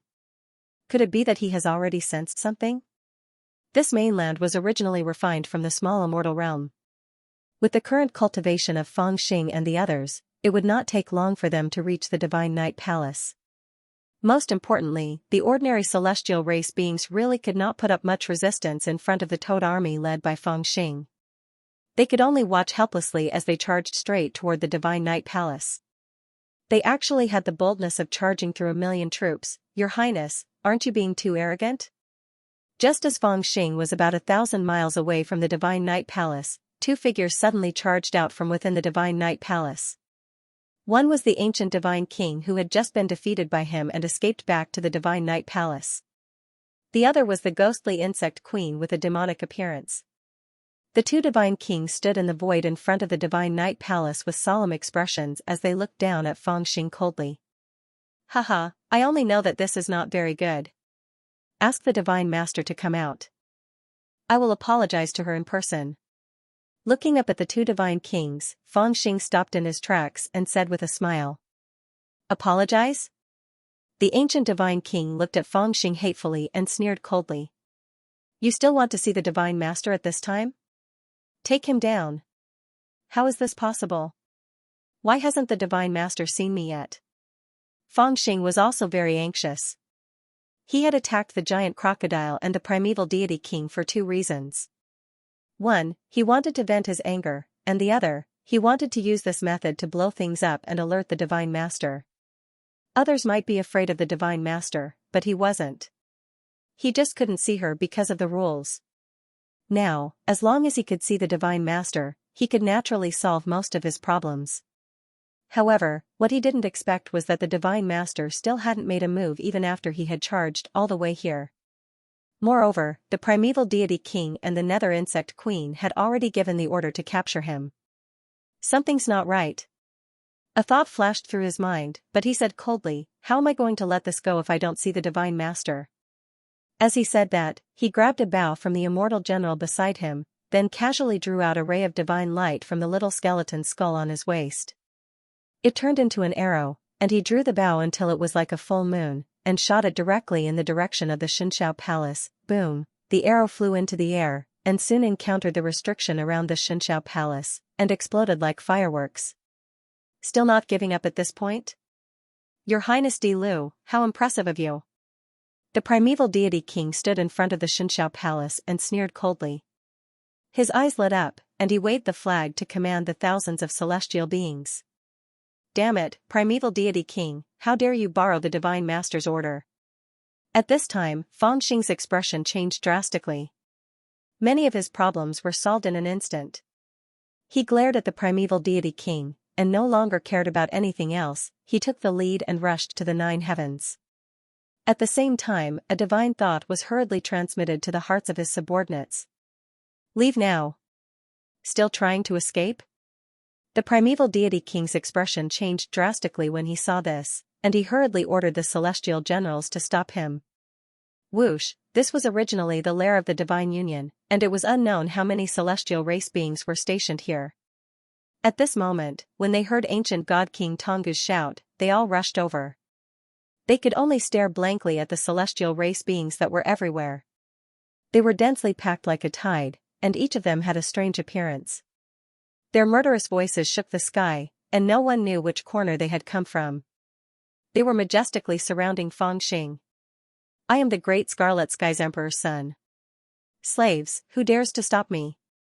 When he saw this, Feng Xing used his immortal aura and roared, shocking the heavens around him.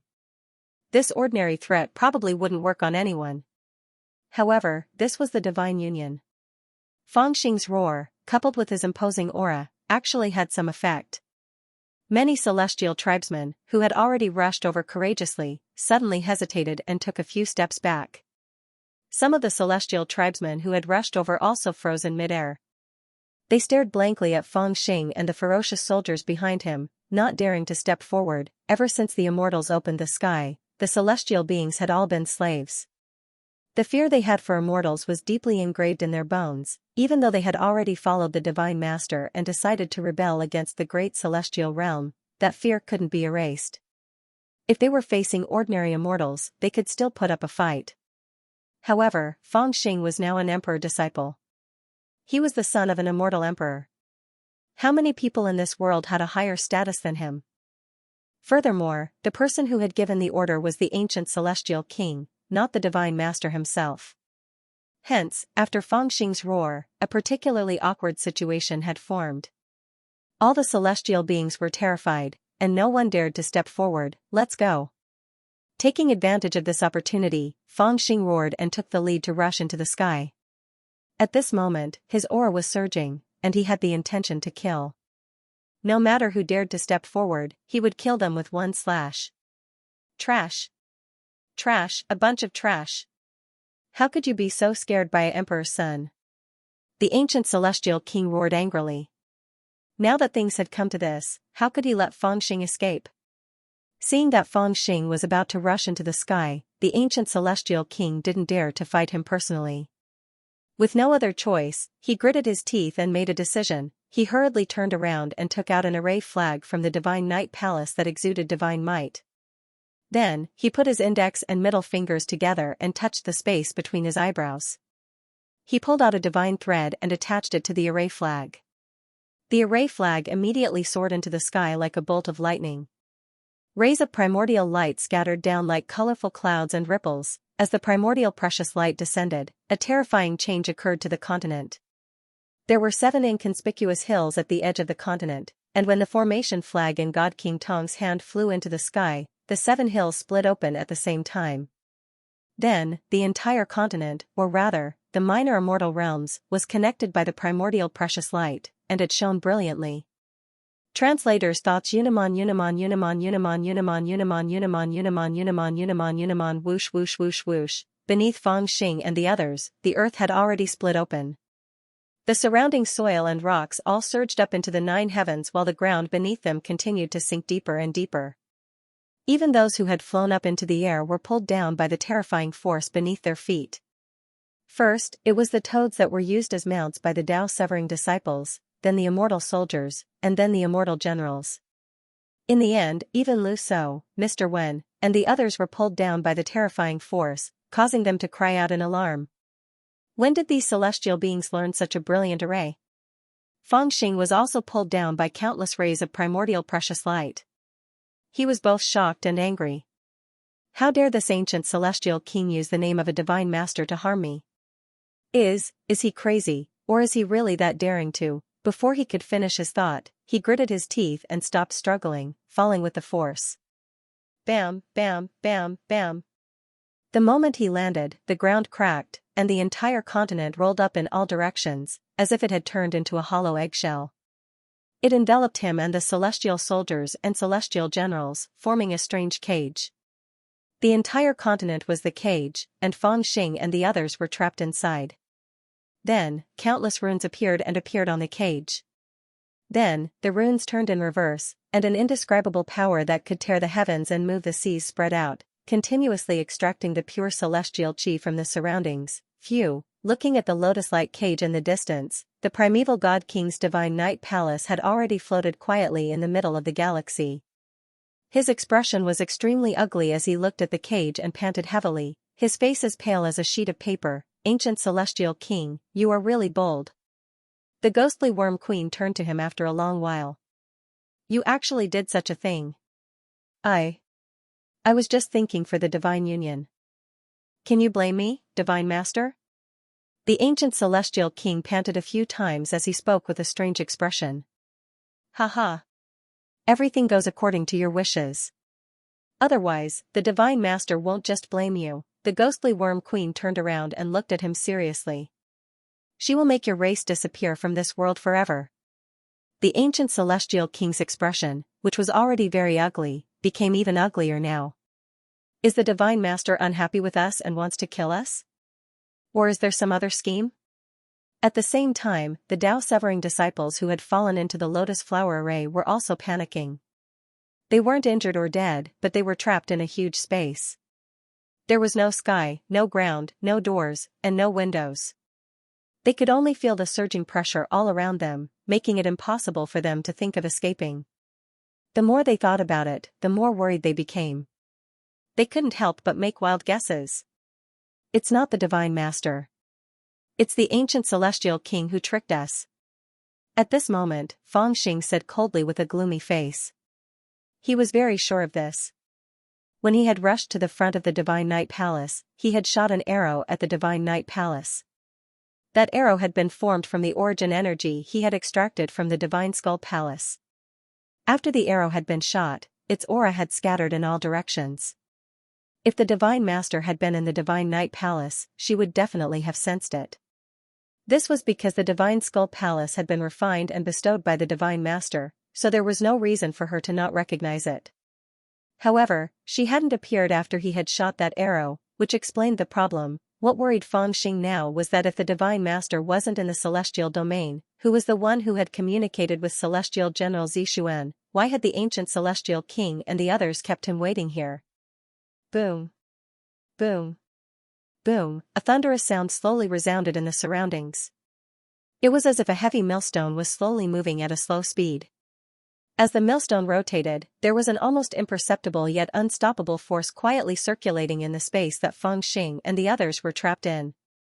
Following this force, everyone was shocked to discover a change. That was, the energy within their bodies was actually being sucked out bit by the surrounding formation. Although the amount was not much, it did not stop for even a moment. Furthermore, it was simply unstoppable. It was like beans in a millstone, being squeezed out of their bodies. I didn't expect the God race to have such a grand formation. This is the legendary yin-yang reversal formation.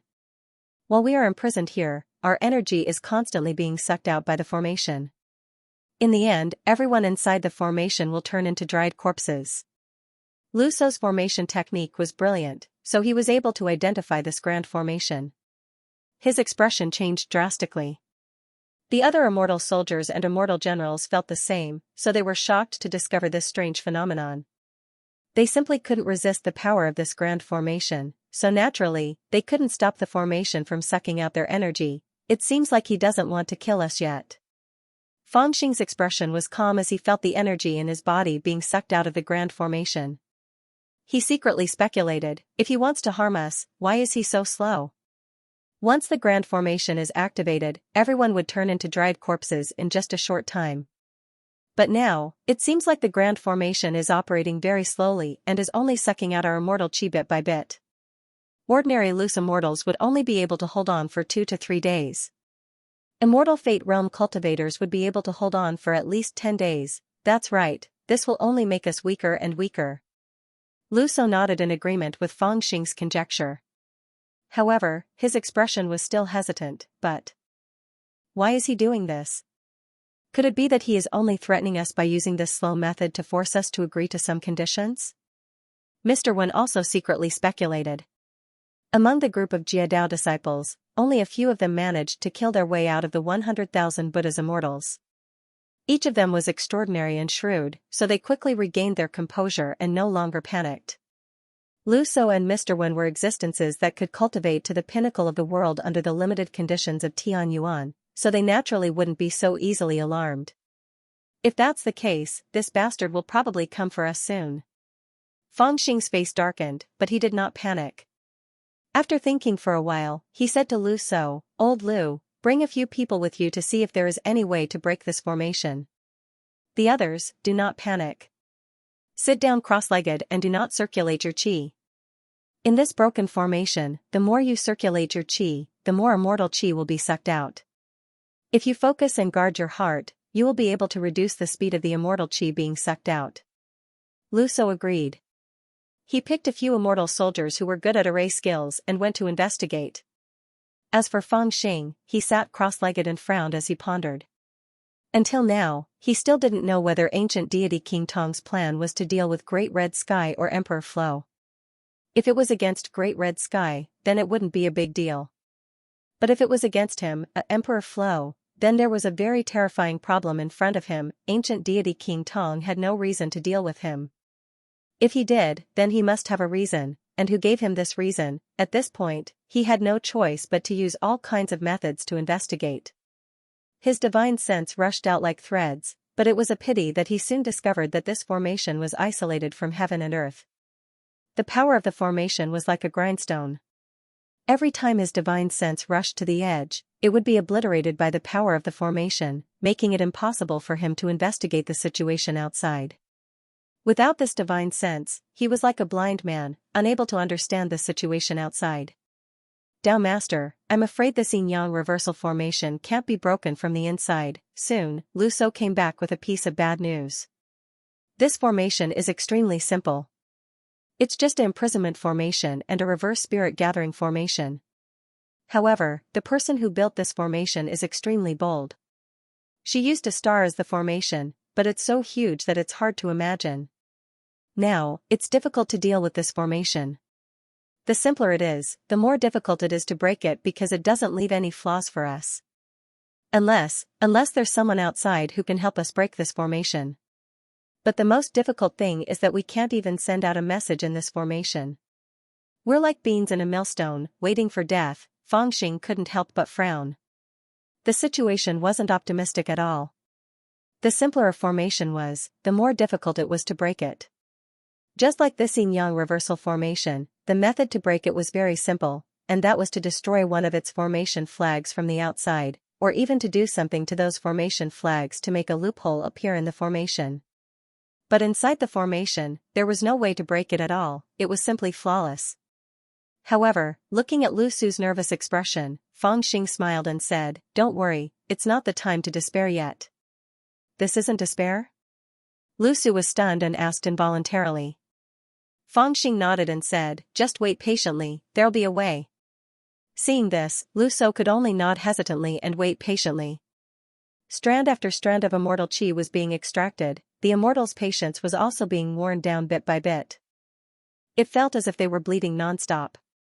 Even a drop of blood would be unavoidable, but if it continued, they would become weaker and weaker until they died.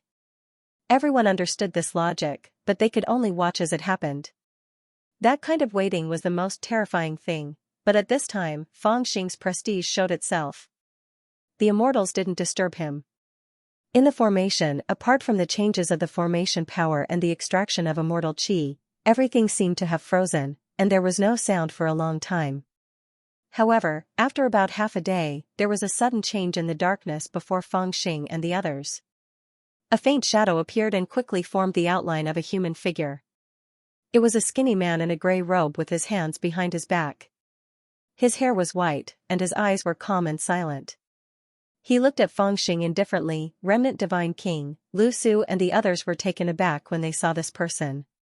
They didn't expect that the first person they saw after being imprisoned for a long time was not the ancient Divine King, but the Remnant Divine King. He seemed to be one of the 3 Divine Kings who stayed in this deity realm, but unlike the ancient Divine King and the Nether Insect Queen, they only saw this Divine King once on the first day they came to the deity realm. They didn't have any contact with him. "You're finally here." Compared to the surprise of Lu Su and the others, Fang Xing was extremely calm, as if he had already guessed that he would come. "I really didn't expect you to be the great Scarlet Heaven's Prince." The Remnant Divine King sized up Fang Xing for a while before he suddenly spoke with a smile. Then, his eyes swept across Lu Su and Mr. Wen's faces with a hint of disdain. This made Lu Su and Mr. Wen extremely surprised. From the look in his eyes, this Remnant Divine King seemed to know them, but no matter how hard they thought, they couldn't remember where they had met this Divine King. "I also didn't expect you to be the eldest disciple of the Divine Master." Fang Xing also sized up the Remnant Divine King, smiled, nodded slightly, and said deliberately, "It's just a coincidence, or perhaps I have no other way out, that's why I became her disciple." The Remnant Divine King seemed to sigh helplessly, then he looked at Lu Su and Mr. Wen with a slight frown, and said, "It's probably the same reason why these 2 people became your disciples, but I'm a little surprised that you actually dared to accept them. There's no need to say more, I know where they came from, and I naturally have my reasons." Fang Xing directly interrupted him and said calmly, "I don't care what your intentions are, there aren't many things worthy of my attention now." The Remnant Divine King sighed softly, looking a little tired, and said, "I owed you a favor back then, and since I've met you, I naturally have to return the favor. Tell me, how do you need me to help you?" He paused for a moment, and then said, "But you must remember, I only owe you a favor, and my cultivation is limited. Perhaps I can help you break a formation flag outside and let you out, but after you get out, Ancient Master Tong and Yuan will definitely find out, and by then, I won't be able to help you escape from them. He can save us out? Lu Su and the others were overjoyed, and a little hope rose in their hearts. Although he would still have to fight with Ancient God King and the others after he got out, especially when he was surrounded by the deity domain, it would probably be a bloody battle. He didn't know if he would be able to leave this place alive, but it was still better than being imprisoned in this place. There's no hurry, first tell me what's going on, does the Divine Master know?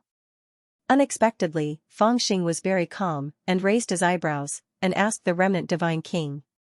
Naturally, the Divine Master doesn't know that you're imprisoned, she has no intention of forming a death feud with Great Scarlet Sky. The remnant Divine King said it very simply. And said indifferently, this matter can be considered as Ancient Master Tong's own decision. The Divine Master knows about the alliance with Great Scarlet Sky, but she won't know that Ancient Master Tong used her decree to create so many additional things. In other words, she doesn't want to do anything to Great Scarlet Sky? Fangxing heaved a sigh of relief, and his tone also became a little more relaxed. Where is she now? The remnant Divine King was slightly stunned, but still answered honestly, somewhere in Treasure Immortal River, she's promoting a major event. That's good. Fangxing laughed, you don't need to help me break the formation, just help me send a message. This remnant Divine King of mysterious origin was obviously surprised by the condition proposed by Fangxing, but he did not seem to be a curious person. He did not even ask what message Fangxing wanted him to deliver. He just lowered his eyes and said indifferently, the Divine Master is sealing off plentiful treasures Immortal River to push for a major event. No one is to disturb her. In this deity domain, only the three of us can send a divine thought to her. However, if the message you deliver isn't enough to move her, she won't care about you.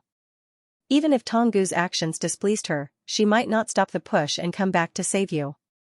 She will only kill Tonggu afterwards. That's right, Sect Master, you must be careful about this matter. Mr. Wen and the others were also a little worried and hurriedly came forward to persuade him. Being imprisoned here, there was no other way to escape. No matter where this remnant Divine King came from, he was the only savior at the moment. However, Fangxing had obviously made up his mind.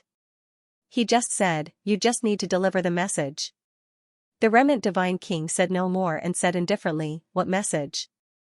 Fangxing pondered for a while and smiled, one can't forget one's son after having a husband. Even the remnant Divine King, who was indifferent, was shocked by this sentence. His expression became very strange. After a while, he fixed his eyes on Fangxing and said, are you sure that the Divine Master will not kill you after hearing this, but will come to save you? In the eyes of all the living beings of the Celestial Clan, the Divine Master was as pure as ice and as clean as jade, a supreme existence. How many men in the world could be respected by her? In particular, the heavenly skill that she cultivated was extremely powerful. It was said that she had to maintain her chastity for a lifetime. Otherwise, her skill would be broken. Therefore, it was impossible for the Divine Master to marry someone who would be tired of living and bring up such a matter in front of her. Especially the sentence one has a husband and forgets one's son, it was even cruder and sounded like sarcasm no matter how one listened to it, whether it was the remnant Divine King or the immortal soldiers and immortal generals, the expression in their eyes changed. However, Fangxing was full of confidence. He smiled and waved his hand. Go, just send the message. That's fine too. I'll return the favor after sending this letter. The remnant God King clearly felt that he had to bear the responsibility. If he angered the Divine Master, then this Emperor of Great Scarlet Heaven would undoubtedly die, and he, as the messenger, would not have a good ending either. However, since he had already agreed, he did not say anything more and calmly agreed. Downlord, who exactly is he? After the remnant God King left, Lu Su could not help but ask anxiously. Both he and Mr. Wen realized that this God King seemed to know them. However, his appearance, aura, and cultivation were all very strange to them. Only his cold eyes were somewhat familiar. Have you forgotten the great enemies on the path of striving for immortality so quickly?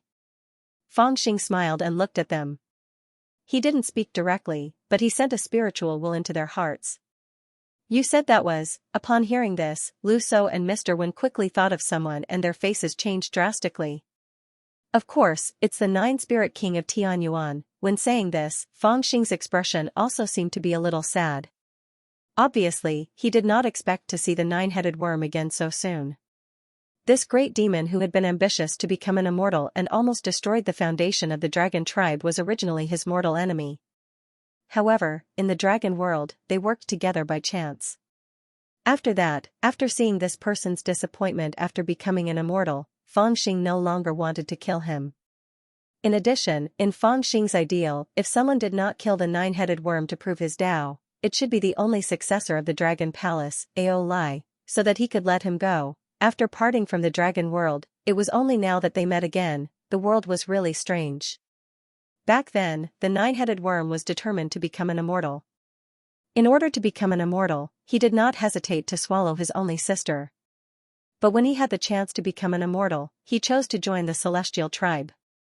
In the Tianyuan continent, the nine-headed worm, who was dismissive of the olive branch that the Lord God threw at him, secretly decided to enter the star zone behind his back.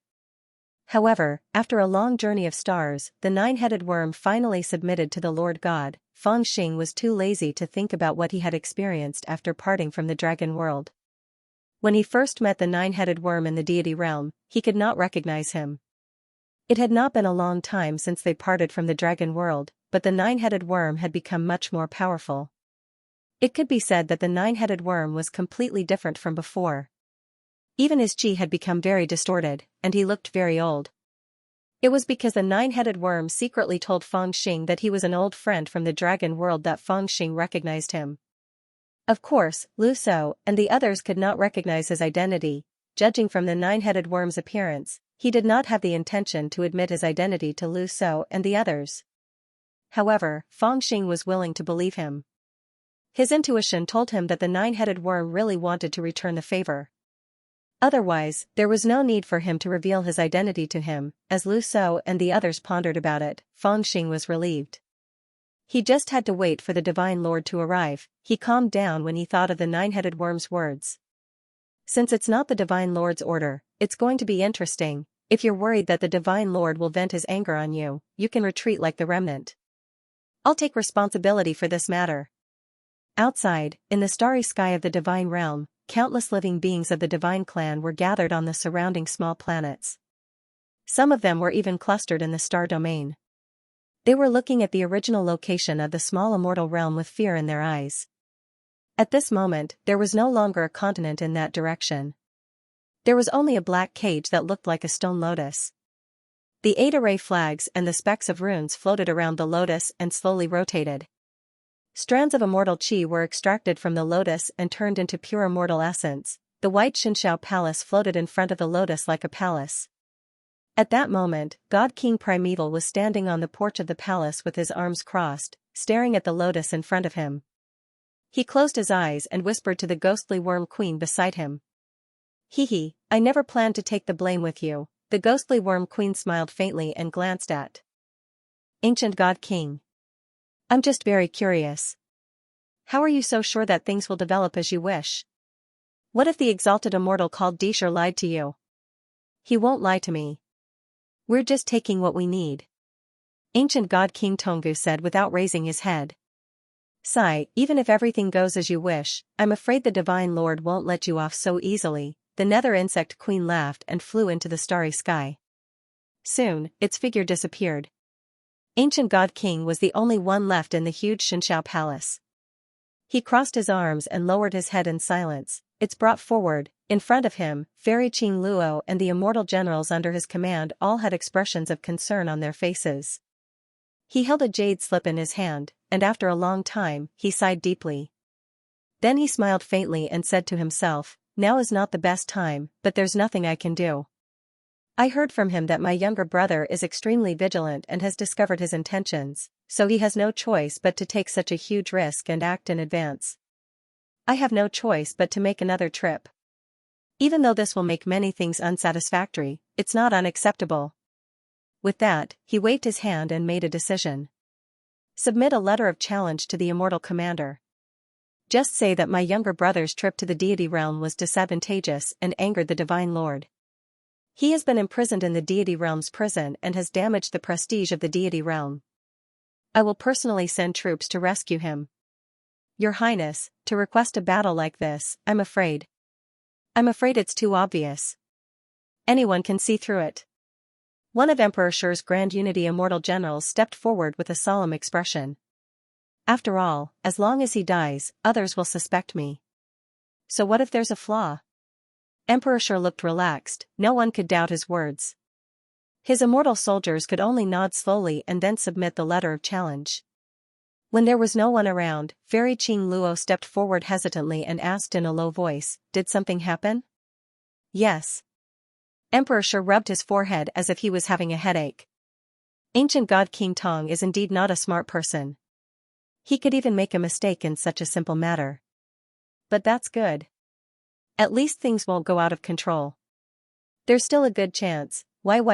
You, could it be? Hearing Emperor Shi say the name God King Tonggu so casually, as if he didn't feel it was inappropriate at all, Fairy Qing Luo's expression had already changed for a few times.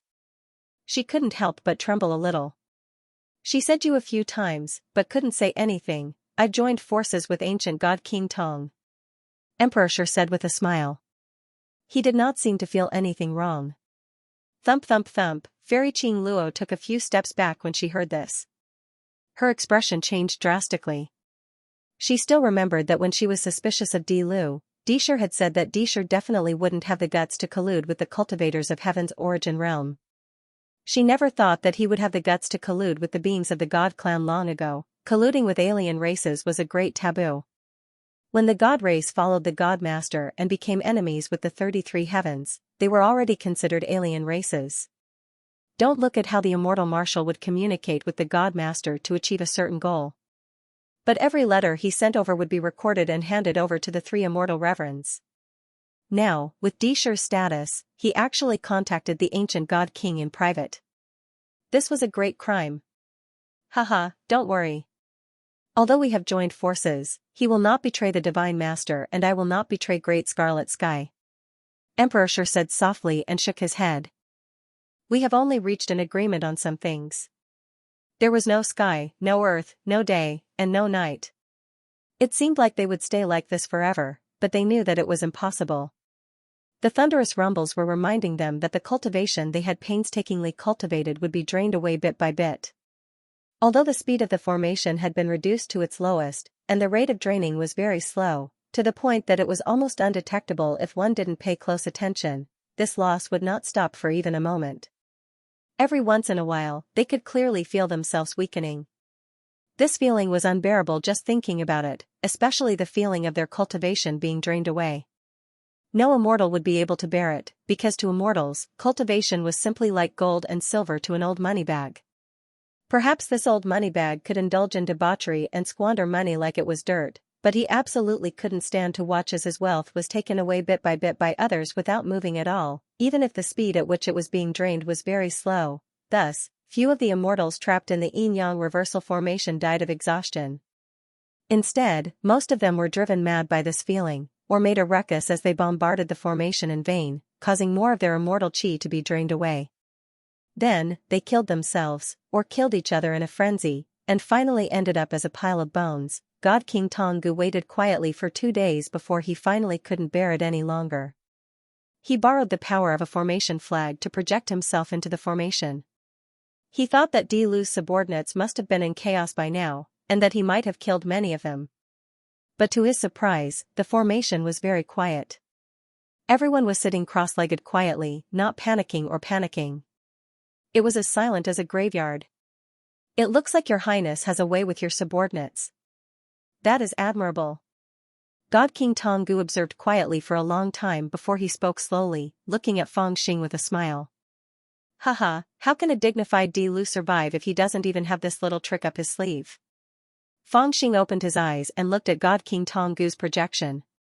He didn't get angry and just smiled. I should be the curious one. I've been wanting to ask you this for a long time. God King Tong, you're also a dignified God King. How could you do such a stupid thing? I'm a Di Lu, brother. How dare you harm me? Aren't you afraid that Great Red Sky will punish you and send troops to attack? The power of the Divine Union is naturally not small, but you can't possibly think that just your few trifling clans and alliances can resist Great Scarlet Sky's 100,000 immortal soldiers, right? Of course we can't. God King Tonggu answered honestly. The strong get stronger and the weak get weaker. According to ancient records, when the immortals first came to the 33 heavens, the celestial race was the strongest enemy of the immortals. At one point, they almost wiped out the immortals. In the end, they could only drag out an ignoble existence with the other celestial races. We used to think that the itinerant immortals were the strongest battle power of the celestial race. Who would have thought that the celestial race would find an opportunity in the immortal fate realm? Among the celestial race, there were primordial unity immortals, zenith heaven immortals, and above zenith heaven immortals, there was an even stronger king of immortals. At this point, his expression was mournful and solemn. The strong and the weak were reversed. In every battle, the celestial race gradually lost ground. Some were destroyed by the immortals, some were enslaved by the immortals. In the end, there was no one left to fight the immortals. Even our celestial race was innately gifted and powerful. Just like that, tens of thousands of years passed. The immortals reached their peak, while the celestial race grew weaker and weaker. Today, most of the celestial race didn't even have the guts to fight the immortals, let alone the immortals. All they wanted was to survive.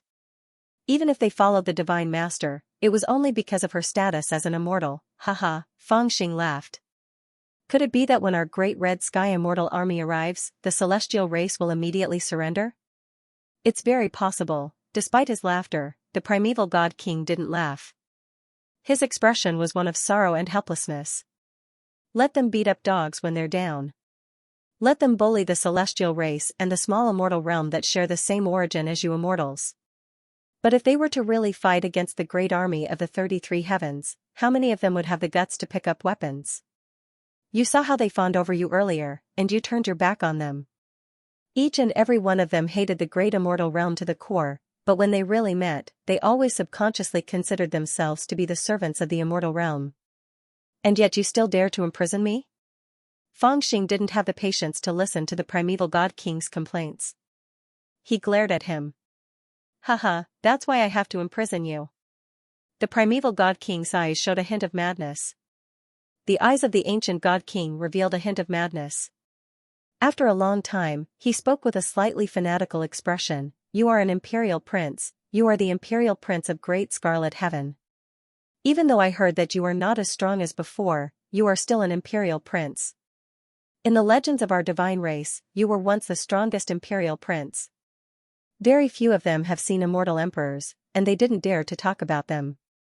Only you often appeared in their discussions. Everyone was afraid of you, respected you, and didn't even dare to say your name. Even Fangxing's heart chilled at the sight of the primeval god king's fanatical expression. Though he didn't know what the primeval god king wanted to do, he had a bad premonition. He couldn't help but laugh.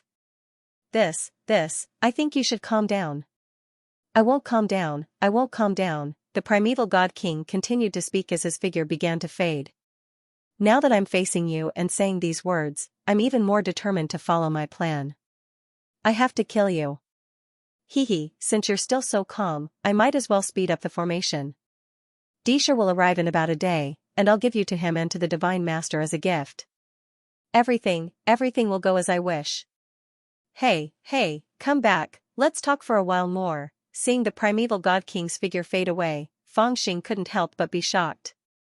Originally, he was chatting with him and analyzing the pros and cons to scare him, not to provoke him. Why did this bastard suddenly become so fanatical? Moreover, it was not easy for him to say the two words Emperor sure from his mouth just now. It was the time for him to ask a few more questions. Who would have thought that he would be so impatient? He didn't even give a word of explanation and just wanted to go outside to speed up the operation of the formation. Damn it, it's like I'm his mentor. Boom. Boom. Boom. Not long after the primeval god king left, the entire formation sped up. He actually increased the speed of the formation's operation. This change shocked Fangxing and the rest of the Dao Severance disciples. Some of the weaker Dao Severance disciples who were struggling to hold on lost a large amount of immortal qi in an instant. Many of them screamed in fear and looked at Fangxing pitifully. Master, they could fight against a strong enemy, but no one was willing to lose their cultivation for nothing. Fang. Little Fangxing, come quickly, little blind, she. At this moment, Qi Er's call came from the skeleton palace at Fangxing's waist, causing Fangxing's expression to change. The little girl was already affected by the curse and was in a bad situation. She only managed to maintain her human form because of Fangxing's enlightenment immortal medicine. Now that they were in this formation, it was Fangxing who used his cultivation to protect the skeleton palace. In addition, the skeleton palace was originally a small world that was isolated from the world, so the loss of immortal qi was much slower than the outside world. That was how they managed to survive the past 2 days. But now, the yin-yang reversal formation had sped up, and little blind girl was obviously affected. Fangxing didn't even need to go in to check to know what she looked like. This bastard, what kind of trick did he play with Disher? Fangxing's eyebrows were as sharp as knives, and a vicious expression appeared on his face. If the celestial qi was lost at the same rate as before, even if he lost some of his celestial weapons, he would still be able to make up for it later. However, according to the current rate, he would lose too much celestial qi, to the extent that his celestial origin would be damaged. At that time, it would take more than a day to make up for it. Send my orders to the tribes outside the realm. When Xian arrives, don't stop him. At this time, in the outside world, in front of the Divine Night Palace, ancient god King Tong, who was waving the formation flag with all his might, had a crazed look on his face. As he waved the flag, he activated the yin-yang reversal formation and gave all kinds of orders loudly. Before this, he was still cautious and careful in his actions. Although he had done such a thing, he was worried that the Divine Master would send down divine punishment. But now, his thoughts were clear, and his actions were much smoother. As he activated the formation, he sent down all kinds of orders in high spirits. Are you really going to walk down this path until the end? Beside the Divine Night Palace, a figure appeared out of nowhere, standing in the starry sky with his hands behind his back. I know you're the Divine Master's loyal lackey, and you're only loyal to her, but you better not stop me now. Ancient god King Tong sensed his presence and shouted coldly without turning his head. Loyal lackey?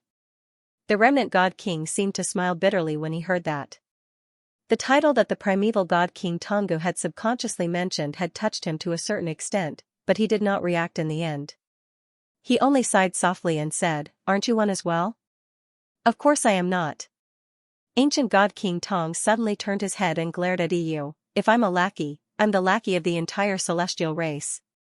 Hearing this, ancient god King Tong smiled faintly, but didn't say anything. But at this time, a light voice floated over from afar, answer a question of mine. If you're not willing to be my lackey, why should I spare your life?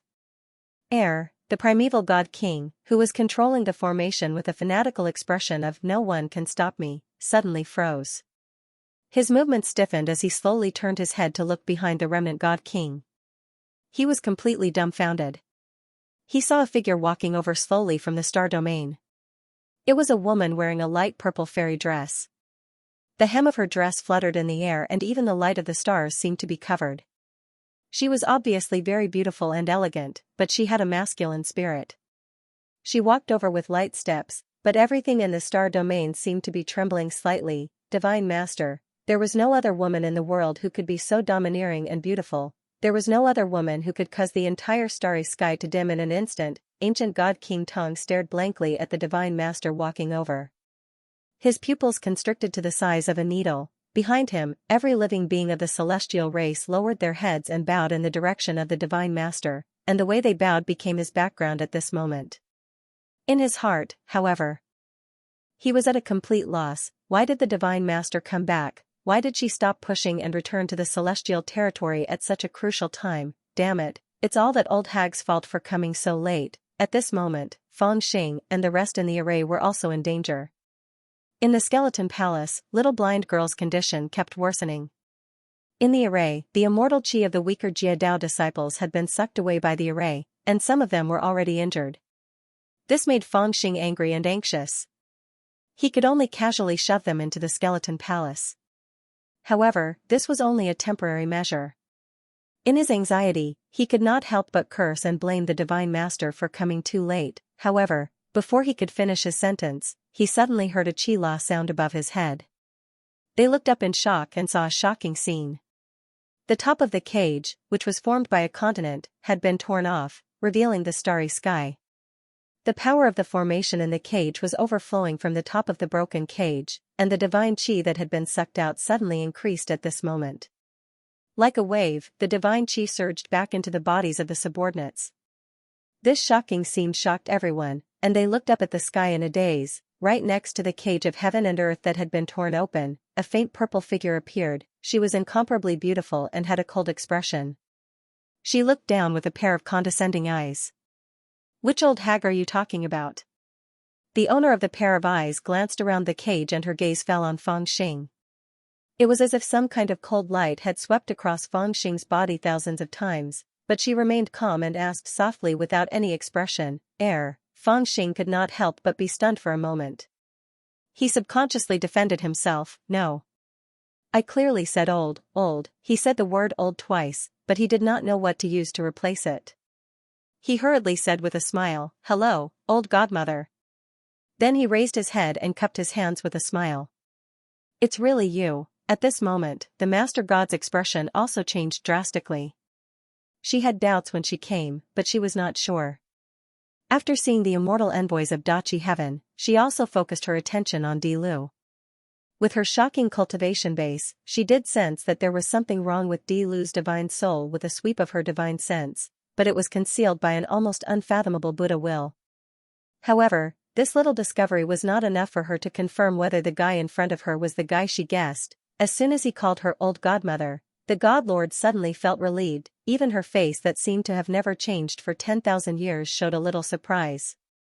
There were countless questions in her mind. This guy is actually the frisky monkey of Tianyuan. Didn't I hear from the remnant divine king that he did not succeed in reaching the dragon world? Why did he not only come to the immortal world, but also become the emperor's son of Dachi Heaven? Where did his terrifying cultivation base come from? There weren't many things in this world that could pique the interest of a divine master. She had an apathetic personality to begin with, but now, no matter how apathetic she was, her curiosity was piqued by Feng Xing. If it wasn't for her suppressive aura, she really suspected that she would grab the frisky monkey and ask him all her questions like pouring beans, then strangle his neck and force him to quickly answer her. However, she clearly knew that it was not the time to ask in detail. Therefore, after a long silence, she said softly, "Remember, I'm not even 3,000 years old. I'm not an old lady. All right. You're really young." When Feng Xing met the Master God's eyes, he could feel the endless surprise in her eyes. He was prepared that she would ask him a lot of questions. However, he did not expect that the Master God would ask such a question in the end, even though she had so many questions in her mind. Feeling helpless, he could only agree and exclaim, "She's still a young lady. Come with me." The Master God flicked her finger, and a celestial light shot out from her fingertip, sweeping up Feng Xing. Sensing that she had no ill intentions, Feng Xing did not resist and allowed her to bring him along. He flew and appeared in the divine night palace. There were already 3 living beings in the empty palace hall, which was only illuminated by the cold and lonely light of the universe. One of them was the primeval god King Tong, who was kneeling on the ground with disheveled hair and a complicated expression. The other 2 were Yuan and Yu, who were standing beside the primeval god King Tong. "The chaos has been settled so quickly?" Feng Xing was a little surprised. He initially thought there was something wrong with the Master God's control, and she would suppress it. However, from the looks of it, there were no signs of fighting at all in this galaxy. It seemed like the primeval god King Tong had knelt as soon as the Master God arrived. What exactly happened? With everyone present, Feng Xing looked around and suddenly asked the Master God at the same time. After asking the question, they immediately looked at each other and realized that the other party did not know anything either. Although Feng Xing was kept in the dark, and the Master God rushed back in a hurry, he did not know what exactly happened either. Therefore, the 2 of them looked at the primeval god King Tong at the same time with an unfriendly expression. What exactly is going on? I also want to know what the hell is going on. The primeval god King Tong, who was kneeling on the ground, wanted to cry but had no tears. He was even more confused than Feng Xing and the Master God. He could not figure it out no matter what exactly made the Master God return to the God territory in advance. It was not that he did not think that the Divine Master might know what he had done in the God realm. However, after careful consideration, he was sure that even if the Divine Master knew, she would not give up on the extremely important matter of electing the Divine Master to stop him. That was why he made up his mind. However, in the end, he did not expect that the legendary item had not appeared yet. This meant that the Divine Master's electing the Divine Master was not over. However, she had returned. Not only did she return, but she had also seized his control of the array without any reason and personally broke the array to save him. At this moment, seeing how close she was with the Crown Prince of Great Scarlet Heaven, how could he not suspect that the two of them knew each other? Most importantly, how could they have known each other? Answer me, why did you betray me? Seeing the pained expression on the primeval god King Tong's face, but he did not speak for a long time, the Master God asked coldly. Betray you? The primeval god King Tong smiled bitterly and looked straight at the Master God. I did not betray you, so how would I dare to betray you? If you did not betray me, why did you destroy the alliance between the Great Scarlet Heaven and the Master God and keep me captive? Fang Xing glanced at the Master God and said coldly, I already know that this was not the Master God's idea. Don't try to deny it. If the Master God did not return in time, the hatred between the Great Scarlet Heaven and the God territory would have been formed. Is this the outcome that you want to see? As soon as he said that, even the Gloomworm Queen and the remaining Divine Kings looked at the Master God in surprise. When they saw that the Divine Master was not offended at all and was looking at the primeval God King seriously, they were even more surprised. With the Divine Master's personality, how could she allow others to interrupt her when she was speaking and ask about her subordinates? Even if the other party was the Crown Prince of Great Scarlet Heaven, it was impossible, right? This is not the outcome that I want to see. The primeval god King Tong was also in an extremely dispirited state. After a while, he smiled bitterly and replied. Oh? Then what was the outcome that you wanted? The Master God said indifferently, tell me. If you can convince me, I will leave a bloodline for the Tonggu clan. Oh my, Fang Xing glanced at the Master God and thought to himself, this old godmother is really powerful. From what she said, it seemed that she had originally planned to wipe out the bloodline of the Tonggu clan, right? The outcome that I want. The primeval god king muttered to himself. The ancient god king muttered to himself. Perhaps the Divine Master's cold attitude had provoked him, but his eyes were bloodshot, and his voice gradually became cold. The result I want is for you to bear the name of murdering the Emperor's son, for you to become a sworn enemy of Great Scarlet Heaven, and for the entire great immortal world to understand your resolute attitude. Then you will no longer have any thoughts of reconciling with the great immortal world. You will only do as you promised us in the beginning. You will lead all the races to fight the great immortal world to the death. As he spoke, his gaze landed on the Master God's face. There was no longer the reverence that the living beings of the God race usually had for the Master God. Instead, there was a presumptuous look on his face. How is this answer? I didn't betray you, you betrayed the God race. Tonggu, watch your words. Hearing ancient God King Tong's crazy answer, the Nether Insect Queen's face changed and she warned in a low voice. The remnant God King was also slightly interested, he turned to look at the primeval God King. Fang Xing, on the other hand, looked at the God Lord with interest. He wanted to see if this old godmother would strangle him in anger. Go on. However, at this moment, the Divine Master seemed to have lost his anger. He lowered his eyes and said in a low voice. The ancient God King had already spoken his most ruthless words, and the rest of his words were naturally like beans being poured out. He continued in a harsh voice, in the beginning, we and the other god races chose to follow the Divine Master not because your cultivation was heaven-defying and you could fight against an immortal king. Rather, it was because you were decisive enough. You once promised the other god races that you would lead us to destroy the 33 heavens and restore the glory of the past to the other god races. And that was indeed what you did in the beginning. Your tyranny and decisiveness convinced the other god kings to submit to you wholeheartedly. If not, with your strength, would you really have the confidence to subdue the 10 god kings? The reason you can subdue us is because we are willing to follow your orders and resist the 33 heavens together. But how many days did you hold on to your oath? As God King Antiquity spoke, his expression turned furious. You once gathered all the precious resources of our race to set up a teleportation portal to send one of your avatars, 3 god kings, and countless other celestial beings to heaven's origin. You told us that you were doing this to sever the fortune of the immortals and obtain fortune for our race, but what happened in the end? Originally, we had the opportunity to directly destroy the Tianyuan continent, but you still showed mercy in the end. You actually gave them a chance to live, giving the people who had fled in defeat time to support the cultivators of the Tianyuan continent.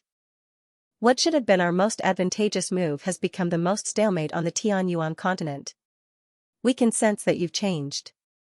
I don't know what that clone of yours experienced in heaven's origin, but after you received some news and went into seclusion for 3 days in joy, you've changed. You no longer have the desire to fight to the death against the 33 heavens. Instead, you've begun to have the desire to coexist with them. This time, you've actually intended to ally with Great Scarlet Heaven. This is irrefutable proof that you don't want to. Yi Qingtang's eyes were cold as she looked at the Divine Master without any fear in her eyes. You don't want to fight to the death with them at all costs? The Divine Master said indifferently. There was mockery in his eyes as he looked at God King Primeval. After a slight pause, he said indifferently, if you really have the desire to rebel against the great immortals world, you should know what the god clans are like now, right? If it weren't for the fact that those god kings don't want to stand out against the great immortals world, why would they be willing to serve me? If it weren't for the fact that they could push the blame onto me if they were defeated in the future and say that they were forced by me to rebel against the 33 heavens, why would they be willing to serve a weak woman like me? If a god king can be so scheming, there's no need to even mention the ordinary god race beings. She suddenly raised her hand and pointed at the star domain. Her voice was filled with mockery. The living beings outside are very ferocious when they kill each other. They're very cruel when they attack the small immortals world. They're quite similar when they come to the Tianyuan continent, but what about when they face real immortals? Do you know how many people in the Divine Alliance army are proud to be immortal slaves? As soon as she said that, the temple fell silent, and no one spoke for a long time. Even an outsider like Feng Xing could see this situation. She naturally understood that the god clan had been enslaved by the immortals for too long. They had forgotten the glory of their ancestors, only remembered the tyrannical power of the immortals, only remembered the status and glory that the immortals had bestowed upon them, but had forgotten that their ancestors were once the overlords of the star domain. Even the ancient god king's expression turned ugly. After a long time, he said with difficulty, that's why I came up with this plan. I want to use the Thearch's son as a sacrifice, not for me, but for the gods.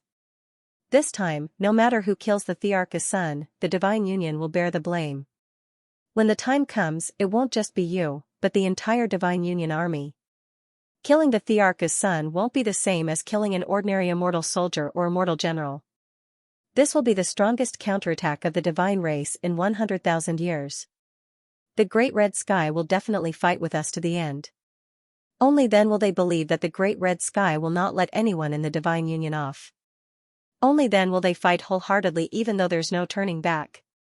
Bear the name of killing the Emperor's son. Using the Emperor's son as a sacrifice will arouse the true fighting spirit of the gods. Even the remnant godly king had a strange look in his eyes when he heard what the ancient god king said. The ghostly worm queen sighed softly and shook her head without batting an eyelid. What a silly child, Feng Xing shook his head as he listened. He thought that Emperor Shi's biggest headache right now was that he couldn't find a scapegoat to take the blame for killing Feng Xing. He had been suppressing his anger for a long time, but now there was someone who was willing to take the blame. How did he find such a freak like the ancient divine king in this vast star region?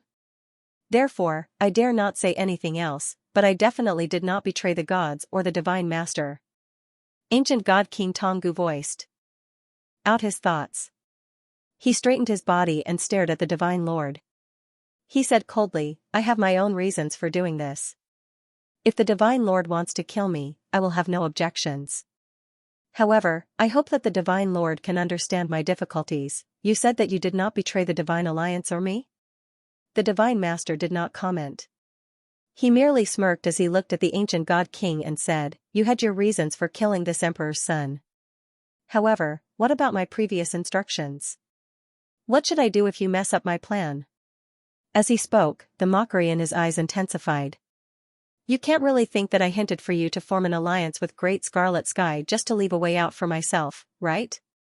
Do you really not know what I have been calculating in the myriad treasures Immortal River all this time? Your plan. The ancient God King smiled bitterly and lowered his voice. Ancient God King Tonggu smiled bitterly and lowered his voice. Ancient God King Tonggu is not a reckless person. He has already made the necessary preparations. Your plan will still proceed. Disha will come and form an alliance with you.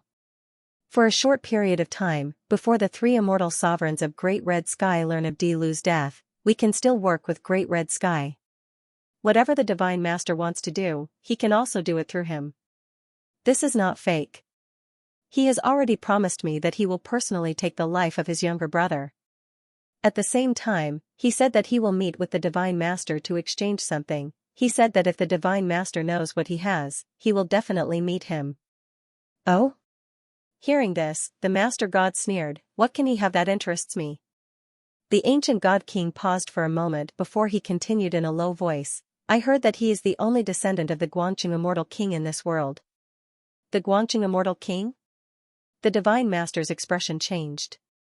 His celestial aura spread out as if he could not control it. The ghostly insect queen's expression changed as well. She instinctively took a step back. On the other hand, Feng Xing was a little dumbfounded. He did not know what exactly the descendant of the Guangqing Immortal King was. However, the ancient God King explained for him. Emperor Shi said that the hatred between the Guangqing Immortal King and the Divine Master is as deep as the ocean. Unfortunately, the Guangqing Immortal King died in the Battle of the Immortal King. The Divine Master doesn't know who to seek revenge from. Now, his descendant, say no more. The God Master suddenly snorted coldly. Ancient God King Tong froze for a moment before he shut his mouth. Feng Xing came to a sudden realization. So it was the descendant of the Divine Master's enemy. Emperor Shi had actually thought of using such a thing as a stepping stone to meet the Divine Master. He had really put in a lot of effort. Up to this point, he finally understood what Emperor Shi was trying to do. This fellow was showing off his favorite strategy of killing two birds with one stone again. First, he had asked Luo Yunyang to come and form an alliance with the Divine Master. Then, he had secretly arranged for the primeval Divine King. Regardless of whether this alliance was successful or not, Luo Yunyang definitely wouldn't be able to return to Great Scarlet Sky. The divine race would detain him and give him a chance to kill him. After that, they would even take the blame for killing him. Meanwhile, the divine race himself knew the importance of forming an alliance with the divine race. Perhaps he also needed the Divine Master's help in some aspects. Hence, he would use this opportunity to kill Luo Yunyang to come to the Divine Union and make a deal with the Divine Master. Of course, his alliance with the Divine Master was naturally temporary. This alliance would be broken when the news of him being killed by the God race reached Great Red Sky.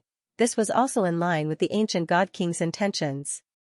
Killing the Thearcha's descendant as a sacrifice to arouse the God race's blood will also be equivalent to the Divine Union establishing a pledge of allegiance. In the future, no one will take a step back. If Emperor Shi really dares to meet me, it really won't affect my plan. Hee. After an unknown period of time, the Divine Master suddenly laughed faintly and his tone actually became gentler. The ghostly insect queen was shocked and secretly glanced at the Divine Master in disbelief. Could Ancient God have really moved the Divine Master? However, the Divine Master's next move shocked her even more. She actually smiled faintly and looked at Emperor Lu. Do you think this plan is feasible? The sacrifice in this plan was His Highness Emperor Lu of Great Red Sky. You actually discussed it with him? What made her even more confused was the reaction of His Highness Emperor Lu. He actually nodded solemnly and said, it does make sense. The God Race army under you should really be disciplined. They are acting like grandsons when they see us. Then, he glanced at the ghostly insect queen and the ancient God King, who were staring at him blankly. He then turned to the Divine Master and said, however, using me as a sacrifice is not very useful. I am a Thearcha's descendant who has lost power. How important can I be in Great Red Sky? No one cares about me and I don't have any soldiers under me. Why don't you exchange me with Emperor Shi? He is the real Thearcha's descendant in name and has 8,000 immortal soldiers under him. As he spoke, he clapped his hands and laughed. Let your subordinates be stained with blood. That is the true proof of allegiance. Your Highness, we are close to the Divine Union's star domain. More than 30 huge celestial boats slowly traversed the boundless star region, and they were awe-inspiring. In front of such a terrifying army, even the small stars that blocked the way of the celestial boats were directly shattered by the celestial light that shot out from the celestial boats, and they turned into dust and disappeared in front of the celestial boats. Only some huge stars that were as large as ordinary continents or flame stars that emitted raging flames like the sun could make them slightly change their course and go around them. Just this majestic bearing of the celestial boats gave people a feeling that they couldn't resist, not to mention the astonishing celestial pressure that surged out from the celestial boats and the huge flag that had the word Emperor on the celestial boats. Now, the 30 huge ferry boats had already arrived in front of a huge star domain. In front of them was a sea of many bright stars. At first glance, the aura was still and ordinary, but there were immortal generals on the ferry boats who had determined certain positions according to the star charts. Then, they went to a tall and noble ferry boat in the middle and reported to a man sitting on a throne at the bow of the boat. Beside this man were 2 rows of praying mats, on which sat a woman in a green dress and 4 or 5 immortal generals with extraordinary auras. That's fine. Set up camp then. When the man on the throne heard this, he nodded gently and put down the scroll in his hand. Then, he stood up and looked out from the side of the ship. He didn't make a sound, as if he was waiting for something to appear in the vast starry sky. The immortal generals under his command were already used to him like this, so they didn't say much. Naturally, someone stood up and conveyed the crown prince's decree. More than 30 immortal ships had immortal anchors made of immortal gold flying out and stabbing deep into the surrounding stars, anchoring the ships. Why is there no one in the starry sky? The woman did not leave. Instead, she walked behind the man, opened her eyes, and asked softly. You don't have to worry. The stars outside seem ordinary, but they're actually very mysterious. I don't know how many celestial race beings are hiding there as secret sentries of the Divine Union. However, the celestial race beings have innate abilities and are adept at hiding themselves. Your cultivation is still a little lacking, so it's not easy for you to detect them. They must have already reported to the ancient God King. That old friend of mine will be here soon. The man on the throne was naturally Dishur, who had come from afar. Faced with Fairy Qing Luo's worried expression, he smiled gently and explained in a low voice, dispelling the hidden worries in her heart. His voice was full of confidence. I still don't feel confident. I still feel uncertain in my heart. That divine master isn't someone easy to deal with. It's said that after she escaped from the side of the Guangqing immortal king, she obtained a great fortune and her cultivation advanced by leaps and bounds. She even had the qualifications to fight against immortal kings. In addition, even though she's a woman and comes from a humble background, she has great courage. She subdued the 10 great divine kings by herself, which shows that no matter if it's her ability or courage, she's extraordinary. In addition, she hates the 33 heavens to the bone.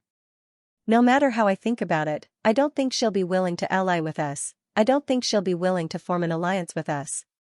Fairy Qing Luo forced a smile. When Dishur heard this, he smiled gently and slowly reached out to hold Fairy Qing Luo's delicate hand. He looked into her eyes and smiled faintly. The Divine Master naturally isn't easy to deal with. However, such a person might not have done everything. Moreover, I brought a gift that she can't refuse this time. Moreover, she's not in the Divine Union yet.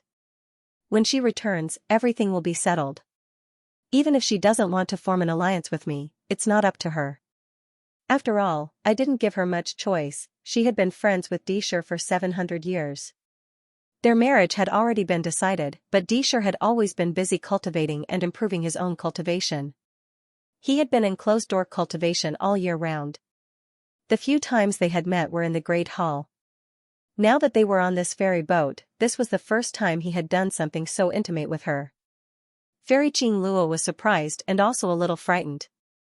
Her hand trembled and she wanted to pull back from his hand. However, she quickly reacted and held his hand even tighter. It was as if nothing had happened. She looked at Dishur with a little doubt. Dishur. Brother, is what you're doing really beneficial to Great Scarlet Sky? Of course. Great Scarlet Sky is my home. Why would I harm its interests? Disher sighed softly. He looked into Fairy Qing Luo's eyes and said, "You don't need to think too much. Just stay by my side and watch. Haha, this battle will probably end soon. No matter who wins or loses, they won't stay in the turbulent flow sea for long. I think that perhaps when we return to Great Scarlet Sky, I won't need to constantly cultivate in closed-door cultivation and prove myself to others. I should also take you on a tour around the universe and relax. What do you think?" Facing Disher's affectionate expression, Fairy Qing Luo didn't feel touched at all. Instead, she seemed a little frightened. Countless thoughts flashed through her mind, and every one of them was extremely terrifying. She wasn't a naive girl who couldn't understand the human heart. Facing Disher's abnormal behavior, she only felt endless fear and suspicion in her heart. But of course, she wouldn't show it on her face. Her heart only trembled for a second, then she revealed a shy expression, nodded slightly and said, "It's been 700 years, you're finally willing to accompany me. Your Highness, there are god race beings approaching." At this moment, an immortal general entered to report. When he saw the two of them cuddling together, he was slightly taken aback and hurriedly lowered his head. "Perhaps they're here. I'll go take a look." Disher gently patted Fairy Qing Luo's shoulder and left with a smile. After he and the immortal general had left, Fairy Qing Luo's sweet expression suddenly disappeared completely. She panted a few times in fear and frowned deeply. Her slender fingers clenched into fists. "Your Highness, you're too late." In the star domain, several figures flew over. When they arrived in front of the ferry boat, they had already split into several figures. The one in the lead was the ancient god king, who did not smile at all. He stood 1,000 kilometers away and slowly swept his gaze across the ferry boat. Finally, his gaze landed on Disher's face. His expression was a little displeased, and his tone was not polite at all. In fact, it even seemed a little arrogant. Compared to the polite and courteous manner he had when he first saw Feng Xing, it was like two extremes. "Haha, originally we agreed that when the army set off, I would use the excuse of quelling the chaos to rush over. Now, I have no choice but to set off early. Not only did I have to obtain Immortal General Zixuan's approval, but I also had to mobilize the army. It's already very rare for me to be able to rush over in such a short period of time." Disher was not offended. He smiled lightly and explained. "Alright, enough with the nonsense. Because of the Chaos Realm, His Highness Di Lu has been suppressed in the Yin-Yang reversal array. Your Highness Disher can go over and do whatever you want at any time. We will pretend that we didn't see anything. However..." At this point, Ancient God King paused slightly and revealed a cold smile. "Your Highness Disher, you should let me see the conditions that you have agreed to. I have taken a great risk to accomplish this. You wouldn't want me to be suppressed by an angry divine master, would you?" "Of course not." Emperor Shi chuckled and said, "I've prepared everything. There won't be any changes." He looked into the depths of the Divine Alliance star domain. "May I trouble Ancient God King to send my younger brother out?" "Send him out?" Ancient God King's expression changed. He shook his head repeatedly. "Your Highness Disher, please don't make things difficult for me. In order to suppress that Disher, the celestial race has suffered heavy casualties. It was not easy to trap him in the array. I will definitely not fight with him again. Your Highness Disher, please do it yourself. Moreover, the Divine Master is not here. If you leave immediately after taking him away, the Divine Alliance army may not be able to stop your 8,000 Red Knight army. So, Your Highness Disher, please do as we have agreed. Since you have become an immortal emissary of Dachi Heaven, please wait patiently for the Divine Master to return. That way, when the Divine Master is about to kill me, there will be someone who will plead on my behalf. Your Highness Disher, do not go too deep into the danger zone." The expressions of the two Grand Unity Immortal Generals behind Disher instantly changed when they heard this, and they hurriedly advised against it. "Go too deep into the danger zone?" Ancient God King was slightly taken aback when he heard the Immortal General's words. Then, he looked at Disher mockingly. Disher pondered for a moment before he chuckled softly. "The troubles of Dachi Heaven still need to be dealt with by me personally. Moreover, ancient God King has already agreed on this. I believe that the Divine Alliance has no ill intentions towards Dachi Heaven. It's just that my younger brother was too reckless and angered the Divine Master. That's why he was suppressed. Now that I'm here, of course, I have to go in and see him. After saying that, he ordered the others to stay here and set up camp. He chose a few hundred immortal soldiers and entered the god domain. He was different from Emperor Liu. Back then, Emperor Liu only had 300 immortal soldiers, while he had 8,000. Naturally, he could not enter the god domain. Fairy Qing Luo also accompanied him into the god domain.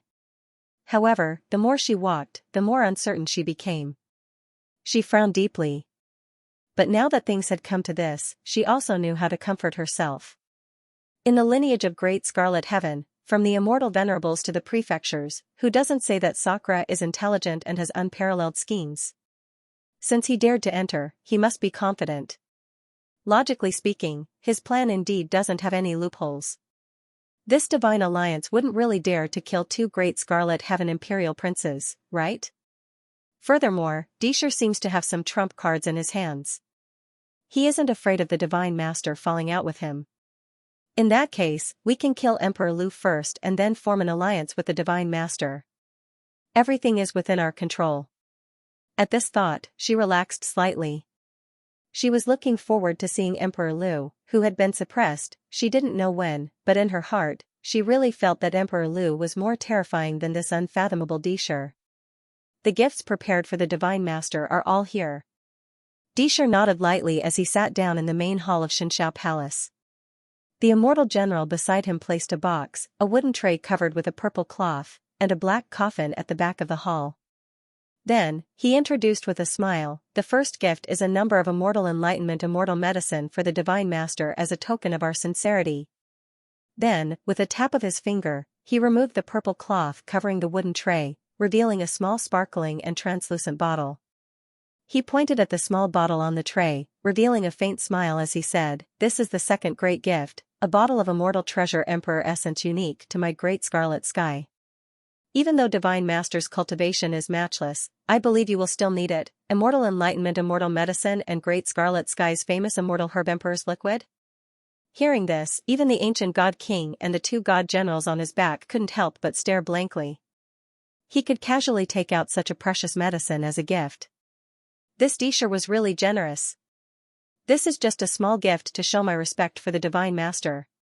Seeing their expressions, Disher smiled faintly and said leisurely, "After I finish my business, I will wait here. When the Divine Lord returns, I will give the last gift to the Divine Lord, and then discuss with her in detail. We will discuss the important matters together." As he spoke, he glanced at the primeval God King. It was obvious that he was waiting for him to hand over the Emperor Flow.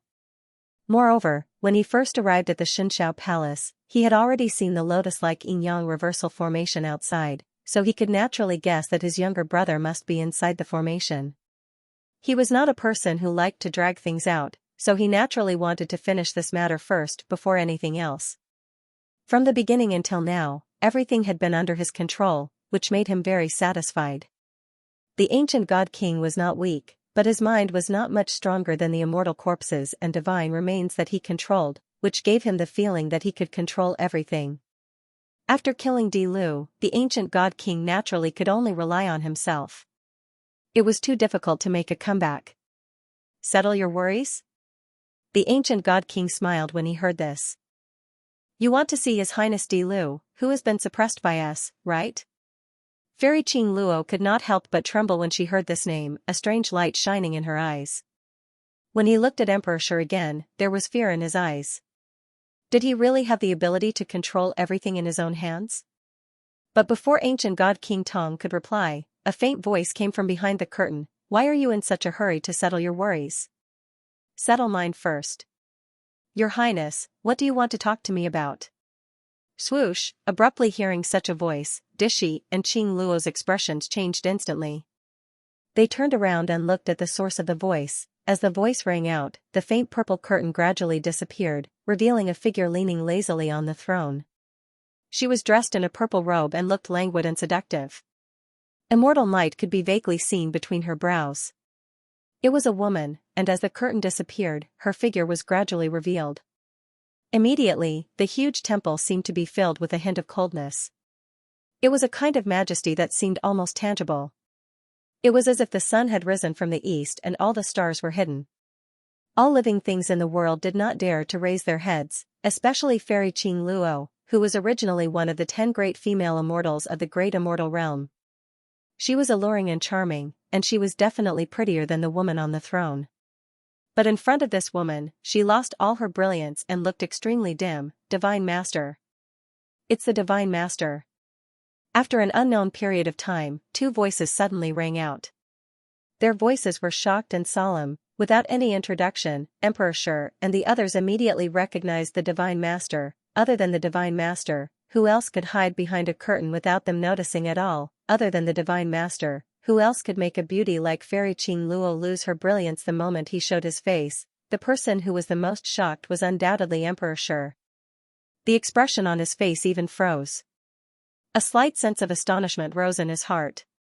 He faintly felt that the situation that had been firmly under his control was a little out of his control.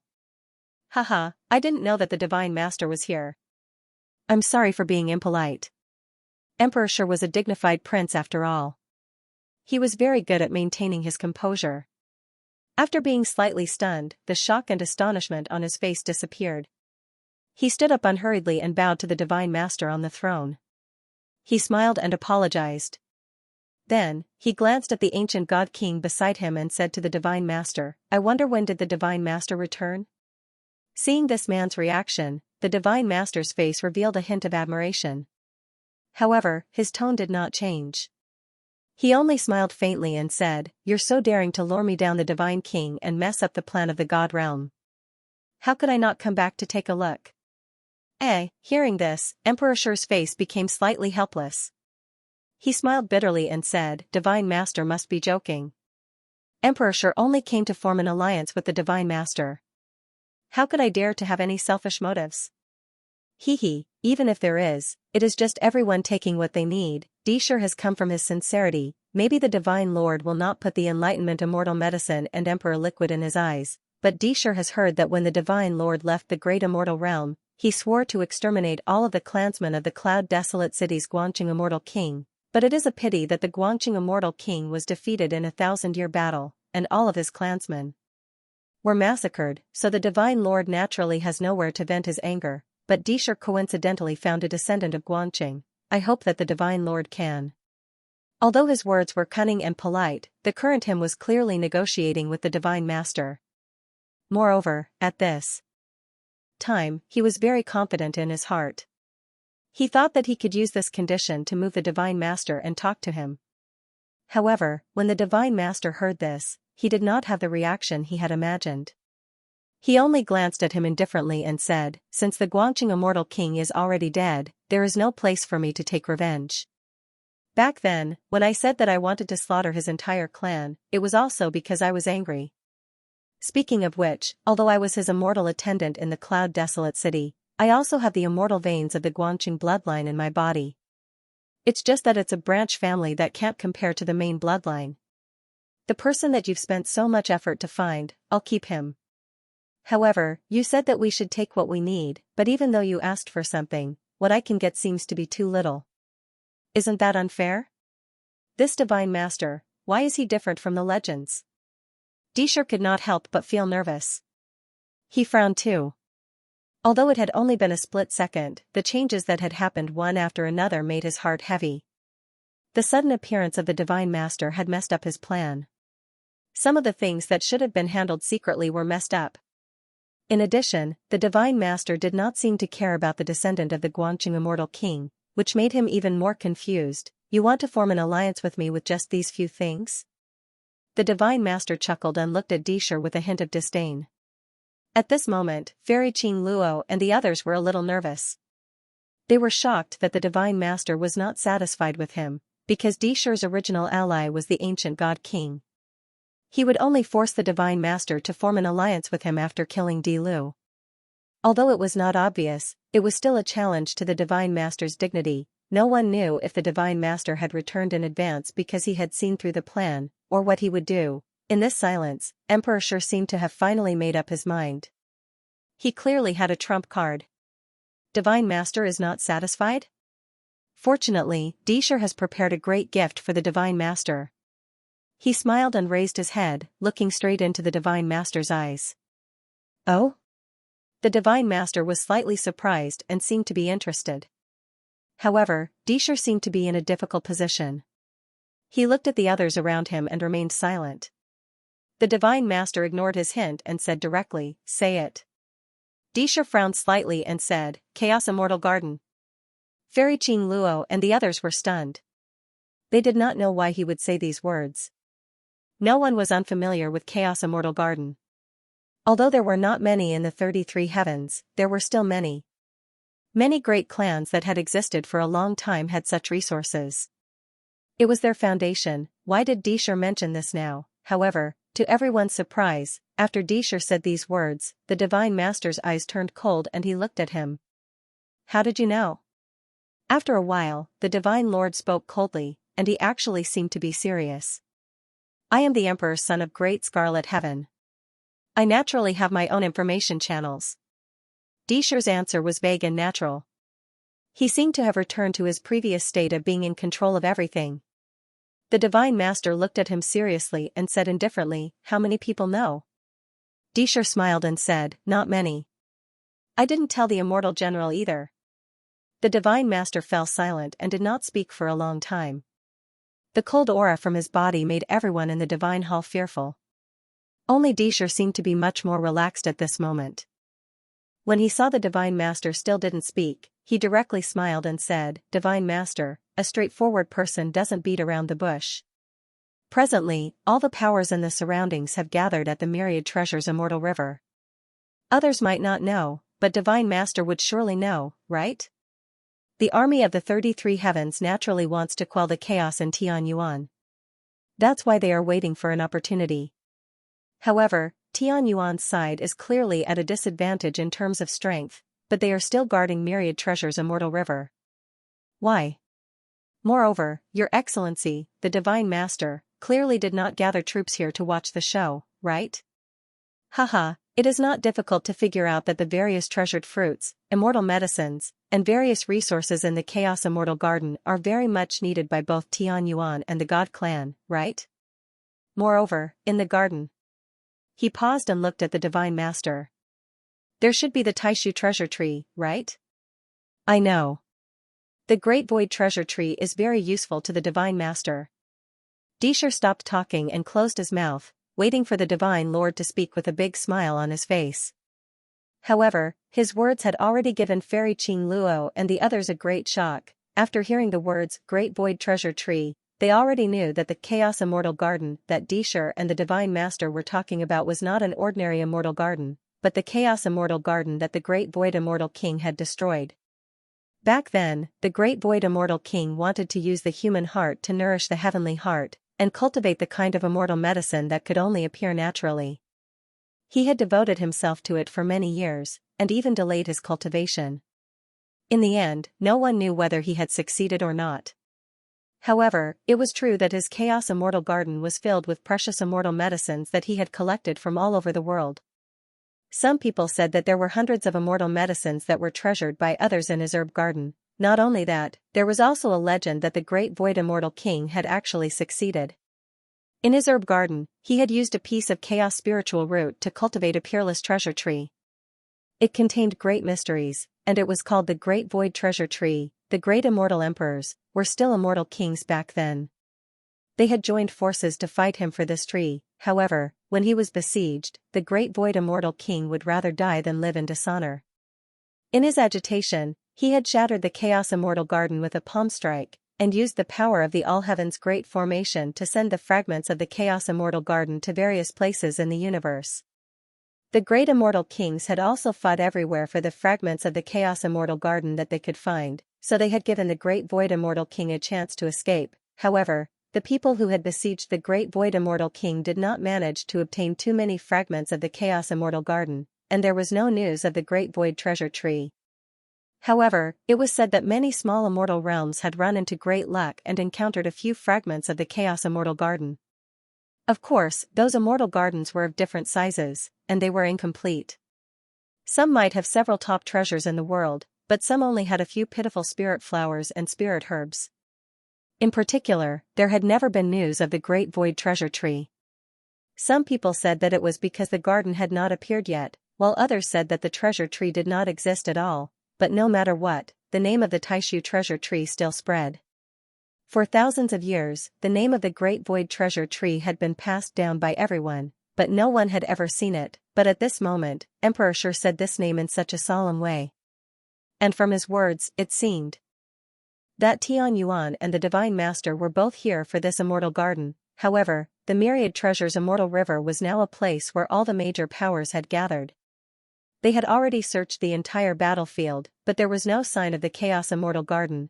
They had already guessed that this was probably the last trump card of Dishi, wasn't it? Moreover, this should also be the Master God's greatest secret. For a moment, they regretted not avoiding it earlier and hearing such a secret. I originally thought that there weren't many people who knew about this, but I never imagined that there would be a master in the 33 heavens who noticed this. I'm just a little curious.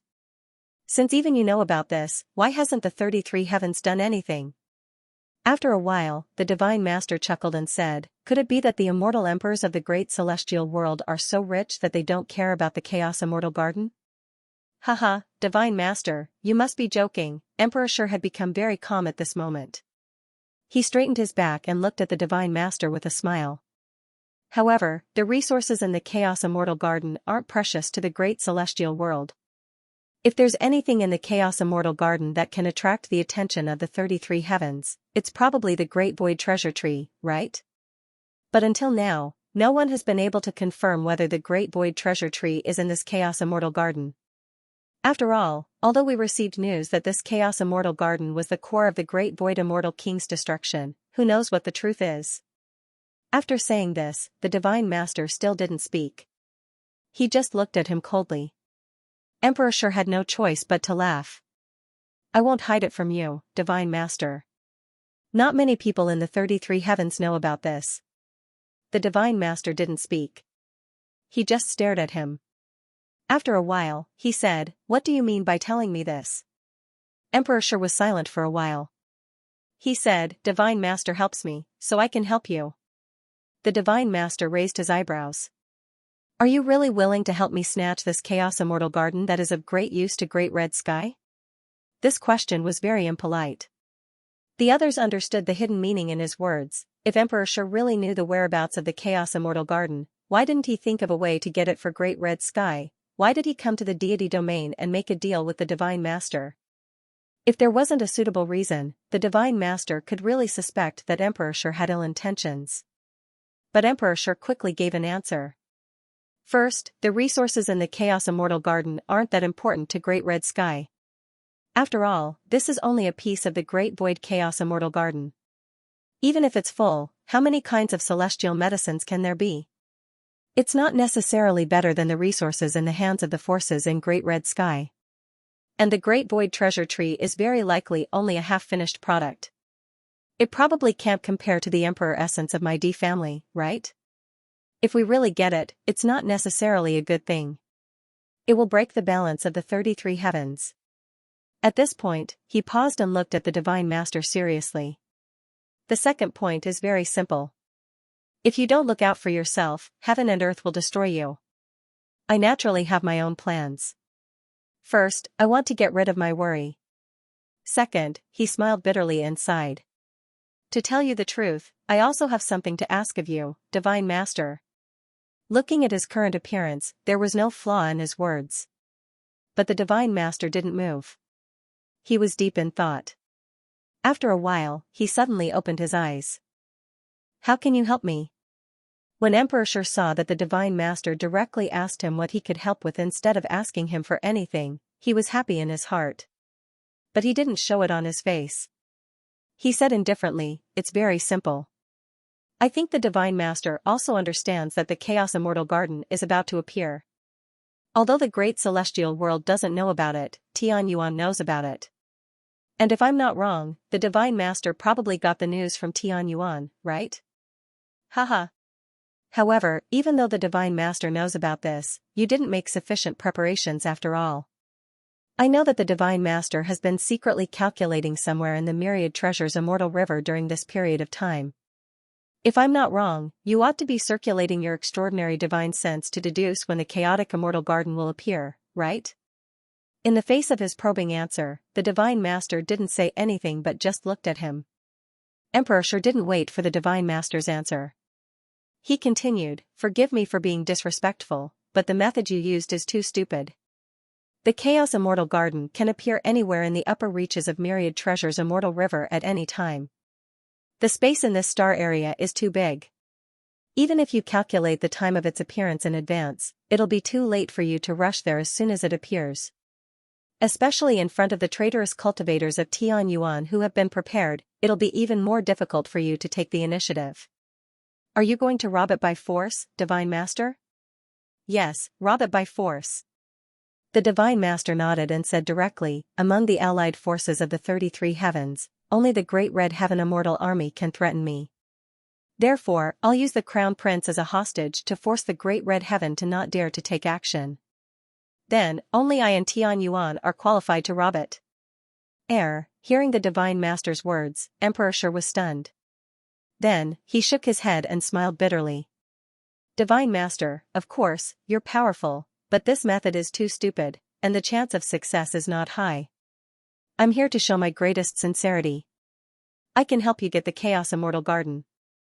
At the very least, I can help you increase the chance of success, in case Tianyuan takes the initiative." "Oh?" The Divine Master seemed to be really interested now.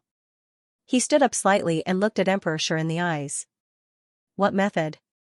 "After the Great Void Immortal King destroyed the Chaos Immortal Garden, it became a thing without a root. It floated in the star area, or even the Void Realm wall, like floating on the sea. Although it's hard to predict where and when it will appear, it's not impossible. When it appears, we can immediately attract it to us.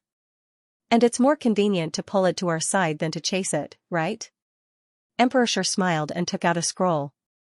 He held it up with both hands and said, "Divine Master, you can take a look at this formation map." The Divine Master lifted her palm slightly, and the scroll arrived before her. It automatically unfurled before her. After taking a few looks, her eyes turned solemn. "The Chaotic Sky Entrapment Array. This is a great array set up by Tianyuan. Where did you get it?" Looking at Dishir's eyes, there was a hint of suspicion in them. However, Emperor Shi smiled without saying a word. "Good move." The Divine Master seemed to understand something and praised faintly. Dishir smiled lightly and said, "I presume Divine Master is aware of the profundities of this Chaotic Sky Annihilation formation. It's capable of pulling over a chaotic Immortal Garden that suddenly appears in the starry sky. Presently, Tianyuan has utilized such a plan, and it's extremely formidable. If Divine Master only stands on guard and fights for the chaotic Immortal Garden after it appears, then you would undoubtedly lose the initiative, and the possibility of seizing the chaotic Immortal Garden is too low. However, even with this formation, I'm afraid it's not enough to pull the Chaos Immortal Garden for me. At most, it's on par with Tianyuan." The Divine Master frowned and said softly. Then, she suddenly came to a realization. There was a solemn and disdainful fear in her eyes when she looked at Emperor Shi. After a long while, she sighed slowly and praised faintly, "Your Highness Emperor Shi, what a good plan and a good move. No wonder you're not afraid of me even though you're a dignified emperor. You've been acting like I'll definitely be used by you. Turns out that you have such thoughts. Haha, although this formation map is Tianyuan's formation map, if I offer a more noble bloodline as a sacrifice, how can Tianyuan compete with me? In this world, I'm afraid no bloodline is more noble than the Emperor's bloodline, right?" The Divine Master looked at Emperor Shi and said faintly, "You really know how to make the best use of everything." After the Divine Master saw through all his thoughts, Emperor Shi smiled faintly. He didn't refute, but just stood there quietly. The Divine Master didn't say anything more. He slowly pulled a long face and said, "There's only half of this formation map. You've put in so much effort not just to get me to help you clean up, right? At this time, tell me, what do you want to exchange the complete formation map for?" The smile on Emperor Shi's face grew wider, and he said straightforwardly, "I want the Universal Heaven Method, Divine Master." The 8 Desolation Heaven Art, the 4 words that Dishur uttered softly struck the hearts of the immortals like a heavy hammer, making them feel as if their divine souls had been shaken. Fairy Qing Luo, the immortal generals, the 2 immortal kings under the divine master's command, the immortal kings Tonggu and Yuyin, and even the remaining immortal kings, all turned to look at Dishur with shock and astonishment. This crown prince was too bold to make such a request in front of the divine master. Everyone present was familiar with the divine master's past. They knew that she was once a servant of the immortal king Guangqing who lived in seclusion in the cloud-desolate city. She was of humble birth, but after a great change, she escaped from the cloud-desolate city. Under normal circumstances, she would either be captured and killed by the immortal king Guangqing's subordinates, or she would hide her identity and live in fear for the rest of her life. However, she was different. She reappeared in front of the immortals in less than 2,000 years. Moreover, she was as domineering as a king who had returned. She suppressed all the immortal clans with her tyrannical strength and united the 3,000 immortal clans that had always been weak and cowardly, forming a terrifying force. Under her leadership, the immortal clans that had once been scattered across the star region and subservient to the small immortal realm now possessed terrifying strength. Not only did they sweep across all the small immortal realms, they even dared to fight against the 33 heavens. Even though the Divine Master was an enemy in the great immortal realm and a traitor to the immortal realm, her experience was extremely legendary. That was also the reason why Dishur, Qing Luo, and the other immortals knew her past like the back of their hands. As for this legendary female immortal, how did she manage to change so much in just 2,000 years? Then they had to mention that the Divine Master had unintentionally obtained the inheritance of an ancient goddess. Everyone knew that the Divine Master had once been extremely lucky and obtained an inheritance. In just 2,000 years, she had been reborn and her cultivation had improved greatly. However, they didn't know what the inheritance was, what it was called, or what was so mysterious about it. But now, Dishur wanted to take the art of 8 waste from the Divine Master. Divine Lord has probably heard that Dishur only obtained the immortal fate 700 years ago. Even though he has been cultivating diligently ever since, the time is too short. Among the princes of the heavens, my strength is indeed the weakest, and I can't catch up in a short period of time. This is really a headache. Moreover, Divine Lord is probably the one with the fastest cultivation progress in the last 10,000 years. This Dishur really admires Divine Lord and wishes to ask Divine Lord for guidance. If Divine Lord agrees, I will treat you like a teacher in the future. Dishur's words shocked everyone on the scene, and they finally understood what he was trying to achieve. Actually, strictly speaking, Dishur's cultivation advancement wasn't slow. Compared to the other heavenly geniuses of Great Scarlet Sky, even the younger generation, it was already extremely terrifying. However, compared to the other imperial princes, this speed seemed to be a bit slow indeed. If it was because of this reason that he sought guidance from the Divine Master, it would make sense. My path of cultivation is related to my physique. I'm afraid you can't cultivate it. After a long time, the Divine Lord spoke indifferently, but no one could tell whether she was happy or angry. Dishur isn't greedy. I must learn all of the Divine Lord's inheritance. I only want Divine Lord's guidance to comprehend certain things. Dishur still didn't relax. He turned to look at Remnant Divine King and smiled.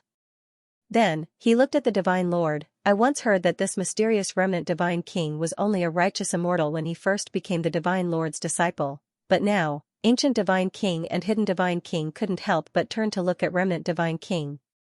To them, the cultivation of the Divine Lord's eldest disciple was indeed progressing a bit faster. Could it be that the Divine Lord really helped him with a secret technique? However, after hearing this, the Divine Lord sighed softly and said, his rapid progress in cultivation is related to his bloodline and foundation.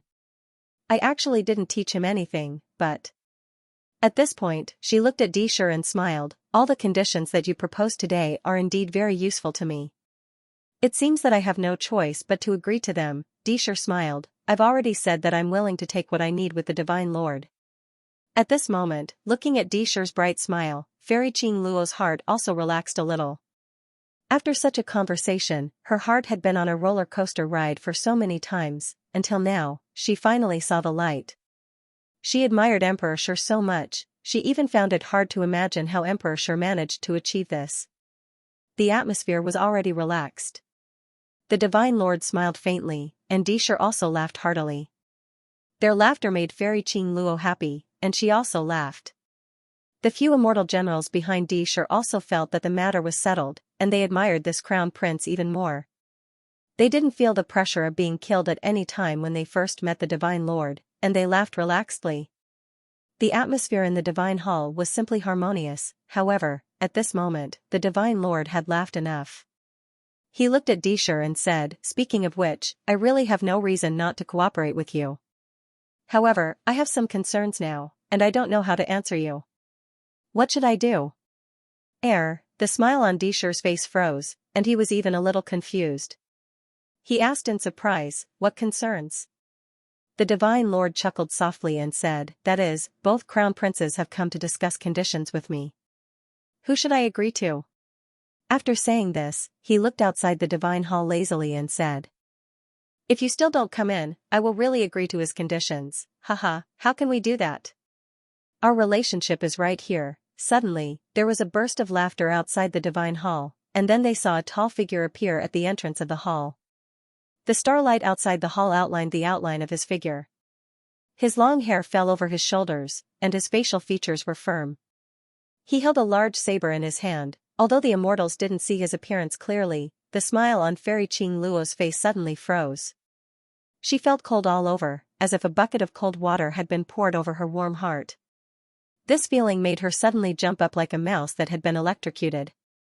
She looked at the figure in fear and trembled. "Di Lu, you," she didn't need to scream, because Di Shi and the others had already seen that person's appearance clearly. Then, all of their hearts sank. There was no doubt that this figure was the person they wanted to see as soon as possible before they met the Master God. However, in the end, they met him in a completely unexpected situation. They could not understand why they would see this figure when everything was settled, and they were just waiting to reap the fruits of victory. Moreover, he looked completely different from what they had imagined. He was supposed to be a prisoner, waiting to be executed. Why did he look like a master now? All kinds of thoughts intertwined in their minds, making them all dumbfounded. For a moment, no one spoke. "Divine Lord, what's going on?" After a long time, Di Shi was the first to react. He suddenly turned to the Divine Lord and asked in a deep voice. "It's nothing. After all, His Highness Di Lu is the Crown Prince of Great Scarlet Sky. He came to discuss the alliance with me. How can I not treat him with respect? Haha, previously, Tonggu didn't obtain my life and had a conflict with the Third Highness in private. However, after I returned, I naturally resolved this misunderstanding and released him. Haha, I was too engrossed in the conversation just now and forgot to tell you." The Divine Lord chuckled slightly. She didn't look as dignified as before. Instead, she looked a bit curious. Looking at the two crown princes facing each other in the hall, she seemed to be very interested, as if she was looking forward to a good show. As for Di Shi, he obviously heard the Divine Lord's teasing words. His face darkened. Since he entered the God domain, his feelings had been constantly changing between being in control and out of control. Now that he saw Di Lu, it was undoubtedly the strongest feeling that the situation was completely out of his control. His heart couldn't help but spin rapidly. Why is Di Lu here? Did he also make some kind of deal with the Divine Lord? But it doesn't make sense. How could he give me these conditions? Humph, Di Shi, you bastard, how dare you betray Great Scarlet Sky? Holding the heaven-deceiving barbarian saber in his hand, Feng Xing walked into the hall step by step. Behind him, Lu So, Mr. Wen, the Joyous Toad, and a group of primordial immortals lined up, their faces filled with murderous intent as they fixed their eyes on Emperor Shi and his companions. "Protect the Crown Prince." Seeing this, the immortal generals around Di Shi shouted in unison and took out their magic treasures. Only Fairy Qing Luo seemed to be scared out of her wits and didn't react for a long time. Humph. In the face of Di Lu's ferocious expression, Di Shi snorted heavily. At this time, he was full of doubts, but he didn't want to quarrel with him. He turned to the Divine Lord and said in a deep voice, "Divine Lord, I don't understand." "Oh?" The Divine Lord asked with a smile, "What don't you understand?" Di Shi's face darkened. Countless thoughts flashed across his mind in every single moment. Remaining silent for a while, he raised his head and said coldly, "Di Shi came with sincerity, and Xianxia is powerful. Divine Lord, you should know who to ally with, shouldn't you?" "Of course I know," Hearing this, the Divine Lord smiled and looked at Disher with appreciation. He sighed and said, "You are very smart, sincere, and your plan is excellent. I will accept the gift, but, speaking of this, the Divine Lord smiled like a little fox, but I still choose him as my ally. You're great. I like what you've given me and I've accepted it, but I'm not going to form an alliance with you." Emperor Shi was totally dumbfounded by the words of the Divine Lord. He didn't recover his composure for quite a while. He had an indescribable feeling of surprise in his heart, as if he had been knocked on the head by someone. His calm expression became extremely weird at this moment, and his eyes were filled with confusion. He truly didn't understand why things would turn out like this. How could things turn out like this? Is the Divine Lord crazy? I've offered all kinds of great gifts and analyzed the pros and cons for her. I've already made it clear that forming an alliance with me is a win-win situation for both of us. Why does she still refuse to form an alliance with me and insist on finding that useless Di Lu? Or perhaps I'm the crazy one? Otherwise, why are they looking at me coldly as if I'm a fool? Di Lu, the immortal generals behind him obviously didn't understand what was going on. They were completely dumbfounded. However, from the murderous looks on the faces of the people around them, they realized that the situation was not good. They exclaimed in a low voice and protected Disher tightly. At this moment, the Divine Lord was also smiling as if he was watching a good show. As he waved his palm, a plate of snow-white and crystal-clear dragon pearl appeared in front of him. It was a kind of sacred medicine in the immortal world. It was extremely rare and tasted good. It was similar to the sunflower seeds in the mortal world. Then, she picked up a dragon pearl and brought it to her mouth as if she was watching a good show. However, to her surprise, Fang Xing swaggered and sat on an old-fashioned wooden armchair with a jar of wine in his hand. He looked at Disher's extremely complicated expression while smiling and shaking his head as if he was waiting to watch a good show. The Divine Lord waited for a while and couldn't help but throw the dragon pearl on Fang Xing's head. "What are you waiting for?" Fang Xing turned to look at the Divine Lord in surprise. "Shouldn't you be the one to do it?" The Divine Lord did not know whether to cry or to laugh. "This is your archenemy, the person who is competing with you for the position of Di Lu. Shouldn't you do something?" Fang Xing looked at the Divine Lord innocently. "But you're also going to use him as a proof of allegiance and sacrifice his bloodline to the Great Formation." As the two of them spoke, they looked at each other, as if it was only right for the other to make a move. "Di Lu, leave now." At the same time, the immortal generals under Dishi's command let out a roar, activated their magic treasures and attacked towards Fang Xing and the Divine Lord. Although they were confused and didn't know what was going on, they could tell from the conversation between Fang Xing and the Divine Lord that this wasn't a normal negotiation, but an ambush. The Divine Lord and Di Lu had already determined Disher's life and death. The negotiation just now was probably just a show. At this moment, there was no time to talk nonsense, the only thing that mattered was to escape. Boom. Boom. Boom. Several magic weapons of Supreme Immortals of Primordial Unity Immortals shot at Fang Xing and the Divine Master with terrifying power, but the two of them did not react at all. The magic weapons aimed at the Divine Master could not even reach her before they were blocked by a misty immortal light. Then, they fell to the ground silently. The immortal light dimmed, and the material of the magic weapons was decayed. It was hard to understand why the magic weapons were destroyed. As for the magic weapons aimed at Fang Xing, they were blocked by Lu So and the others who rushed out from behind Fang Xing. They roared in unison and did not hurt him. "Let's attack together and kill our way out." After summoning their magic treasures, the group of Primordial Unity Immortal Generals behind Disher roared in unison and rushed forward. Although they were talking about killing their way out, not a single one of them charged out of the hall. Instead, they charged towards Fang Xing and the others with faces filled with fury. There was a resolute look in their eyes, as if at this moment, every single one of them understood their role. They had to create a chance for Disher to escape at all costs. Protect the sect master.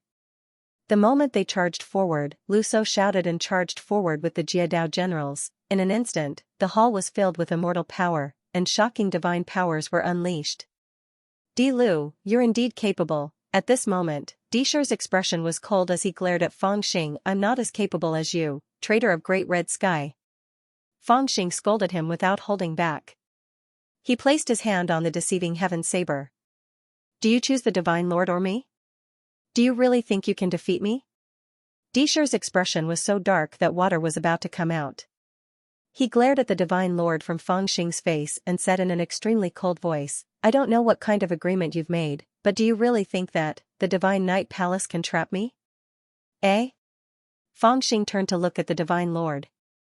He's obviously looking down on you. Before he could finish his words, Disher had already reached out to grab Qing Luo's arm and flew back dozens of feet. At the same time, he had already scattered several immortal talismans in his other hand. At the same time, his immortal power surged and exploded. In an instant, the raging immortal light almost filled the entire hall. Whether it was Fangxing, the Master God, or the King God, they were all enveloped by the immortal power released by the immortal talismans. Oh no, there's an Emperor talisman in there. At this moment, the smile on Fangxing's face disappeared. He flew back and shouted, Old Godmother, hurry up and do it. From the immortal talisman, he could already feel an extremely terrifying aura. It was obvious that Disher had hidden an extremely powerful immortal talisman among those immortal talismans. Without thinking, it must be an immortal talisman personally given by the immortal emperor. There was a trace of the immortal emperor's power sealed in it. It was not the first time he had heard of such a talisman.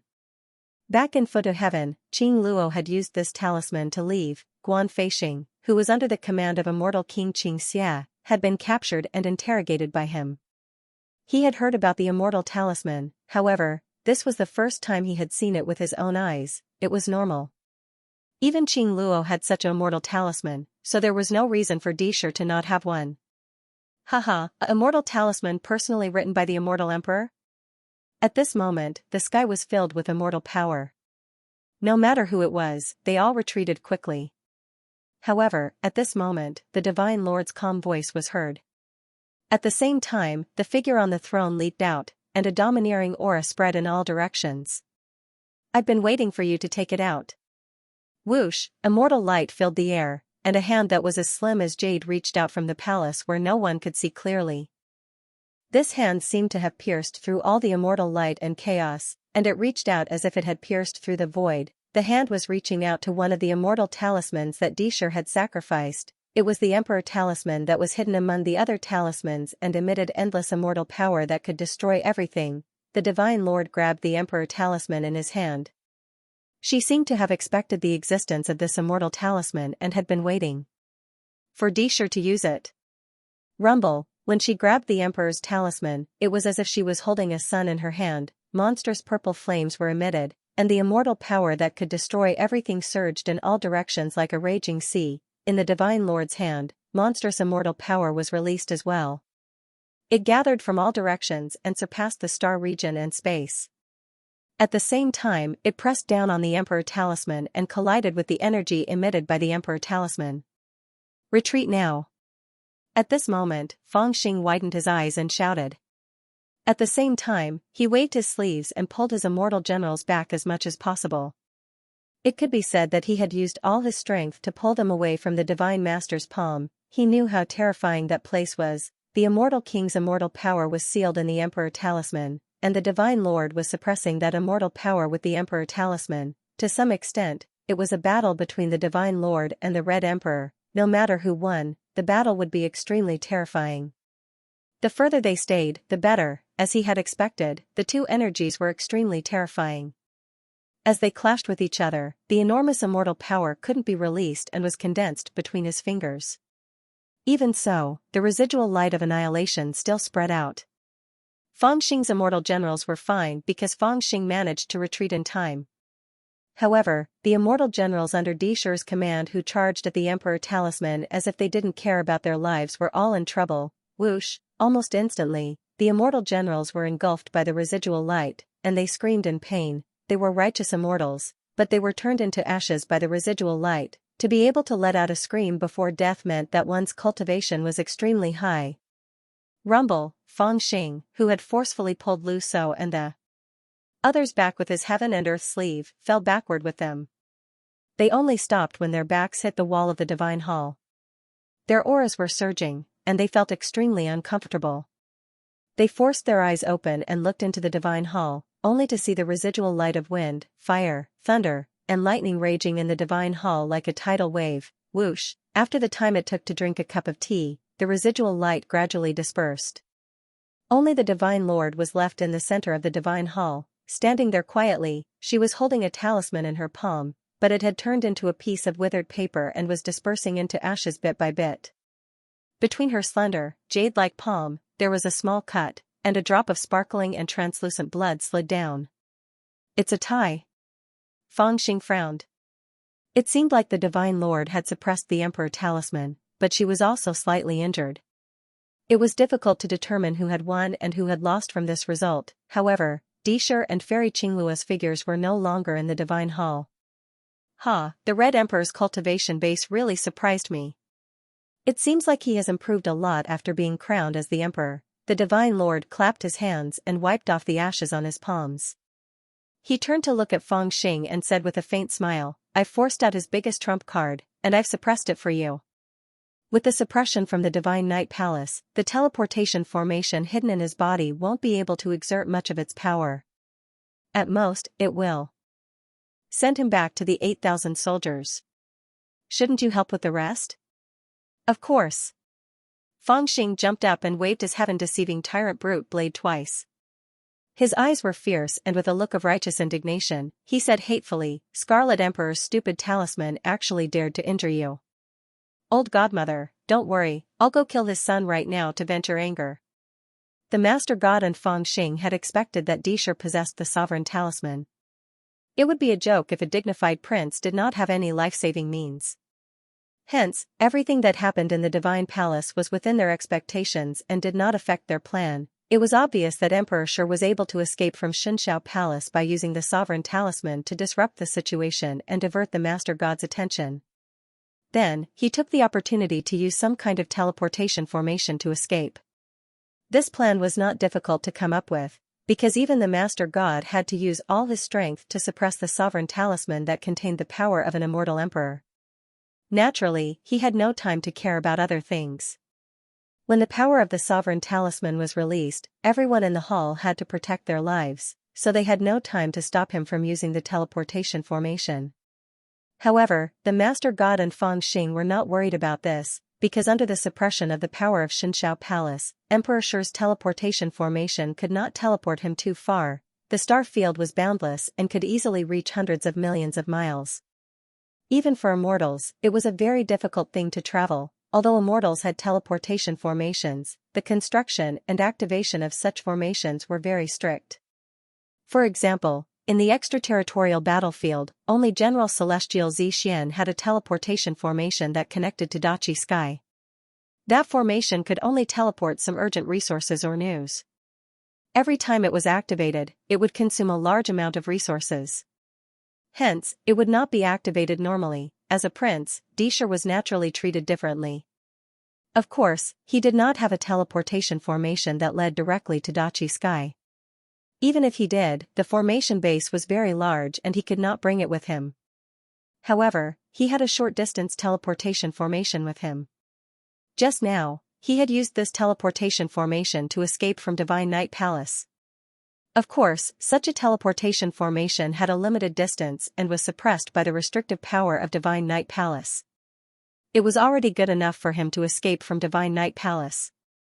The distance was definitely limited, and it was already good enough for him to escape back to the army. This was also the reason why Fang Xing and the Master God were so calm. Even if Dishur had used the sovereign talisman, he had no choice. Where could he teleport to in the vast star field? Moreover, in a situation where the god race was so powerful and the Divine Master's cultivation was so profound, he would be courting death no matter which direction he fled in. Only by fleeing to where the 8,000 Crimson Knight army could he possibly use the power of the Celestial Army to kill his way out of the encirclement. I've forced you to use your trump card first. Let's see how you're going to escape now. Fang Xing walked out of the Divine Night Palace with a sinister look on his face. At this moment, outside the Divine Night Palace, the 300-toad army soldiers were already fully armed.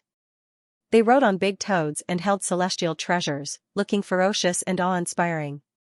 After Fangxing left the Divine Night Palace, he leaped onto the back of the fattest and strongest toad with a deep scar on its face. He stretched out his hand and pulled on the reins of the fat and strong toad. The toad's two front claws were lifted up and croaked. Then, Fangxing's gaze swept across the group of celestial generals. He pointed the heaven-deceiving barbaric blade forward and shouted sternly, "Little ones, the days of big fish and meat are just ahead of us. As long as we finish this job and return to Great Red Sky, you'll be the prince's personal guards. Who would dare to provoke you then?" The Toad Army soldiers' blood boiled when they heard this. They roared in unison, "Kill! Let's kill him!" Fangxing revealed a smile and was proud of himself. He swung the heaven-deceiving barbaric blade down heavily. "Let's go and kill him!" Swoosh! Swoosh! Swoosh! A series of toad shadows appeared. They leaped into the sky one after another and headed straight for the outer realm. The Divine Master, who was waiting to watch a good show in the Divine Night Palace, was overjoyed. How did he disguise himself as the prince until now? Let's go! On the other hand, at the edge of the Divine Territory, the 8,000 Crimson Knight soldiers stationed in the Star Field were quietly waiting for the Crown Prince's order. For them, this expedition was very easy. Before this, they already knew that they were here to form an alliance with the Divine Territory, and they also knew that the Crown Prince would always plan before taking action. Since they were here, they definitely had the confidence to form an alliance. Thus, they only waited here quietly. Now, the army had just settled down and was busy settling everything, although they were very close to the Divine Territory and could even see the eager god race living beings in the distance with their naked eyes. They were all arrogant and didn't take them seriously. Especially when they saw that the god race living beings were all submissive and didn't even dare to look them in the eye, they couldn't help but feel a hint of contempt in their hearts. They sneered in their hearts. They really didn't take these low-level living beings, who fled in all directions in fear, seriously. They even had a thought in their hearts. I really don't know what the prince is thinking. He actually allied with these fellows. They can only herd cows and horses and sweep the courtyard. What kind of climate can they have? This kind of thought wasn't unique to the Red Knight Army. Most of the people in the 33 heavens thought this way. Moreover, even the god race living beings themselves thought the same way. As the elites of the Great Red Sky, the Red Knight Army looked down on even ordinary immortals, much less the god race living beings. In their opinion, even if 100,000 god race living beings were placed in front of them, they were existences that could be defeated with a single charge. They weren't qualified to be their opponents at all, let alone be their allies. They really didn't understand why the prince would seek them out to form an alliance. Just as they were thinking this, a change suddenly occurred. According to the prince's previous instructions, if he came out, it would probably take 7 to 8 days, or even half a month. They weren't in a hurry and slowly arranged everything. However, no one expected that before the army was completely organized, they would suddenly see a ball of light flying out of the Divine Territory in front of them, as if it was fleeing for its life. The aura inside was actually His Highness Dishi's aura. Your Highness Dishi. Seeing this ball of light, several immortal generals stationed there exclaimed at the same time. In an instant, several people rushed out and received that ball of light. They suddenly found that inside the ball of light was a sinister-looking Dishi and an incomparably pale fairy Qing Luo. Moreover, there were only the two of them. Mo Liao, the elders, and the followers who had followed them into the Divine Territory were nowhere to be seen. They immediately understood that something had gone wrong in this negotiation. Some of them hurriedly received Dishi and rushed towards the immortal boat, while the others were about to draw their swords and armor and lead the immortal soldiers into the Divine Territory. Don't act rashly. Leave quickly. But Dishi seemed to understand what they were thinking. He shouted in a low voice, his face as dark as water. Yes. Your Highness. Those immortal generals were naturally puzzled, but seeing Dishi like this, they knew that it wasn't the time to ask in detail. They were also loyal to Dishi and were used to obeying his orders. They immediately waved the formation flags and passed down the order. Several immortal soldiers pulled out their tents and retreated. The immortal soldiers who had just settled most of the matters of stationing immediately moved in a hurry. However, as the most elite immortal soldiers of Great Crimson Sky, the Crimson Knight Army naturally had a strict military formation. Even in such a chaotic situation, they made arrangements in the shortest time possible. The huge immortal boat stood in the middle of the star field and was about to slowly retreat. But at this moment, their movements suddenly slowed down. Countless people looked suspiciously at the surrounding star field. At this time, in the depths of the star area, there were countless god race beings who seemed to have some respect and hesitation surging out from all directions. Layer by layer, countless gazes surrounded the place where the 8,000 Crimson Knight Army soldiers were stationed. Every one of them had a complicated attitude. They were respectful and fearful, but there were clearly some covetous and greedy expressions hidden in their eyes. They surged out like a tide. "You god race ants, get out of the way!" An immortal general roared. His voice was like a great bell that traveled thousands of miles. Hearing his roar, some god race beings immediately became timid and wanted to retreat.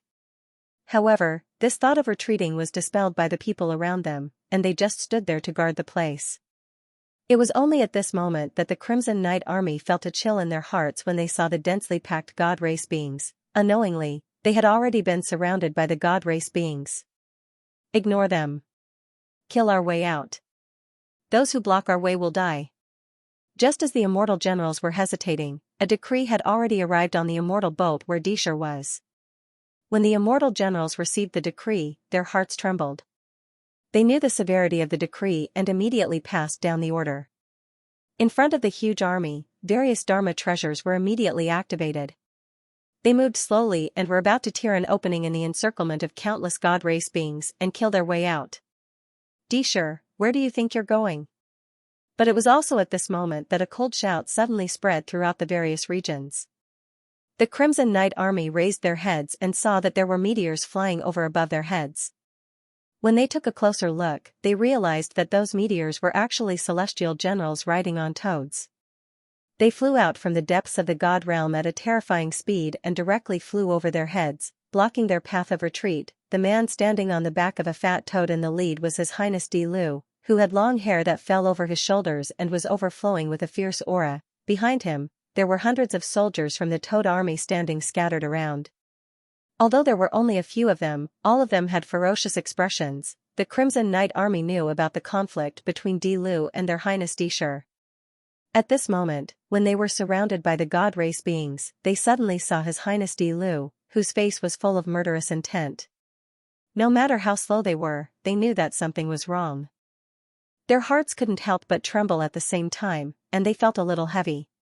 Xianxia, who had just raised his head and wanted to forcefully tear an opening to escape, also fell silent at this moment. "Lu. You're really capable." Xianxia's figure slowly appeared on the immortal boat where Xianxia was. His eyes were like torches as he looked at Lu coldly. "It's you who's capable. You actually secretly colluded with the god race beings to frame me?" Fangxing's face was full of grief. "I'm your younger brother." As he spoke, he wiped away his tears and raised his saber. "Children, go and kill him." Not to mention Xianxia's expression when he heard this, Lu So, who was behind Fangxing, broke out in a cold sweat. He thought to himself, did this lord pretend to be a prince too deeply? He actually still calls himself a prince at this time. However, now was obviously not the time to consider such a problem. When he heard Fangxing's order, his heart immediately trembled, and his celestial might surged. Looking at the 30 or so huge ferry boats in front of them, he and the other immortal generals did not feel relaxed. Even though they had fallen into a tight encirclement and lost a few immortal generals in the Divine Night Palace, the strength of Xianxia's side was still unfathomable. The Divine Master had already revealed her intention before, that she would only help, but not necessarily attack. For them, this was a tough battle. I thought everything was under control, but I didn't expect you to win." "But do you really think you've won?" Xianxia sneered, and the surprise and embarrassment on his face had been replaced by anger. The light in his eyes burned brightly, and it was obvious that he could not be bothered to talk nonsense with Fangxing. He waved his sleeve and shouted sternly, 8,000 Crimson Knight army, listen to my order. If you encounter a god, kill a god. If you encounter a Buddha, kill a Buddha. Charge out immediately." "Good, if you were this straightforward earlier, I wouldn't hate you so much." When Fangxing heard this, he was slightly excited. He immediately shouted, and dozens of figures charged out from behind him. The battle for the position of Prince of the Great Crimson Heaven was finally going to come to an end. Your Highness Di Lu, do you dare to fight with me? When Disher gave the order, several ferry boats rushed over, and at the bow of the boat at the front stood a tall immortal general in purple armor. His aura was extremely terrifying, and he held a long spear in his hand. Beside him was a ferocious tiger in immortal armor. As he roared, he and the ferocious tiger leaped up at the same time, and actually directly stepped into the air. The celestial might on their bodies surged, and the tiger roared and dragon roared. They actually directly charged towards Feng Xing, as if they had the courage to be unstoppable. It's the Tiger Immortal General, someone shouted. His voice was unusually solemn. Disher originally had 3 genuine Primordial Unity Immortal Generals under his command. One of them was killed by Feng Xing in the Turbulent Sea, and another one was annihilated by the residual power released by the Sovereign Talisman and the Divine Lord in the Xianxia Palace just now. Now, there was only one Primordial Unity Immortal General left in the Red Knight Army. He was also the highest-ranked Immortal General under Disher, and his combat strength was extremely powerful. For a moment, he stepped through the air and arrived alone, but he actually had the aura of an army of 10,000. Seeing this, even the Divine Clan creatures who were eager to join in the fight seemed to be startled by the terrible immortal power released by this Primordial Unity Supreme Immortal. They seemed to be reminded of the days when they were enslaved by the Immortals. This Tiger Immortal General seemed to be taking advantage of the fact that Feng Xing didn't have any generals by his side. The moment he charged over, he wanted to challenge him. I'll fight you.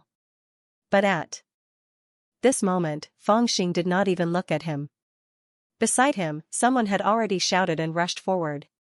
This general was sitting on the back of a sturdy toad and held a huge golden saber in his hand. His body was filled with boundless ferocity, and the black armor on his body was stained with blood. It was obvious that he was one of the few people in Feng Xing's Toad army who were the best at fighting, the Iron Horse Golden Saber Immortal General Ma. Haha, you're courting death. Seeing that the Severing Dao Immortal General came forward, the Tiger Immortal General shouted coldly, and the immortal spear in his hand stabbed down. Naturally, he could tell that the Immortal General's ferocious power was not for show. It seemed that he was a real war immortal who had killed his way out of a pile of corpses. If he was in the same realm as him, the two of them might really stand a chance. But at this moment, his opponent's cultivation was obviously one realm lower than his. Although he could also sense the immortal aura from his body, it was really not strong. He didn't seem like a Primordial Unity Supreme Immortal. At most, he could only be called a half-step Primordial Unity Supreme Immortal. Rumble, as the spear stabbed down, the color of the starry sky changed, and wildfire rose. He watched helplessly as he was about to subdue the powerful enemy in front of him, and if he could do this, it would be a great blow to both the Toad army and the Divine Clan creatures, soldiers against soldiers, generals against generals, and kings against kings. The battle of generals had always been the highlight of a war between immortals. If the immortal general was directly defeated by the opponent, the morale of the defeated side would definitely hit rock bottom. Haha, you're the one courting death. However, just as Immortal General Tigers might thrust his spear down, he suddenly heard a ferocious laugh. A fat immortal general had suddenly appeared behind him, and a sinister sword light slashed towards his head like a bolt of lightning. Someone sneak attacking? The Tiger Immortal General could not help but be shocked. Firstly, the other party's arrival was too sudden, and he actually launched a sneak attack while he was unprepared. Secondly, the other party was also a half-step Primordial Unity Immortal General. Since when did Di Lu have 2 Primordial Unity Supreme Immortals under him? It should be noted that every Primordial Unity Supreme Immortal had a name, and it was not something that could be born out of nowhere. Roar! At this critical moment, the ferocious tiger beside the Tiger Immortal General roared and pounced at the Immortal General who had launched a sneak attack. "Io, big thieving cat, how dare you bite me? I, Master Xia Kuei, will definitely cut off your dick and make it into wine." The fat Immortal General who had launched a sneak attack let out a miserable cry, but he could only deal with the ferocious tiger first. Humph, such a petty trick. Your Highness Di Lu, do you only have these 2 good-for-nothings as your pets? The Tiger Immortal General was relieved, and the immortal spear in his hand emitted rays of immortal flame that seemed to have the power to destroy the world. Who said I only have these 2 good-for-nothings as my pets? Feng Xing looked up at him, but he still had no intention of making a move. Instead, there was a smile on his face. At this moment, a series of whooshing sounds could be heard behind him as another 7 to 8 figures charged out. None of them were weaker than the 2 immortal generals who attacked him earlier. Each of them looked ferocious as they surrounded Immortal General Tiger's Might and beat him up violently with their magic treasures. This startled Immortal General Tiger's Might. Originally, he was shocked that there were 2 half-step primordial immortals under the control of the Emperor style. Who would have thought that there were more than 2 of them? There were 7 to 8 of them that charged out at the same time. Even though his cultivation base was terrifying and far superior to these people, he was temporarily restrained under their joint attack. After all, these people were all half-step primordial unity experts, and their cultivation bases could not be underestimated. Moreover, they were quite skilled in the Tao of martial arts. It was obvious that they were used to fighting, and their killing intent was no weaker than that of a pampered immortal general like him. They were not easy to deal with. How dare you bully the few with numbers? Shameless! In less than the span of a breath, someone in Dishi's army had already burst into a roar. Along with the shout, more than 10 black figures rushed out from the immortal boats. They were the brave and fierce immortal generals under Dishi's command, and they all attacked at this moment. Now, in Dishi's army, there was only one Tai immortal general who was an official on the surface. However, there were 2 other Tai immortal generals who were following him in secret. There were also many experts among the other immortals. All of them came out at this moment. Until now, they did not take the living beings of the God clan seriously, but they regarded the sight of Di Lu as a great enemy. They thought that if they could really kill Di Lu with lightning speed, the Divine Master might not dare to make things difficult for them. Therefore, they did not hold back, and wanted to destroy Fangxing's 300-toed army first. Rumble, the immortal might surged, the color of the star field changed, and the light of divine ability whistled in all directions. Watching the dozens of immortal generals rushing out together, Dishi's side was full of vigor, and was about to directly suppress Fangxing's side, and even force Fangxing to take action himself. However, unexpectedly, behind Fangxing, there were also tiger roars, and figures rushed out one after another. There were more than 20 of them, and each of them had an amazing cultivation base of half-step primordial unity. At this moment, Fangxing finally said the second half of his sentence. I have a total of 36. Don't hold back, we must not let these immortal generals have a chance to return to the formation. In the star field, Lu Sou's old but murderous roar resounded, and the immortal generals of both sides immediately fought. In terms of momentum, Dishi's side had 3 primordial unity supreme immortals, plus 7 or 8 immortals, which was really terrifying. In all fairness, this was enough to overturn a great orthodoxy, and Dishi had so many experts to assist him, it could be said that his foundation was not shallow. On the other hand, although there were many immortal generals on Fangxing's side, their momentum seemed to be much weaker, but after all, there were too many of them. Moreover, as Lu Shou shouted, everyone no longer held back, and used all means possible. Whoosh! Whoosh! Whoosh! In an instant, they were divided into several groups, and each rushed towards the opponent they chose. At the same time, their divine souls trembled, and suddenly, dozens of immortal consciousness rose up, and all kinds of Dharma power rushed towards the immortal generals under Dishi's command.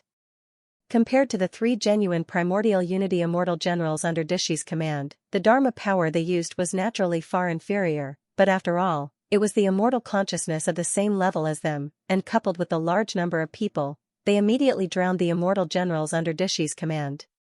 Each of them had a clear division of work, some lured the enemy, some defended, some launched sneak attacks, and some rode on the tiger's back and pulled its ears. Crackle! After a moment of chaos, the immortal generals under Dishi's command could no longer be seen, they could only see the immortal light flying all over the sky, and a group of people, like a swarm of bees, surrounded and attacked. At the side, there was another half-brother who was jumping up and down, shouting, "Kill him, don't hold back, don't leave the credit to me, don't be courteous, the wise and mighty Taoist master is watching from the side, just fight, beat them to death." Seeing this scene, whether it was the divine master or the deity kings under her command, they were a little stunned. After a while, the divine master smiled, picked up a dragon pearl, and put it into his mouth, and said to himself, I haven't seen a group fight for a long time." On the other hand, the ancient deity king and the hidden deity king exclaimed inwardly, "Although the cultivation of the immortal generals under Dishi's command is not high,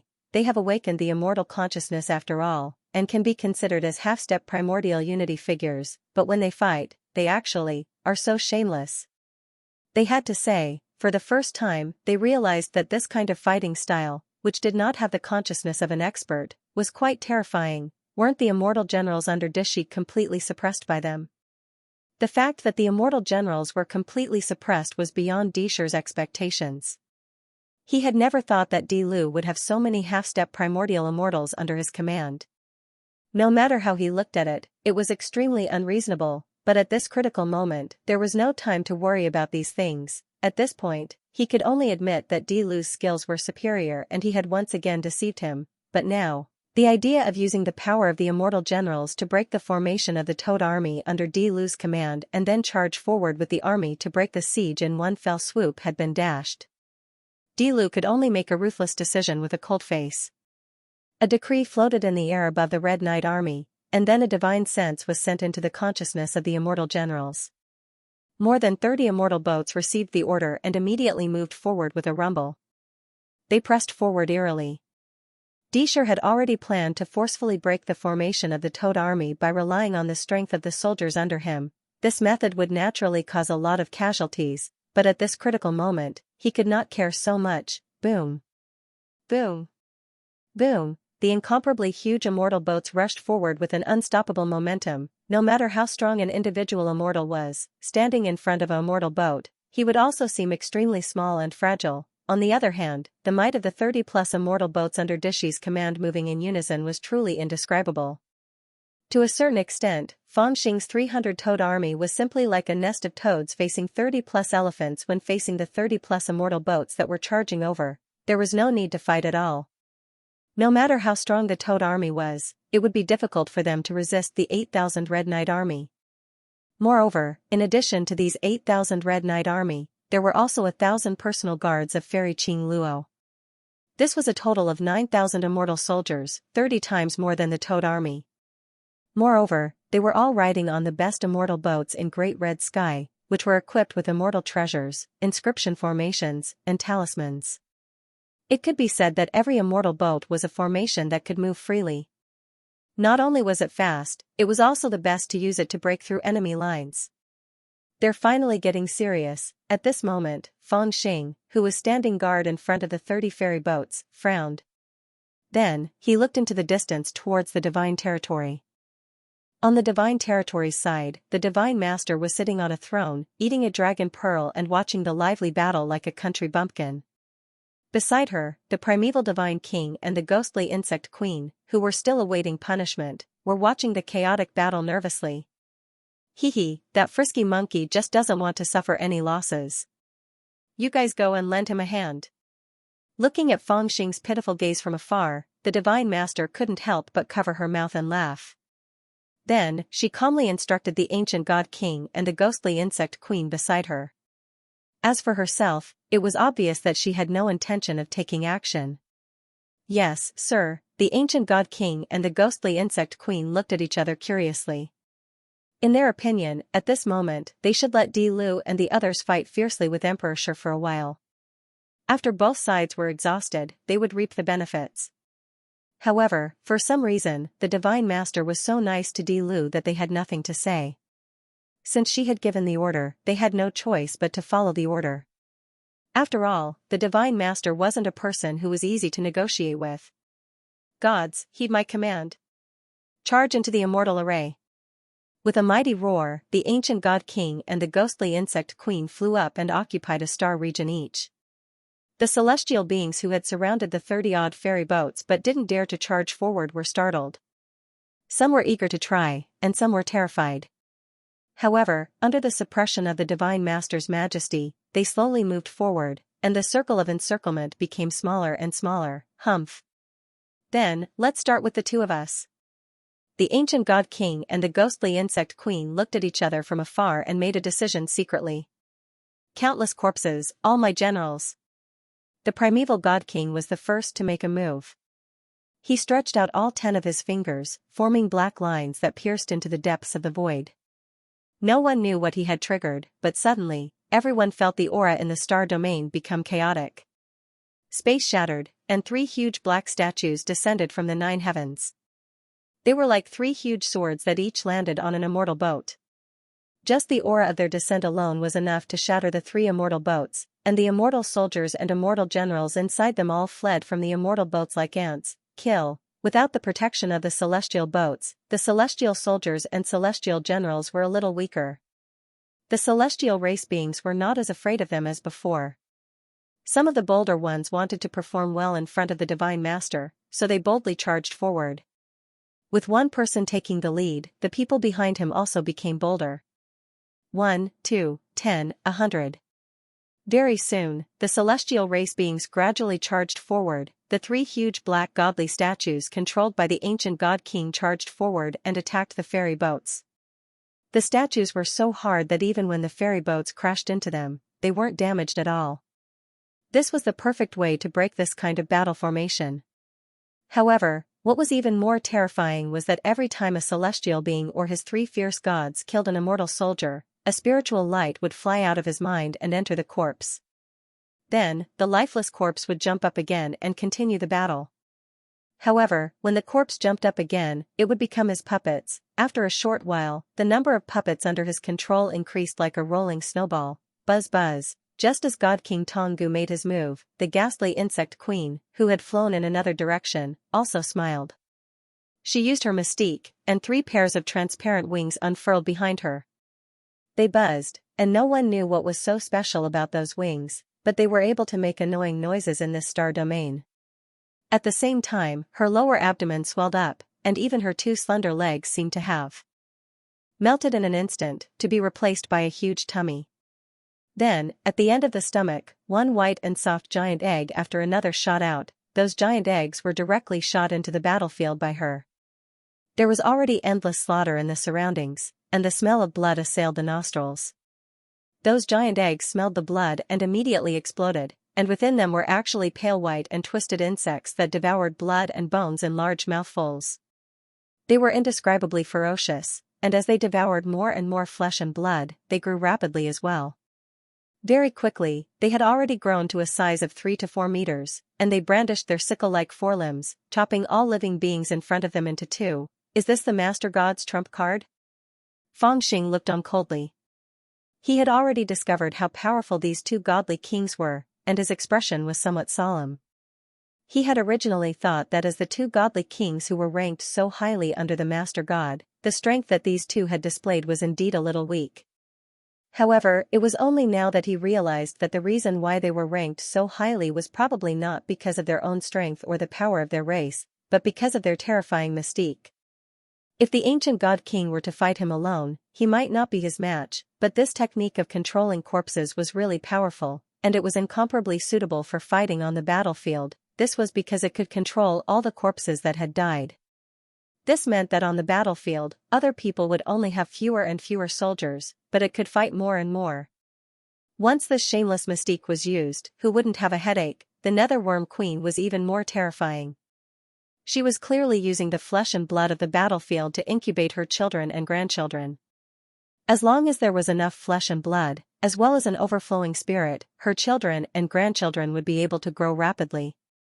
After they grew up, they would possess powerful combat strength, and then continue to fight, continuing to create a more suitable environment for her to incubate her children and grandchildren.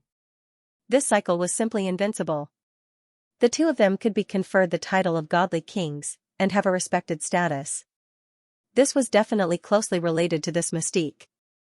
The earlier we end the battle, the better. Feng Xing retracted his gaze from the 2 god kings as his brows furrowed slightly. At this time, chaos had already broken out. The vast star region was in a state of chaos. Everywhere was the flames of war, killings, and celestial light and divine might could be seen everywhere. The immortal generals who had been fighting fiercely with Emperor Shi's immortal generals had all retreated. 2 of the 3 primordial unity immortals under Emperor Shi had been killed, and only immortal General Hui, who had lost his tiger beast, had retreated into the formation. At this time, he was guarding beside Feng Xing, waiting for his new order.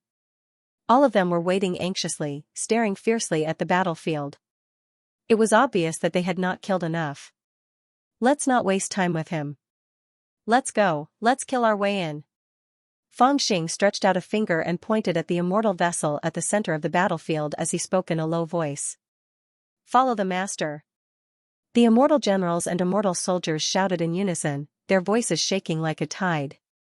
Let's go. Fang Xing nodded and patted the fat toad he was sitting on. The toad immediately let out a muffled roar and leaped up. Behind him, a group of immortal soldiers and immortal generals followed, drawing a dazzling arc in the star region. Like sharp arrows, they charged fiercely towards Emperor Shi's ferry boat.